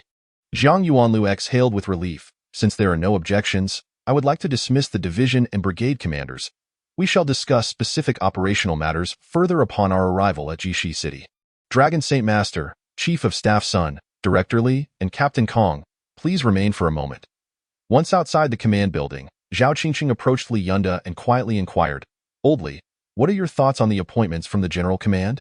What else is there to consider? We must obey orders." Li Yunda rolled his eyes.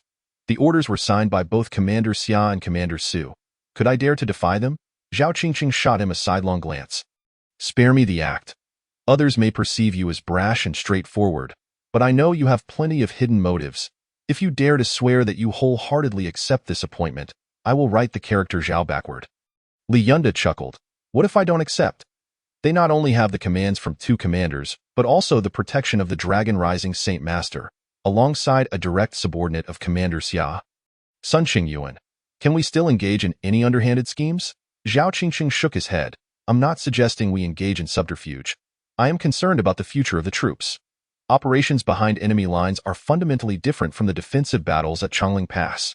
The selection of strategies and tactics, as well as the insight into enemy conditions and command during battle, put immense pressure on the commander's capabilities.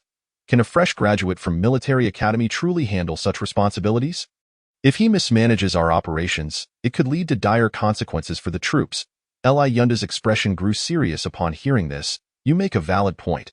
His experience in the field is minimal. There is a vast difference between theoretical knowledge and actual command. If his orders are evidently unreasonable, I would have to reconsider my stance. Zhao Qingqing smiled. That's precisely my point. We must be mentally prepared. If his command is clearly misguided, what should we do? Should we bypass him and directly consult higher-ups? He paused momentarily before continuing. By the way, have you no aspirations regarding the position of commander for the advanced detachment? As the commander of the 1st Infantry Division, you are fully qualified to assume such a role. Li Yunda felt a stirring within but regarded Zhao Qingqing with suspicion. Old Zhao, what are you implying? I have no desire to vie for the role of commander of the advanced detachment. I merely wish to engage the Taiha army in battle. Is that so? Then let it be. Zhao Qingqing elongated his tone, as if he had more to say. What exactly are you trying to convey? Li Yunda glared at him. I dislike your habit of speaking only in half measures. Zhao Qingqing leaned forward slightly, lowering his voice. What I mean is that if you, Old Li, were presented with the opportunity to serve as the commander of the advanced detachment, I would support you. Furthermore, since Qiao Sanqiang is your former subordinate, he would undoubtedly be inclined to follow your commands. Li Yunda waved his hand dismissively. Let's discuss that later. For now, we should focus on strategizing for operations behind enemy lines. I need to return and prepare the troops for departure. So I won't indulge in further discussions with you. With that, he turned and left without waiting for Zhao Qingqing to respond. Zhao Qingqing watched his retreating figure, a playful expression gracing his features. In the command room, Zhang Yuanlu fixed his gaze on the Dragon Rising Saint Master. Esteemed Saint Master, how do you intend to allocate the personnel remaining from the Dragon Rising team? The Dragon Rising Saint Master chuckled. You young man, we have yet to finalize any plans, and you are already inquiring about arrangements. Zhang Yuanlu, brimming with confidence, replied. I believe that with your esteemed presence, Commander Xia and Commander Su will surely oblige. The Dragon Rising Saint Master shook his head in resignation. What arrangements do you envision? The 60 individuals remaining, although formidable in combat prowess, comprise less than half a company, and in the absence of your esteemed presence, their strength is somewhat lacking. To summon the Dragon Rising battle team would be somewhat beneath your dignity. Zhang Yuanlu appeared to have a plan in mind as he spoke confidently. Therefore, I propose we name it the Advanced Vanguard Special Operations Detachment, divided into 2 squads, each consisting of 30 members, led by an 8th level master as squad leader, preferably of the upper 8th level.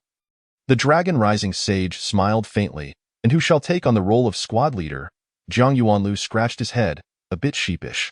I suppose I could take on the position myself, though you could also take the lead if you wished. He found that speaking to the Dragon Rising Sage felt akin to conversing with a family member, rendering him remarkably at ease.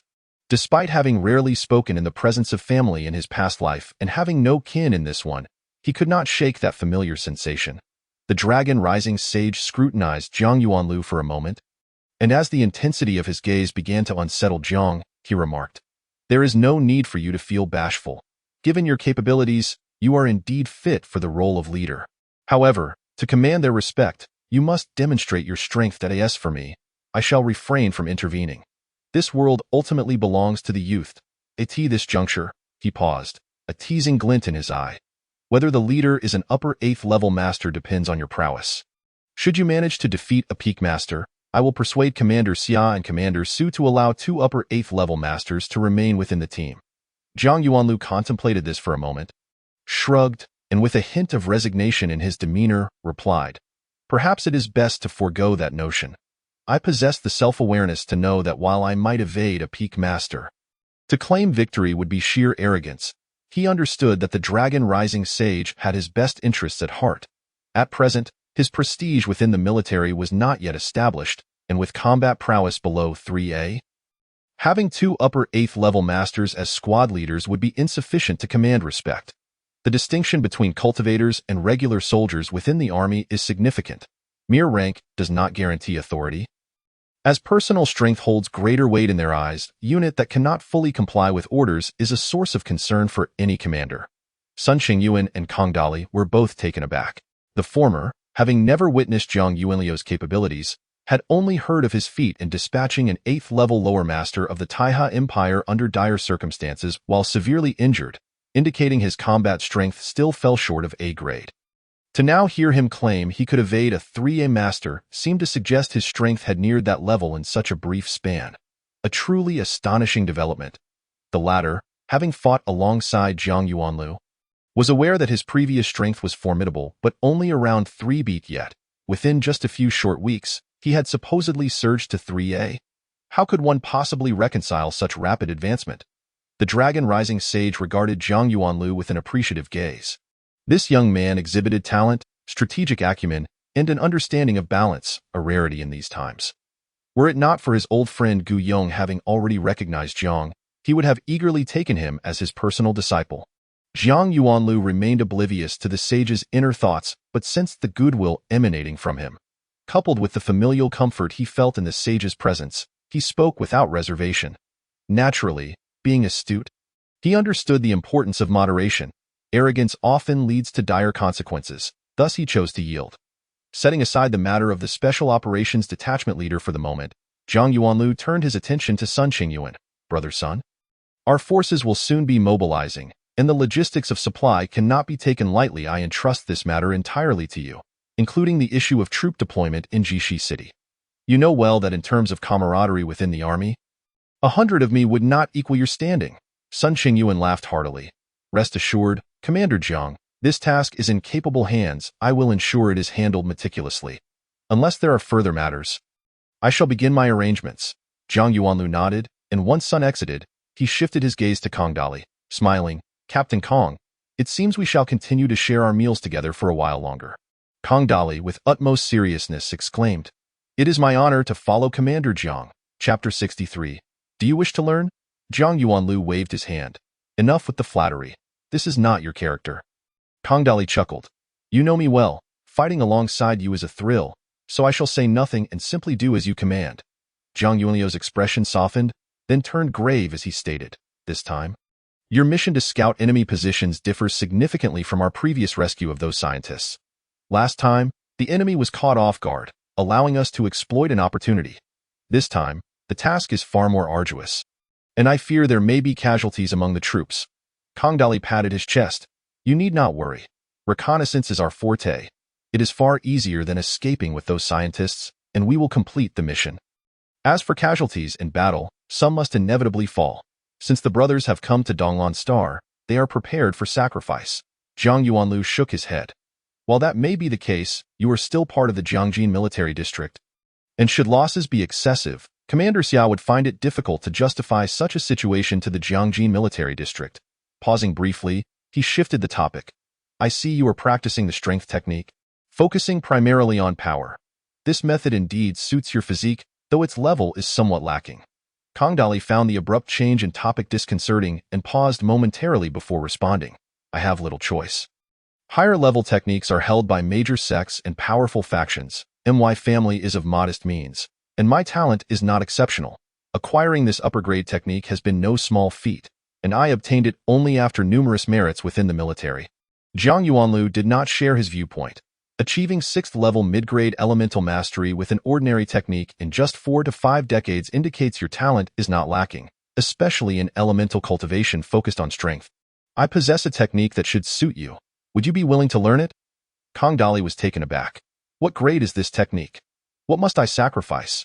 Although he appeared robust, he was astute enough to understand that there are no free lunches in this world. To gain something, one must give something in return. Zhang Yuanlu smiled. I am not certain of the specific grade, but it should not be lower than the Qiankuan grade. You need not offer anything in return. This technique is one I devised myself and have practiced, called the Eternal Strength Technique, though it is no ordinary version. Kong Dali's eyes widened, disbelief etched on his face, and his words became disjointed. Qiankuan. Qiankuan grade? You devised it yourself? You truly wish to impart it to me? He understood that a Qiankuan level technique could directly lead to mastery of divine levels. Was it not evident with the Dragon Sage present? Zhang Yuanlu gestured towards the Dragon Rising Sage. However, I have only developed this technique to the 6th layer thus far. Whether I can extend it further or to what extent remains uncertain. So there is inherent risk in practicing this technique. Ultimately, the choice to learn rests with you. Whether it be elemental or mental techniques, once one begins to cultivate, switching to another is exceedingly difficult, unless it is a direct lineage technique. Otherwise, one must completely abandon the previously practiced technique and start anew, which is both time-consuming and labor-intensive. The eternal strength technique is a synthesis of the strength technique, steel technique, divine strength technique, golden body technique, diamond technique, and others, making it easier for Kongdali, who has already practiced the strength technique, to adapt. Yet, because this variant of the eternal strength technique is of a higher grade, once Kongdali begins to practice it, transitioning back to techniques such as the divine strength technique or diamond technique would be quite challenging. If Zhang Yuanlu cannot develop subsequent techniques, Kongdali might remain trapped at the 6th layer for life. Kongdali nodded vigorously. Learn? Why would I not? Only a fool would refuse. He was well aware of the technique's potency. Zhang Yuanlu had previously annihilated an 8th-level lower elemental master with a mere 5th-level mid-grade mastery. The strength he would gain from this technique was beyond comprehension. Zhang Yuanlu understood Kongdali's thoughts but offered no further explanations, merely shaking his head. This technique is not as formidable as you imagine. My ability to vanquish that Imperial Master was due to several other means. Of course, with proper cultivation, one can indeed engage in combat across a significant level divide. Kongdali, however, was unconcerned. I still wish to learn. As long as you are willing to teach. He held great trust in Zhang Yuanlu, believing that with the latter's talent, he would surely devise subsequent techniques, even if he failed to do so. Reaching full mastery of the 6th layer would equate to peak 7th-level prowess. Zhang Yuanlu smiled and ceased further discussion, directly explaining the eternal strength technique to Kongdali. It was only after Kongdali had fully committed it to memory and achieved a certain level of understanding that he paused. Advising, begin your practice, and should you encounter any uncertainties, feel free to consult me at any time. Kongdali nodded, ready to speak, when the ever-smiling dragon rising sage suddenly exclaimed, "What a magnificent eternal strength technique! This is not merely Chinkuan grade. It is unmistakably Yin-Yang grade." Yin-Yang grade? Kongdali's mouth fell agape, staring at the dragon rising sage, rendered utterly speechless. He is aware that the classification of martial arts in the Star Sea world ranges from lower to higher grades: inferior, medium, superior, extraordinary, peerless, transcendent, Qian Kuan, Yin-Yang, supreme, Hongming, and chaos, with Yuan Yi being the highest. However, the Hongming level martial arts are said to be exceedingly rare, existing only in legends, while the chaos and Yuan Yi grade martial arts are merely hypothetical, having never manifested in reality. Consequently, Yin-Yang grade martial arts are already considered the pinnacle of martial arts in the world, possessed only by the most elite sects and factions. What he does not know is that Zhang Yuanlu's great power eternal technique, after integrating the essence of the light's principle, has actually reached the upper echelon of Yin-Yang grade, standing just a step away from the supreme grade. The version he received was a truncated one. Devoid of the light's principle, a decision Zhang Yuanlu made to retain some trump cards and to further assess his potential. The venerable Long Ting, with a solemn expression, remarked, "You are indeed fortunate. Given your aptitude, mastering this technique should pose no challenge for a Saint Master. Of course, this is contingent upon advancing it to the 9th layer or above. Were it not for my advanced age, I would be inclined to pursue this technique myself. At this juncture, he turned to Zhang Yuanlu and inquired, "This technique seems to bear the hallmarks of the steel power technique, divine power technique, golden body technique, and diamond technique, among others. Your discerning eye is commendable." Zhang Yuanlu acknowledged with a nod, his face reflecting admiration. This technique is indeed an amalgamation of the essence of the strong power technique, steel power technique, divine power technique, golden body technique, and diamond technique. However, the highest level I currently possess of these techniques is merely the 6th layer, hence the great power eternal technique has only been developed to that level. Chapter 64. The Saint Master's Guidance. Long Ting spoke with admiration. Remarkable. To extract the essence from such a multitude of techniques and forge a path that suits you, achieving the Yin-Yang level in the process, speaks volumes of your extraordinary comprehension. Yet the old man had a query. The strong power technique and steel power technique are understandable, but how did you acquire the divine power technique, golden body technique, and diamond technique, which are all above the extraordinary grade? Zhang Yuanlu explained. Most of these were exchanged using my credits, and some were rewards from the school. To be candid, I ranked first in overall grades across the year, took numerous elective courses, and accumulated the most credits, not to mention having received the most awards. Long Ting chuckled, stroking his beard.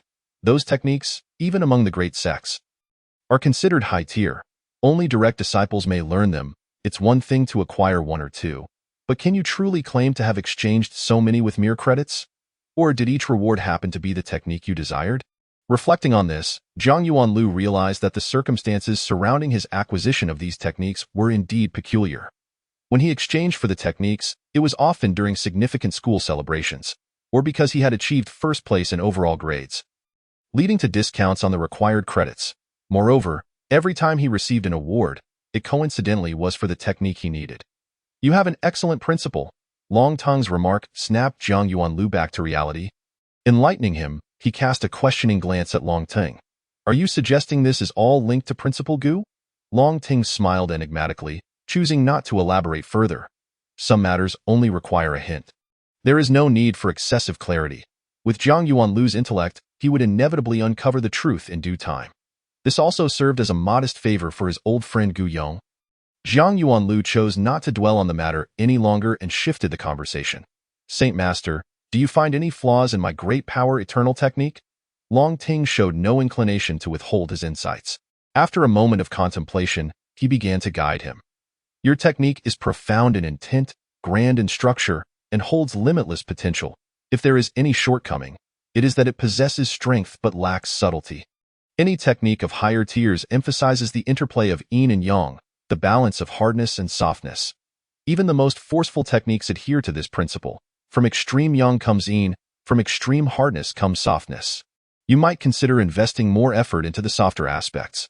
Zhang Yuanlu's eyes brightened at this revelation. He had sensed that his technique leaned too heavily on aggression, resulting in a slight rigidity during its execution. Although this did not significantly hinder him at the current stage, it could potentially affect higher-level technique development and his personal cultivation in the future. With Long Teng's advice, he now knew how to address this issue. Bowing respectfully to Long Teng, Zhang Yuanlu earnestly expressed, "Thank you, Saint Master. Should I achieve any success in the future, I will not forget the guidance you have provided today." There is no need for such formality. Long Teng waved dismissively. Given your understanding, even if I did not speak today, you would eventually come to realize and rectify it on your own. Long Teng continued. However, the subsequent development of the technique may prove somewhat troublesome, as it requires the 6th layer or above of the divine power technique, golden body technique, and others. I possess the techniques of the golden body and diamond from the 1st to the 8th layers. Collected in my youth and of little use to me now, I shall give them to you. But for the rest, you must find a way on your own. With that, he produced 2 chips and handed them to Zhang Yuanlu. The golden body technique and diamond technique are of extraordinary and transcendent grades, respectively, capable of serving as the foundation for a major sect's lineage. This generous gift underscored Long Teng's regard for Zhang Yuanlu. The latter did not decline, bowing once more to express his gratitude before accepting the 2 chips. The saying goes, great kindness need not be repaid in words. He would seek an opportunity to repay this favor once he achieved greater mastery. Long Teng increasingly admired Zhang Yuanlu and continued to enlighten him. The technique you practice is commendable, but your martial skills are somewhat simplistic. I am unaware of your recent progress, but I have viewed the footage of your battle on Wuming Mountain. Your martial training follows a path of simplification. Considering the characteristics of the great power eternal technique, you are indeed on the right track. However, simplification presupposes an understanding of complexity. You must first learn a multitude of techniques, then integrate them, distilling their essence to create your own unique style. In this regard, you clearly have yet to do enough. You are correct, Saint Master, Zhang Yuanlu replied. I only began my training as a Yuan Power Master after turning 15, and it has only been a little over 7 years since. Zhang Yuanlu's expression shifted, due to time constraints. I have not systematically trained in martial techniques. The only set I have practiced is a patchwork of basic forms I pieced together during university, which surely would not meet your standards. Long Teng acknowledged with a grunt. In just over 7 years, to have honed those basic forms to perfection and integrated them into a cohesive style is no small feat. Do you have a name for your technique? Zhang Yuanlu shook his head. Such a rudimentary technique, how could I dare name it? Though your technique may be rudimentary, it possesses a certain grandeur. The framework is solid. With further study of martial techniques, absorbing their essence and gradually incorporating them into your forms, it is not difficult to create a profound technique that belongs solely to you. Long Teng contemplated. The old man will take the liberty of naming your technique. Let it be called Yuan Ji Quan. Jiang Yuanlu's eyes widened in confusion. It is an honor for you, Saint Master, to name it, but does this name hold any special significance? It is said that the universe originated from a singularity that exploded into being. And after the universe's demise, it condenses back into a singular point, marking the inception of a new cosmos, Long Ting explained, stroking his beard. Yuan Ji signifies the ultimate limit of Yuan power and symbolizes the capacity to encompass all. The venerable Long Ting expressed his hope that your Yuan Ji Quan would assimilate the essence of all martial arts, enabling you to unleash your Yuan power to its fullest extent. Jiang Yuanlu, with a serious demeanor, clasped his fists. I shall not fail your expectations, and I will strive to develop this technique to its utmost limits within my lifetime. Long Ting nodded. It is a pity that I am not well versed in martial arts and have little to teach you. However, in my youth, I did collect a number of martial forms, some of which possess considerable power. I will organize my memories, input them into a quantum brain chip, and pass them on to you shortly. Jiang Yuanlu expressed his gratitude once more. Although he could not fathom why Long Ting held him in such esteem, the elder's goodwill was palpable, leaving him with a deep sense of appreciation. Though Kongdali has learned your great power eternal technique, it is unlikely he will see results in just a few days. However, he may uncover some potential in his combat capabilities in the short term. If you have no further instructions, allow him to spend some time with the old man. Long Ting graciously accepted Jiang Yuanlu's thanks. As for your matter regarding the Special Operations Team leader, it also requires prompt resolution. I suggest you prepare for the competition. The best way to take command of the Special Operations Team is to defeat the 2 squad leaders in the contest. Chapter 65. The Contest for Leadership, Part 1. Jiang Yuanlu acknowledged. Captain Kong may spend some time with you, Saint Master, while I will leave the affairs of the Special Operations Camp to the Deputy Captain for now. As for the Special Operations Team, let the 2 squad leaders be assumed by 8th-tier medium-grade masters. I will compete with them, and the outcome will determine the leadership of the team, but the competition will be scheduled for tomorrow. As I need to recover well. When only 2 individuals remained in the command room, Li asked with some concern. Are you truly confident in defeating the 8th-tier medium-grade masters? Jiang Yuanlu, lost in contemplation, replied to her. It is quite difficult to ascertain. As you are well aware, there are numerous factors that can influence the outcome of a battle, such as the mutual restraining of techniques, the advantages or disadvantages of the environment, the application of one's cultivation, the performance in the heat of the moment, the strength of one's will, and most importantly, the inherent combat prowess of the opponent.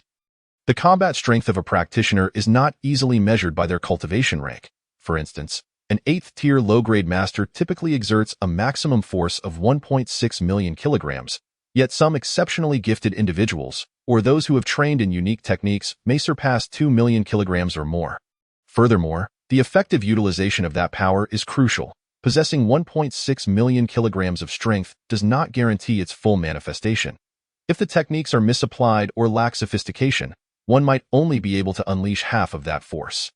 Thus, to truly determine victory or defeat, one must engage in a real competition. Lia's delicate face grew more troubled, her brows knitted. What if you were to lose? Would the position of squad leader truly be relinquished to another? Fear not, Jiang Yuanlu reassured her with a casual demeanor, taking her hand. Even if I were to lose and hand over the position, with Master Longting present, the Special Operations Team would still be at my disposal, though I may not wield it with the same finesse. He continued, moreover, unless facing an extraordinary talent with combat prowess at a 2A level, defeating an 8th-tier mid-grade master like myself is no easy feat. As he spoke, a surge of indomitable spirit emanated from him. His fighting will soaring as if nothing could diminish his resolve. Li felt a flush of pride as she gazed at him. He was the person she adored, one who never bowed to adversity. The greater the pressure, the more fervent his determination. Unconsciously, she nestled her head against Jiang Yuanlu's chest, feeling the strength of his heartbeat. Once Li departed, Jiang Yuanlu suddenly felt a wave of fatigue wash over him. Throughout that day, he had spoken more than he usually would in a month.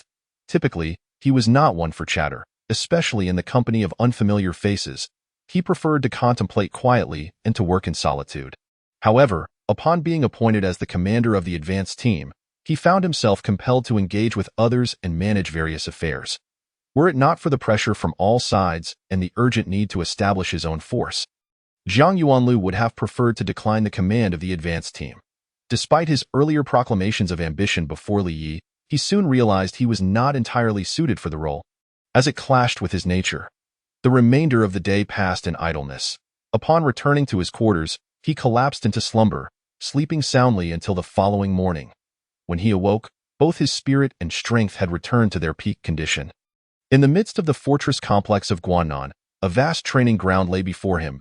At this hour, soldiers would typically be engaged in drills, yet today was different. Only a mere 100 individuals occupied the training ground, creating an air of emptiness. Most were seated on the ground, while a dozen or so individuals sat on chairs near the northern edge of the arena. Among them sat Master Longting, at 7:30 a.m. Zhang Yuanlu arrived at the training ground with Li Yi and Qi Qi. The scheduled competition was set for 8:00, but as members of the Longting team were present to observe, he deemed it necessary to arrive half an hour early to greet them.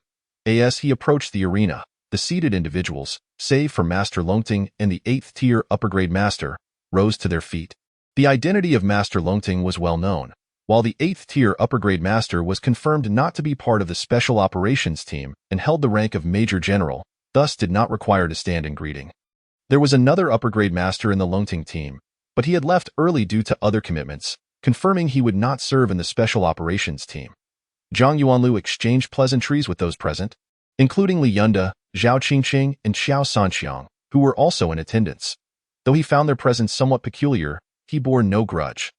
Their units had already set forth towards Jixi City, yet they lingered to witness the contest, eager to gauge their own strength and offer support. After all, the outcome of this competition would affect their standing within the advanced team and their control over the special operations team. After bidding farewell to the seated members of the Longting team, Zhang Yuanlu took a seat beside Master Longting, inquiring, "Master, who are the 2 squad leaders you have assigned to me?" With a smile, Master Longting responded, "Did you not familiarize yourself with their information in advance?" Zhang Yuanlu shrugged nonchalantly. "If they were foes, I would certainly need to know their details before battle. However, as they are my comrades, such knowledge is unnecessary." "Well, based on your mindset, I have a bit more confidence in you," Master Longting remarked, studying him intently. The 2 individuals are named Gao Cangyi and Feng Shangfeng, both 8th-tier mid-grade elemental masters. "I had intended to give you a detailed introduction, but it seems that will not be needed. With that, he gestured towards the 2 individuals seated to the left of the 8th-tier upper-grade master. Zhang Yuanlu turned to observe, noting that Gao Cangyi was tall and slender, with an elongated face and slightly bluish skin, his eyes tinged with a faint green. In contrast, Feng Shangfeng had a medium build, exuding an aura of sharpness, his gaze piercing like an eagle's. Their eyes met briefly, and Zhang Yuanlu felt a slight sting in his OWN. It appeared that one practiced wood elemental force, while the other was adept in metal elemental force. As Zhang Yuanlu pondered this, he nodded to both, signifying a renewed greeting. "Tio is right." Sun Qingyuan gently nudged him with his elbow, whispering, "Do you feel confident? These 2 do not appear to be mere masters. If there is any doubt, it would still be possible to switch out now." With 2 8th-tier lower-grade masters as squad leaders, the combat strength of the special operations team would still be formidable. Zhang Yuanlu understood his concern. If he were to lose this battle, not only would his prestige suffer, but his control over the special operations team would also diminish, complicating future command. He empathized with Sun Qingyuan's apprehension, for the latter's understanding of his capabilities was still limited, having only witnessed a portion of his strength displayed on Wuming Mountain. Patting Sun Qingyuan's hand, Zhang Yuanlu offered him a reassuring glance, then closed his eyes to focus, preparing himself mentally. Despite his confidence, he recognized the need to approach this battle with caution, ensuring his spirit was finely tuned for optimal performance. At precisely 8 o'clock. Master Longting's voice echoed. "The competition begins now. First up, Zhang Yuanlu versus Feng Shangfeng. Please step forward." Zhang Yuanlu was slightly taken aback. He had anticipated Gao Cangyi would be the first to take the stage, but it was Feng Shangfeng instead. He sensed that Feng Shangfeng might pose a greater threat, realizing he had underestimated the situation. Rising to his feet, Zhang Yuanlu strode towards the arena, covering the 50 meters in swift strides, positioning himself slightly to the left at the center of the 5-meter-high platform. Meanwhile, Feng Shangfeng advanced slowly, still 30 meters away. Each of his steps measured only 3 meters, yet they felt heavy, causing the ground to tremble slightly with each footfall. augmenting his imposing aura as he ascended the steps to the arena. His momentum peaked, the sharpness of his energy intensifying to the point where the air within a 3-foot radius crackled audibly. The upper-grade master seated next to Master Lungting shook his head, letting out a sigh. Although Feng Shangfeng's aura was potent, his control over the elemental force was lacking. Attempting to overwhelm Zhang Yuanlu with sheer pressure had revealed his vulnerability and ultimately diminished his standing. Master Lungting's assessment, albeit slightly divergent, noted, Feng Shangfeng practices metal element techniques, driven by a fierce desire to win. Adhering to a philosophy of advancing without retreat. One cannot entirely blame him, yet his command of elemental force is indeed his Achilles heel. Against an evenly matched opponent or one of superior strength, this flaw may well lead to his downfall. On the arena, Feng Shangfeng halted 20 meters from Zhang Yuanlu, brandishing a metal short gun and pointing it menacingly at him. "Are you prepared, Commander Zhang?" Zhang Yuanlu assumed a defensive stance, raising his fists. "I welcome your guidance, Master Feng." Feng Shangfeng was somewhat taken aback. His overwhelming aura should have subdued even a fellow master of the same tier. Yet Zhang Yuanlu, a mere 5th-tier upper-grade elemental master, seemed unaffected. In fact, as Zhang Yuanlu adopted his defensive posture, Feng Shangfeng felt as though his own pressure was dissipating. Unbeknownst to Feng Shangfeng, Zhang Yuanlu had practiced a technique from the Buddhist Nine Suns mantra, which fortified his spirit and will. Even when confronted by the oppressive aura of an 8th-tier mid-grade master, he had found ways to cope, his resolve remaining unscathed. After days of secluded cultivation, not only had his power increased, but his will had hardened, rivaling that of an upper-grade master. Despite Feng Shangfeng's formidable aura, it could not sway him. Feng Shangfeng's eyes narrowed as he suddenly propelled himself into the air, his left foot driving off the platform. The short gun aligned with his body as he lunged towards Zhang Yuanlu. As his left foot descended, a resounding thud echoed from the stage. The unyielding alloy steel platform dented underfoot, ripples visible to the naked eye radiating outward from the small indentation, reminiscent of a tranquil water surface disturbed by a stone's throw. It was an anomaly caused by the compression of air from his primal energy. When his short gun lunged forth, a sharp crack resonated through the air, signifying the bullet piercing the sound barrier, slicing through the atmosphere with a sonic boom. Following this was a cacophony of popping sounds, akin to igniting a string of firecrackers. This shot was imbued with an imposing force, piercingly sharp, infused with an unwavering resolve, as if a steel wall lay ahead, destined to be breached by this very bullet. The gun's speed was astonishing, covering a distance of 3 meters to Zhang Yuanlu in less than a tenth of a second. The powerful gust generated by the gun caused Zhang Yuanlu's military attire to contort, clinging tightly to his body in front while extending straight back behind him. Unfazed, Zhang Yuanlu took a step forward, his fists poised in a defensive stance, ready to meet the oncoming assault of the short gun. Li Yi, seated in the front row, gasped in astonishment, quickly covering her mouth with her hand. Even Chi beside her clenched her small hands, her complexion paling noticeably. To them, Zhang Yuanlu's move seemed somewhat unwise. As a mid-tier master, Feng Shangfeng wielded a force that could reach 2.5 million kilograms, while Zhang Yuanlu, even if capable of fighting above his level, could muster a maximum of 750,000 kilograms. How could he possibly stand against such might? Moreover, Feng Shangfeng wielded an alloy steel gun, while Zhang Yuanlu relied solely on his fists. No matter how resilient his fists were, they could not match the hardness of the alloy steel gun. Engaging in a fist versus gun confrontation was akin to attacking an enemy's strength with one's own weakness. As Zhang Yuanlu's fist connected with the short gun, Chi suddenly released her grip, exhaling deeply, attempting to reassure Li Yi. "Do not worry, Zhang Yuanlu will be fine." Li Yi paused momentarily. "Why?" Chi replied with an expressionless face. "Because he is not foolish." Li Yi was momentarily taken aback, but before she could voice her thoughts, a series of sounds from the stage captured her attention. On the training platform, just as the gun's tip was about to make contact with his body, Zhang Yuanlu abruptly twisted his form, striking the 7-inch mark behind the gun's tip with a flurry of punches. With each blow, the gun's body splintered by 3 inches. Thus, a succession of metallic clinks echoed, reminiscent of metal colliding. When the sounds ceased, the two combatants had distanced themselves, standing 20 meters apart. One held the short gun poised to strike. the skin on the back of his hand undulating as if a worm were writhing beneath. The other assumed a defensive posture with his fists raised, drops of blood dripping from his knuckles. In their initial clash, it seemed as though both had achieved a stalemate.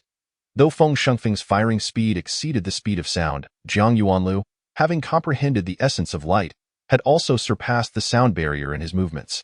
Thus, the bullet could not possibly hit him. After evading the gun's tip, within the span of a mere second, Jiang Yuanlu unleashed a barrage of punches, each striking the gun's body was still some distance away. Yet the fierce aura it emanated caused his skin to tingle with pain. The alloy steel floor beneath him seemed to have lost a layer, as if scraped by that very energy. Jiang Yuanlu was startled and quickly jumped aside. Before he could retaliate, Feng Shengfeng slashed with his gun once more, unleashing a powerful surge of primordial energy. After this strike, Feng Shengfeng did not relent. He wielded his gun like a staff, delivering blow after blow. Horizontal sweeps, diagonal slashes, vertical strikes, forward jabs, backward thrusts, and circular swings. In an instant, the entire martial arts platform was awash with flowing primordial energy, the gusts of wind swirling violently, the sound of their clash echoing incessantly, making Jiang Yuanlu feel as though he were submerged in a tumultuous sea. This overwhelming, forceful style truly gave Jiang Yuanlu a headache. The control over external primordial energy by a mid-tier master had reached an impressive level. Within this 40-meter radius, the distinction between long-range and close-quarters attacks was hardly noticeable. Were it not for Jiang Yuanliu's remarkable agility, his formidable mental prowess, and his attainment of the state of enlightenment, allowing him to perceive the subtle gaps in the primordial energy, he might very well have been defeated by Feng Shengfeng's brutish tactics. From the sidelines, the Longting sage sighed. Shengfeng is bound to lose. Sun Qingyuan, who was anxiously watching Jiang Yuanlu, looked astonished. Why does the sage say that? It seems to me that Jiang Yuanlu has fallen into a predicament. The approach Feng Shengfeng had chosen, characterized by overwhelming strength, was not inherently flawed. It was simply misapplied against the wrong opponent. The Longting sage explained. His intention was twofold. First, to saturate the platform with primordial energy, leaving Jiang Yuanlu no choice but to engage him head-on in a battle of strength. Second, to exhaust Jiang Yuanliu's energy and stamina, wearing him down through relentless pressure. However, Jiang Yuanlu excels in both these areas. His mental acuity surpassed that of an average master, enabling him to detect the gaps in his opponent's primordial energy, and his speed allowed him to evade the most potent points of attack. Additionally, Jiang Yuanlu possessed a vast reservoir of primordial energy and remarkable stamina, far exceeding that of ordinary practitioners at his level. Feng Shengfeng's attempts to wear him down were futile. He would likely exhaust his own energy before Jiang Yuanlu showed any signs of fatigue, for such a tactic was the most energy-consuming. Chapter 68. The Battle for Leadership, Part 4. As anticipated by the Longting sage, the situation on the platform unfolded exactly as he predicted.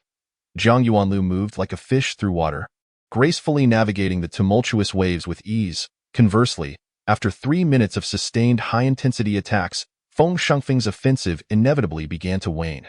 Cease, Shengfeng, you have already lost. There is no need to continue. The Longting sage's voice resonated at an opportune moment. Had you consistently employed your marksmanship, there may have been a chance for victory. However, you chose to overpower the weak, and your mind has become somewhat disordered. Feng Shengfeng halted his assault in response to the sage's words, standing in place for a moment, a look of understanding dawning upon his face. He then cupped his fists in salute to Jiang Yuanlu and slowly descended from the stage. With his cultivation, he could have swiftly regained some primordial energy and continued the fight without difficulty. Indeed, with a tactical adjustment, he might even have turned the tide in his favor. Nevertheless, he opted to concede, both out of respect for the Longting sage's pronouncement and the pride inherent in being a master, which prevented him from losing face in such a manner. The Longting sage gestured to Jiang Yuanlu. Commander Jiang, you should also take a moment to rest. The second match will commence in half an hour. Jiang Yuanliu's recuperative abilities were robust. He could easily participate in another match. However, the duel with Feng Shengfeng had heightened his vigilance. A genius-level master was indeed formidable. The imperial military master he had encountered previously was likely an ordinary practitioner, perhaps even one enhanced by drugs. The upcoming battle would likely prove even more challenging. True to his cautious nature, he He preferred to rest and ensure that his mental and physical state was restored to optimal condition. Thus, upon hearing the Lungting sage's words, he stepped down from the martial arts platform. Half an hour quickly passed, and at the sage's announcement of time's up, Zhang Yuanlu and Gao Cangyi ascended the stage simultaneously. Gao Cangyi first offered a respectful salute to Zhang Yuanlu. "Commander Zhang, your extraordinary talent and formidable combat prowess are indeed impressive. Therefore, I shall not hold back in this match. Please be cautious." Zhang Yuanlu returned the courtesy with poise. "Well said, Master Gao. Please feel free to unleash your full capabilities. Should I lose, it would merely reflect my lack of cultivation, and I would have nothing to say." Gao Cangyi nodded slightly and refrained from further conversation. He extended his right hand forward, and suddenly a wooden staff appeared in his palm. The staff, over 2 meters long, was a deep green, its surface remarkably smooth, resembling jade. Gao Cangyi gripped the staff and pointed it forward, sending forth a surge of emerald primordial energy towards Zhang Yuanlu. Zhang Yuanlu furrowed his brow slightly. Gao Cangyi had claimed he would not hold back. Yet this initial strike was rather ordinary. Although the primordial energy was concentrated, its speed was not particularly swift, nor was its intensity high. It was unclear what hidden intricacies lay within, as the energy approached within a meter of him. Zhang Yuanlu perceived nothing unusual and was prepared to shatter it with a punch. Suddenly, the apex of the energy blossomed outward, transforming into a massive emerald flower. The flower's center was a deep, inky black, and it surged toward him, resembling a green serpent that had suddenly gaped its jaws wide, threatening to swallow him whole. Zhang Yuanlu's expression sharpened. He sidestepped and stepped aside to avoid the flower's front, delivering a punch to the stem behind it. After this blow, his countenance shifted. The stem was insubstantial, absorbing his punch as if it were striking cotton, his force dissipating entirely. Not only that, the flower at the stem's apex suddenly twisted, opening its maw to bite at his fist. Zhang Yuanlu had no choice but to retract his punch and retreat, simultaneously unleashing a flurry of strikes against the flower's petals, producing a sound akin to rain on banana leaves. As his fists continued to rain down, the petals began to fragment, transforming into emerald primordial energy and vanishing into the air. Finally, Zhang Yuanlu breathed a sigh of relief. The emerald flower, formed from wooden primordial energy, was not entirely insubstantial. Its power was simply insufficient to be destroyed. Though his strength was not on par with his opponent's, his rapid punches, when accumulated to a certain extent, could disperse the opponent's primordial energy and nullify that technique. However, as his fist struck the last petal, Zhang Yuanlu's expression shifted once more. A flash of blue light erupted from the petal, and upon contact, his fist tingled, followed by a wave of numbness enveloping the right side of his body. Zhang Yuanlu was taken aback, forcing himself to withdraw his fist, yet the petals suddenly detached from the stem, hurtling toward him with alarming speed, evading his punches and slamming into his chest. The overwhelming force propelled him back 5 or 6 meters, his chest throbbing with numbness. Had he not promptly channeled primordial energy to fortify his chest, that strike might have punctured a hole through him. Zhang Yuanlu rubbed his chest, a wave of fear washing over him. Gao Cangyi's electrical enhancement on the flower was not particularly potent, yet its effects on him were significant, as he prided himself on the speed granted by the essence of light. Once his body was numbed by electricity, his speed would inevitably diminish, rendering him a living target for his opponent. Fortunately, the Dali Yongheng Ju he practiced was primarily based on Earth-type primordial energy, which inherently possessed the ability to absorb and dissipate electrical energy. Having sensed the anomaly in time, he had activated his Earth-type energy for protection, dissipating a portion of the electric charge. Otherwise, he would not have been able to withstand that previous attack in the 5 elements. Lightning belongs to wood. Practitioners of wood-type techniques often develop lightning-type energy. Zhang Yuanlu was aware of this, but in the heat of the moment, he had forgotten, resulting in his misstep. Gao Cangyi, seeing that this technique had not incapacitated Zhang Yuanlu, remained unconcerned. He pointed the wooden staff upward, summoning a dense swirl of emerald primordial energy that quickly condensed into numerous green wooden needles, their tips crackling with electricity. Gao Cangyi then directed the staff toward Zhang Yuanlu, unleashing a torrent of wooden needles that darted towards him like a school of fish. Zhang Yuanlu dared not allow this barrage of needles to close in. Though small, their sheer number and speed posed a significant threat. A direct hit could transform him into a pincushion, and the electrical current carried by the needles would render his body completely numb, leaving him entirely at the mercy of his opponent. He unleashed a series of punches, not aimed directly at the wooden needles, but rather utilizing the rapid movement of his fists to compress the air, generating powerful gusts of wind to deflect the needles. This was the drawback of not having reached the 7th level master tier. He could not project his primordial energy outward and was forced to rely on physical force to manipulate the air, which was far less effective. To his surprise, the wooden needles behaved like fish swimming against the current, constantly altering their trajectories to find openings. Although their speed had lessened somewhat, they still penetrated through the strong winds. Hurtling towards Jiang Yuanlu, with no other option, he broke into a run on the martial arts platform. The scene quickly became comical, as a swarm of wooden needles pursued a living target, resembling a horde of enraged hornets seeking vengeance against the intruder who had disturbed their hive. Chapter 69. The Battle for Leadership, Part 5. After sprinting 3 laps on the platform, unable to shake off the relentless pursuit of the wooden needles, Jiang Yuanlu realized this was not a viable strategy. He needed to destroy the source of the needles. Gritting his teeth, he summoned his strength, turned around, and unleashed a barrage of punches at the oncoming tide of needles, his body moving against the current as he pressed closer to Gao Zhangyi. Intent on engaging him in close combat to prevent his opponent from directing the onslaught of needles. The dense flurry of punches sent most of the needles flying, creating a path through the needle storm. Despite the numerous wooden needles embedded in his fists and the injuries inflicted upon various parts of his body, Jiang Yuanlu gritted his teeth and persevered, inching closer to Gao Zhangyi.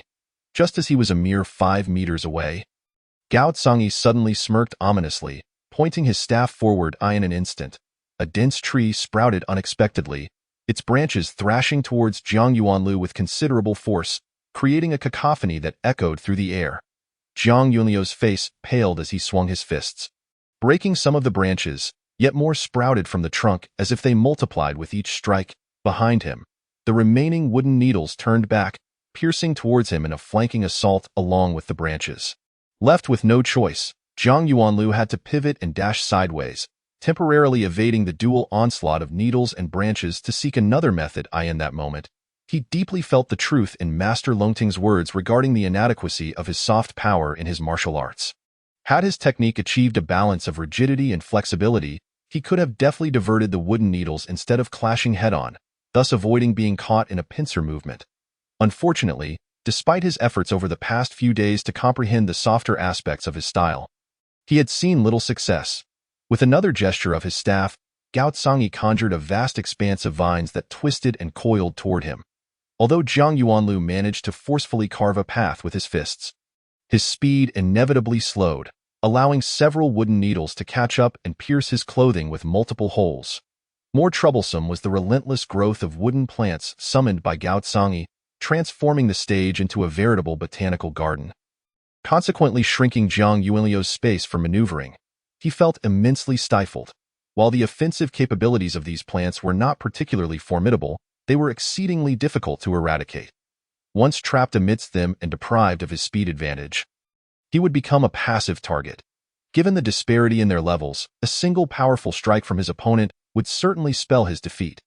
The predicament he found himself in was largely due to the inherent conflict between their respective martial arts.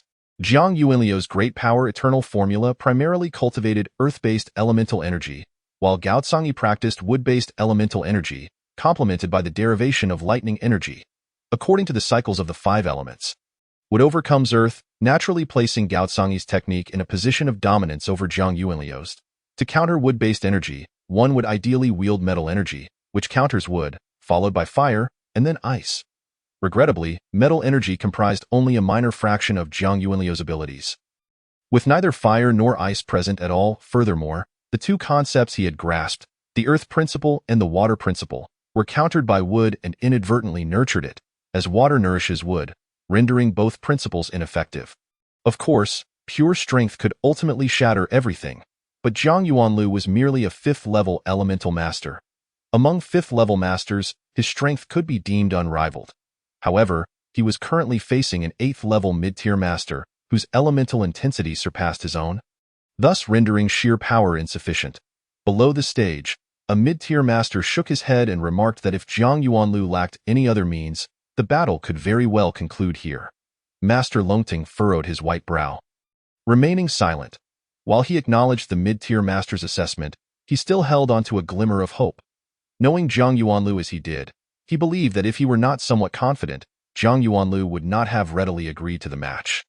He simply wondered whether Zhang Yuanlu had truly exhausted his options, or if he still had hidden techniques yet to be revealed. Sun Chengyuan's brow furrowed deeply, and Li Yi and Qi, holding hands tightly, turned pale, yet none of them heard Master Longting's conclusion, each harboring a flicker of anticipation. As the space for movement dwindled, threatening to entrap him among the plants, Zhang Yuanlu suddenly had a revelation. Recalling the sequential character technique from the Buddhist Nine Suns mantra, the sequential characters represented spatial laws, encompassing a wide array of concepts such as spatial penetration, spatial folding, spatial distortion, spatial shattering, and spatial rending. After successfully creating a puppet, he had utilized the sequential characters to grant it long-range attack capabilities, effectively employing spatial penetration. If he could achieve spatial penetration, could spatial shattering be within reach? Even if spatial shattering were beyond his grasp? Surely spatial rending was attainable? Spatial rending was essentially a simplified version of spatial shattering, employing a unique ability to cause space to rupture, thus generating spatial fissures. These fissures were remarkably sharp, even more so than metal energy. Given that the sharpness of metal energy could counter wood energy, spatial fissures would undoubtedly do the same. With no time to ponder further, Zhang Yuanlu focused his thoughts, swiftly inscribing an ancient character of sequential writing on his right fist with his left index finger.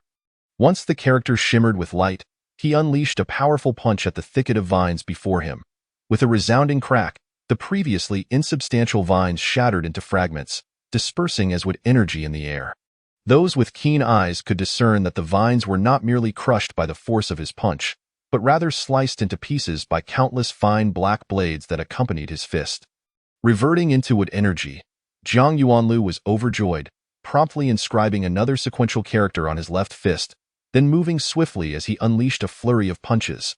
Each strike was accompanied by a sharp sound, pulverizing clusters of plants as if they were being mowed down by a machine, rapidly clearing a 5-meter radius around him. Master Longting below the stage narrowed his gaze, a look of confusion crossing his face. With his extensive knowledge, he could not quite ascertain the nature of Zhang Yuanliu's abilities, yet his keen vision allowed him to discern the symbol on Zhang Yuanliu's fist and the fine-cutting edges surrounding it. Sun Chengyuan's brow relaxed, while Li Yi and Qi collectively exhaled in relief, all three feeling elated at Zhang Yuanliu's improved situation. Though it was still premature to declare victory, hope had at least emerged. However, Zhang Yuanliu's expression darkened. While the lethality of the sequential characters was indeed astounding, the energy consumption was immense. At the current rate of depletion, he would likely exhaust his energy before clearing the stage of the plants. In a moment of contemplation, Zhang Yuanlu halted, gathering his strength before launching a punch towards Gaocangi, nearly 20 meters away. Gaocangi was taken aback, thinking to himself that as a 5th-level elemental master, with energy unable to be projected outward, how could he possibly reach him from such a distance? Just as this thought crossed his mind, he noticed Zhang Yuanliu's arm vanish from the elbow down. He was momentarily stunned, unable to comprehend the phenomenon, when suddenly a fist emerged from thin air and struck his chest in an instant. He had no time to react, and his body was sent flying from the stage, landing unsteadily and spitting out a mouthful of blood. To the spectators below, the scene unfolded differently. They witnessed Zhang Yuanlu deliver a punch, after which Gaocangi plummeted from the stage, leaving everyone bewildered as to how it transpired.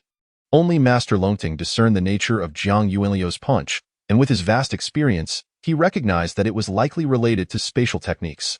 Spatial and temporal techniques were the pinnacle of martial arts in this world, and once mastered, they rendered the practitioner incredibly formidable. Although Master Longting was unsure how Zhang Yuanlu had developed such abilities, he felt immense joy, realizing that this young man he valued possessed boundless potential. However, he also understood that Zhang Yuanliu's victory was somewhat fortuitous. While he was unaware of the specific technique employed, he recognized that Gaocangi had allowed himself to be caught off guard. Had the latter been prepared, Zhang Yuanliu's punch would not have succeeded in knocking him off the stage, given the significant gap in their power. Once the two returned to their seats, Master Longting addressed Gaocangi and Feng Shangfeng. According to our agreement, Zhang Yuanlu shall serve as the captain of the special operations team, while you two will take on the role of squad leaders. Do you have any objections? The two exchanged glances, their faces slightly flushed, and in unison replied, no objections.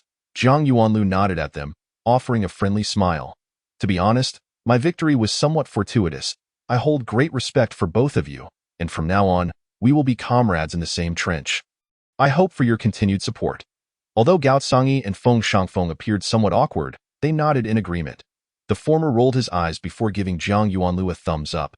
Commander Zhang possesses high military acumen and formidable combat prowess.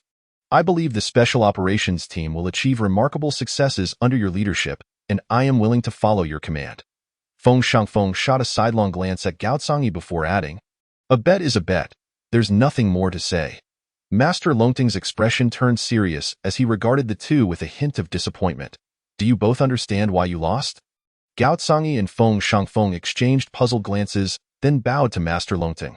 We humbly request your guidance. Master Longting snorted lightly. Zhang Yuanlu claims his victory was a stroke of luck. While this is a humble assertion, it does carry some truth. Both of you, in terms of genuine combat strength, surpassed Zhang Yuanlu, yet your defeat stems from one choosing the wrong strategy and the other falling into a training misdirection. As he reached this point, Master Longting paused momentarily before continuing with a tone imbued with gravity. Let us first speak of Shangfeng. Your forte lies in marksmanship, and you have cultivated your astonishing shooting technique to the level of wielding the gun with intent. Your combat prowess is commendable. However, you have chosen an erroneous tactic.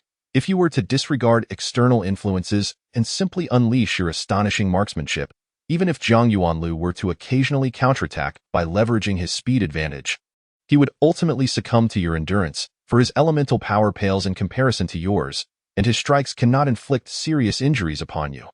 Yet, after being struck by Zhang Yuanlu, you lost your composure and resorted to a brute force approach.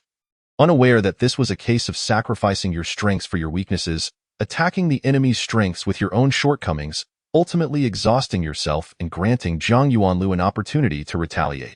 If I had not called for a halt, his counterattack would have arrived then. Fen Shangfeng's complexion turned pale, yet he could not refute the reality of Master Longting's words.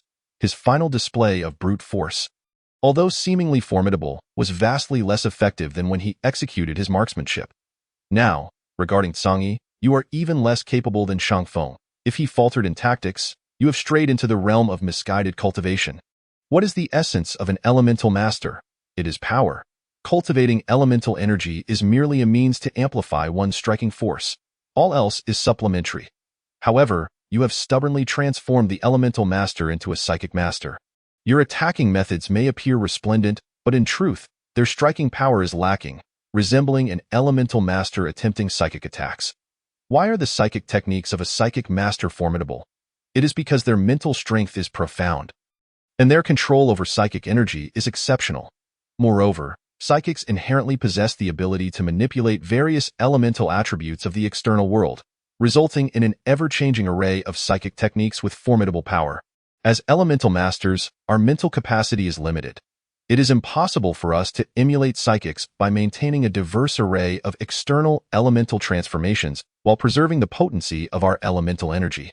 All your flamboyant displays, flowers, trees, vines, and thorns, what true might can they wield? If a vine's elemental energy could reach that of a mid-tier master, Zhang Yuanlu would likely be unable to cope. Had your mental energy not been scattered, and your elemental energy not diffused, how could Zhang Yuanlu have shattered your floral defenses with mere fists? How could he have sent you tumbling from the stage? Thus, your defeat is not unjust. At this juncture, he turned his gaze toward Zhang Yuanlu. Yuanlu, let us conduct an experiment. Ascend to the stage, and I shall attack you with the strength of a mid-tier master. You must evade with utmost speed and counter with your most formidable techniques, and we shall see if you can avoid my assault. Although Zhang Yuanlu felt somewhat puzzled, he nonetheless ascended the stage, adopting a defensive stance. Master Longting uttered a warning, and then raised his hand. Fingers splayed in a grasping gesture. A torrent of azure elemental energy surged forth, coalescing into a gigantic hand several dozen meters away on the stage, fingers splayed like steel claws, descending toward Zhang Yuanlu with intent to seize. Instantly, Jiang Yuanlu felt an immense pressure bearing down upon him, accompanied by a swirling vortex at the center of the palm, tugging at his very being. He immediately channeled power into his legs, maximizing the essence of light, and sprinted forth. Yet, the pressure felt as if it were a mountain, ensnaring him as though he were mired in a quagmire. Despite his efforts, his speed resembled that of a snail. As the elemental hand loomed closer to him, he swiftly inscribed 2 characters upon his fists, activating his mental acceleration ability. He targeted the elemental nodes within the giant hand, unleashing a barrage of strikes to create breaches. However, the efficacy of his efforts was subpar. The elemental nodes shifted incessantly, draining his energy as he searched for openings, and his attack speed diminished. The elemental energy replenished too swiftly, just as a breach was created. It was instantly restored by Master Longting's energy, dashing his hopes of breaking free. 1 minute later, with the elemental hand hovering less than half a meter above Jiang Yuanliu's head, he fully relinquished his resistance. For at that moment, his fists had no room to maneuver, and his entire body was nearly immobilized by the overwhelming pressure. Master Longting waved his hand, dispersing the elemental force in the air, and turned to Gao Zhangyi. Did you see? With the strength of an 8th-tier mid-tier elemental energy, if wielded appropriately, one can defeat him. Had you not resorted to such flamboyance, but instead concentrated your power on a direct assault, how could you have been cast down from the stage? Gao Zhangyi's face flushed crimson, his gaze cast downward. Master, your reprimands are well-founded.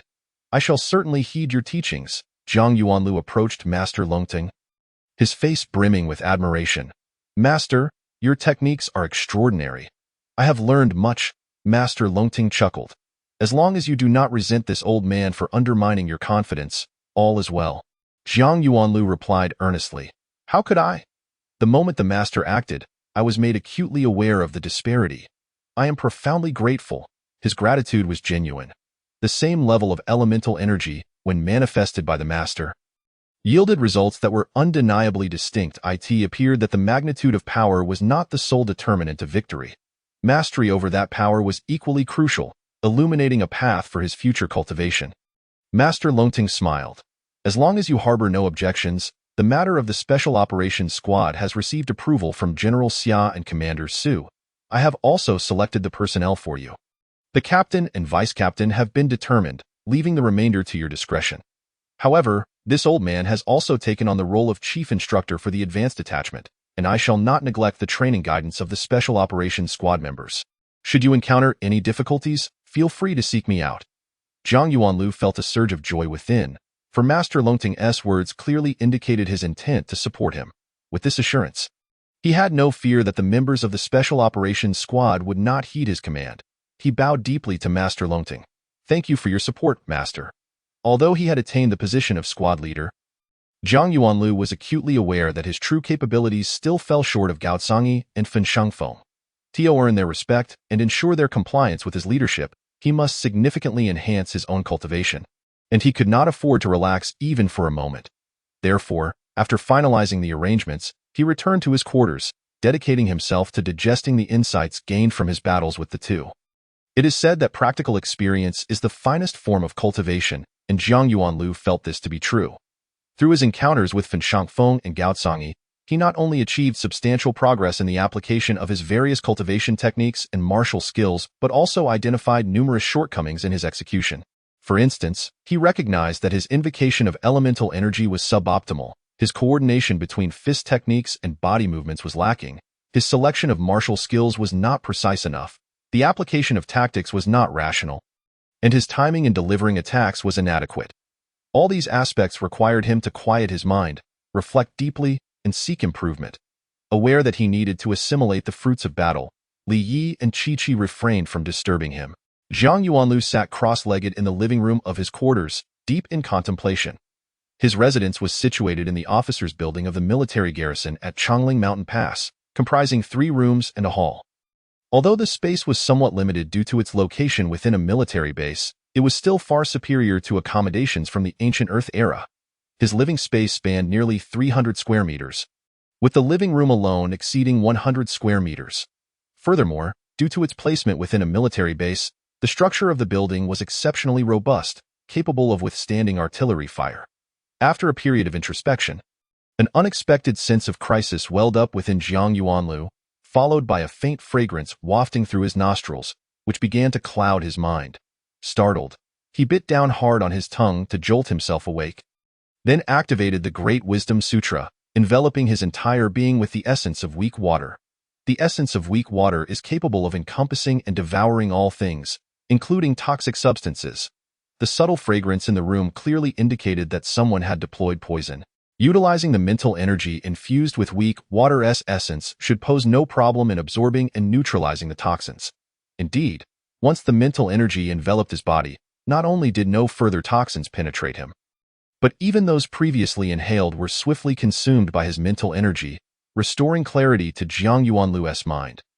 Glancing toward a corner of the living room, he observed the air shimmering like rippling water, revealing a figure clad entirely in black, their head shrouded in a black hood, but a pair of black eyes curiously regarded him, seemingly puzzled by his calm demeanor. He had been careless. Who would have thought that within the tightly secured military base, someone would dare to pose a threat to him? The identity and allegiance of this individual remained a mystery. Could they be from the Taiha faction, the Xiang family, or perhaps a gene modification organization? Moreover, he pondered what cultivation technique this person practiced, as they had managed to evade detection from his mental energy. His mental acuity was comparable to that of a high-tier master. Ordinary cloaking techniques could not possibly elude him unless the opponent's cultivation was far superior, or they were employing an exceedingly advanced cloaking technique. Cloaking techniques involve manipulating the light and sound around oneself using cultivated elemental energy, rendering one invisible and inaudible. However, when a cultivator's mental strength reaches a certain threshold, typical cloaking techniques become ineffective. The fact that this figure could evade Jiang Yuanlu's mental detection suggested that their cloaking technique was not ordinary. Jiang Yuanlu sighed inwardly, yet maintained an outward calm, as if the cloaked figure did not exist at all. Even at this juncture, you can remain composed. Indeed, you are a remarkable youth.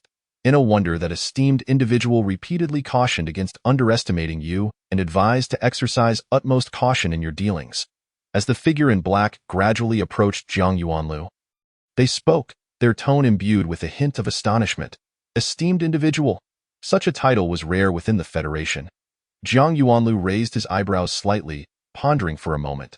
It seems that only a few ethnic groups, such as the Taiha and Jokili, still retain such titles, so, considering your appearance, the esteemed figure you mentioned is either from the Taiha or the Jokili, isn't it?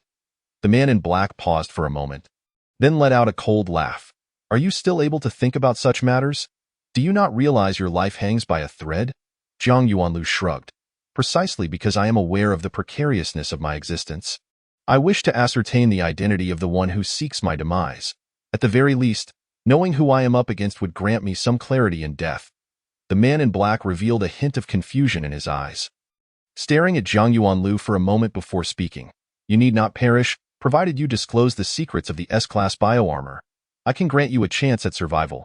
Jiang Yuanlu suddenly comprehended. So the esteemed individual you refer to is General Park Lianghao. That makes sense. The Jokili people have had some conflicts with me and have long suspected that I possess knowledge of the S-class bioarmor secrets. The man's pupils narrowed to pinpricks, yet he neither confirmed nor denied Jiang Yuanlu's conjecture. Regardless of your speculations, you must either reveal the secrets of the S-class bioarmor or forfeit your life. Chapter 72. Who will claim the dear Jiang Yuanlu smiled faintly. My life is right here. If you can take it, then come and do so. I do not know where your confidence stems from. I have released purple orchid essence, which is highly toxic and will render you powerless after poisoning. The man in black felt a jolt of alarm within, but he chuckled coldly. If the antidote is not administered within 10 minutes, the poison will seep into your very marrow, leaving no remedy. Your flesh will rot and fester, leading to a gruesome death. Jiang Yuanlu paused in contemplation, then asked, If I divulge the secrets of the S-class bioarmor, will you truly provide me with the antidote? A flicker of joy briefly crossed the man's eyes. Of course.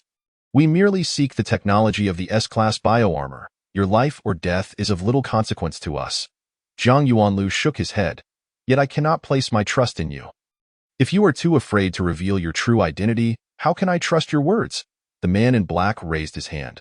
I can swear a soul oath. How can I trust your oath when I do not even know your identity? Jiang Yuanliu's lips curled into a sardonic smile. If the one swearing the oath is merely a cat or a dog, how am I to know your true name is not that of a cat or a dog?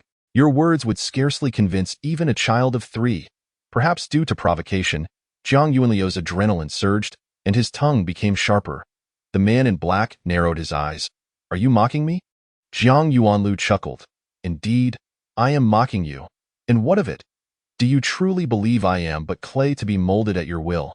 He spoke thus to expel the poison coursing through his body. Although the power of the weak water thought was remarkable, the process of devouring poison took time and could not be achieved instantaneously. Why now? The poison within him had been completely consumed, leaving his combat strength unscathed. The aura emitted by the man in black was that of a low-grade master, indicating his combat prowess was likely beneath his own. Even if the man concealed his true strength, it could not exceed that of the mid-grade masters, Gao Cangyi and Feng Shangfeng. Jiang Yuanliu was fully capable of engaging him in combat. Even if he did not prevail, the ensuing commotion would surely attract assistance. As Lonting the Saint Master resided not far from him, the anger in the man's eyes intensified, mixed with a trace of suspicion. He evidently had no intention of engaging in further conversation with Jiang Yuanliu.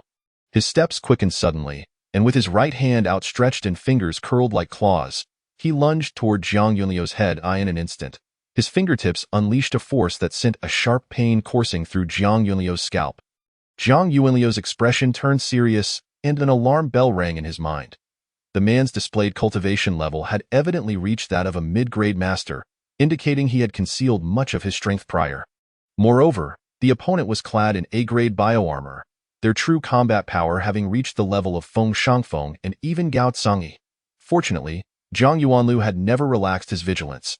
While conversing with the man in black, he had simultaneously prepared for combat, donning the A-grade bioarmor and accumulating power in his fists. Before the man's fingers could reach the top of his head, Jiang Yuanliu sprang into action, like an arrow loosed from a bow.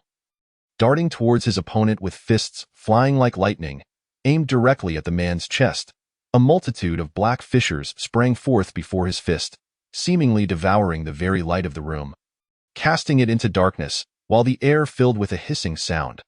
This was a martial technique Jiang Yuanliu had meticulously prepared, one he had comprehended during his earlier battle with Gao Cangyi, which he had named Shattering Space, signifying the shattering of space itself. Though the time spent in contemplation had been brief, this technique had been the focus of his insights, and now, when employed, it was far more refined than during his encounter with Gao Cangyi. The Shattering Space technique, while not exceptionally powerful in terms of sheer strength, Jiang Yuanliu's foundational power amounted to about 800,000 kilograms, equivalent to that of a peak mid-grade master, was amplified by the A-grade bioarmor, resulting in minimal damage to an opponent also clad in A-grade armor, unless they were entirely unprepared for the blow. However, the spatial fissures unleashed by the Shattering Space technique far surpassed mere physical might. The sharpness of the spatial fissures exceeded that of any weapon of the same grade, with few substances in the world capable of withstanding it. This was the true power of the Shattering Space technique. Jiang Yuanliu had chosen to employ the Shattering Space technique from the outset, intending to deliver a crippling blow to the man in black while he was caught off guard. The man's displayed cultivation was too formidable, and being a practitioner adept at stealth and ambush, failing to strike first could very well result in his own downfall, or at the very least, allow the opponent to escape. Jiang Yuanliu's body slipped beyond the reach of the man's grasp, and his fist shot forth like a bolt of lightning. The man in black's pupils contracted to the size of pinholes. Jiang Yuanliu's speed was astonishing, and the countless black threads preceding his fist seemed intent on swallowing the man's vision whole. A profound sense of danger flooded through him. He realized that should he fail to defend against this punch, he would likely suffer severe injury on the spot. Without a moment's hesitation, the man in black abruptly halted his advance, then swiftly retreated, producing a square steel shield with his left hand, placing it firmly before his chest, protecting his torso. Only after completing this maneuver did he redirect his right hand, attempting to grasp Jiang Yuanliu's fist. Yet, every action he made was already anticipated by Jiang Yuanliu. The latter accelerated once more, closing the distance between them, and his originally targeted punch aimed at the man's chest was deftly redirected, crashing into the man's shield-bearing left arm instead. This time, The man was unable to evade. As the black threads preceding Zhang Yuanliu's punch made contact with his arm, there was no immediate explosion, only the appearance of countless fissures in his sleeve. However, when Zhang Yuanliu's fist subsequently struck his arm, a horrifying scene unfolded. First, the sleeve was shattered. However, for a mid-tier master, this cannot be considered a serious injury. With the operation of their vital energy and mental power, they can swiftly seal the wound, resulting in minimal blood loss, and bleeding will not continue. As for the pain, that is even less of a concern. Cultivators' nerves are inherently far more resilient than those of ordinary individuals. Nevertheless, the loss of an arm has inevitably diminished the black-clad man's combat effectiveness by a fraction, affecting not only his vitality but also his physical balance. Most importantly, many techniques for both offense and defense have become unusable. Otherwise, the black-clad man's assault in this round could have been even more ferocious. This is also why Zhang Yuanliu had nearly exhausted his means during the first attack, aiming to inflict a certain level of harm on him. As the saying goes, it is better to sever one finger than to injure all 10. Zhang Yuanliu, stepping with the Xuanbu, moved like a fish swimming through the myriad sword shadows of the black-clad man. His fists either striking or blocking, intercepting or cutting, engaging in a fierce battle. With the enhancement of the Shumi mountain intent and the weak water profound intent, he firmly kept the chilling aura emanating from the opponent's swords at bay. Even if a small amount managed to breach the defenses of the Shumi mountain intent, it would swiftly be enveloped and devoured by the weak water profound intent, unable to inflict any harm upon him. The effectiveness of his battle with Feng Shangfeng and Gao Cangyi gradually manifested at this moment. Both his footwork and the application of his fist techniques had become significantly more refined than before. His feet were entwined with electric light, a result of further advancement in the Liuguang Dun technique, making his movements swifter and more intricate.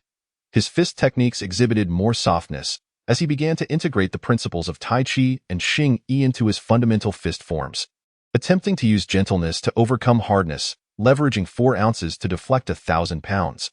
His mastery over muscles, bones, tendons, and even vital energy had become more precise.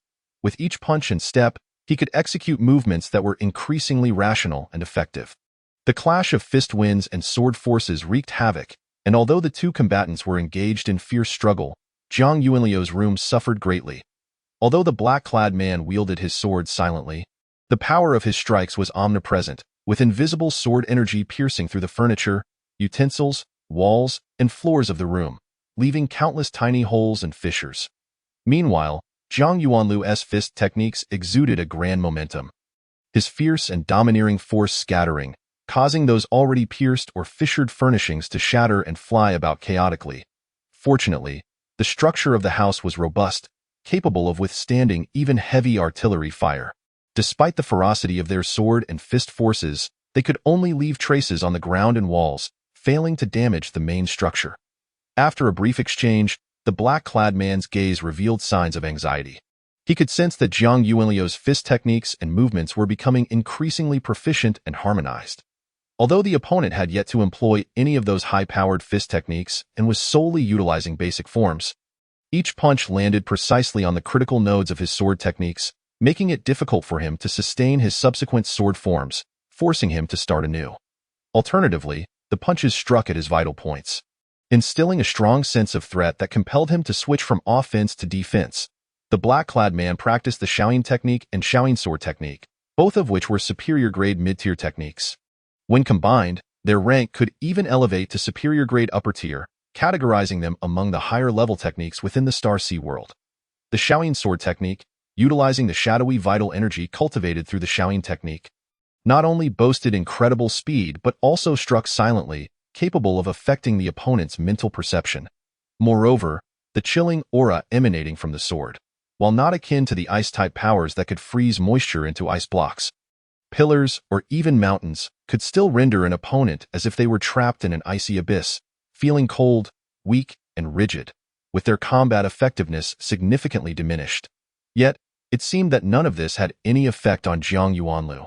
The speed of his sword could not match Zhang Yuanliu's movements, the sword shadows could not disrupt his mental perception, and the chilling aura could not invade his body, failing to slow his speed or stiffen his movements. At this moment, The black-clad man felt an overwhelming sense of regret for having been overly careless earlier, not anticipating that the opponent was entirely unaffected by the poison. Had he exerted his full strength from the outset, he would never have lost an arm in a single encounter, resulting in a nearly 20% decrease in combat effectiveness. Under such circumstances, he could have easily subdued the opponent. Hearing the alarm bells ringing within the military camp and the distant sound of approaching footsteps, the black-clad man realized that time was of the essence.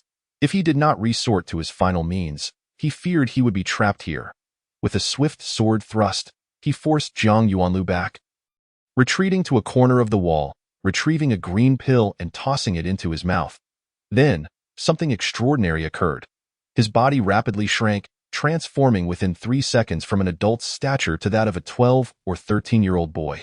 Simultaneously, his aura surged, quickly ascending from a mid-tier early master to a mid-tier peak master.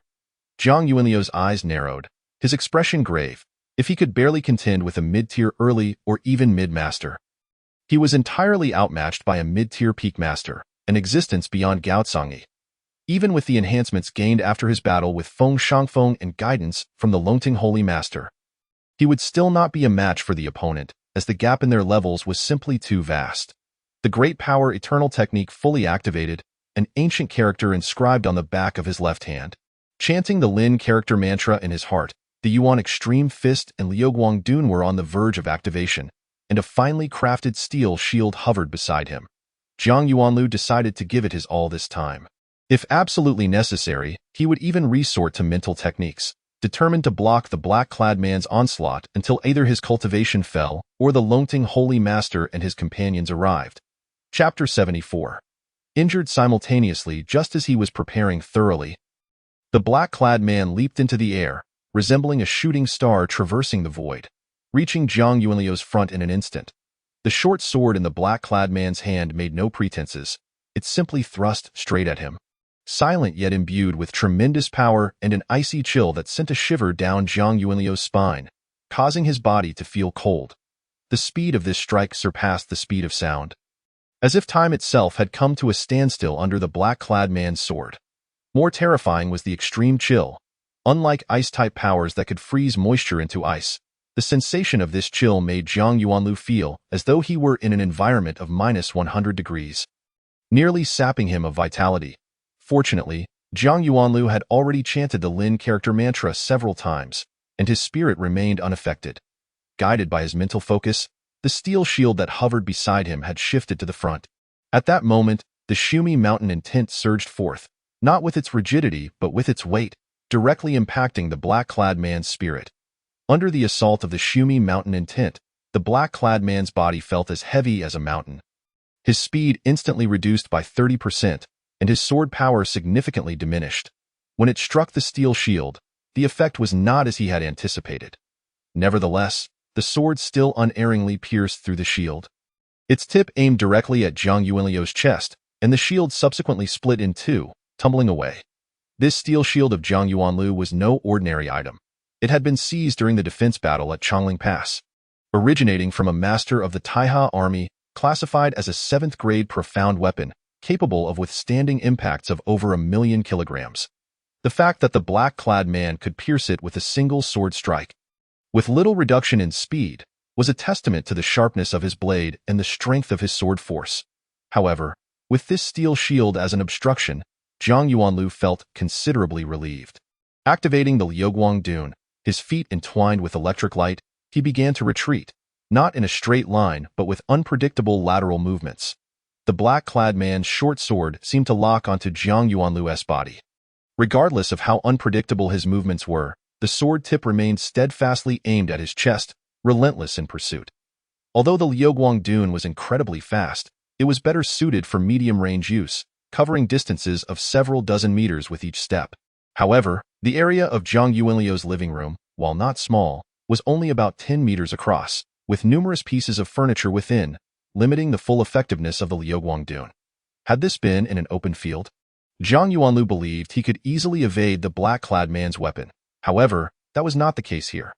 Fortunately, after 2 battles during the day, Zhang Yuanlu had become increasingly adept at utilizing the Liuguang Dun, allowing him to temporarily evade the black-clad man's weapon.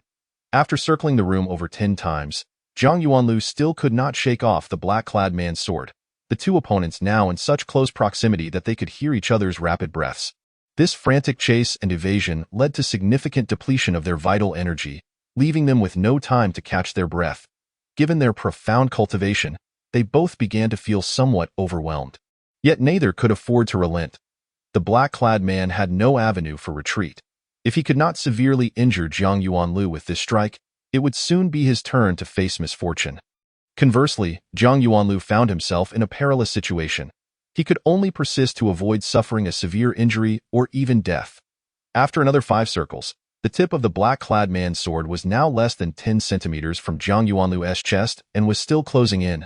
His cultivation was indeed more profound than Zhang Yuanlu's, and with the aid of the potential-boosting pill, despite the influence of the Shumi Mountain intent slowing him down, he was still a few fractions faster than Zhang Yuanlu's Liuguangdun.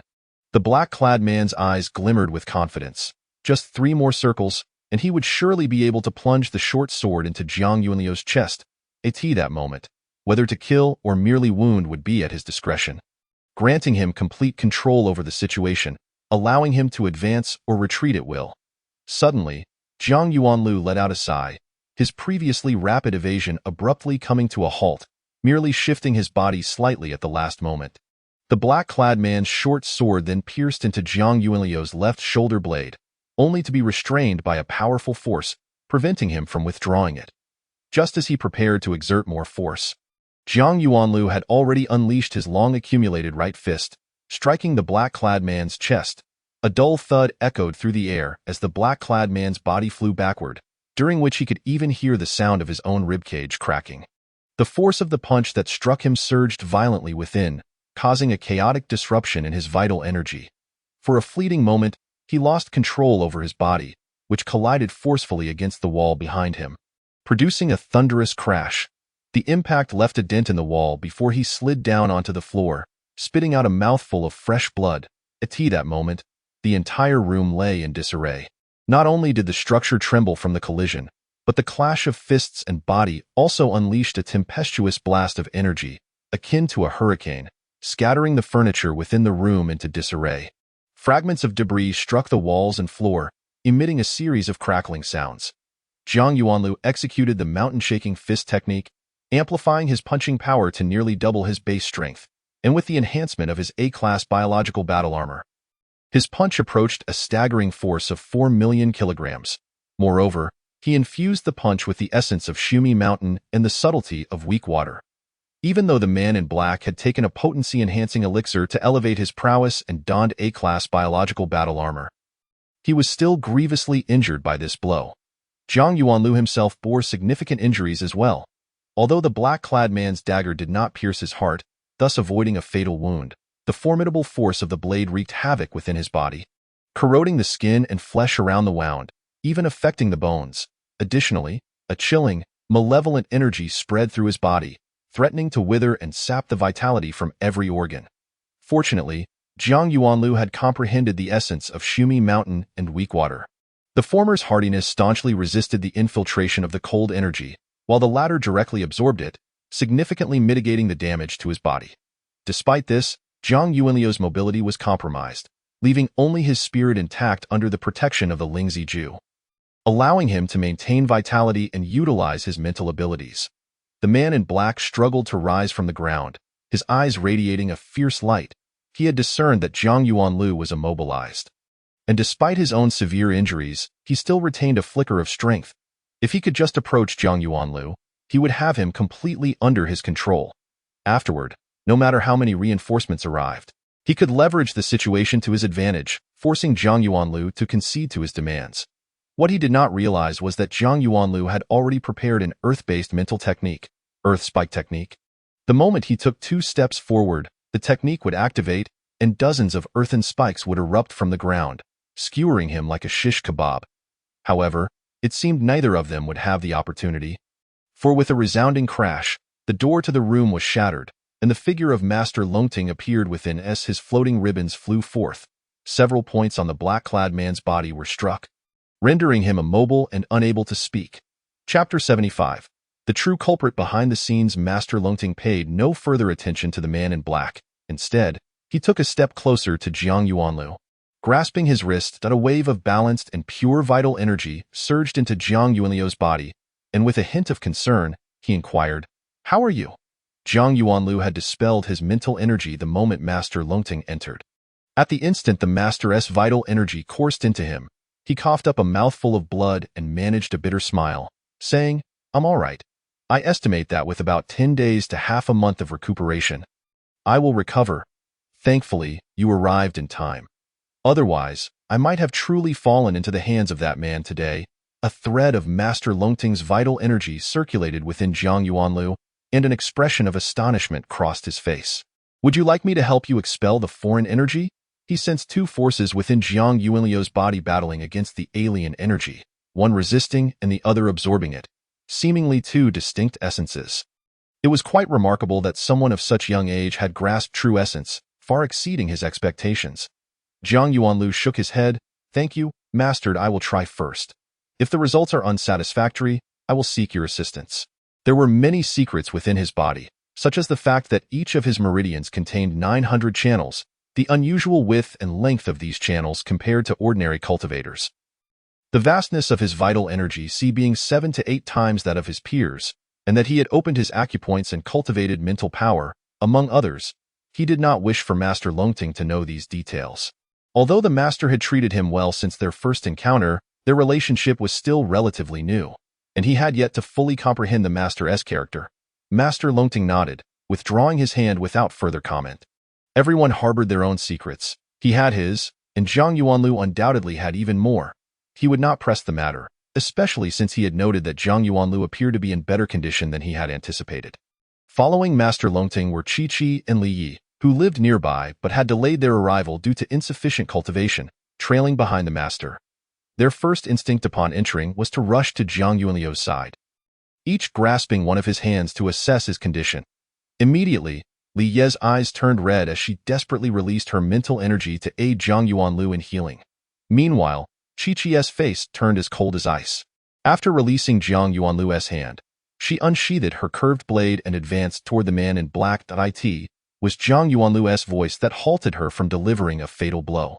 Soon after, Gao Cangyi and Feng Shangfeng arrived, having been situated closer to Master Longting than the previous two, but also arriving later due to their cultivation levels.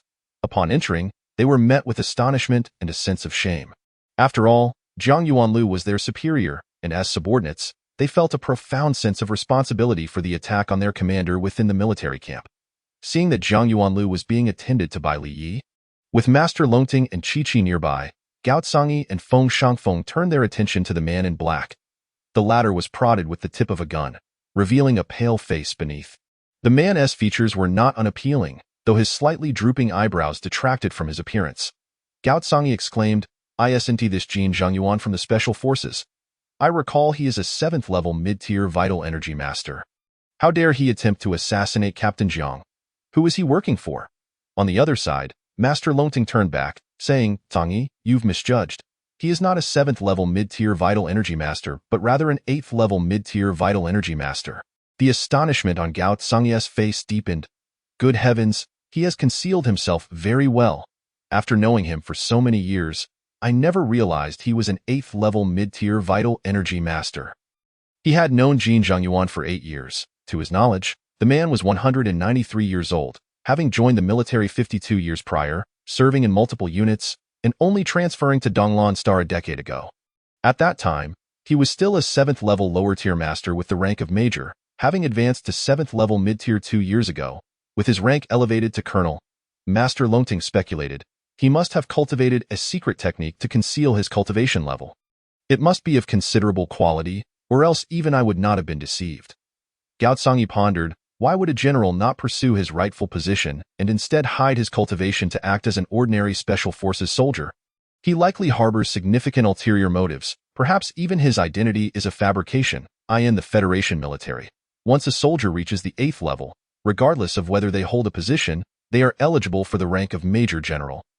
Attaining the rank of General fundamentally alters one's status and is the aspiration of the majority of military personnel. Hence, Gao Cangyi's assertion, in truth, most nations in the Star Sea world operate similarly. The case of Jiang Yuanlu slaying Major General Taiha Murakami Yoshio serves as an example.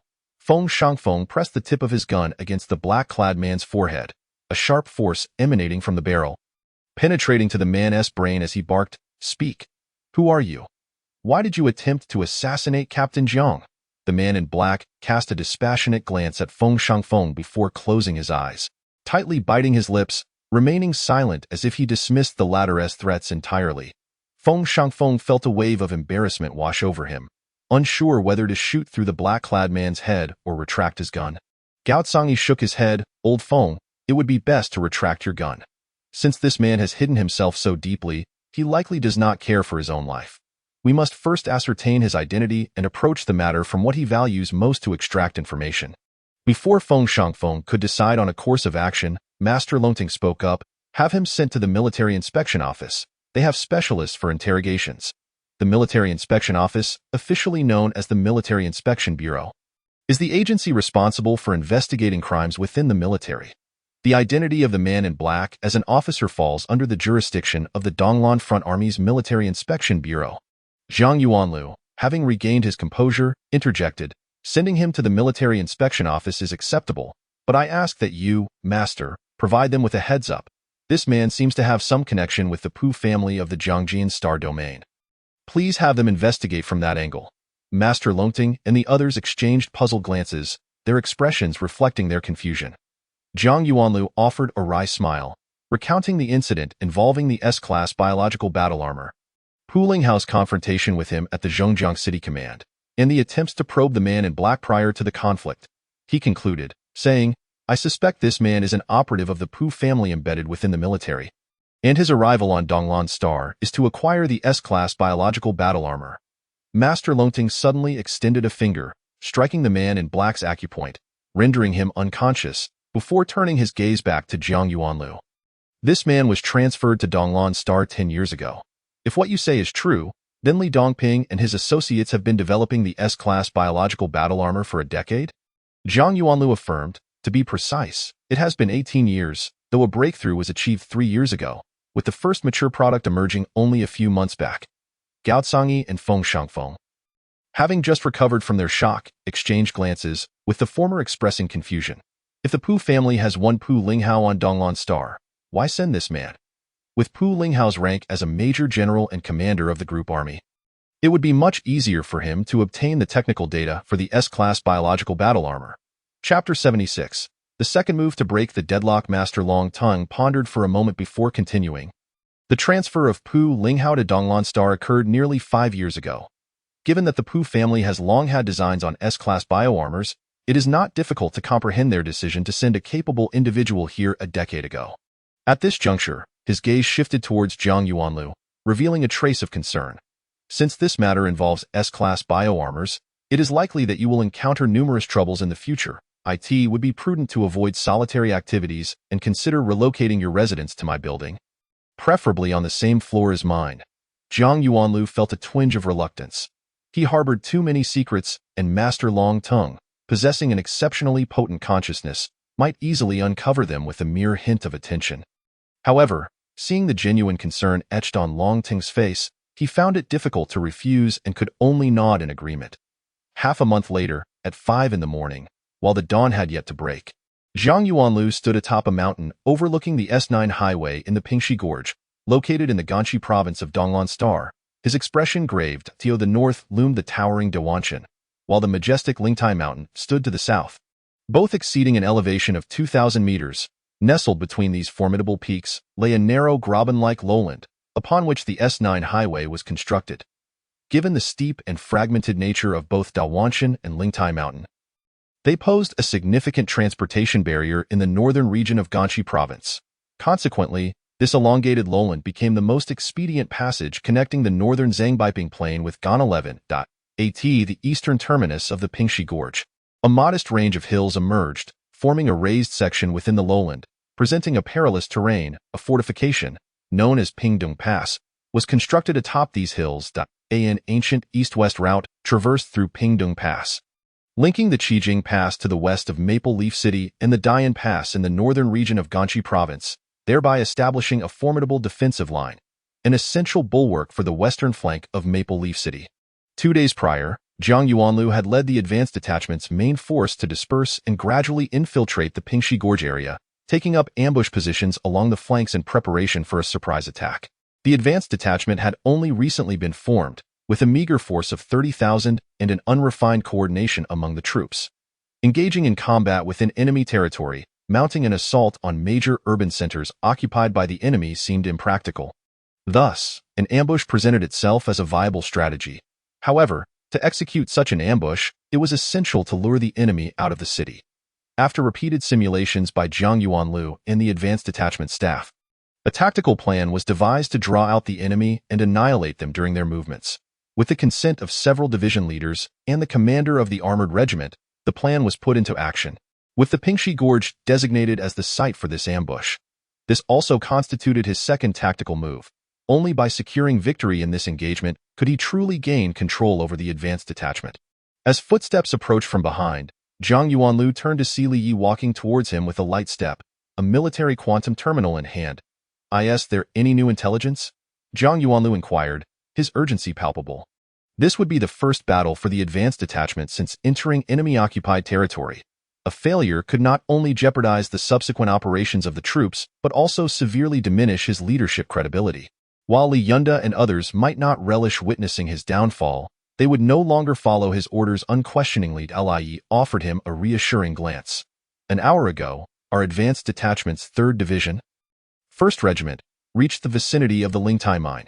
Half an hour ago, the 1st Division, 3rd Regiment, arrived near the Dian Pass. They are inquiring about the timing for the attack. Due to a shortage of personnel in the advanced detachment headquarters, Li Yi had assumed dual responsibilities as both the intelligence officer and communications officer, with many orders being relayed through her. The Lingtai mine, situated 200 kilometers northwest of the Pingxi Gorge, was a significant rare earth mining site. Known for its high yield and quality of heavy rare earths, it represented a crucial strategic resource. The federal government had established a heavy rare earth refining plant there, supplying vast quantities to the Federation's military-industrial sector annually. After the Imperial Army occupied the northern regions of Donglan Star, the Lingtai mine naturally became a coveted prize, one of great importance. To safeguard this asset, the Imperial forces stationed a regiment in the area, while another regiment was positioned 100 kilometers to the west at the Dian Pass for prompt support. Zhang Yuanlu deployed the 3rd Division, 1st Regiment to assault the Lingtai mine, intending to provoke the garrison in Maple Leaf City to come to its aid, setting the stage for an ambush along their route. Given the mine's significance, the northern forces of the Imperial Army would undoubtedly be unwilling to relinquish it. With a sigh of relief, Zhang Yuanlu turned to Sun Qingyuan beside him. What do you think is the appropriate moment to initiate the attack? Sun Qingyuan pondered briefly before responding. The troops designated for the ambush are all in position. We could launch an assault on both the Lingtai mine and the Dian Pass at any time. However, we must remind the troops to maintain a careful rhythm in their offense, striking with ferocity to convey the might of a division while not advancing too swiftly, particularly at the Lingtai mine. If we capture it too quickly, our intent to lure the enemy forces from Maple Leaf City may be thwarted. To mislead the enemy in Maple Leaf City, the attacking forces at the Lingtai mine and Dian Pass would both operate under the banners of the 3rd and 1st Divisions. Having been established for merely 15 days, the advanced detachment could not have escaped the Imperial Army's notice. Only by dispersing their forces could they instill confidence in the Imperial troops stationed in Maple Leaf City. Alleviating concerns of an ambush en route to provide assistance, Zhang Yuanlu nodded, then turned his attention to Li Yi. Where is the 2nd Division, 3rd Regiment positioned at present? The 2nd Division, 3rd Regiment has arrived at Yuantai City and is currently launching an assault on the outlying strongholds. Yuantai City is located 200 kilometers northeast of the Pingdong Pass, a small city northwest of Maple Leaf City. Given the abundance of various mineral resources in that region, the federal government had constructed an armaments factory there. Of course, this factory had now fallen into the hands of the Imperial Army, which had also stationed a regiment there. Zhang Yuanlu glanced at the quantum terminal on his wrist, then looked at Li Yi. It is now 5:12. Order the 3rd Division, 1st Regiment, and the 1st Division, 3rd Regiment to commence their attack promptly at 5:30. Once the assault begins, the firepower must be overwhelming, and the momentum must be formidable. Ensuring the enemy feels the pressure while also being cautious not to advance too quickly. Especially at Lingtai, the 3rd Division, 1st Regiment is originally the 1112th Regiment under Xia Hozhong, known for its formidable combat prowess. Remind them not to capture the Lingtai mine too swiftly. Li acknowledged and swiftly operated the military quantum terminal to dispatch the orders. Sun Qingyuan cast an inquiring glance at Zhang Yuanlu. How many troops do you estimate we can draw out from Maple Leaf City this time? Zhang Yuanlu contemplated for a moment before speculating. The garrison in Maple Leaf City consists of the Imperial Northern Route Army's 5th Group Army. One of its divisions was annihilated at Chongling Pass. Currently, only 2 divisions remain. Considering the importance of Maple Leaf City, it is imperative to retain 1 division for defense. Therefore, the forces dispatched for rescue may amount to 1 division, with one of its regiments likely advancing towards Yuan'ai City and the other 2 regiments potentially providing western support. If the enemy sends 2 divisions, the likelihood of our ambush succeeding is significantly increased. Sun Qingyuan expressed admiration. I must commend your foresight. 8 days ago, you dispatched engineering troops to the Pingxi Gorge to construct fortifications, even before our ambush plan had fully taken shape. Yet, you had already made the necessary arrangements. Chapter 77. The Ambush in the Gorge, Part 1. Such measures were unavoidable, for the enemy had stationed a battalion at Pingdong Pass. Although their numbers were limited, they dispatched patrols daily to survey the gorge. Zhang Yuanlu sighed. Our forces can only utilize the enemy's patrol gaps to construct fortifications, remaining discreet to avoid raising alarms, which inevitably slows our progress. We can only compensate with time. Sun Qingyuan responded, I have always had a question for you. How did you conceive the idea of employing Earth-type telekinetics in conjunction with engineers to construct fortifications? In the recent construction of fortifications on the mountainsides flanking the Pingxi Gorge, Zhang Yuanlu had integrated the Earth-type telekinetics with the engineering core. The fortifications began on the western slope of the gorge, where the Earth-type telekinetics first softened the earth and stone, allowing the engineering troops to excavate using machinery. The excavated materials were then solidified onto the mountainside by the telekinetics, creating a natural appearance that rendered the fortifications virtually invisible to anyone approaching, significantly reducing the potential for ambush exposure. This inquiry stemmed from his observations of Master Long Tung's battle with the Imperial Army's Earth-type Elemental Master at Chongling Pass. Zhang Yuanlu elucidated, the engineer's mechanical excavation would inevitably generate considerable noise, particularly on the mountainsides of the Pingxi Gorge, where the rock is exceptionally hard. The Earth-type telekinetics, capable of manipulating soil elements, can silently alter the structure of the earth and stone. The combination of both allows for a swift and discreet construction process, maintaining the natural contours of the mountainside. Sun Qingyuan marveled, to be honest, I initially harbored doubts regarding Commander Xia's appointment of you as the leader of the advanced detachment, given your lack of experience in commanding troops. Suddenly leading such a large force was understandably concerning. However, witnessing your recent series of deployments has alleviated my worries entirely. Zhang Yuanlu sincerely remarked, I owe my gratitude to the support and assistance of the Chief of Staff. Without it, my command would not have proceeded so smoothly. At this point, he shifted the conversation. We must also remind the ambushing troops not to let their guard down. After the enemy forces enter the canyon, it is highly probable that they will launch tentative attacks on the slopes on either side. All units must maintain their composure and avoid revealing their positions. Sun Qingyuan nodded in acknowledgement and subsequently posed another question.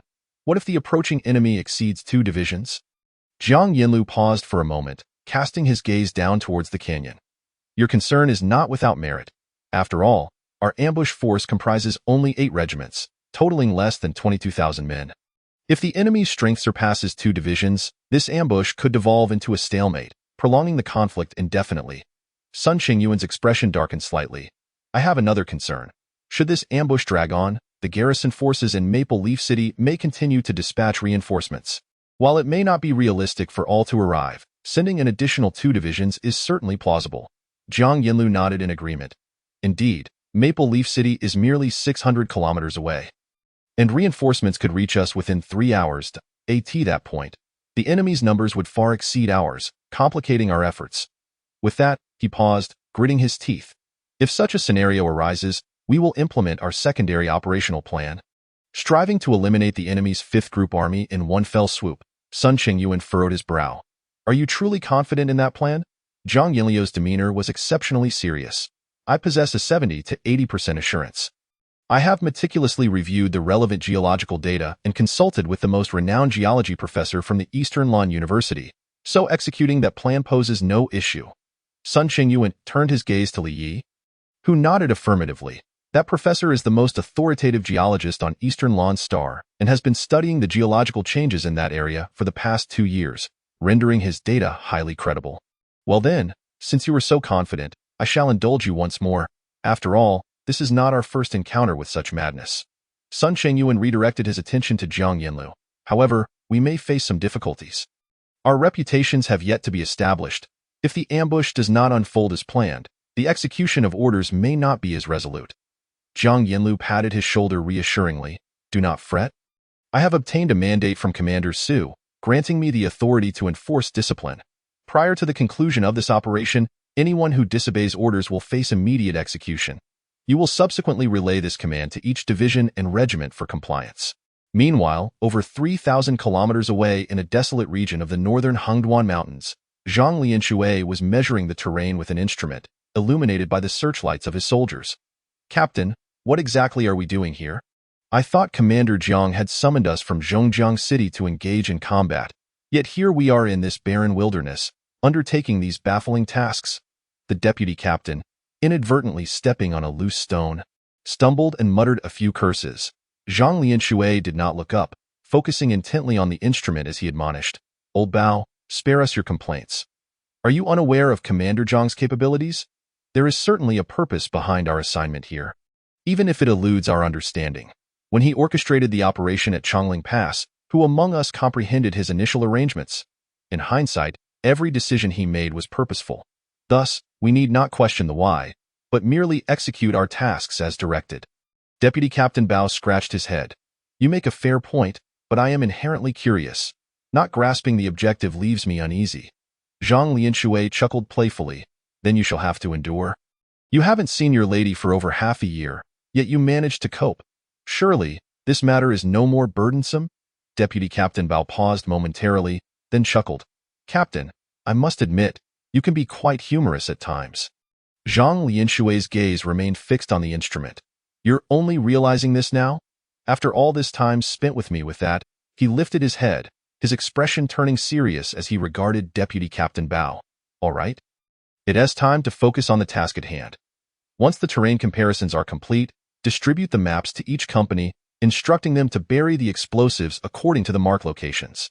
It is imperative to avoid any misplacement. After the burial, each company commander and squad leader must personally verify the placements. Come dawn, eliminate any traces of the burials. Deputy Captain Bao acknowledged the order and hurriedly departed. Zhang Lianshui then cast his gaze toward the dark, desolate ridges in the distance, a look of perplexity crossing his face as he muttered to himself. Jiang Yanlu, what scheme have you devised this time? Chapter 78, Canyon Ambush, Part 2, at 6:08 a.m., still at that mountaintop, Li Yi hurried to Jiang Yanliu's side. Captain Kong reports that the enemy forces from Maple Leaf City have mobilized. As you predicted, they dispatched 3 divisions, one heading towards Yuanhai City, while the other 2 are making a beeline for Pingxi Canyon. Given their marching speed, they will enter the ambush zone in 3 hours. Following the battle at Chongling Pass, the command of the Northern Route Army underwent a cleansing. TOM Commander Qiao Sanxiang of the Armored Regiment stroked his head and, in a deep and resonant voice, became the third to speak. Commander Jiang, what if our forces fail to annihilate the enemy's 2 divisions in a short span of time, and reinforcements are dispatched from Maple Leaf City? Zhang Yuanlu cast an appreciative glance at him. That would indeed be the worst-case scenario. Should such a situation arise, the command headquarters will amend the operational orders accordingly. At that time, all of you need only to execute the orders. Upon hearing his words, the others exchanged anxious glances, yet only Xiaozhong displayed a look of relief. Having fully experienced the battle at Chongling Mountain Pass, he understood that since Zhang Yuanlu anticipated such a situation, he must have devised a contingency plan. Zhang Yuanlu waved his hand. Since there are no further inquiries, you may take your leave. Please refrain from prematurely disclosing information to the soldiers. Allow them to rest peacefully for 2 hours to conserve their strength. Although the group remained somewhat unsettled, they complied and gradually departed. In Zhongjiang City, at the command headquarters of the Federal Army's Eastern Launching Front, Xia Shiji gazed wearily at the screen displaying the attack and defense dynamics of Zhongjiang City. With the arrival of the main forces from the Imperial Army's northern front, the battle for Zhongjiang City had intensified considerably.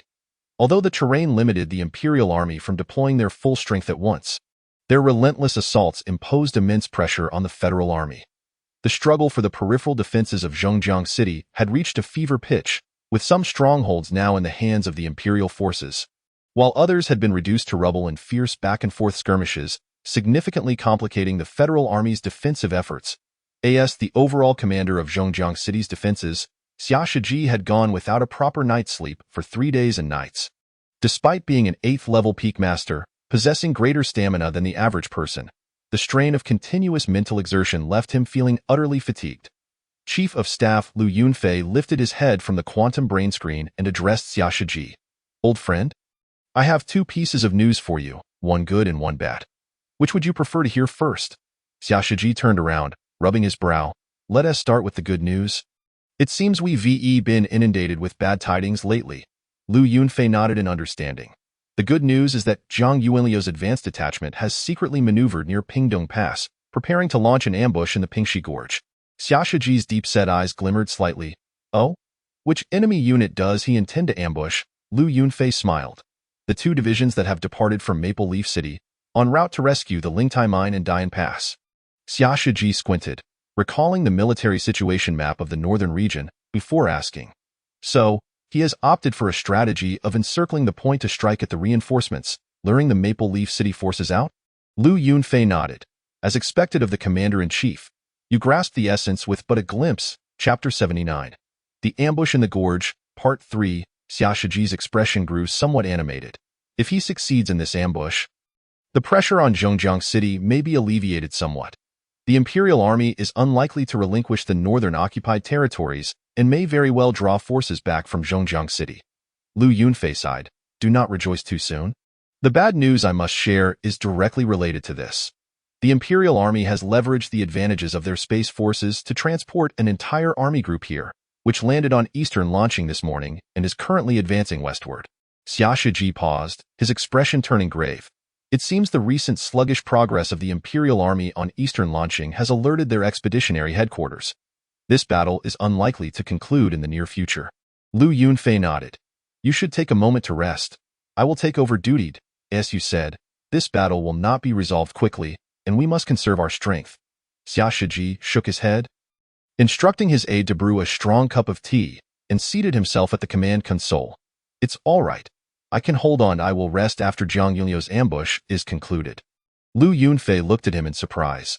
"It seems you have placed your hopes for ending the Eastern launching war upon him." Xia Shiji crossed his arms. "To be honest, I do harbor such hopes. Though it may sound fanciful, I have a premonition that this young man might indeed perform a miracle."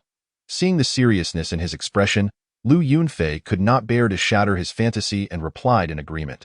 "The current stalemate on Eastern launching certainly calls for a miracle to break it. If the ambush in Pingxi Gorge is the beginning of that miracle, then let us await the news of victory." Within the command post set in a cave, the atmosphere was palpably tense. Zhang Yuanliu and Sun Chengyuan fixed their gazes on the imagery displayed on the light screen, while Li operated the quantum brain, continuously adjusting the enemy's movement coordinates. Meanwhile, the signal soldiers were vocally inquiring about troop movements. The entire space was filled with the impending sense of a grand battle. It was currently 9:20 a.m. Half an hour prior, enemy reconnaissance drones had flown over Pingxi Gorge, conducting thorough surveillance. 10 minutes ago, the 1st Division of the enemy's 5th Army had crossed Pingdong Pass and entered Pingxi Gorge, while the 2nd Division lagged nearly 20 kilometers behind, arriving at Pingdong Pass only now but remaining stationary. This was precisely the scenario Zhang Yuanliu and his team had anticipated, causing concern among the command staff. "Report. The enemy is conducting fire reconnaissance on the mountains flanking the gorge." A signal soldier stood up from the quantum brain and reported.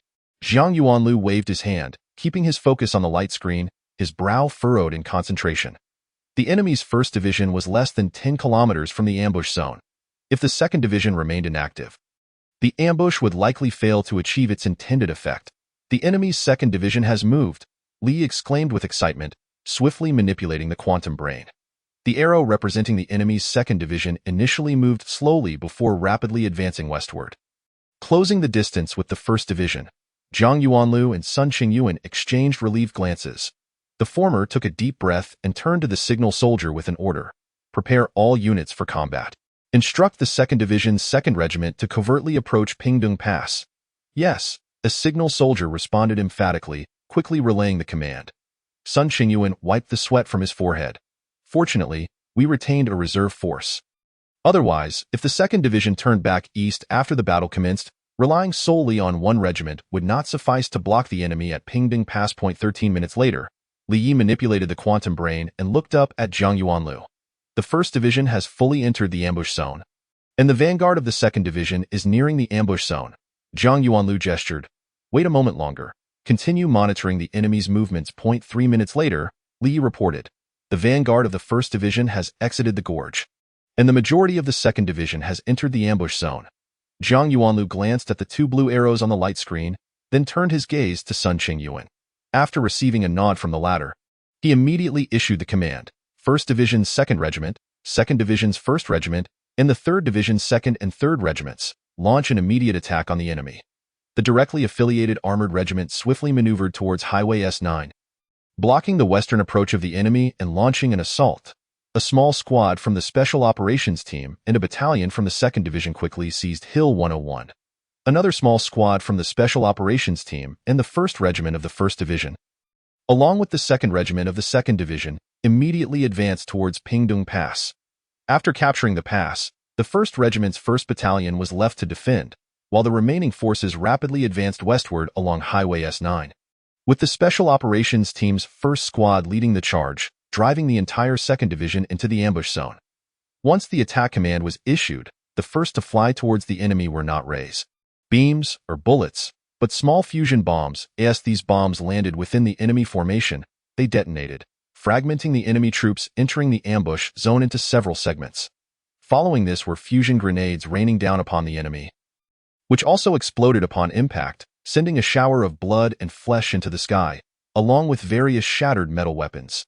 Due to the concealed nature of their approach, the advanced detachment had not carried many heavy weapons. To enhance the assault's effectiveness, Zhang Yuanlu had ordered the preparation of a substantial number of small fusion bombs and fusion grenades.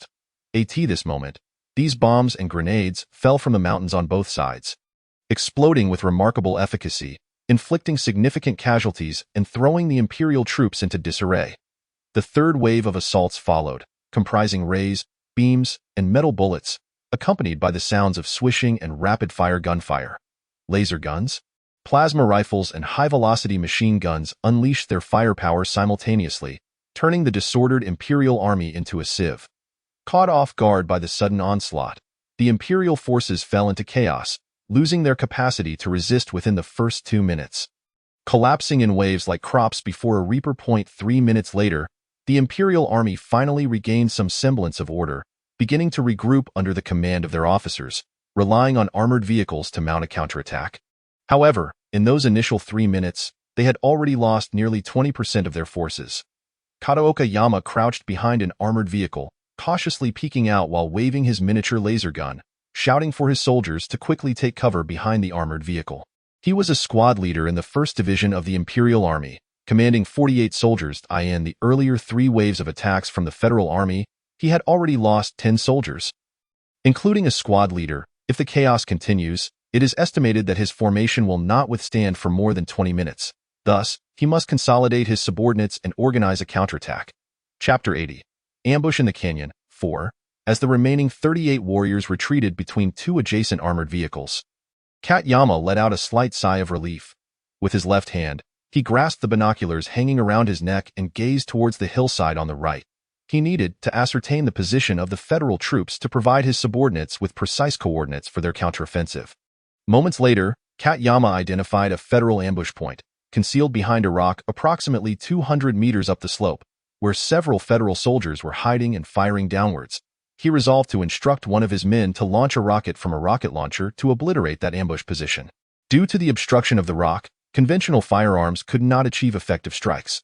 Only a curved trajectory rocket could reach that location. He prepared to relay the coordinates for the attack to a soldier carrying the rocket launcher. Darkness suddenly enveloped him. A metallic bullet shattered the lens of his binoculars, piercing through the tube and into his right eye. Kat Yama let out a piercing scream, collapsing backward as the laser gun he had been wielding slipped from his hand, crashing against the armored vehicle's hull and exploding into shards. In his final moments, he perceived a metal shell ricocheting off the top of the armored vehicle, landing among his comrades and detonating with a deafening roar, sending shrapnel and flames soaring in all directions, consuming everything in their path. The first, Chao Xinlai lowered his sniper rifle, picked up a small notebook and pen beside him, and meticulously inscribed a character before placing them down again. He then raised the gun stock, positioning himself at the edge of the fortification, squinting his left eye into a narrow line as he moved the rifle back and forth, quickly locking onto another target. At just 18 years old, Chao Xinlai was a first-level telekinesis master, his youthful features still evident. His expression bore a hint of naivety, yet his eyes sparkled with intensity, displaying a seriousness that revealed his unwavering dedication. In the Star Sea world, telekinesis masters were exceedingly rare and precious. Although as a telekinesis master, even at a low level, Chao Xinlai could have enjoyed a higher status within the military, he chose instead to serve as an ordinary soldier, enduring the arduous life of a sniper. According to his squad leader, this young man was akin to a stubborn mule, determined to achieve his goal of becoming a great king of snipers. Even refusing to join the special armored divisions, insisting that ordinary soldiers had more opportunities to hone their sniping skills on the battlefield. Being a sniper is an exceedingly monotonous and grueling profession. To fulfill sniping missions, a sniper must adapt to various environments: scorching deserts, frigid tundras, humid rainforests, and fetid swamps, often enduring prolonged periods in these conditions. For instance, to wait for a specific target, a sniper may have to bury himself in the mud for countless hours. Furthermore, sniping is a highly technical vocation. Hitting a target is not merely a matter of aligning the scope. It requires meticulous calculations of the projectile's trajectory, which is influenced by distance, wind speed, humidity, and ambient temperature. If they are on different planets, gravity must also be taken into account, as variations in gravitational force affect the bullet's drop rate. Telekinesis masters possess powerful mental capabilities, allowing them to easily lock onto targets, which provides them an inherent advantage as snipers. High-ranking telekinesis master snipers can even hit targets from several dozen kilometers away. However, due to their elevated status, most telekinesis masters live in comfort, with few willing to engage in such a tedious and arduous profession. Chao Xinlai's unwavering determination to become a sniper sets him apart as an anomaly. With a gentle squeeze of the trigger, a blood hole suddenly appeared in the forehead of an Imperial Army captain 300 meters away, the bullet penetrating his brain and blowing his occipital bone apart, with white matter splattering far and wide. Satisfied, Chao Xinlai raised an eyebrow, lowered his rifle, and picked up his notebook again, inscribing the character for 2. The tall squad leader patted him on the shoulder with a hand the size of a fan, exclaiming, "Good lad, you truly possess skill. That's a second lieutenant and a captain down, enough to earn a second-class merit." However, he added, "Could you refrain from doodling in that notebook? With that time, you could have taken down several Imperial officers." Targeting enemy officers was a tactic devised by Jiang Yuanlu. After the initial chaos of the ambush, the Imperial officers would undoubtedly organize their troops for a counterattack. At this moment, carefully selected snipers targeting enemy officers would further disrupt their organization and demoralize them. Consequently, Jiang Yuanlu had previously ordered the troops to prepare a contingent of snipers to strategically eliminate enemy officers once the battle commenced. Little did he anticipate that within his ranks lay such an exceptional sniper as Chao Xinlai. Ignoring his squad leader's grumbling, Chao Xinlai calmly stowed away his notebook and pen before resuming his search for new targets. Shortly thereafter, an Imperial Army major fell beneath his rifle. The squad leader gasped in awe as Chao Xinlai set down his gun and retrieved his notebook, shaking his head in resignation. Without further ado, he grabbed a nearby rapid-fire machine gun and unleashed a barrage of fire upon the enemy. As the ambush in the west ignited, in the east, the 2nd Squad of the Special Operations Team and the 1st and 2nd Infantry Regiments launched their assault on Pingdong Pass. The city of Pingdong Pass, located at the mouth of the Pingxi Canyon, spans over 6 kilometers in circumference and rises 30 meters high. Its gates face east, standing 20 meters tall, 30 meters wide, and 300 meters deep. The city walls are constructed of high-strength concrete, covered with 10 centimeters of high-strength alloy steel plating. Compared to Chongling Pass, Pingdong Pass is slightly larger, yet its strategic significance is diminished. Similarly, a formidable energy weapon, a plasma cannon, rests atop Pingdong Pass. To minimize casualties, the leader of the 2nd Special Operations Squad, Feng Shangfeng, conferred with the 2 regiment commanders and resolved that the Special Operations Squad would initiate the assault on the city, clearing the plasma cannon before the 2 infantry regiments launched a full-scale attack. As Feng Shangfeng and his squad approached the city, 2 kilometers away, they were spotted by the defending troops, who immediately unleashed a torrent of firepower upon them. However, for the majority of telekinesis masters, whose levels typically exceed 5, the onslaught of various rays and metal bullets posed little threat. The terrain east of Pingdong Pass was relatively open, allowing the Special Operations team to evade fire. Especially as Feng Shangfeng intentionally spread his team apart. The Special Operations troops advanced towards the city at an average speed of 20 meters per second, meaning they would reach the gates in just 100 seconds. At that point, breaching the city without the presence of special armored forces would be a trivial task. Chapter 81. Ambush in the Canyon. The plasma cannon atop the city fired once, and a Special Operations team member, unable to dodge in time, was grazed by the plasma ray, instantly vaporizing half of his body. Yet this shot also revealed the cannon's location, and before it could fire a second time, Feng Shangfeng's assault had commenced. Pausing briefly on the ground, Feng Shangfeng drew his alloy handgun from his back, pivoted, and infused his energy into the weapon, hurling it forward as soon as the gun left his hand. It seemed to vanish into thin air, only to reappear atop the city, the sound of its flight echoing afterward. Clearly, the speed of the gun's flight had far surpassed the speed of sound. After receiving guidance from the revered Longting Saint Master at Chongling Pass, Feng Shangfeng had diligently contemplated the control of his energy over the past few days. Now, his mastery had significantly improved, enabling him to compress the energy within the gun, preventing any waste, thus greatly enhancing both its striking power and velocity. Originally, Pingdong Pass was fortified with defensive formations, which the federal troops had dismantled upon abandoning the city. The Imperial Army had occupied the city for only a short time, and the restoration of the formations was incomplete, easing Feng Shangfeng's offensive. The high-velocity steel gun pierced through the plasma cannon's barrel and struck the firing mechanism, first destroying it, and then unleashing the energy concealed within the gun, detonating the entire cannon into countless fragments. The shrapnel erupted with a thunderous explosion, shredding the Imperial soldiers within a 20-meter radius into pieces, transforming the area into a barren wasteland. As the echoes of the explosion faded, Feng Shangfeng sprinted towards the city, propelling himself upward with a powerful leap to land atop the walls. With a swift motion, he summoned the alloy gun back to his hand and, as he thrust it forward, it resembled a blossoming pear tree.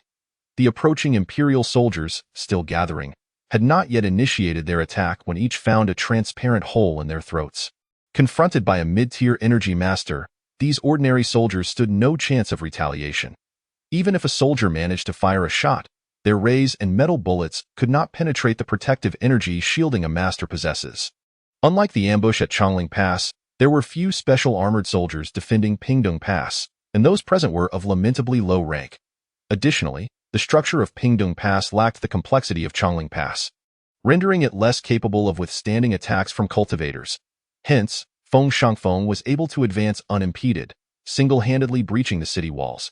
His breakthrough disrupted the Imperial Army's defensive rhythm, allowing the members of the Special Operations Squad to swiftly penetrate the city's firepower net, charging into the gate and ascending the flanking stairways. When the infantry of the Federated Army from 2 regiments came into the line of sight of the Imperial soldiers, chaos ensued. The Federated Special Armored Squad, which had already made resistance arduous, compounded their troubles with the sudden arrival of such a formidable force. How could they defend themselves now? The skirmish at Pingdong Pass came to an abrupt end in a mere 5 minutes. With nearly 700 Imperial soldiers from an entire battalion, most of whom were annihilated, save for a few who surrendered. While the overwhelming numerical superiority of the Federated Army, outnumbering the enemy by 6-1, played a significant role, it was the initial breakthrough by the Special Operations Squad that was pivotal for this swift victory. The role of the Special Armored Units as the spearhead became evident, validating Zhang Yuanliu's wise insistence on the need for Special Operations troops. After deliberation with the 2 regiment commanders, Feng Shangfeng decided to leave 1 battalion to secure the battlefield and guard the prisoners of war. while the remaining forces, led by the Special Squad, swiftly advanced westward to pressure the Imperial Army's 2nd Division. At this juncture, Hill 101 had become the epicenter of fierce combat. Located slightly to the west at the midpoint of the Pingxi Gorge, it stood at an elevation of approximately 800 meters. This small peak on the southern side of the gorge had a relatively gentle slope compared to the other mountains flanking the valley. Featuring a flat summit of about 600 to 700 square meters, the significance of Hill 101 was paramount. Once occupied and equipped with heavy weaponry, its firepower would encompass the entire battlefield. Due to its unsuitability for ambush, the Federated Army had not stationed troops there prior to the onset of hostilities. Only after the attack commenced did a small team from the Special Operations Squad, alongside a battalion from the 2nd Division, seize control of this strategic location. In the aftermath of initial disarray, the Imperial Army recognized the importance of Hill 101. The commander of the 1st Division organized a battalion to launch a concerted assault on the hill. Before the charge, he coordinated artillery units to bombard the summit, hoping to swiftly capture the high ground, thereby securing a foothold and supporting fire for the Imperial forces. Gaotsongyi stood atop Hill 101, wielding his wooden staff, conjuring a dense thicket of silken grass in the air. This grass, remarkably supple, intertwined to form a massive net that ensnared incoming artillery shells, which then, under his guidance, plummeted down the slope, detonating amidst the ranks of the Imperial soldiers. Gaotsongyi exhibited exceptional control over wood-based elemental force, having previously ensnared Zhang Yuanlu with a multitude of wooden plants during the demonstration at Chongling Pass, much to Zhang's chagrin. Although these wooden plants lacked formidable offensive power and had failed to incapacitate Zhang, they proved perfectly suited for neutralizing artillery shells, softening their impact and redirecting them harmlessly downward. While Gaotsongyi's offensive capabilities were not on par with Feng Shengfeng's, his defensive prowess was significantly superior. The versatile and ever-renewing nature of wood-based elemental force afforded him a myriad of means to counter the various forms of assault from the Imperial Army. Any stray shells that managed to evade capture were swiftly destroyed by the 7th-tier elemental masters of the Special Operations Squad, whose power could reach 30 meters. Even if these shells exploded, their impact on the summit was negligible. After several rounds of bombardment, the Imperial forces had drawn closer to the peak, and the two armies were nearly in close combat. The Imperial Army hesitated to continue artillery fire for fear of inflicting friendly casualties. Prompting both sides to engage in melee, the battalion of Federated Infantry emerged as the dominant force on the battlefield, unleashing a torrent of firepower that sent Imperial soldiers tumbling in droves. Yet, the Imperial troops fought tenaciously, counterattacking while desperately pressing upward, seemingly aware that seizing this hill was their only thread of hope for survival. The units assaulting Hill 101 appeared to have been meticulously selected, as most soldiers donned light armor, likely standard infantry. Though suffering significant casualties under the Federated Army's superior firepower, their losses were considerably less than those typically endured by regular troops. Ordinary infantrymen were defined by their standard armor, crafted from a blend of silver isotopes and other metallic elements. This armor was characterized by its flexibility, high strength, and excellent heat dissipation, rendering it suitable for regular soldiers. Additionally, with the installation of miniature power devices at the waist, ordinary armor could enhance a soldier's strength and speed, albeit to a limited extent. Compared to standard infantry, these armored soldiers possessed greater strength, speed, resilience, and overall combat capability. At this moment, Gaotsongyi had reached the forward positions of the Federated forces, disregarding his esteemed image as a master, and prostrated himself on the ground. With rhythmic pulses of elemental force emanating from his staff, numerous vines materialized within the enemy's ranks, twisting and coiling around the legs of Imperial soldiers. An unusual spectacle soon unfolded on the battlefield, as many Imperial soldiers, while in full stride, inexplicably tumbled to the ground, subsequently falling victim to the Federated Army's relentless firepower. Eventually, an Imperial soldier identified the source of their predicament and turned his weapon toward Gaotsongyi. However, his prone position made him a small target, and the Imperial Army's fire struggled to find him. He had also conjured several wooden shields in front of him, enveloped in a protective layer of wood-based elemental force, rendering him impervious to small arms fire. The projectiles and metal rounds had great difficulty breaching the wooden shields, and even if they did, they were unlikely to penetrate the protective layer, causing him no harm whatsoever. The Imperial Army's attacks were utterly ineffective. Gao Cangyi's actions inspired the members of the Special Operations Squad, who emulated his example by also taking to the ground and employing their elemental force to launch surprise attacks against the enemy. Some coalesced their elemental power into hands, redirecting the weapons of Imperial soldiers to turn against their ranks. Others shaped their energy into concealed projectiles, targeting Imperial officers. Still, others quietly triggered grenades strapped to Imperial soldiers. This tactic proved remarkably effective, and before long, the Imperial assault force descended into disarray, losing the previous momentum of their coordinated charge. Far away, several kilometers distant, Zhang Yuanlu observed the tactics of the Special Operations Squad through a camera. Unable to suppress his amusement, Gao Cangyi was indeed cunning. As a mid-tier master, he resorted to such underhanded methods, seemingly unperturbed by the potential ridicule it might provoke. If the revered Longting Saint Master were to witness this, he would surely admonish him.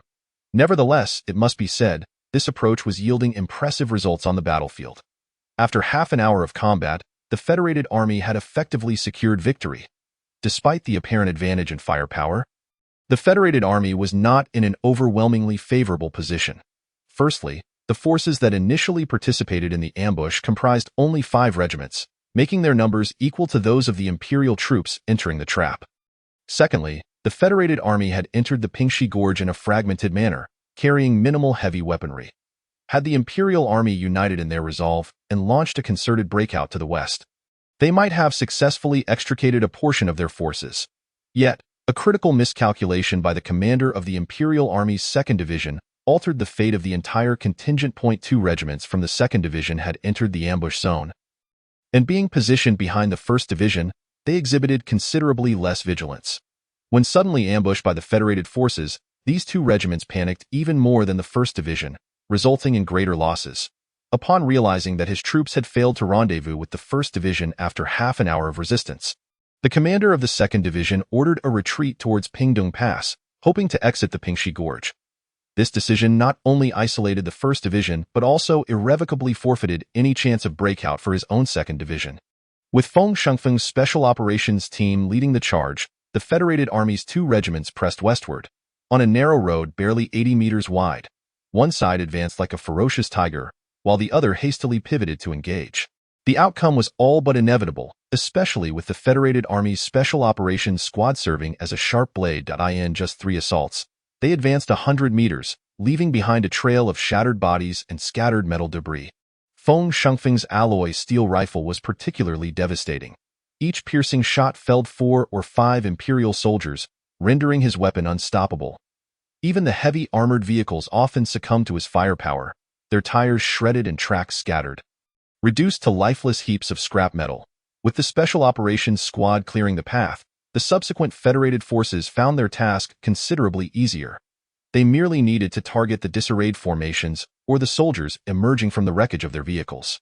Despite being outgunned, their combat effectiveness was surprisingly high. The decision made by the commander of the Imperial Army's 2nd Division to retreat from the Pingxi Gorge stemmed from his ignorance of the fact that Pingdong Pass had already fallen into Federated hands. The rapid conclusion of the skirmish at Pingdong Pass left the defending troops unable to relay the news of their defeat in time. An hour later, nearly 10,000 soldiers from the remaining 6 regiments of the Imperial Army found themselves trapped within a gorge no longer than 3 kilometers east to west and barely 200 meters north to south. Huddled together like cornered beasts, many soldiers fled the road, scrambling up the flanks of the mountains in a futile attempt to breach the Federated fortifications. Such efforts were clearly in vain. Some barely climbed a few meters before being shot down by the Federated forces, while others lost their footing and tumbled down the slope, suffering grievous injuries, unable to rise again. Within the command post of the cave, Sun Chengyuan wore an expression of exhilaration as he turned to Zhang Yuanlu and inquired, "The enemy's morale has crumbled. Shall we initiate the charge?" Zhang Yuanlu shook his head and said, "Let us wait a little longer. The enemy forces are overwhelming. If we charge now, our casualties will be substantial. Order the troops to continue bombarding the enemy positions with shells and to throw grenades, inflicting maximum damage upon them." Sun Chengyuan nodded, gesturing for the communications soldier to relay the command. He then remarked, "It is peculiar that the garrison in Maple Leaf City has yet to show any signs of movement. This is unexpected." Zhang Yuanlu turned his gaze to Li Yi, who shook his head in response. Captain Kong reported just a minute ago that there are still no troops mobilized in Maple Leaf City. The absence of reinforcements from Maple Leaf City can be attributed to a few scenarios. Zhang Yuanlu, arms crossed and chin resting on his hand, paced thoughtfully before looking up at the two men. One possibility is that they believe it is too late for rescue, rendering it unnecessary. Another is that unforeseen circumstances have arisen, preventing the troops from moving. And a third is that there might be other Imperial forces, of which we are unaware, advancing towards us. Sun Qingyuan felt a flicker of disbelief. The first two scenarios are plausible. But as for the third, where could there be significant Imperial forces within a 500-kilometer radius? Chapter 83. Ambush in the Canyon. 7. Zhang Yuanlu reminded. Have you forgotten the intelligence report from the Army Group headquarters over 2 hours ago? An Imperial Army Corps has already landed to the east. What if this corps chooses to march straight towards us instead of heading to Zhongjiang City? Such a possibility indeed exists. Sun Qingyuan's complexion paled slightly as he momentarily lost focus before saying, the battle in Zhongjiang City has reached a stalemate. Given the terrain, the addition of an Imperial Army Corps would yield minimal results. Rather, diverting their forces to the northern regions could potentially drive us out, or even annihilate us. After all, Commander Su's Northern Expeditionary Corps has fewer than 200,000 troops, nearly half of which lack substantial fighting capability, in comparison to an organized Army Corps in the northern region. We are at a disadvantage in both numbers and combat effectiveness. If that is the case, this army must be nearing Maple Leaf City. Zhang Yuanlu nodded and turned his gaze towards Li Yi. Order Kong Dali to disperse the troops and closely monitor all roads near Maple Leaf City. Should any large forces be detected passing through, report immediately. Command the 2nd Division's 3rd Regiment to abandon the attack on Yuantai and covertly advance westward to Yungang, ensuring that they capture Yungang City by 5 this afternoon to open a path for the main forces heading north. Instruct the 1st Division's 3rd Regiment to cease their assault on Dian Pass and proceed to Lingtai, joining forces with the 3rd Division's 1st Regiment to seize the Lingtai mining site and destroy the mining and smelting equipment before rejoining the main forces. Direct the 1st Division's 1st Regiment, the 2nd Division's 2nd Regiment, and the Special Armored Regiment to continue pressing the enemy from both the east and west, while the 1st Division's 2nd Regiment, the 2nd Division's 1st Regiment, the 3rd Division's 2nd Regiment, and the 3rd Division's 3rd Regiment intensify their offensive to maximize enemy casualties. Upon hearing Zhang Yuanliu's orders, Sun Qingyuan understood that preparations were being made for the next phase of battle.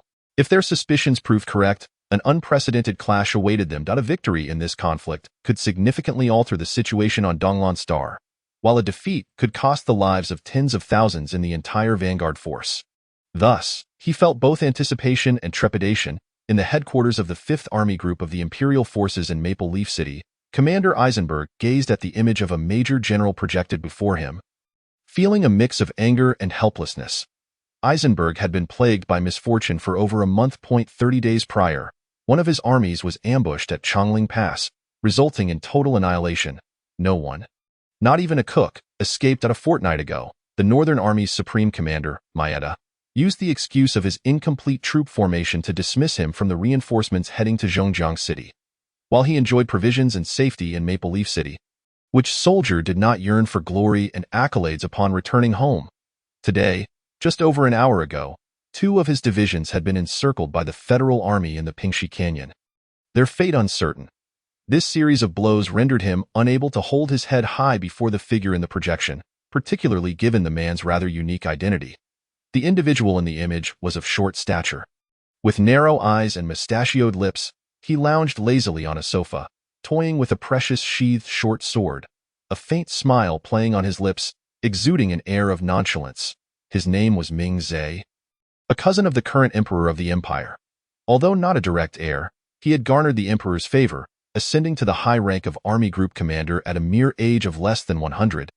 Awarded the rank of first-class Major General, just a step away from full general, Eisenberg knew that Ming Zhe was indeed quite capable. Attaining the position of Army Group Commander and being granted the rank of first-class Major General at such a young age was no mere stroke of luck. Nor was it solely due to his lineage. Ming Zhe graduated from the Royal Military Academy at 20, joined the Royal Guard 2 years later, was promoted to Lieutenant Colonel 3 years thereafter, and ascended to Colonel 5 years later. AT-78, he was awarded the rank of first-class Major General, traversing a military career that spanned 50 years, an achievement unattainable without genuine talent. Rumor had it that had Ming Zhe not been somewhat disaffected, he might have already attained the rank of a one-star general, commanding a corps or even an army group, rather than merely leading an army group. However, the army group Ming Zhe commanded was no ordinary force, but rather the 3rd Army Group of the Royal Guard, an elite among elites, unmatched in soldier quality and equipment compared to regular forces. In terms of combat effectiveness, this army group could be equated to 2 standard army groups. Eisenberg, I do not underestimate your capabilities, nor do I intend to usurp your achievements. I merely worry that your forces may be insufficient to secure the victory you desire. Ming Zhe, while idly playing with the short sword, spoke in a languid manner. I have received information that the Federal Army has formed a so-called Northern Expeditionary Corps, comprising no fewer than 200,000 troops. The 2 divisions of yours that were ambushed were simply one of its vanguard detachments. I suspect this vanguard's ambush was part of an elaborate plan to lure you into a deeper engagement. Should you attempt to reinforce, you may very well fall into the trap of the entire Federal Northern Expeditionary Corps. With your current forces, you would be unable to cope. Eisenberg furrowed his brow. Did not the Federal Northern Expeditionary Corps just arrive in Jishi City? That is still nearly 2,000 kilometers from Pingxi Canyon. How could they possibly encounter my troops? The Tianhua people are notoriously cunning and adept at employing strategies such as diversions. Can you be certain that the main forces in Jishi City are indeed those of the Northern Expeditionary Corps? Ming Zhe shook his head. According to your intelligence, did not the enemy's vanguard detachment scatter across Dian Pass, Lingtai Mining Area, and Yuan'ai City? Yet they managed to ambush your 2 divisions in Pingxi Canyon. Eisenberg felt a twinge of embarrassment. I was careless, failing to ascertain the enemy's movements accurately. Ming Zhe's demeanor remained indifferent. My apologies, Eisenberg. I do not wish to touch upon your vulnerabilities. Rather, I aim to convey that engaging the enemy's Northern Expeditionary Corps and its vanguard detachments with small forces is inadvisable. Insufficient strength makes one vulnerable to their advances. Only a formidable combat group can crush them. Eisenberg raised an eyebrow. What does Ming Zhe intend to do? I shall lead this army group westward, sweeping the enemy away with overwhelming force. Ming Zhe sheathed his short sword, placing his hands on the coffee table before him, leaning forward, his eyes gleaming with intensity as he fixed his gaze upon Eisenberg. If your 2 divisions can hold out until my forces arrive, I will rescue them. If they have already perished for the Emperor, I shall avenge them. Eisenberg hesitated for a moment, feeling somewhat resigned as he said, Very well, I entrust my 2 divisions to you. Ming Zhe, I will command them to hold their positions until reinforcements arrive, and I wish you the best of fortune, hoping for your swift victory. Chapter 84. Ambush in the Canyon, 8. Inside the spacious armored vehicle, as Eisenberg's image faded, Chief of Staff O'Connor, seated opposite Ming Zhe, asked in confusion, Why is the commander so courteous towards Eisenberg? That fool took over an hour to dispatch reinforcements after receiving news of his subordinates' ambush. By the time he arrives, the Federal Army will have likely consumed everything and fled. This is his territory. After all, we are newcomers, and it would be inappropriate to overshadow him.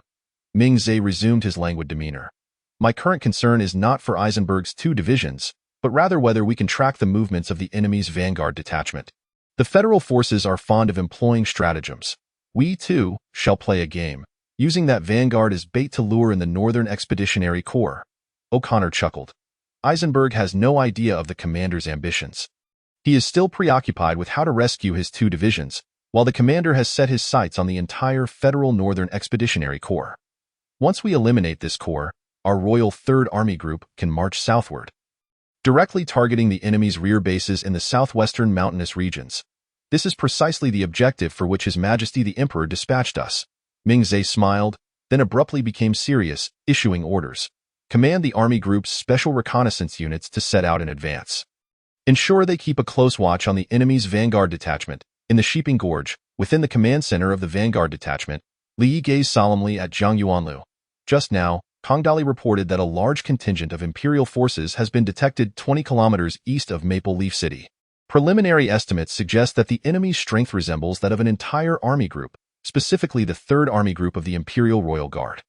This formidable force appeared to have no intention of advancing into Maple Leaf City and was instead swiftly progressing westward along Highway D15. Skirting the southern outskirts of the city, Zhang Yuanlu turned his gaze toward Sun Qingyuan and inquired, The 3rd Army Group of the Royal Guard? Has the Chief of Staff heard any news about this unit? Sun Chengyuan's complexion paled slightly. I am unaware of this particular unit, but I have heard of the Royal Guard of the Taiha Empire. It is a direct force of the Empire, not subject to the military's command, and is comprised of the finest elite troops. It is said that their army totals 50 army groups, alongside a space force consisting of 5 fleet groups. The combat effectiveness of the Imperial Royal Guard is reported to be more than double that of equivalent units. If the unit discovered by Kongdali truly is the 3rd Army Group of the Royal Guard, we are in grave trouble. The fighting capacity of our entire Northern Expeditionary Corps may not compare. Zhang Yuanlu rubbed his temples in frustration. The enemy's intentions are nefarious. I fear they seek not merely to rescue the 2 divisions we ambushed, but to annihilate our vanguard detachment. Perhaps even to set their sights on our Northern Expeditionary Corps. Sun Chengyuan nodded in agreement. It is highly probable. Should our Northern Expeditionary Corps be defeated, the enemy could advance into our southwestern mountainous region.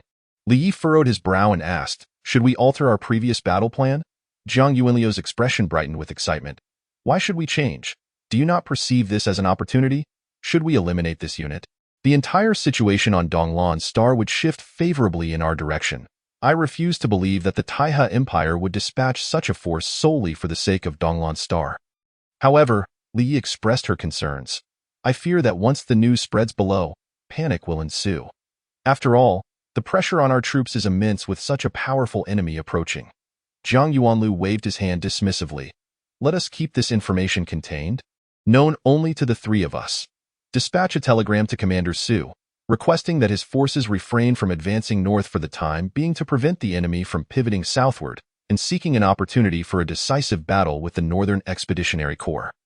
Sun Chengyuan suggested, should we order the troops to launch an offensive and swiftly conclude the battle? It would not be prudent to linger here too long. The Royal Guard's march is considerably swifter than that of ordinary forces. After a moment's contemplation, Zhang Yuanlu nodded. Agreed. Command the troops to initiate an offensive immediately, with a 1-hour limit. If we do not achieve our objectives within that time frame, we shall abandon the remaining enemies and retreat through the western exit of the gorge. Zhang Yuanlu, allow me to participate in the assault. A crisp yet slightly frosty voice suddenly echoed in their ears. Zhang Yuanlu turned to see Qi had entered the command center unnoticed. Her bright eyes fixed upon him. Qi had been diligently honing her skills during this period, successfully navigating through the uncharted meridians and wisdom pathways, averaging 6 meridians and 5 wisdom pathways each day. Now, nearly 1/3 of the first meridian within the realm of Yangguan had been opened, and over a quarter of the wisdom pathways in the Taibai realm had been connected. Although her level remained at the peak of the 6th stage in the dual cultivation of thought and energy, both the quantity and purity of her powers had seen significant enhancement. Moreover, since Master Longting encountered her, he had been greatly impressed by her talent and had taken a liking to her, frequently offering guidance and even expressing a desire to take her as a disciple. Were it not for Qi's reluctance, coupled with Master Longting's belief that as a pure energy master, he could not adequately instruct her in thought cultivation, he might have persisted further. Nevertheless, Master Longting was still devoted to providing her with insights in energy cultivation, which had substantially increased Qi's combat prowess. Zhang Yuanlu questioned her with confusion. Why do you wish to enter the battlefield? Such ordinary conflicts will not benefit your cultivation, will they? Qi's expression was earnest. They say that slaughter aids in the awakening of my talents. Zhang Yuanlu understood that they referred to those from the Genetic Adjustment Organization, and since they made such a claim, it undoubtedly held some merit. Yet, amidst the chaos of a large-scale battlefield, a cultivator's involvement posed considerable danger. Are you not afraid? He asked. Indeed, the perils for cultivators on the battlefield were manifold. The assaults of high-energy weapons aside, even ordinary soldiers, when in sufficient numbers, could threaten a cultivator. The energy or thought power of a cultivator is finite. Each time they endure an attack from a soldier's weapon, a portion of their energy or thought power is expended. If the rate of recovery does not keep pace with the rate of consumption, their powers would gradually deplete, rendering them akin to an ordinary person, susceptible to demise from a standard firearm. Of course, those cultivators specializing in body refinement might fare slightly better. What is there to fear? I have faced far more perilous situations, Qi replied nonchalantly. Zhang Yuanlu, observing her calm demeanor yet noticing the determination in her bright eyes, clenched his teeth and conceded, very well. Just remember to utilize your battle armor and take care. Chi-Chi nodded, turning to exit the cave, a hint of a smile playing at her lips. Zhang Yuanlu distinctly sensed her joy and shook his head, thinking to himself that perhaps battle was her greatest passion. Chapter 85. The Ambush in the Gorge, Part 9. Li Yi, however, seemed to have noticed something else. She discreetly kicked Zhang Yuanliu's calf, leaving him bewildered. As he turned to inquire, he found her already engaged in conversation with the communications personnel. Although he had acquiesced to Chi-Chi's request, Zhang Yuanlu remained somewhat uneasy and instructed the communications personnel to specifically set up a battlefield camera directed at her. When Chi-Chi's image appeared on the screen, he felt a wave of relief wash over him, for not far behind her, Master Longting was stealthily following. Setting aside concerns about Chi-Chi for the moment, Zhang Yuanlu shifted his attention to other areas of the battlefield. At that moment, all units of the Vanguard detachment had launched their charge, the resounding military horn echoing throughout the gorge. To the east, with the 2nd Special Operations Team leading the charge, 2 infantry regiments were rapidly advancing. To the west, the Special Armored Battalion formed a phalanx of various armored vehicles, pressing forward against the enemy. From the north to the south, countless soldiers wielded weapons, firing while grasping high-strength fiber ropes that dangled from the mountainside. Descending from above. In truth, while this offensive seemed fierce, the casualties among the troops were significantly higher than those incurred through a methodical encirclement and gradual erosion of the enemy, primarily because the forces on the flanks faced increased losses once they left their cover. Yet, Zhang Yuanlu found himself somewhat helpless. After all, an entire army group of enemies was approaching from the west, and he could not afford to delay. This close-quarters assault was the most effective means to swiftly conclude the battle. Fortunately, after more than an hour of ambush, the enemy's total strength had dwindled to less than 6,000, and their morale had plummeted, particularly as the Special Armored Forces lacked high-level cultivators. Meanwhile, the total strength of the 7 regiments within the Vanguard detachment still exceeded 15,000. Their morale high, and with the addition of 2 special operations teams as sharp blades, their overall combat capacity was nearly 3 times that of their adversaries, making victory an absolute certainty. The only question was the extent of their casualties. The most striking spectacle on the battlefield was, of course, centered around the 2 special operations teams. These 2 teams fought astutely, avoiding reckless solo advances, instead serving as the cutting edge. They either eliminated enemy officers to disrupt their organization, destroyed heavy weaponry to neutralize the greatest threats, or carved a breach in the enemy formation, leaving the disordered foes to the main force trailing behind. This strategy proved highly effective. Within 10 minutes of initiating the charge, the enemy's casualties in the area occupied by the 2 special operations teams had already surpassed 1,000. A chorus of cheers from the communications personnel snapped Zhang Yuanliu's attention back to the battlefield. And following their gaze, he beheld a white figure weaving through the enemy ranks. Accompanying her was a peculiar white puppet, and not far behind was an elder clad in flowing robes. Zhang Yuanlu immediately recognized the white figure as Chi-Chi. While the white puppet must have been the shimming puppet she had conjured using her thought power, as for the elder in flowing robes, it could only be Master Longting. Chi-Chi moved with remarkable speed. Her form graceful, appearing to glide across the battlefield. Wherever she passed, either blood splattered or ice shards flew. Upon closer inspection, Zhang Yuanlu realized Chi-Chi was not running but rather sliding across a layer of ice. As her feet traversed the ground, the ice rapidly spread outward, while she continued to glide effortlessly atop it.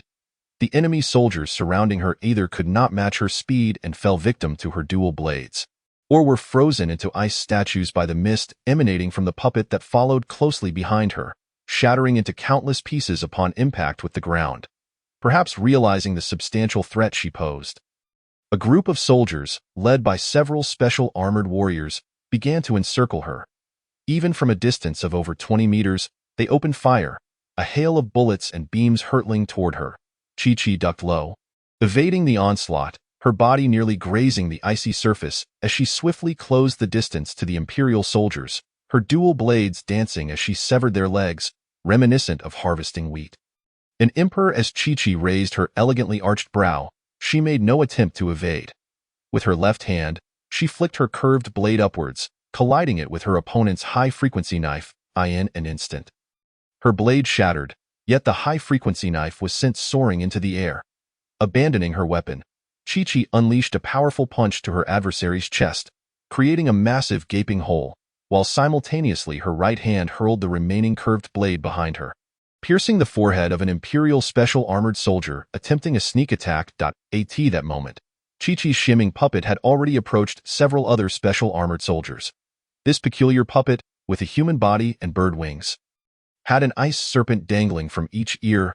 The Imperial soldiers, having never encountered such a creature, were momentarily stunned. In that fleeting instant, the puppet exhaled a plume of mist, freezing them into ice sculptures.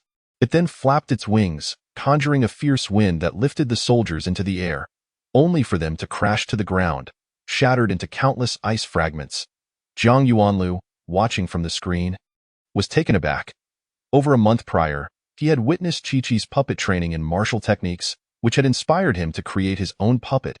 He had not anticipated that in just a few short weeks, Chi-Chi would enable her puppet to perform mental techniques with such remarkable proficiency. That girl is undoubtedly a natural prodigy in cultivation.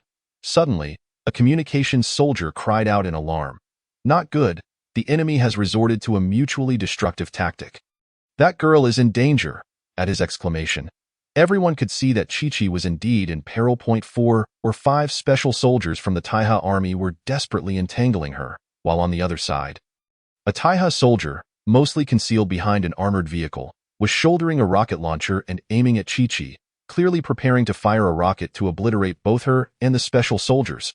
However, Zhang Yuanlu was not overly concerned, for he noticed that Master Longting was nearby the soldier with the rocket launcher, fully capable of preventing the missile from being launched.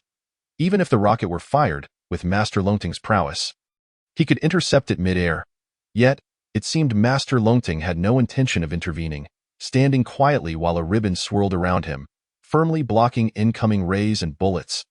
Zhang Yuanlu, puzzled, turned his gaze back to Chi-Chi, and suddenly understood the reason. At that moment, Chi-Chi had unleashed her power.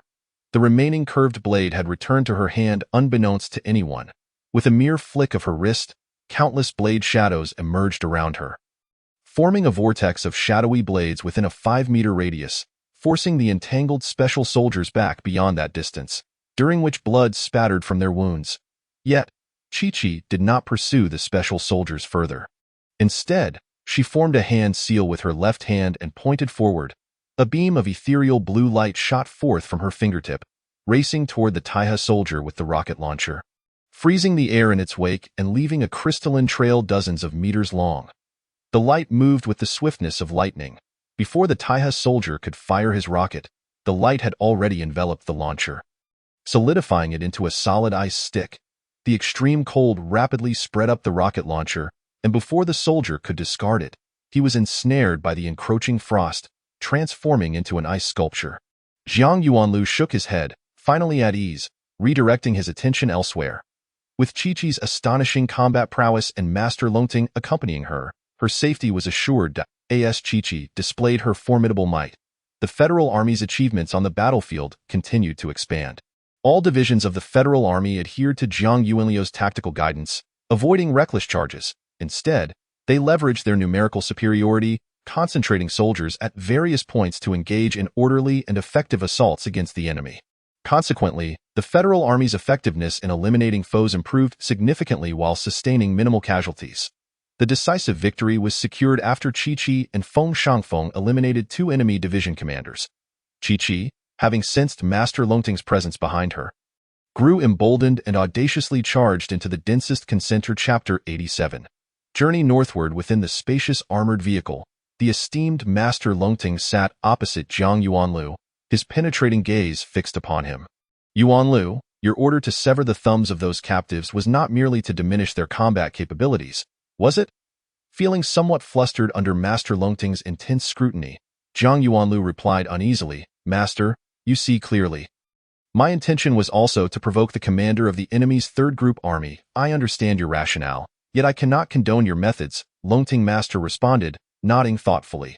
His expression softened, and his words bore a gravity that resonated deeply. To mistreat captives is a violation of international human rights law. Should this information become public, it will stain your reputation irreparably. You aspire to achieve great things in the future. Thus, every action and word must be weighed carefully. The slightest misstep now could be magnified later, providing ammunition for those who seek to undermine you. Therefore, I implore you to ensure that such incidents do not recur. If such actions must be taken, let others undertake them, and keep yourself uninvolved. Zhang Yuanlu was momentarily taken aback, not expecting such words from Longting Master. Reflecting on his earlier decision, influenced by Gao Tsungye's suggestion to order the severing of the captive's thumbs, he realized it had indeed been somewhat rash. The violation of international human re, as for the notion of utilizing an avalanche against us, that is utterly implausible. Our forces are positioned right behind them. Should an avalanche occur, it is they who would be the first to be buried. O'Connor, with a furrowed brow, expressed his concerns. The terrain here is already exceedingly complex, making the movement of armored vehicles and heavy weaponry quite challenging. Progressing further north would only exacerbate the situation. I fear our troops' combat capabilities may significantly diminish. Mingzi remained silent for a moment before responding. We shall pursue a further 300 kilometers north tomorrow, after which the troops will establish camp on site. Small detachments will be dispatched into the mountains to scout for enemy traces. If the Federation's Northern Conscription Corps is entrenched within the mountains, we shall ensnare them. If not, we will encircle the enemy's advanced detachment within the mountains. As long as this unit remains, we need not worry about the enemy's Northern Conscription Corps failing to come to their aid. The enemy's advanced detachment surely cannot traverse the Hengduan Mountains to reach the ice fields. O'Connor nodded. Mingzi's arrangement seemed to be the most prudent course of action. The Federation's advanced detachment could not possibly cross the Hengduan Mountains to venture further north. Setting aside the formidable challenge of crossing the mountains, even if they succeeded, the vast ice fields beyond would be desolate and uninhabitable, devoid of supplies, leading to swift collapse. Yet, a sliver of unease lingered in his heart, the source of which he could not identify. On the third day, the two forces continued their northward march, one following the other. The advanced detachment's pace had significantly slowed, gradually closing the distance to the Empire's Third Army Group, which by 11 o'clock in the morning was less than 60 kilometers apart.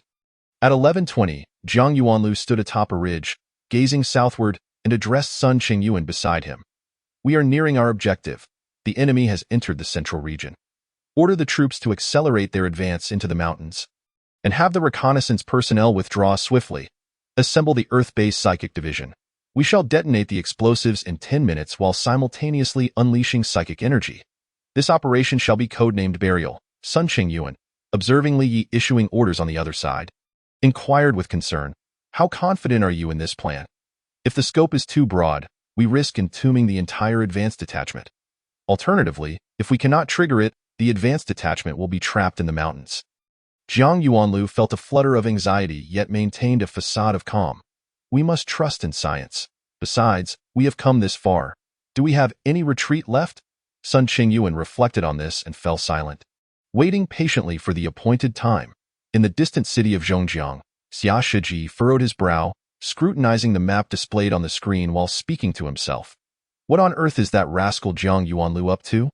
Sui Yuan's Northern Conscription Corps remains stationary in Jixi City, yet he is guiding the Empire's Royal Guard's Third Army Group into the Hengduan Mountains. Does he intend to trap himself there?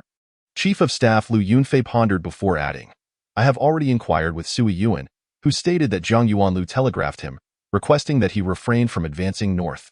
Out of trust in Zhang Yuanlu, his Northern Conscription Corps has not proceeded northward." Xia Shiji turned to him.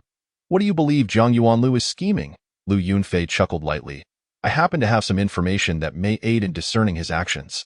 Xia Shiji's expression shifted to one of keen interest. "What information? You seem rather relaxed, as if there is no danger at his end." Lu Yunfei, with an air of confidence, continued. "After learning that the advanced detachment had crossed Yungang City and continued northward, I began gathering intelligence on Zhang Yuanliu's movements over the past several days. I discovered that while in Jixi City, he spent half a day reviewing geological data for the entire northern region. 15 days ago, he had Li Yi collect geological data for the rocky areas of the Hengduan Mountains, after which Li Yi conversed with the most renowned geology professor from Donglan University for nearly 3 hours. Xia Shiji's eyes brightened. "Are you implying that Zhang Yuanlu intends to leverage geological factors?" Lu Yunfei did not respond directly but continued with his thoughts. "I recently spoke with that professor, who mentioned that Li Yi inquired in detail about the seismic zones of the rocky areas and ultimately requested all available research materials on those zones." Xia Shiji's curiosity deepened. "What did the professor say regarding the seismic zone?" The professor stated that he has been specializing in the study of the seismic zone in recent years, measuring the site dozens of times each year. Lu Yunfei's expression bore a hint of astonishment, based on the geological data at his disposal. After inputting the relevant information into a quantum brain for computation, he obtained a staggering conclusion. Geological activity in that area is nearing its peak, with an anticipated eruption of an 8.6 magnitude earthquake in 35 days. Centered precisely on the small ridge known as Yaling, with an affected radius of 300 kilometers and an area of extreme tremors extending 32 kilometers in all directions. If triggered prematurely, the magnitude will not be less than 8, releasing energy equivalent to 27,000 nuclear bombs, each with a yield of 20 tons. Xia Shiji's eyes widened in shock. 27,000 nuclear bombs? This means that if the Empire's Third Army Group is within the extreme tremor zone, they will be utterly annihilated. Lu Yunfei nodded solemnly. Theoretically, yes. Only those of Saint level or higher could swiftly escape the extreme tremor zone. Xia Shiji's face flushed with excitement. This also implies that Jiang Yuanlu was orchestrating a grand operation, a plan to annihilate an enemy army group, even before departing from Jishi City. Lu Yunfei's tone held a note of admiration. Indeed. At that moment, his target was likely the enemy's 5th Army Group of the Northern Route, yet it unexpectedly transformed into the Empire's Royal Guard's 3rd Army Group. At this point, he sighed, continuing. One cannot help but admire your insight.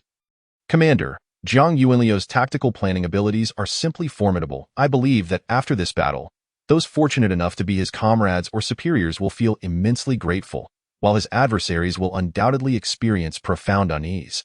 Xia Shiji, however, regained his composure. These are merely theories. Whether they yield results and their effectiveness will only be revealed in due time. Lu Yunfei's gaze drifted towards the screen displaying the Hongduan Mountains and the area known as Yaling. Indeed. But it should be soon. Mingzi stood atop a small ridge in the Yaling region, surveying the slowly advancing troops with a somber expression. Since their departure that morning, the troops had marched for over 3 hours, and the path had become increasingly arduous. In truth, it would be inappropriate to refer to it as a path. There were no roads here, only endless cliffs, crumbling hills, and shallow canyons weaving through the landscape. The troops maneuvered through the canyons, making progress ever more difficult. In over 3 hours, they had advanced scarcely 120 kilometers. The original plan to continue pursuing for 300 kilometers now appeared utterly unattainable. Further progress would render heavy equipment immobile. The direction of pursuit was evidently correct, as numerous enemy armored vehicles and heavy artillery were discovered along the way, indicating that the enemy was just ahead. Yet the march remained equally challenging. Knowing that the enemy was not far ahead but unable to seize them at that moment left Mingzi with an overwhelming sense of frustration. Commander, we can pursue no longer. I recommend ordering the troops to find an open area for camping. The Chief of Staff O'Connor's anxious voice interjected nearby. Very well, relay the order for each unit to seek suitable terrain for encampment. Mingzi sighed inwardly, acquiescing to O'Connor's suggestion. Just as O'Connor was about to convey the order, a series of explosions echoed from a distance. First one, then two, followed by countless more, resembling firecrackers ignited deep within the mountains. Although the sounds were numerous, they lacked clarity, rumbling like distant thunder. What is happening? O'Connor's face registered confusion. Is the enemy firing artillery? But they have abandoned their cannons along the way. How could they have so many? Mingzi shook his head, his expression grave. It does not sound like cannon fire. It resembles the detonation of pre-placed explosives. O'Connor listened intently. Indeed, it does sound like explosives, but what purpose does detonating them serve? Do they intend to block our path?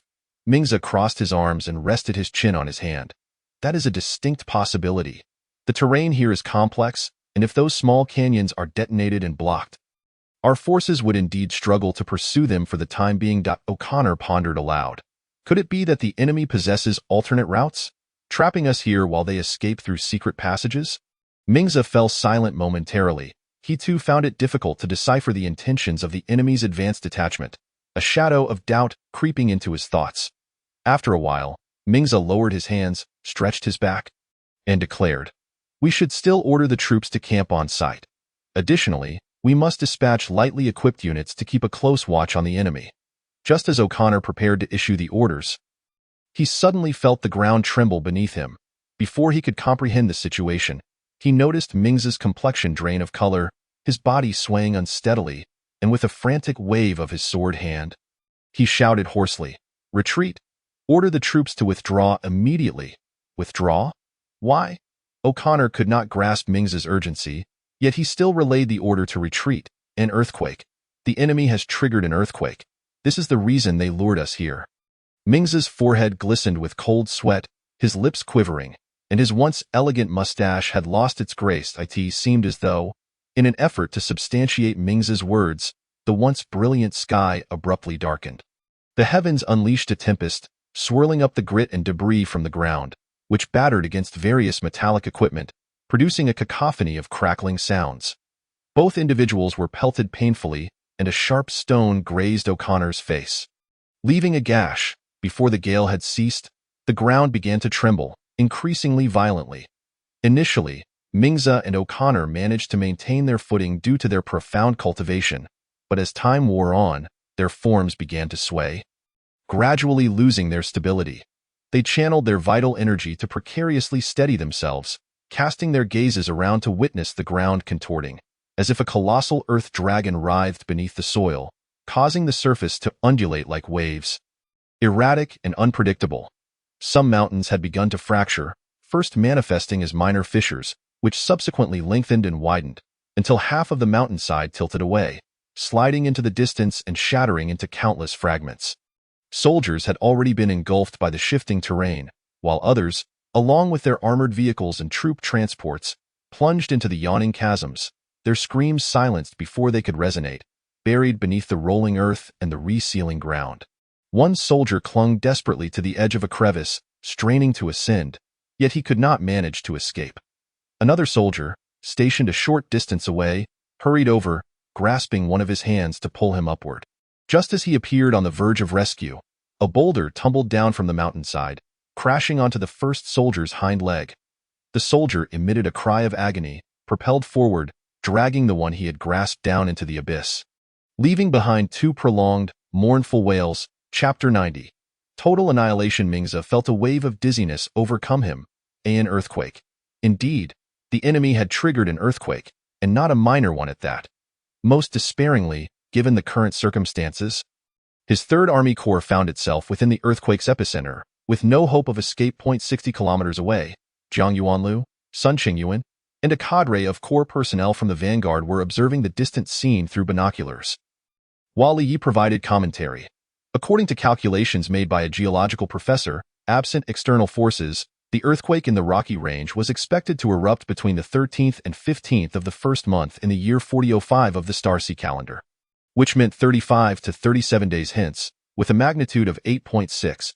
The epicenter would span a diameter of 32 kilometers, centered around the Rocky Range, affecting an area of approximately 300 kilometers, releasing energy equivalent to 90 billion tons of TNT. However, since we are initiating it prematurely, the magnitude will be reduced to around 8, with the epicenter's diameter approximately 25 kilometers and the affected area about 200 kilometers, releasing energy equivalent to 500 million tons of TNT, which is akin to 501 megaton nuclear bombs. Triggering an earthquake is no simple feat. It necessitates precise calculations regarding the detonation's position and depth. Fortunately, the geological professor's research in this domain is profound, and in recent years he has specialized in studying this seismic belt. 3 days prior, Commander Jiang ordered Captain Zhang Lianshui to lead his patrol battalion to conduct precise measurements according to the professor's schematic. Then lay explosives. The explosives were positioned 15 kilometers from the earthquake zone's epicenter, perfectly situated at the edge of the epicenter to prevent the enemy from detecting it prematurely to ensure the successful initiation of the earthquake. Commander Jiang also mobilized all the earth element telekinetics from the battalion, who were stationed 5 kilometers away from the explosion point, ready to alter the terrain post-detonation, accelerating the earthquake's eruption and directing the energy release primarily towards the rocky center. Our current position is approximately 60 kilometers from the earthquake's epicenter, thus we are well removed from the most intense seismic zone, which is why the tremors we feel are not severe. However, as time progresses, this area will also experience considerable seismic activity, and everyone should be prepared to retreat while notifying their respective troops to brace for the tremors. At this juncture, Li Yi produced a thin wooden board. first using water-based telekinesis to pierce a hole in its center, then carving a fissure along one edge, leaving a considerable distance from the perimeter. Subsequently, she inserted her 2 index fingers into the hole and forcefully pulled them apart. The board initially cracked along the fissure's path before other areas slowly followed suit. The onlookers immediately understood she was demonstrating the process of an earthquake's occurrence, with the circular hole representing the detonation point, and the fissure naturally indicative of the energy release direction altered by the earth element telekinetics. Practitioners of earth element telekinesis manipulate the earth's elements found in nature, and the resultant terrain alteration is the outcome of their control over these elements. In ground warfare, the role of earth element telekinetics is paramount, for they can reshape the terrain, rendering enemy fortifications ineffective. A saint-level earth telekinetic can alter the rocky landscape from dozens of kilometers away, triggering an earthquake single-handedly. Within Jiang Yuanliu's vanguard, there were no saint-level earth telekinetics, not even a master-level one. Thus, he had to gather all the earth telekinetics below level 7 to perform the technique. With the casting site merely 5 kilometers from the explosive's safeguard point, the telekinetics abilities can be interfered with by source body suppression devices.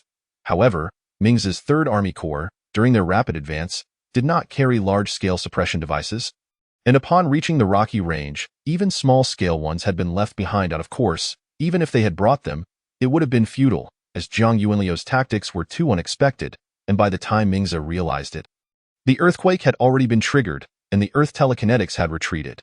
Commander Jiang, did you not consider what would happen if the earthquake fails to trigger? Haitsangyi's untimely voice broke the tension. Jiang Yuanlu continued to gaze into the distance, offering no response. Instead, Li Yi smiled gently, saying, "Have we not succeeded? Modern science is quite advanced." Although the various commanders and leaders harbored lingering apprehension, they could not help but admire Jiang Yuanlu. This plan had been almost entirely orchestrated by him, conceived over a mere few days prior, with a depth of strategy that was difficult to fathom. Moreover, executing this plan must have placed immense psychological pressure upon him. An ability to endure such strain is not common among men. Jiang Yuanlu lowered his binoculars. "Well, the earthquake has begun to extend towards us. We must hasten our evacuation. Swiftly, if possible. We shall address the aftermath later." Haitsangyi had initially wished to voice further thoughts, but a mere glance from the Saint Longting prompted him to obediently fall silent eyeing the rocky range. A figure clad in black swiftly maneuvered, carrying Mingza and O'Connor. His feet alternated, deftly landing upon the tumbling boulders, each stride covering over 50 meters. The tumultuous rocks and surging air currents posed no hindrance to his pace. He resembled a surfer, always finding solid ground amidst the towering waves, impervious to the relentless pursuit of the tide. In truth, once one reaches the 9th tier of cultivation, whether a telekinetic or a vital energy practitioner, they can briefly soar through the air using their externalized telekinetic or vital energy. Judging by his exhibited prowess, he was undoubtedly a 9th tier practitioner. Yet, bearing the weight of 2 individuals inevitably affected his agility, prompting him to opt for a grounded approach. After dashing southward for over 100 kilometers, the figure in black finally halted, setting the 2 down and taking a moment to catch his breath. Despite his advanced cultivation, carrying over 200 kilograms and sprinting at high speed through the earthquake zone had left him somewhat fatigued. This location was already quite distant from the earthquake's epicenter. While some tremors persisted, they were not particularly strong. After all, less than an hour had passed since the earthquake was triggered, and the resultant geological changes had yet to fully propagate to this area. Once freed from the black-clad figure's grasp, Mingza collapsed onto the ground, his gaze vacant as he stared into the distance, muttering to himself, "It's over, all is lost." His usual air of nonchalance and serenity had vanished entirely. O'Connor, though pale, managed to maintain his footing. The figure in black sighed inwardly. Although Mingza held a position of great authority, his rapid ascent had left him with insufficient experience, and he lacked the resilience of spirit. When faced with a significant setback, his reaction was less than commendable. "Your Excellency, the ebb and flow of battle is a common occurrence. One cannot lose heart due to a momentary defeat. The pressing concern is to regroup the scattered troops and retreat southward swiftly. I fear that if we delay too long, the enemy will catch up, making our escape exceedingly difficult." Chapter 91. Justification for innocence. Despite a significant dent in his impression of Mingza, the figure in black earnestly urged him.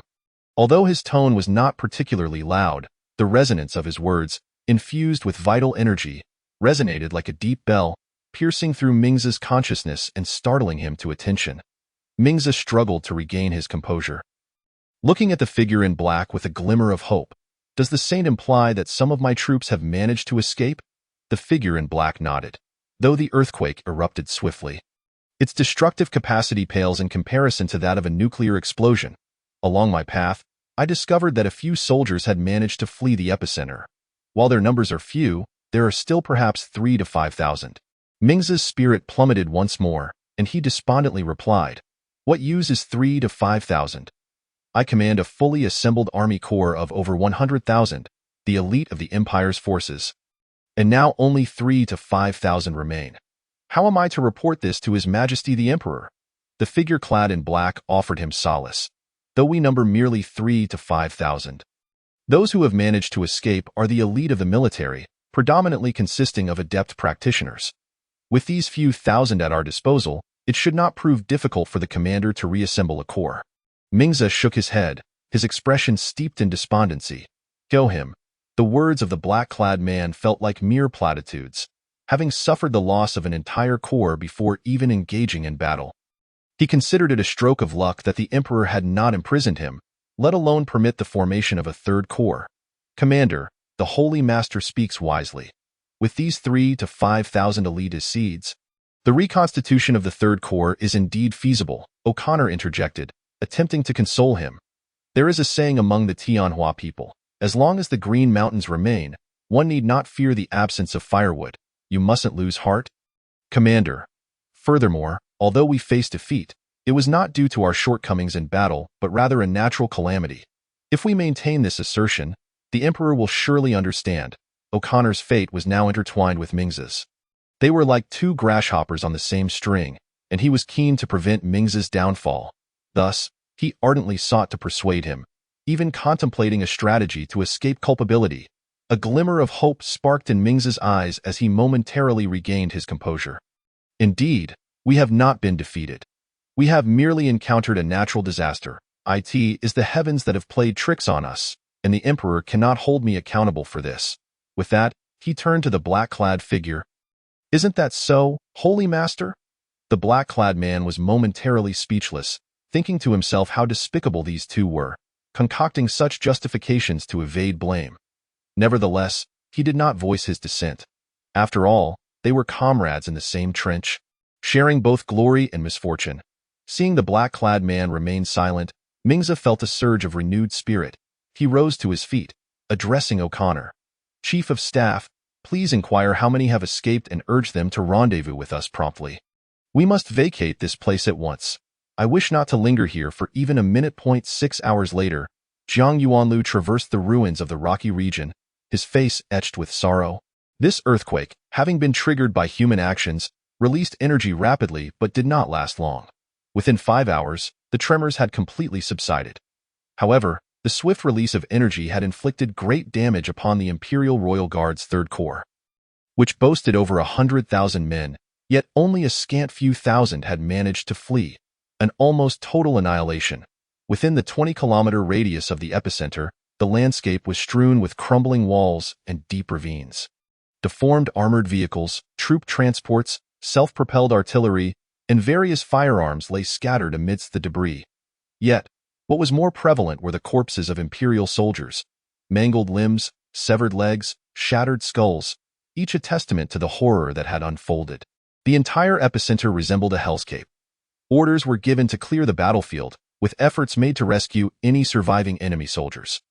Once the area was secured, the Earth-based telekinetic practitioners were instructed to utilize their abilities to bury the enemy dead on sight. After traversing only a portion of the devastated region, Jiang Yuanlu found little motivation to proceed further and issued commands to Sun Qingyuan, who accompanied him. "What about the weaponry?" Sun Qingyuan inquired. "I see there are still quite a few intact." Jiang Yuanlu waved his hand dismissively. "Gather the energy cores. The rest should be buried alongside the corpses. Even if the equipment is intact, it cannot be transported away." Sun Qingyuan felt a pang of regret. Although they had obliterated an enemy corps, the losses sustained by the vanguard were significant, primarily due to heavy equipment, nearly all of which had been abandoned in the earthquake zone, buried alongside the enemy. Even those that remained intact, as Zhang Yuanlu pointed out, could not be extracted, for the surrounding area had become completely inaccessible. Their own soldiers would, for the foreseeable future, have to march on foot. Yet, these were the trifles of the victorious. Due to the staggering casualties among the imperial forces, the task of clearing the battlefield proved arduous. It took the vanguard 2 to 3 hours to ensure all deceased soldiers were laid to rest. And by the time this was accomplished, night had fully descended. Zhang Yuanlu ordered the troops to seek out a nearby location to set up camp and prepare to return along the same route the following day. After a hearty dinner that satisfied his appetite, Zhang Yuanlu returned to his tent, seated himself on the military cot, and prepared to cultivate his primal energy. It had been several days since he had earnestly practiced, and his meridians had remained at 2,459, still far from the 4,501 required to become a 6th-level energy practitioner. If he did not seize every moment to train diligently, he could not fathom when he might break through to the 6th level. His self-created cultivation method posed certain challenges. While it granted immense power, the rate of advancement was sluggish. Others required merely 36 meridians to ascend a major rank, but he needed to open 900. Although his speed in unblocking meridians was several times that of others, the quantity required within the same rank was nearly 30 times greater, rendering his progression agonizingly slow. Utilizing his unique cultivation technique, Zhang Yuanlu managed to unblock a single meridian after nearly 2 hours, the walls of the meridian now adorned with countless fine cracks. This was a consequence of his rapid unblocking method, and thus far, he had yet to find a suitable remedy. He could only rely on his primal energy to gradually mend the damage. Suddenly, Zhang Yuanlu recalled Xiang Yi, the scientific prodigy, having effortlessly developed the ascension pill, might, with some effort, be able to create a remedy for repairing meridians. If he could obtain some enhancing elixirs, his speed in unblocking meridians could potentially accelerate. Unfortunately, this beautiful and serene girl had fallen into the hands of the Xiang family, and he was uncertain of her current circumstances or whether he would ever see her again. Lost in thought for a moment, Zhang Yuanlu shook his head, dispelling the chaotic notions from his mind. He retrieved a vial of Xian Yuan liquid from the pendant around his neck, idly toying with it, his gaze wavering. Chapter 92. The unparalleled enchantress. This was originally seized from the low-grade energy master of the empire he had slain. A substance specifically meant for master's cultivation. Though it was merely an 8th-tier low-grade item, it contained a significant amount of source energy, far beyond what practitioners below level 8 could withstand. Zhang Yuanlu now hesitated over whether to take the risk of using it. If he could endure it, the speed at which he could unblock meridians would undoubtedly increase dramatically. He estimated that this vial could facilitate the unblocking of 30 to 50 meridians. Of course, for masters, the effects of this Xian Yuan liquid would not be as pronounced. As one ascended in rank, the width and length of their meridians increased, necessitating more primal energy to unblock them. This vial would likely only aid a master in unblocking 2 meridians, at best. After a moment's contemplation, Zhang Yuanlu sighed and decided to put the vial away, setting aside whether his meridians could withstand it. The time required to unblock 30 to 50 meridians alone would take 2 to 3 days, and he did not have that luxury now. He once again took out a piece of milky white jade, its surface seemingly shrouded in mist, clasping it between his palms as he prepared to continue his cultivation.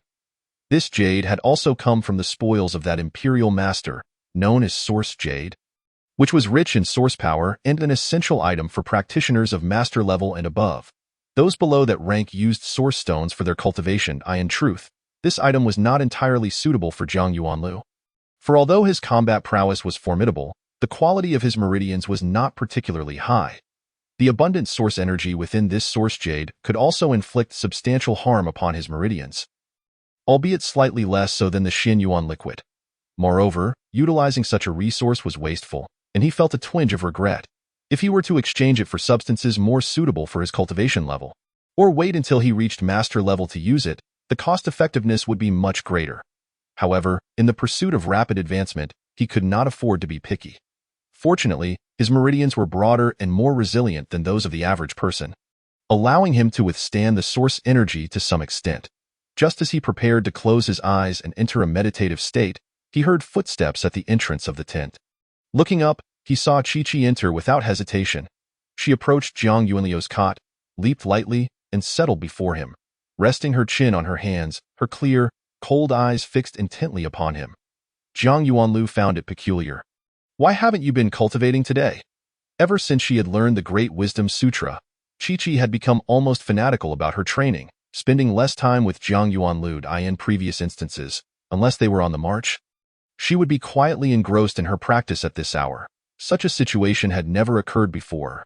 With an expression of indifference, Chi-Chi replied, "Holy Master Longting went out for an errand. He communicated with me before leaving, saying that if he was not back in half an hour, I should come to find you. It has been over half an hour now." Zhang Yuanlu was momentarily taken aback. "Has Holy Master Longting been gone for half an hour? Did he not instruct you further before he left?" Chi-Chi shook her head, which served as her answer. A shadow fell over Zhang Yuanlu's heart. Given Holy Master Longting's speed, half an hour was ample time to travel back and forth 50 kilometers. The fact that he had yet to return suggested something may have gone awry. He couldn't help but recall the ominous words spoken by Holy Master Longting regarding the 9th-level practitioner lurking nearby. Hastily, he used his quantum communicator to send messages to Gao Cangyi, Feng Shangfeng, Sun Qingyuan, Li Yi, and others, instructing them to prepare for any contingencies. Zhang Yuanlu leapt from his bed, signaling to Chi-Chi to remain still. "Stay here. I will go and investigate." There was no need to check. That old man had likely pursued a saint from the Empire and was now embroiled in a fierce battle, making a swift return improbable. A languid and slightly husky voice wafted through the air.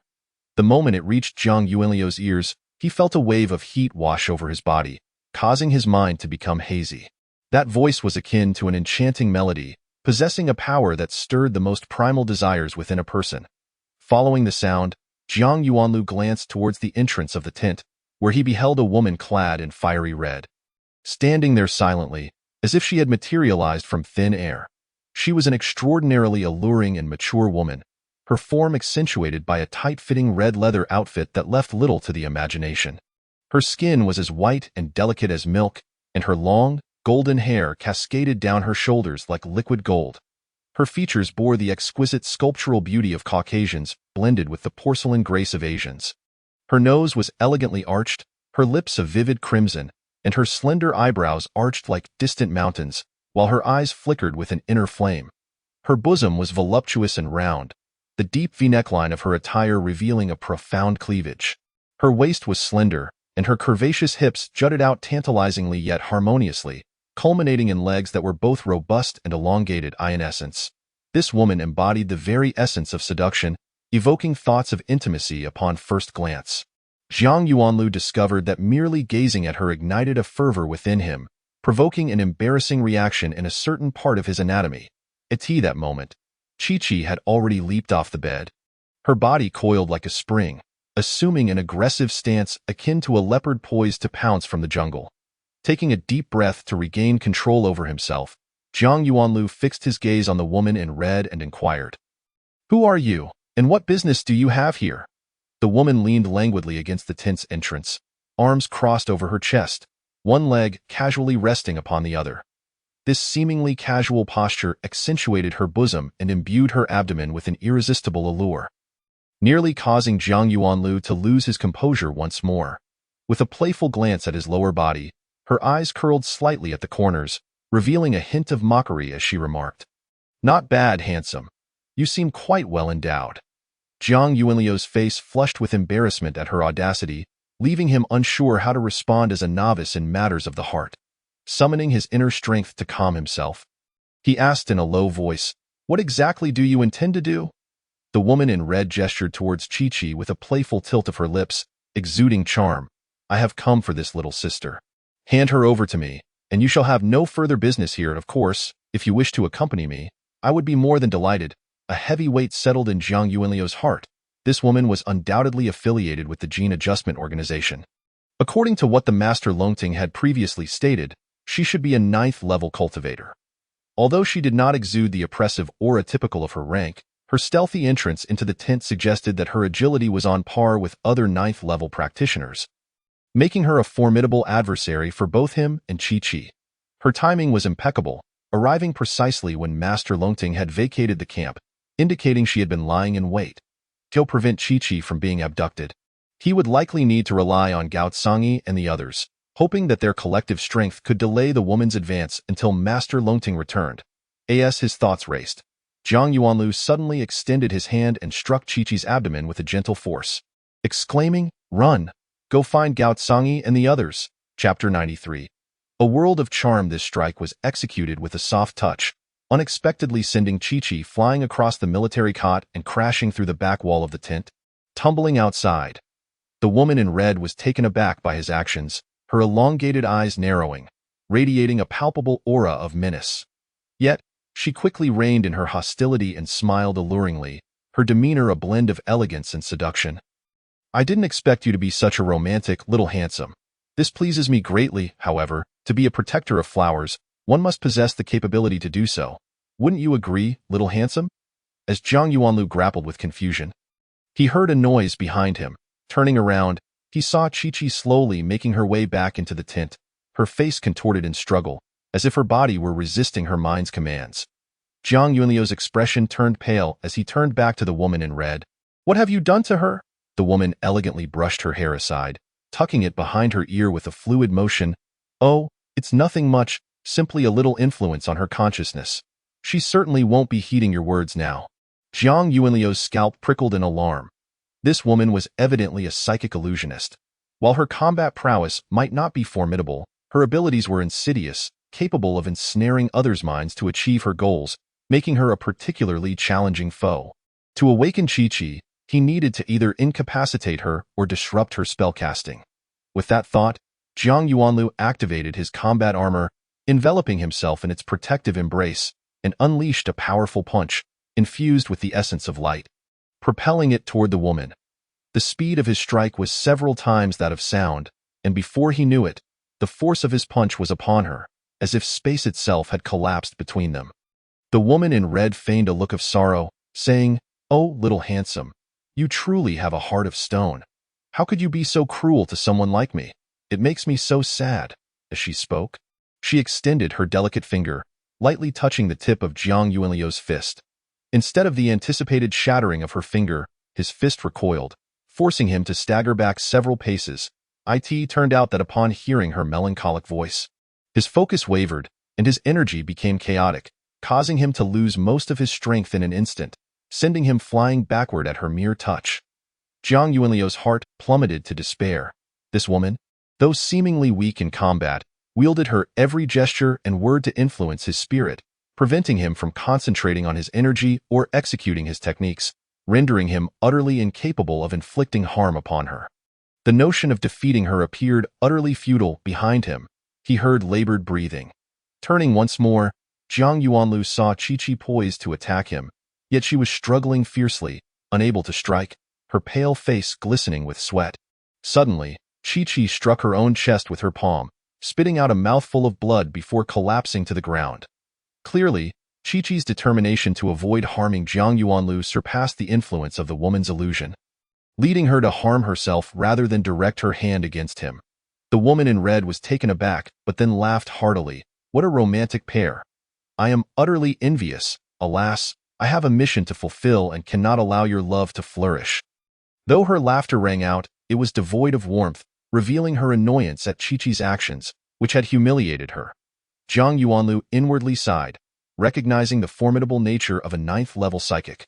While not a primary combatant, she was still terrifyingly powerful, capable of coercing someone of Chi-Chi's caliber into self-harm with just a thought.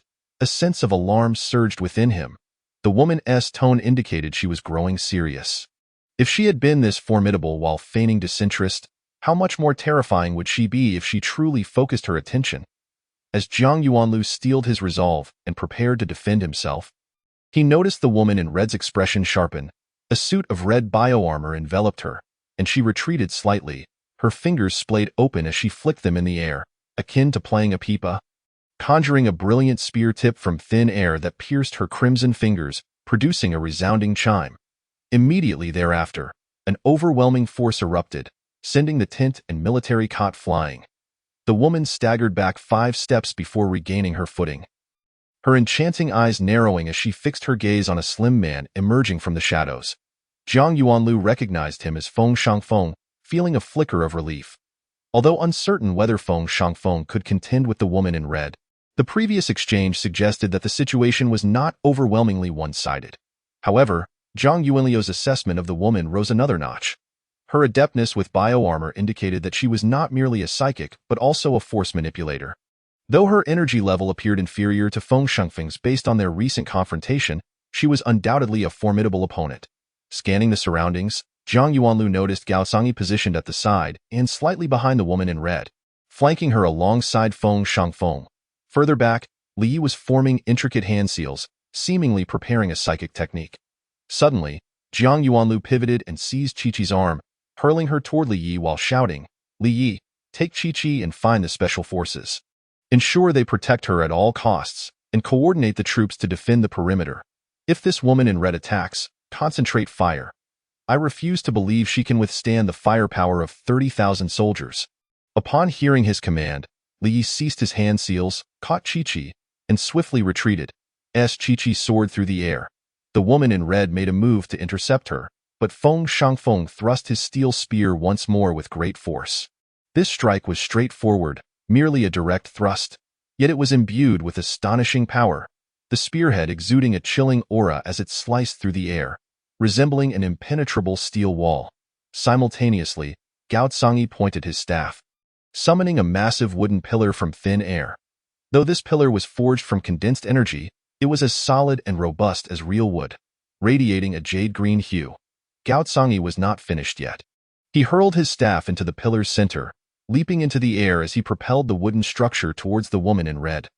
With the staff merged into the pillar, its mass and density increased. And under Gao Cangyi's forceful push, it charged forward with the weight of over 2 million kilograms, rumbling like an armored vehicle speeding down the road.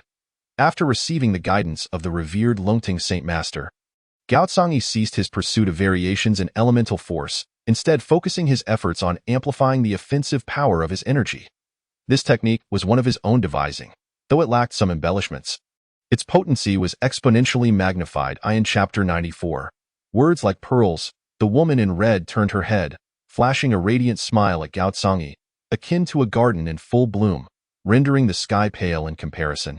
Gao Cangyi momentarily lost his composure, causing the wooden pillar he had thrust forward to suddenly pivot, colliding with Feng Shengfeng's steel spear. Startled, Feng Shengfeng retreated, exclaiming, "Gao Cangyi, what on earth are you doing?" The shout jolted Gao Cangyi back to reality, his face flushing as he hastily dispersed his energy, saying, "It's all this woman's trickery. Be cautious, she excels at captivating the mind." The woman in red covered her mouth with a laugh, replying, "What do I know of captivating minds?" Clearly, this esteemed elder could not bear to see a humble girl come to harm, thus lending a hand. "Dear brother with the spear, do not heed his nonsense." Zhang Yuanlu, observing from the sidelines, felt a twinge of alarm at the formidable illusionist skills of the woman in red. A pinnacle mid-tier master, she had ensnared Gao Cangyi's senses with but a smile. Initially, he had hoped to leverage their numerical advantage to either defeat or restrain her, but that seemed increasingly unrealistic. Such psychics were indeed masters of group combat. Zhang Yuanlu recognized that although Gao Cangyi's cultivation surpassed Feng Shengfeng slightly, his overthinking rendered his resolve weaker than the latter's, a likely reason for the woman in red targeting him first with her illusions. Yet this only amplified her terror, as it demonstrated her ability to see through both men at a glance. Feng Shengfeng, of course, dismissed her words, his shout at Gao Cangyi merely a reminder to guard against her illusions. Upon seeing Gao Cangyi regain his senses, he felt somewhat reassured and immediately lunged forward with his spear once more. The woman in red, her words as enchanting as pearls, remarked, "Is this esteemed brother truly so merciless as to wish harm upon a humble girl? Very well, I shall oblige you." As she spoke, she lunged towards the spear's tip. Feng Shengfeng was momentarily taken aback, unable to thrust the spear down. The woman deftly evaded the spear's point, her delicate hand striking the shaft, sending both him and his weapon flying. Gao Cangyi let out a cold laugh. Taunting, "Feng Shengfeng, how did you fall for it too? Weren't you just shouting at me?" Feng Shengfeng's face flushed with embarrassment. Instead of responding, he closed his eyes and began to wield his short spear, executing his most skilled technique, the stunning spear method, thrusting repeatedly towards the woman in red. The dazzling spear tips blossomed like vibrant pear flowers, following the woman's graceful movements. Gao Tsangi likewise closed his eyes, relying solely on his mental awareness. His wooden staff unfurled, generating sharp wooden spikes that pierced towards the woman in red. The spikes crackled with blue arcs of electricity, causing the air to pop and sizzle. Being struck by them would not be a pleasant experience. Having recently received guidance from the Longting Saint Master, both men had improved their control over elemental energy and selected appropriate tactics, leading to a marked improvement in their situation. However, the disparity between a master and a saint was immense. Despite their fierce assaults, the woman in red maneuvered effortlessly amidst their steel spears and wooden spikes, sustaining no harm whatsoever. The crux of the matter was her formidable illusionary skills. A mere sound or flicker of mental energy could significantly impact both men, causing their attacks to often veer off course. Even with their eyes closed, as an observer, Zhang Yuanlu recognized that the woman was actually holding back, perhaps testing her illusionary prowess, for she had several opportunities to injure either of them. The might of a saint-level psychic was indeed beyond the reach of two mid-tier masters, even if this particular saint was not of the primary combat type. Since the woman in red demonstrated no intention of using lethal force, Zhang Yuanlu was in no hurry to intervene, instead quietly preparing for an attack. After all, stalling for time was precisely his intent. To resolve the conflict, he would need to await the return of the Longting Saint Master. 30 kilometers from the camp, a figure clad in black suddenly halted in the darkness, his expression grave as he gazed at a massive rock ahead.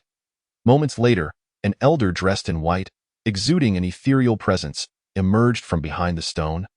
Standing directly before the figure in black, he calmly inquired, "You have been spying on our camp for quite some time. Is it not rather dismissive of me to come and go at your whim?" Though he appeared casually poised, the figure in black felt as if a grand mountain loomed before him, the once spacious canyon now constricted, making it impossible to circumvent the elder's form. This figure was none other than the imperial saint who had previously rescued Ming Zhe and O'Connor from the extreme tremor zone. Unwilling to accept the daytime defeat of the Third Army, he had ventured alone to the forward detachment's camp after nightfall, seeking an opportunity to assassinate a senior officer of the forward team to avenge his grievances. However, having failed to find an opportunity, he had retreated only to be discovered by the Longting Saint Master, who had pursued him and now stood before him. Taking a deep breath, the figure in black swiftly donned a black bioarmor that enveloped his entire body. With a grasp of his left hand into the void, a combat knife abruptly materialized in his palm. Gripping the hilt with his right hand, he unsheathed the blade, pointing its tip at the Longting Saint Master.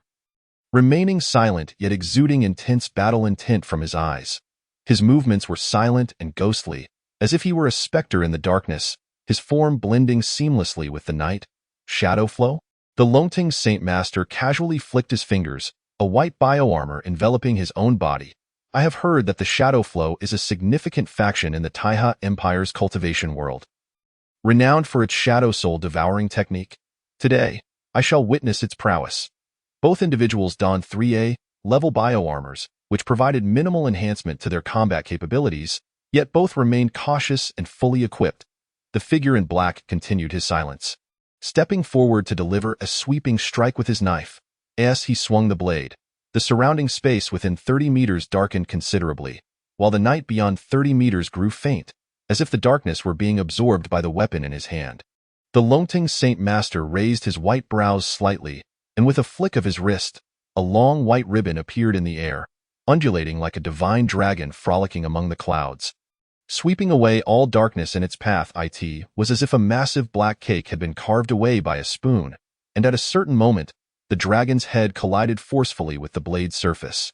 The two immense forces clashed, causing the ground within 30 meters to collapse suddenly, plunging at least 10 meters deep and forming a vast pit. Meanwhile, all soil, stone, and vegetation beyond this radius were violently uprooted and disintegrated into dust under the surging shockwave, as if two meteors had collided, shaking the very earth. The figure in black, along with his knife, was sent flying, while the Longting Saint Master was also propelled back a distance of 40 to 50 meters. The dragon's head tinged with black, the darkness rapidly spreading across his entire form. This was the essence of dark elemental energy.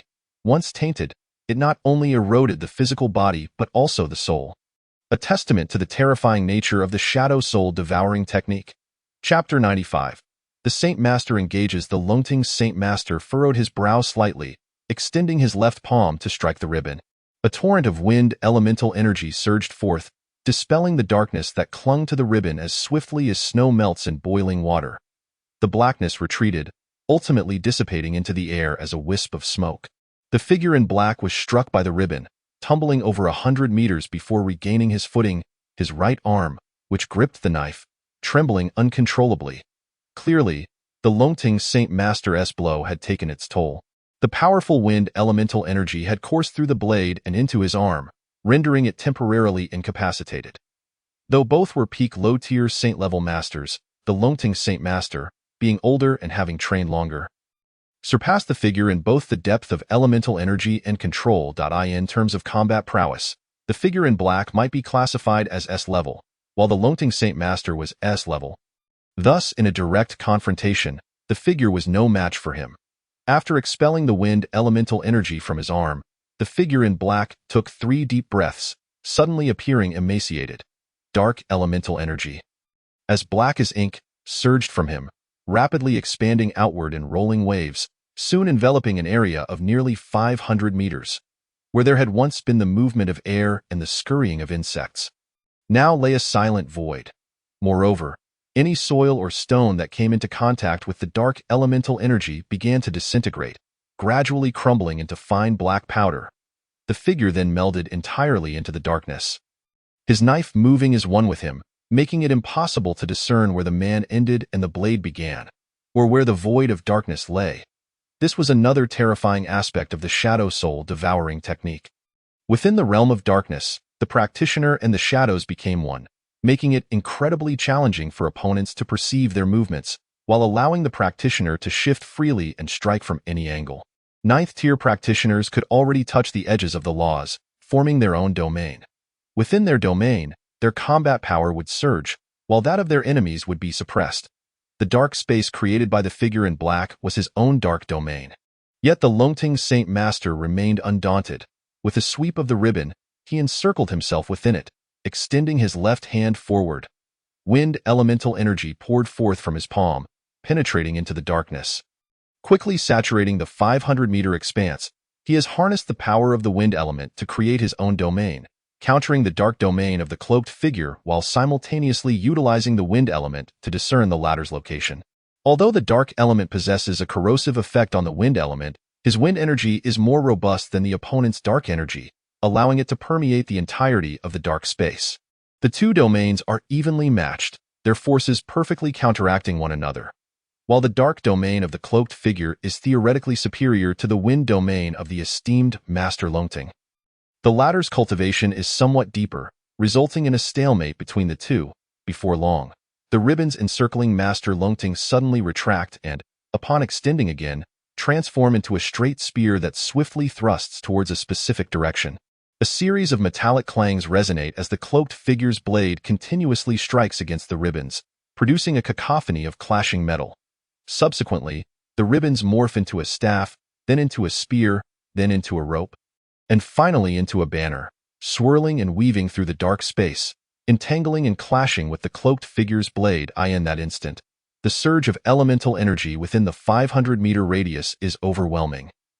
The air rippling with sound and force. One combatant dances fluidly around the field, seeking an opportunity to attack, while the other remains steadfast, utilizing stillness to counter movement, resulting in an impasse.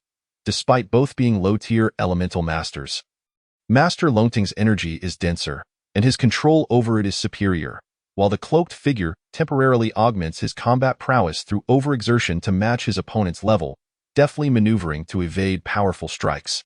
Thus, a decisive victor remains elusive for the time being. Though the fighters themselves are unscathed, the surrounding soil, flora, and fauna suffer immensely. It is crucial to understand that each strike from a ninth-tier master exerts a force of millions of kilograms. Although both combatants exhibit excellent control over their elemental energy, the aftermath of their clashes unleashes energy that neither can fully contain. This unleashed energy causes rocks to crumble, moss to scatter, and insects to perish within a radius of several hundred meters. Master Longting is nearly multitasking. On one hand, The wind element infiltrating the dark space continually diminishes due to the corrosive nature of the dark energy, necessitating constant replenishment to maintain awareness of the cloaked figure's position. On the other hand, with the absence of protective ribbons, the dark energy begins to penetrate the elemental shield surrounding his body, invading inward and requiring relentless expulsion. Lastly, the ribbons in his hand, guided by his perception of the wind element, launch attacks or defend against the adversary's strikes. The cloaked figure finds himself in a similarly precarious situation. The vast dark domain he has established demands a tremendous amount of elemental energy, and every attack from Master Longting depletes his dark energy reserves, compelling him to replenish continuously. Additionally, Master Longting's ability to perceive his silhouette through the infiltrating wind energy forces the cloaked figure to maintain rapid movement to evade attacks or enhance his own, further exhausting his energy reserves. If an observer were present, able to pierce through the dark space and witness the cloaked figure, they would note the beads of cold sweat forming on his brow and the rapid flaring of his nostrils, an indication of excessive energy depletion. After a while, Master Longting's expression suddenly sharpens, and he retracts the ribbons, allowing them to swirl around him while casting his gaze towards the camp of the advance team. The cloaked figure seems to sense this shift, displaying a glimmer of satisfaction as he withdraws his blade. Gradually, the darkness within the space begins to dissipate, blending with the surrounding night. Master Longting collects the ribbons, snorts coldly, and declares, "Consider yourself fortunate today. Should there be a next time, I shall not let you escape, be wary." With that, he ascends into the air, striding towards the advance team's camp as if treading upon an invisible ground. The cloaked figure, unwilling to permit his swift return, strikes with his blade, the shadow of the weapon slicing through the air and reaching Master Longting's rear in an instant. Without turning, Master Longting swings the ribbons, deflecting the blade while propelling himself forward with the rebound. Yet, the cloaked figure remains relentless. His blade spins in the air, transforming into countless shadows that continue to pursue Master Longting, who accelerates away. This time, he alters his approach, each strike lacking full force yet increasing in speed, weaving a dense net of blade shadows, seeking to entangle rather than inflict injury. Chapter 96. Captured by a beauty. Master Longting raises his white brows and snorts. "Do you truly believe I cannot deal with you?" Suddenly pivoting, he charges towards the cloaked figure, the ribbons in his hand transforming into a high-speed drilling point aimed directly at the figure's chest. The cloaked figure, taken aback, soon reveals a vicious expression as he accelerates towards Master Longting, retracting his blade and unleashing a torrent of dark blade shadows aimed at the opponent's head. He anticipates that Master Longting, wary of mutual destruction, will hesitate to engage fully, thus he counters with aggression, hoping to force his adversary back. However, Master Longting's response once again defies expectation. Rather than retreating, he speeds towards the cloaked figure, merely tilting his head slightly as the blade approaches, allowing it to slice into his left shoulder while his ribbons whirl at high speed, piercing into the cloaked figure's chest.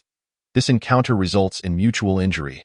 The cloaked figure's blade first breaks through Master Longting's elemental shield, then cleaves through his biological armor, leaving a deep gash on his shoulder. Conversely, Master Longting's ribbons penetrate the cloaked figure's chest, taking with them a significant portion of flesh and bone. Even half of his heart is shattered. The cloaked figure withdraws his blade, rapidly retreating 200 to 300 meters before landing on the ground, adopting a defensive stance, his small eyes filled with uncertainty as they regard Master Longting.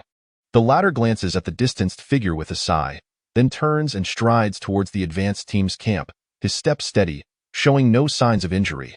The cloaked figure stands at a distance, his expression shifting before he stamps his foot in frustration, leaping into the shadows of the distance. Master Longting continues to run for over 10 kilometers before halting, expelling a mouthful of black blood. Then using his right index and middle fingers to wipe across his left shoulder, extracting a stream of black blood before resuming his forward pace. Having endured a severe wound from the cloaked figure, he is indeed injured. The cut is secondary. The primary concern is the dark energy that has infiltrated his body through the wound, corroding his flesh, meridians, organs, and even his soul until he expels portions of it through his black blood. The remnants can only be gradually purged, particularly the injuries to his soul, which cannot be restored in a short period. Of course, the cloaked figure's injuries surpass those of Master Longting. The drilling ribbons that pierced his chest not only shattered his flesh and bone, but also infused him with a vast amount of wind energy, inflicting immense damage to his meridians and internal organs. Had it not been for this, the cloaked figure might have continued to engage.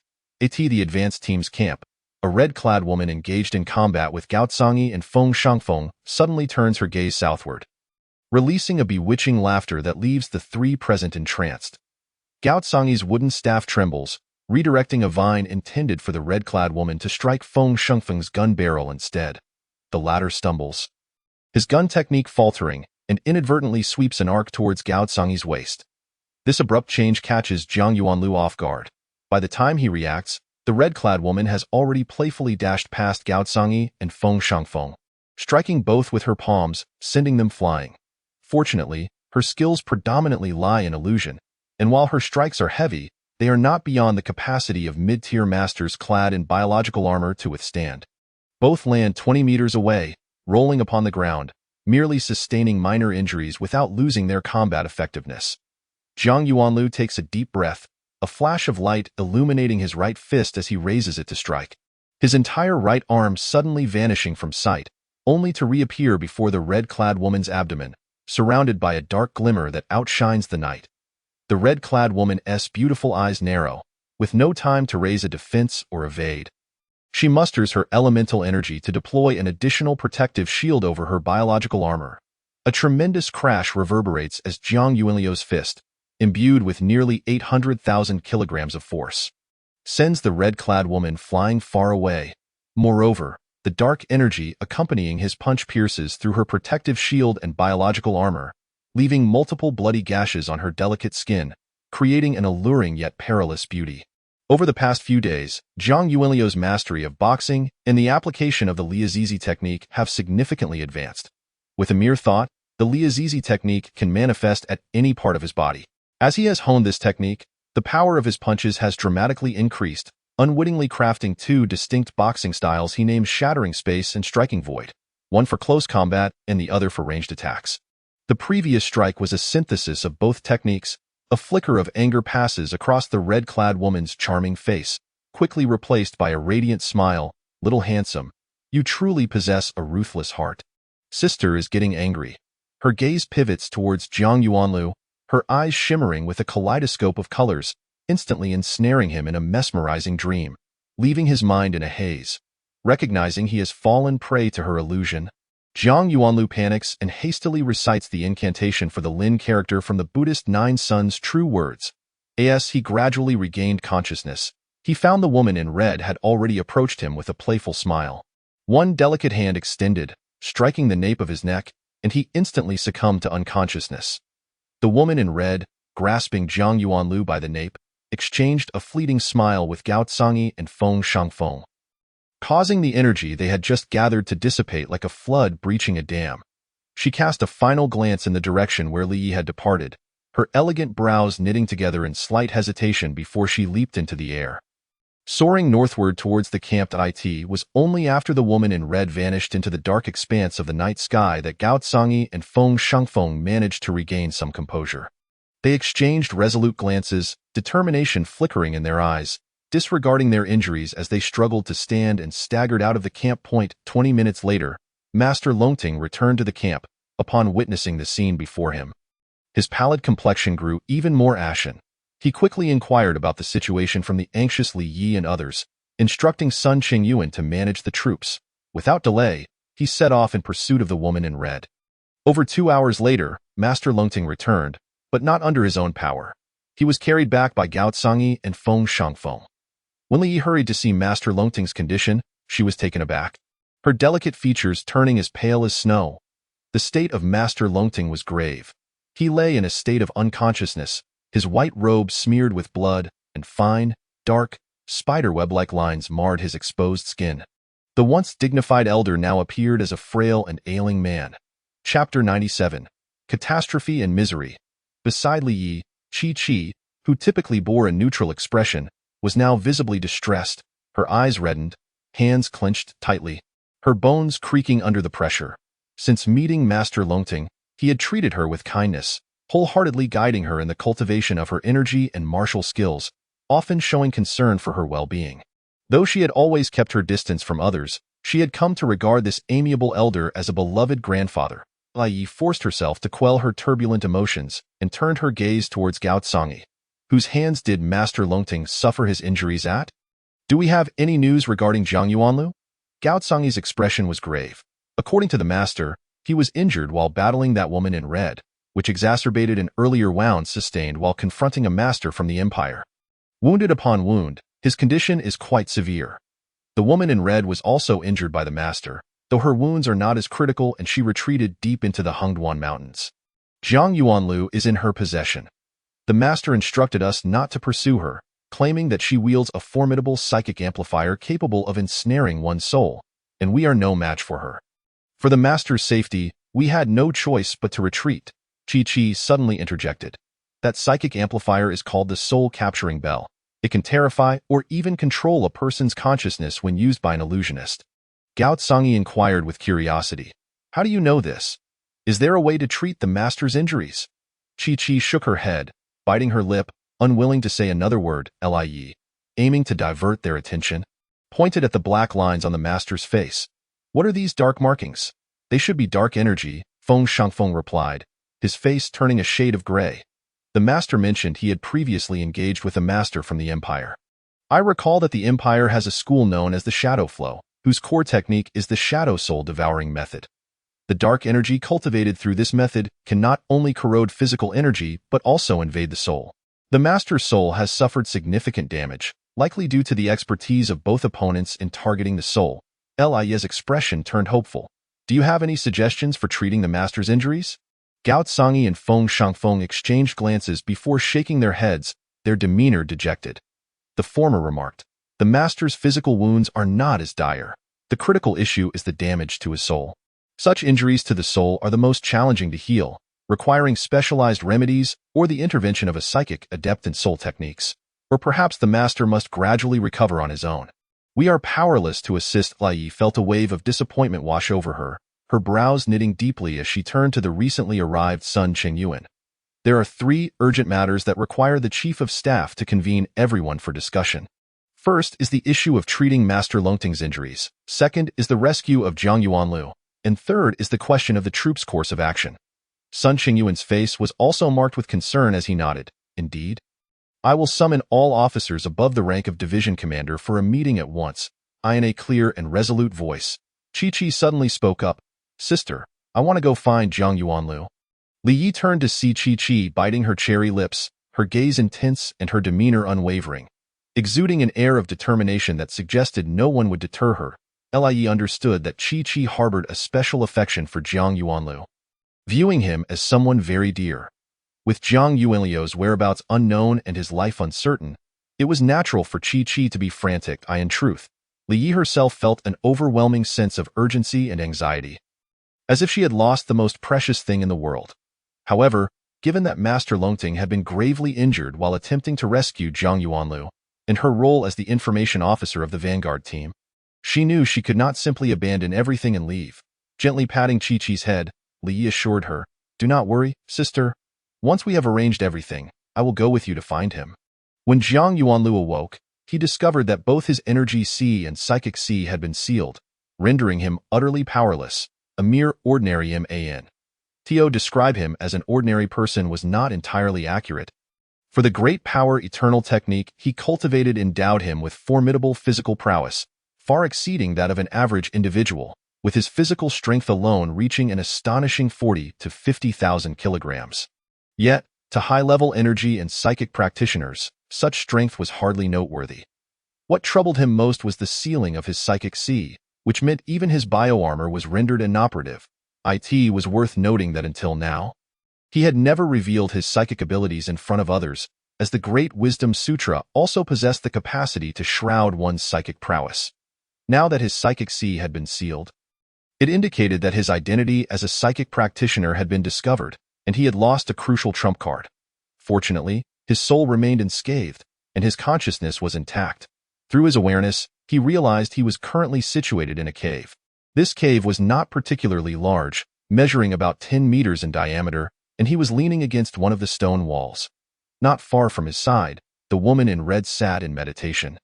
As he contemplated whether to continue feigning unconsciousness, waiting for the woman in red to draw near for a surprise attack, he heard her slightly hoarse voice. "Little handsome guy, since you're awake, there's no need to pretend anymore. Do you really think you can injure me with just your physical strength?" Jiang Yuanlu opened his eyes to gaze at the woman in red, instantly captivated by her beauty. She had donned an elegant crimson dress, which, although less revealing than her previous attire, still accentuated her voluptuous curves, exuding an air of nobility. She resembled a burning flame, while he felt like a moth drawn to her light, yearning to dive in even if it meant being consumed. What a bewitching enchantress she was, Jiang Yuanlu mused, pondering whether her allure was innate or a product of some peculiar training. "What are you thinking about, little handsome guy?" The woman in red opened her eyes, her enchanting gaze sweeping over Jiang Yuanlu, leaving him momentarily dazed. "This appearance of mine is entirely natural. I assure you, I have never undergone any cosmetic surgery. Would you like to check for yourself? I wouldn't refuse." Unable to resist, Jiang Yuanliu's eyes roamed over her figure, and as he followed her words with his imagination, his heart raced, and he felt warmth rising in his nose. Hastily, he recited a calming mantra, struggling to regain his composure, and cautiously inquired, "You seem to be injured?" The woman in red unabashedly nodded, a charming smile gracing her lips. "Indeed, I had a rather intense altercation with an old man sporting a white beard, and I sustained considerable injuries. If you wish to check on me now, I assure you, I am in no position to resist. Would you like to give it a try?" Chapter 98. Will you check on me? Jiang Yuanlu certainly did not believe her words. The woman's pallor confirmed she had indeed been injured, though the extent of her injuries remained unclear. If he were to heed her provocations and act foolishly, he could not predict how she might retaliate. Clearing his throat, he feigned ignorance of the woman's teasing and asked, "How did you escape from Master Longting?" The woman in red's eyes sparkled with mischief. "Are you curious about the outcome of our duel? Just say it directly. No need for euphemisms. I'm not stingy. I won't hold it against you." Jiang Yuanlu chuckled awkwardly. "All right, I am indeed curious about the result of the duel." The woman in red cast him a flirtatious glance. "That's the spirit. In the future, if you have any questions, just ask directly. I would be more than happy to engage in deeper discussions with you." She exaggerated the word engage, watching as Jiang Yuanliu's breath quickened, and she smiled triumphantly before continuing. "That old man with the white beard. Was his name Longting? The elder is indeed formidable. He has nearly stepped into the threshold of a mid-tier Saint Master. Unfortunately, he previously engaged in combat with another Saint Master and sustained injuries, particularly to his soul. Just so happens that I possess a specialized psionic amplifier that targets the soul, which exacerbated the elder's condition, rendering him even more grievously harmed than myself. Otherwise, I would have truly found it difficult to evade him." Jiang Yuanlu felt a heaviness in his heart. As a psionic practitioner, he was acutely aware of the severity of soul injuries. Since Master Longting allowed the woman in red to escape after their confrontation, it was evident that his injuries were quite severe, and it was likely that he would not recover anytime soon. Lost in these thoughts, he observed the woman in red rise gracefully and approach him. Her lithe figure swaying gently, she leaned in, her stunningly beautiful face inches from his, her vibrant red lips nearly brushing against his ear as she exhaled softly, reminiscent of fragrant orchids. In truth, I was in a critical moment of concentration earlier. Had the young man truly come to examine my condition, I would have had no defenses whatsoever. Alas, he was overly cautious. The woman in red, devoid of any cosmetic enhancements, emanated a natural sweetness that clouded Jiang Yuanliu's mind, compelling him to turn his face, seeking that alluring touch of her lips. However, she abruptly withdrew, not forgetting to caress his cheek with her hand before chuckling. "You are quite the rogue, young man. You refused to come for my examination, and now you choose to act mischievously." Jiang Yuanliu's face flushed, and he quickly coughed to mask his embarrassment. "Where exactly do you intend to take me? It seems I hold little value for your gene modification organization. Does it not?" The woman's exquisite face revealed a look of astonishment. "You are aware of the gene modification organization? Did number 77 inform you?" "No, that child is far too innocent to grasp such matters." Jiang Yuanlu chuckled lightly. "What is so difficult to deduce? Who else could grant number 77 such remarkable talents but the gene modification organization? Number 77, You refer to number 77, correct? The woman in red arched her elegantly curved brow. Indeed, apart from our organization, no one else can enhance one's innate gifts to such an extraordinary degree. Would you consider joining us? With your physical prowess and subsequent gene modification, you would undoubtedly ascend to the ranks of the exceptional. Making the transition to a Saint Master by 40, if not before 50, though you know how old I am? A mere 46, barely an adult. Jiang Yuanlu was genuinely taken aback. It was challenging to gauge age from appearance in the realm of practitioners. With the woman in red's status as a level 9 psionic master, he had assumed she was at least a century old, only to discover she was merely 46. Considering the average lifespan of ordinary individuals in the Star Sea world is 500 years, and that ages 30 to 120 are deemed youthful, 46 is indeed just coming of age. What terrifying potential must she possess? If the members of the gene modification organization all harbored such talents, how formidable must this organization be? As though she had read Jiang Yuanlu's thoughts, the woman in red extended a delicate finger and tapped his forehead. It is not quite as formidable as you might imagine. Individuals of such talent as I are exceedingly rare within the organization.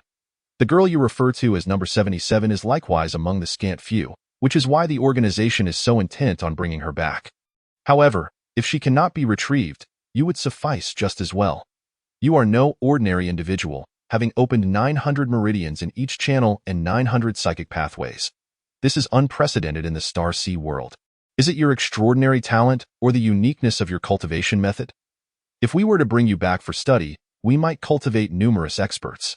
Even if that fails with a little gene modification, you could become an unparalleled master. Jiang Yuanlu's heart plummeted. The meridians and psychic pathways he had opened were among his greatest secrets, now known to the woman in red, drastically reducing his chances of escaping her grasp.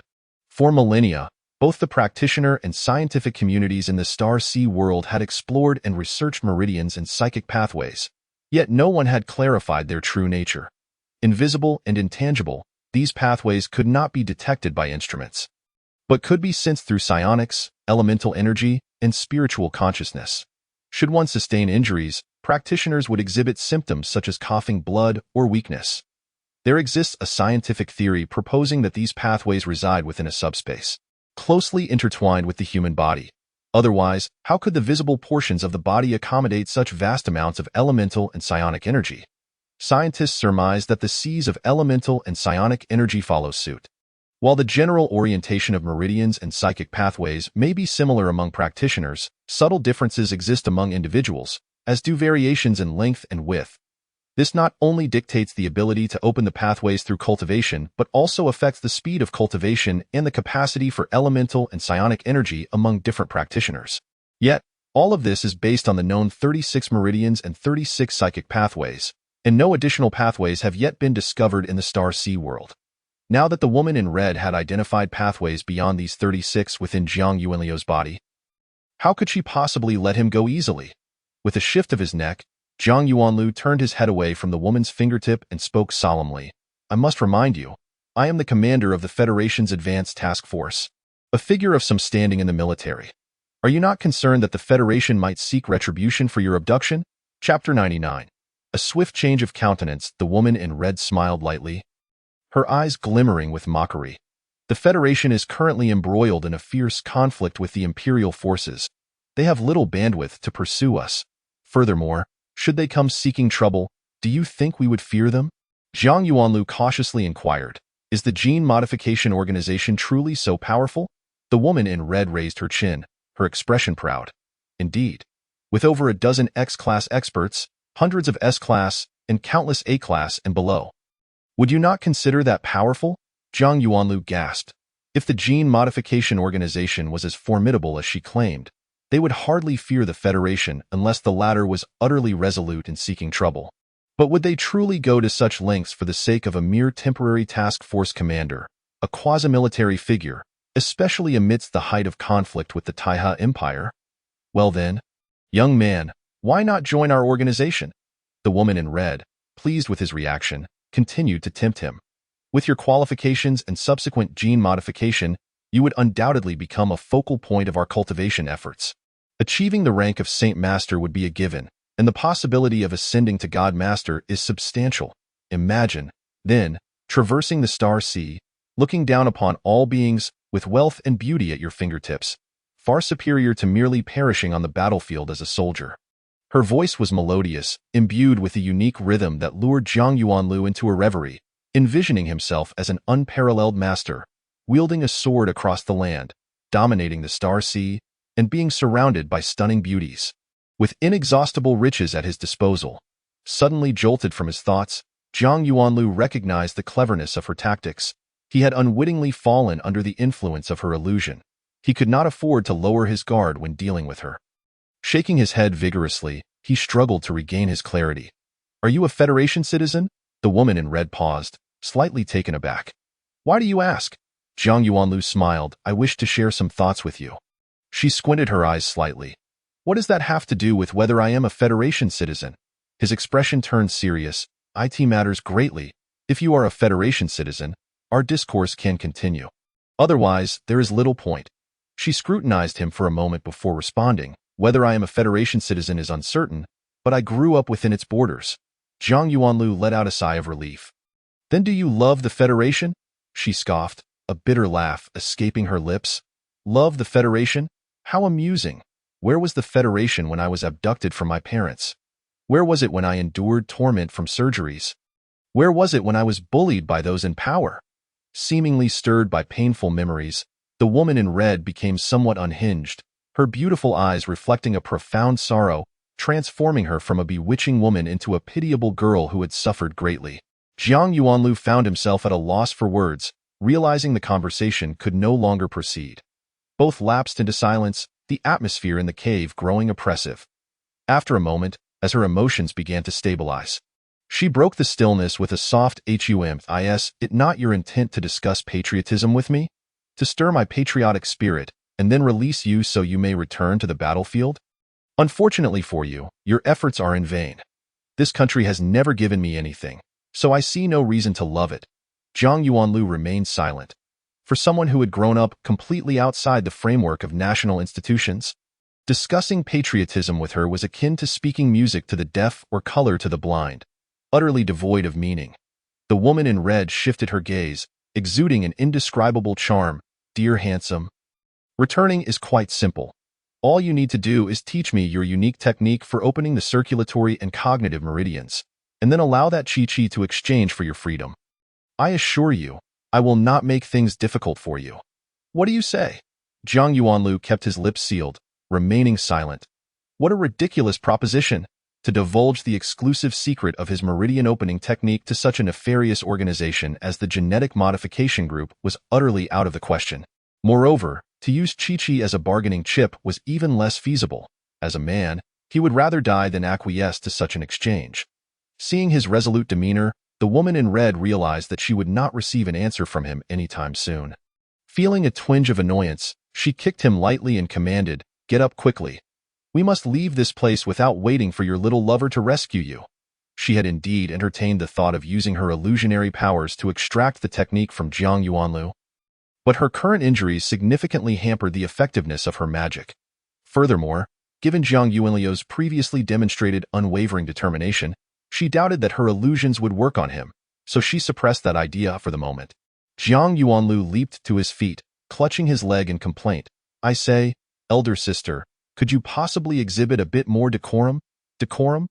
What is that?" The woman in red scoffed dismissively. "Seduction is my nature, transformation is my creed, wildness is my passion, and cunning is my method. Yet, decorum has no place in any of these." Zhang Yuanlu was rendered speechless and shifted the topic. "Where are we headed?" The woman shot him a glare.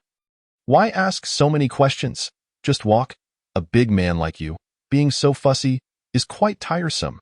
Zhang Yuanlu sighed internally, reflecting that this woman was indeed a shape-shifting enchantress. Encountering her felt like a curse from 8 lifetimes ago. He must have committed some grave misdeeds in his past life. Yet, that seemed implausible. After all, he had been an exemplary student, albeit somewhat naive, and had always been eager to contribute during fundraisers, lost in his thoughts. They exited the cave, and Zhang Yuanlu found themselves perched on a sheer cliff. Beneath him lay a small stone ledge jutting forward, while above loomed an impenetrable precipice, and below, 100 meters down, lay a blanket of pristine snow. This location was likely at an altitude exceeding 5,000 meters, with frigid temperatures and biting winds. As soon as he stepped out of the cave, he shivered involuntarily. Currently, he could not harness his mental or elemental energies. Although his physical strength remained, his ability to withstand the cold had significantly diminished. Jump down. The woman's commanding voice left no room for dissent as Jiang Yuanlu surveyed the terrain. Peering down, he felt a surge of trepidation. The ground below was merely 100 meters from the cave, but the depth of the snow remained a mystery, if it were shallow, revealing a rocky base beneath. He feared he might suffer a grievous injury upon impact, especially without any protective elemental energy.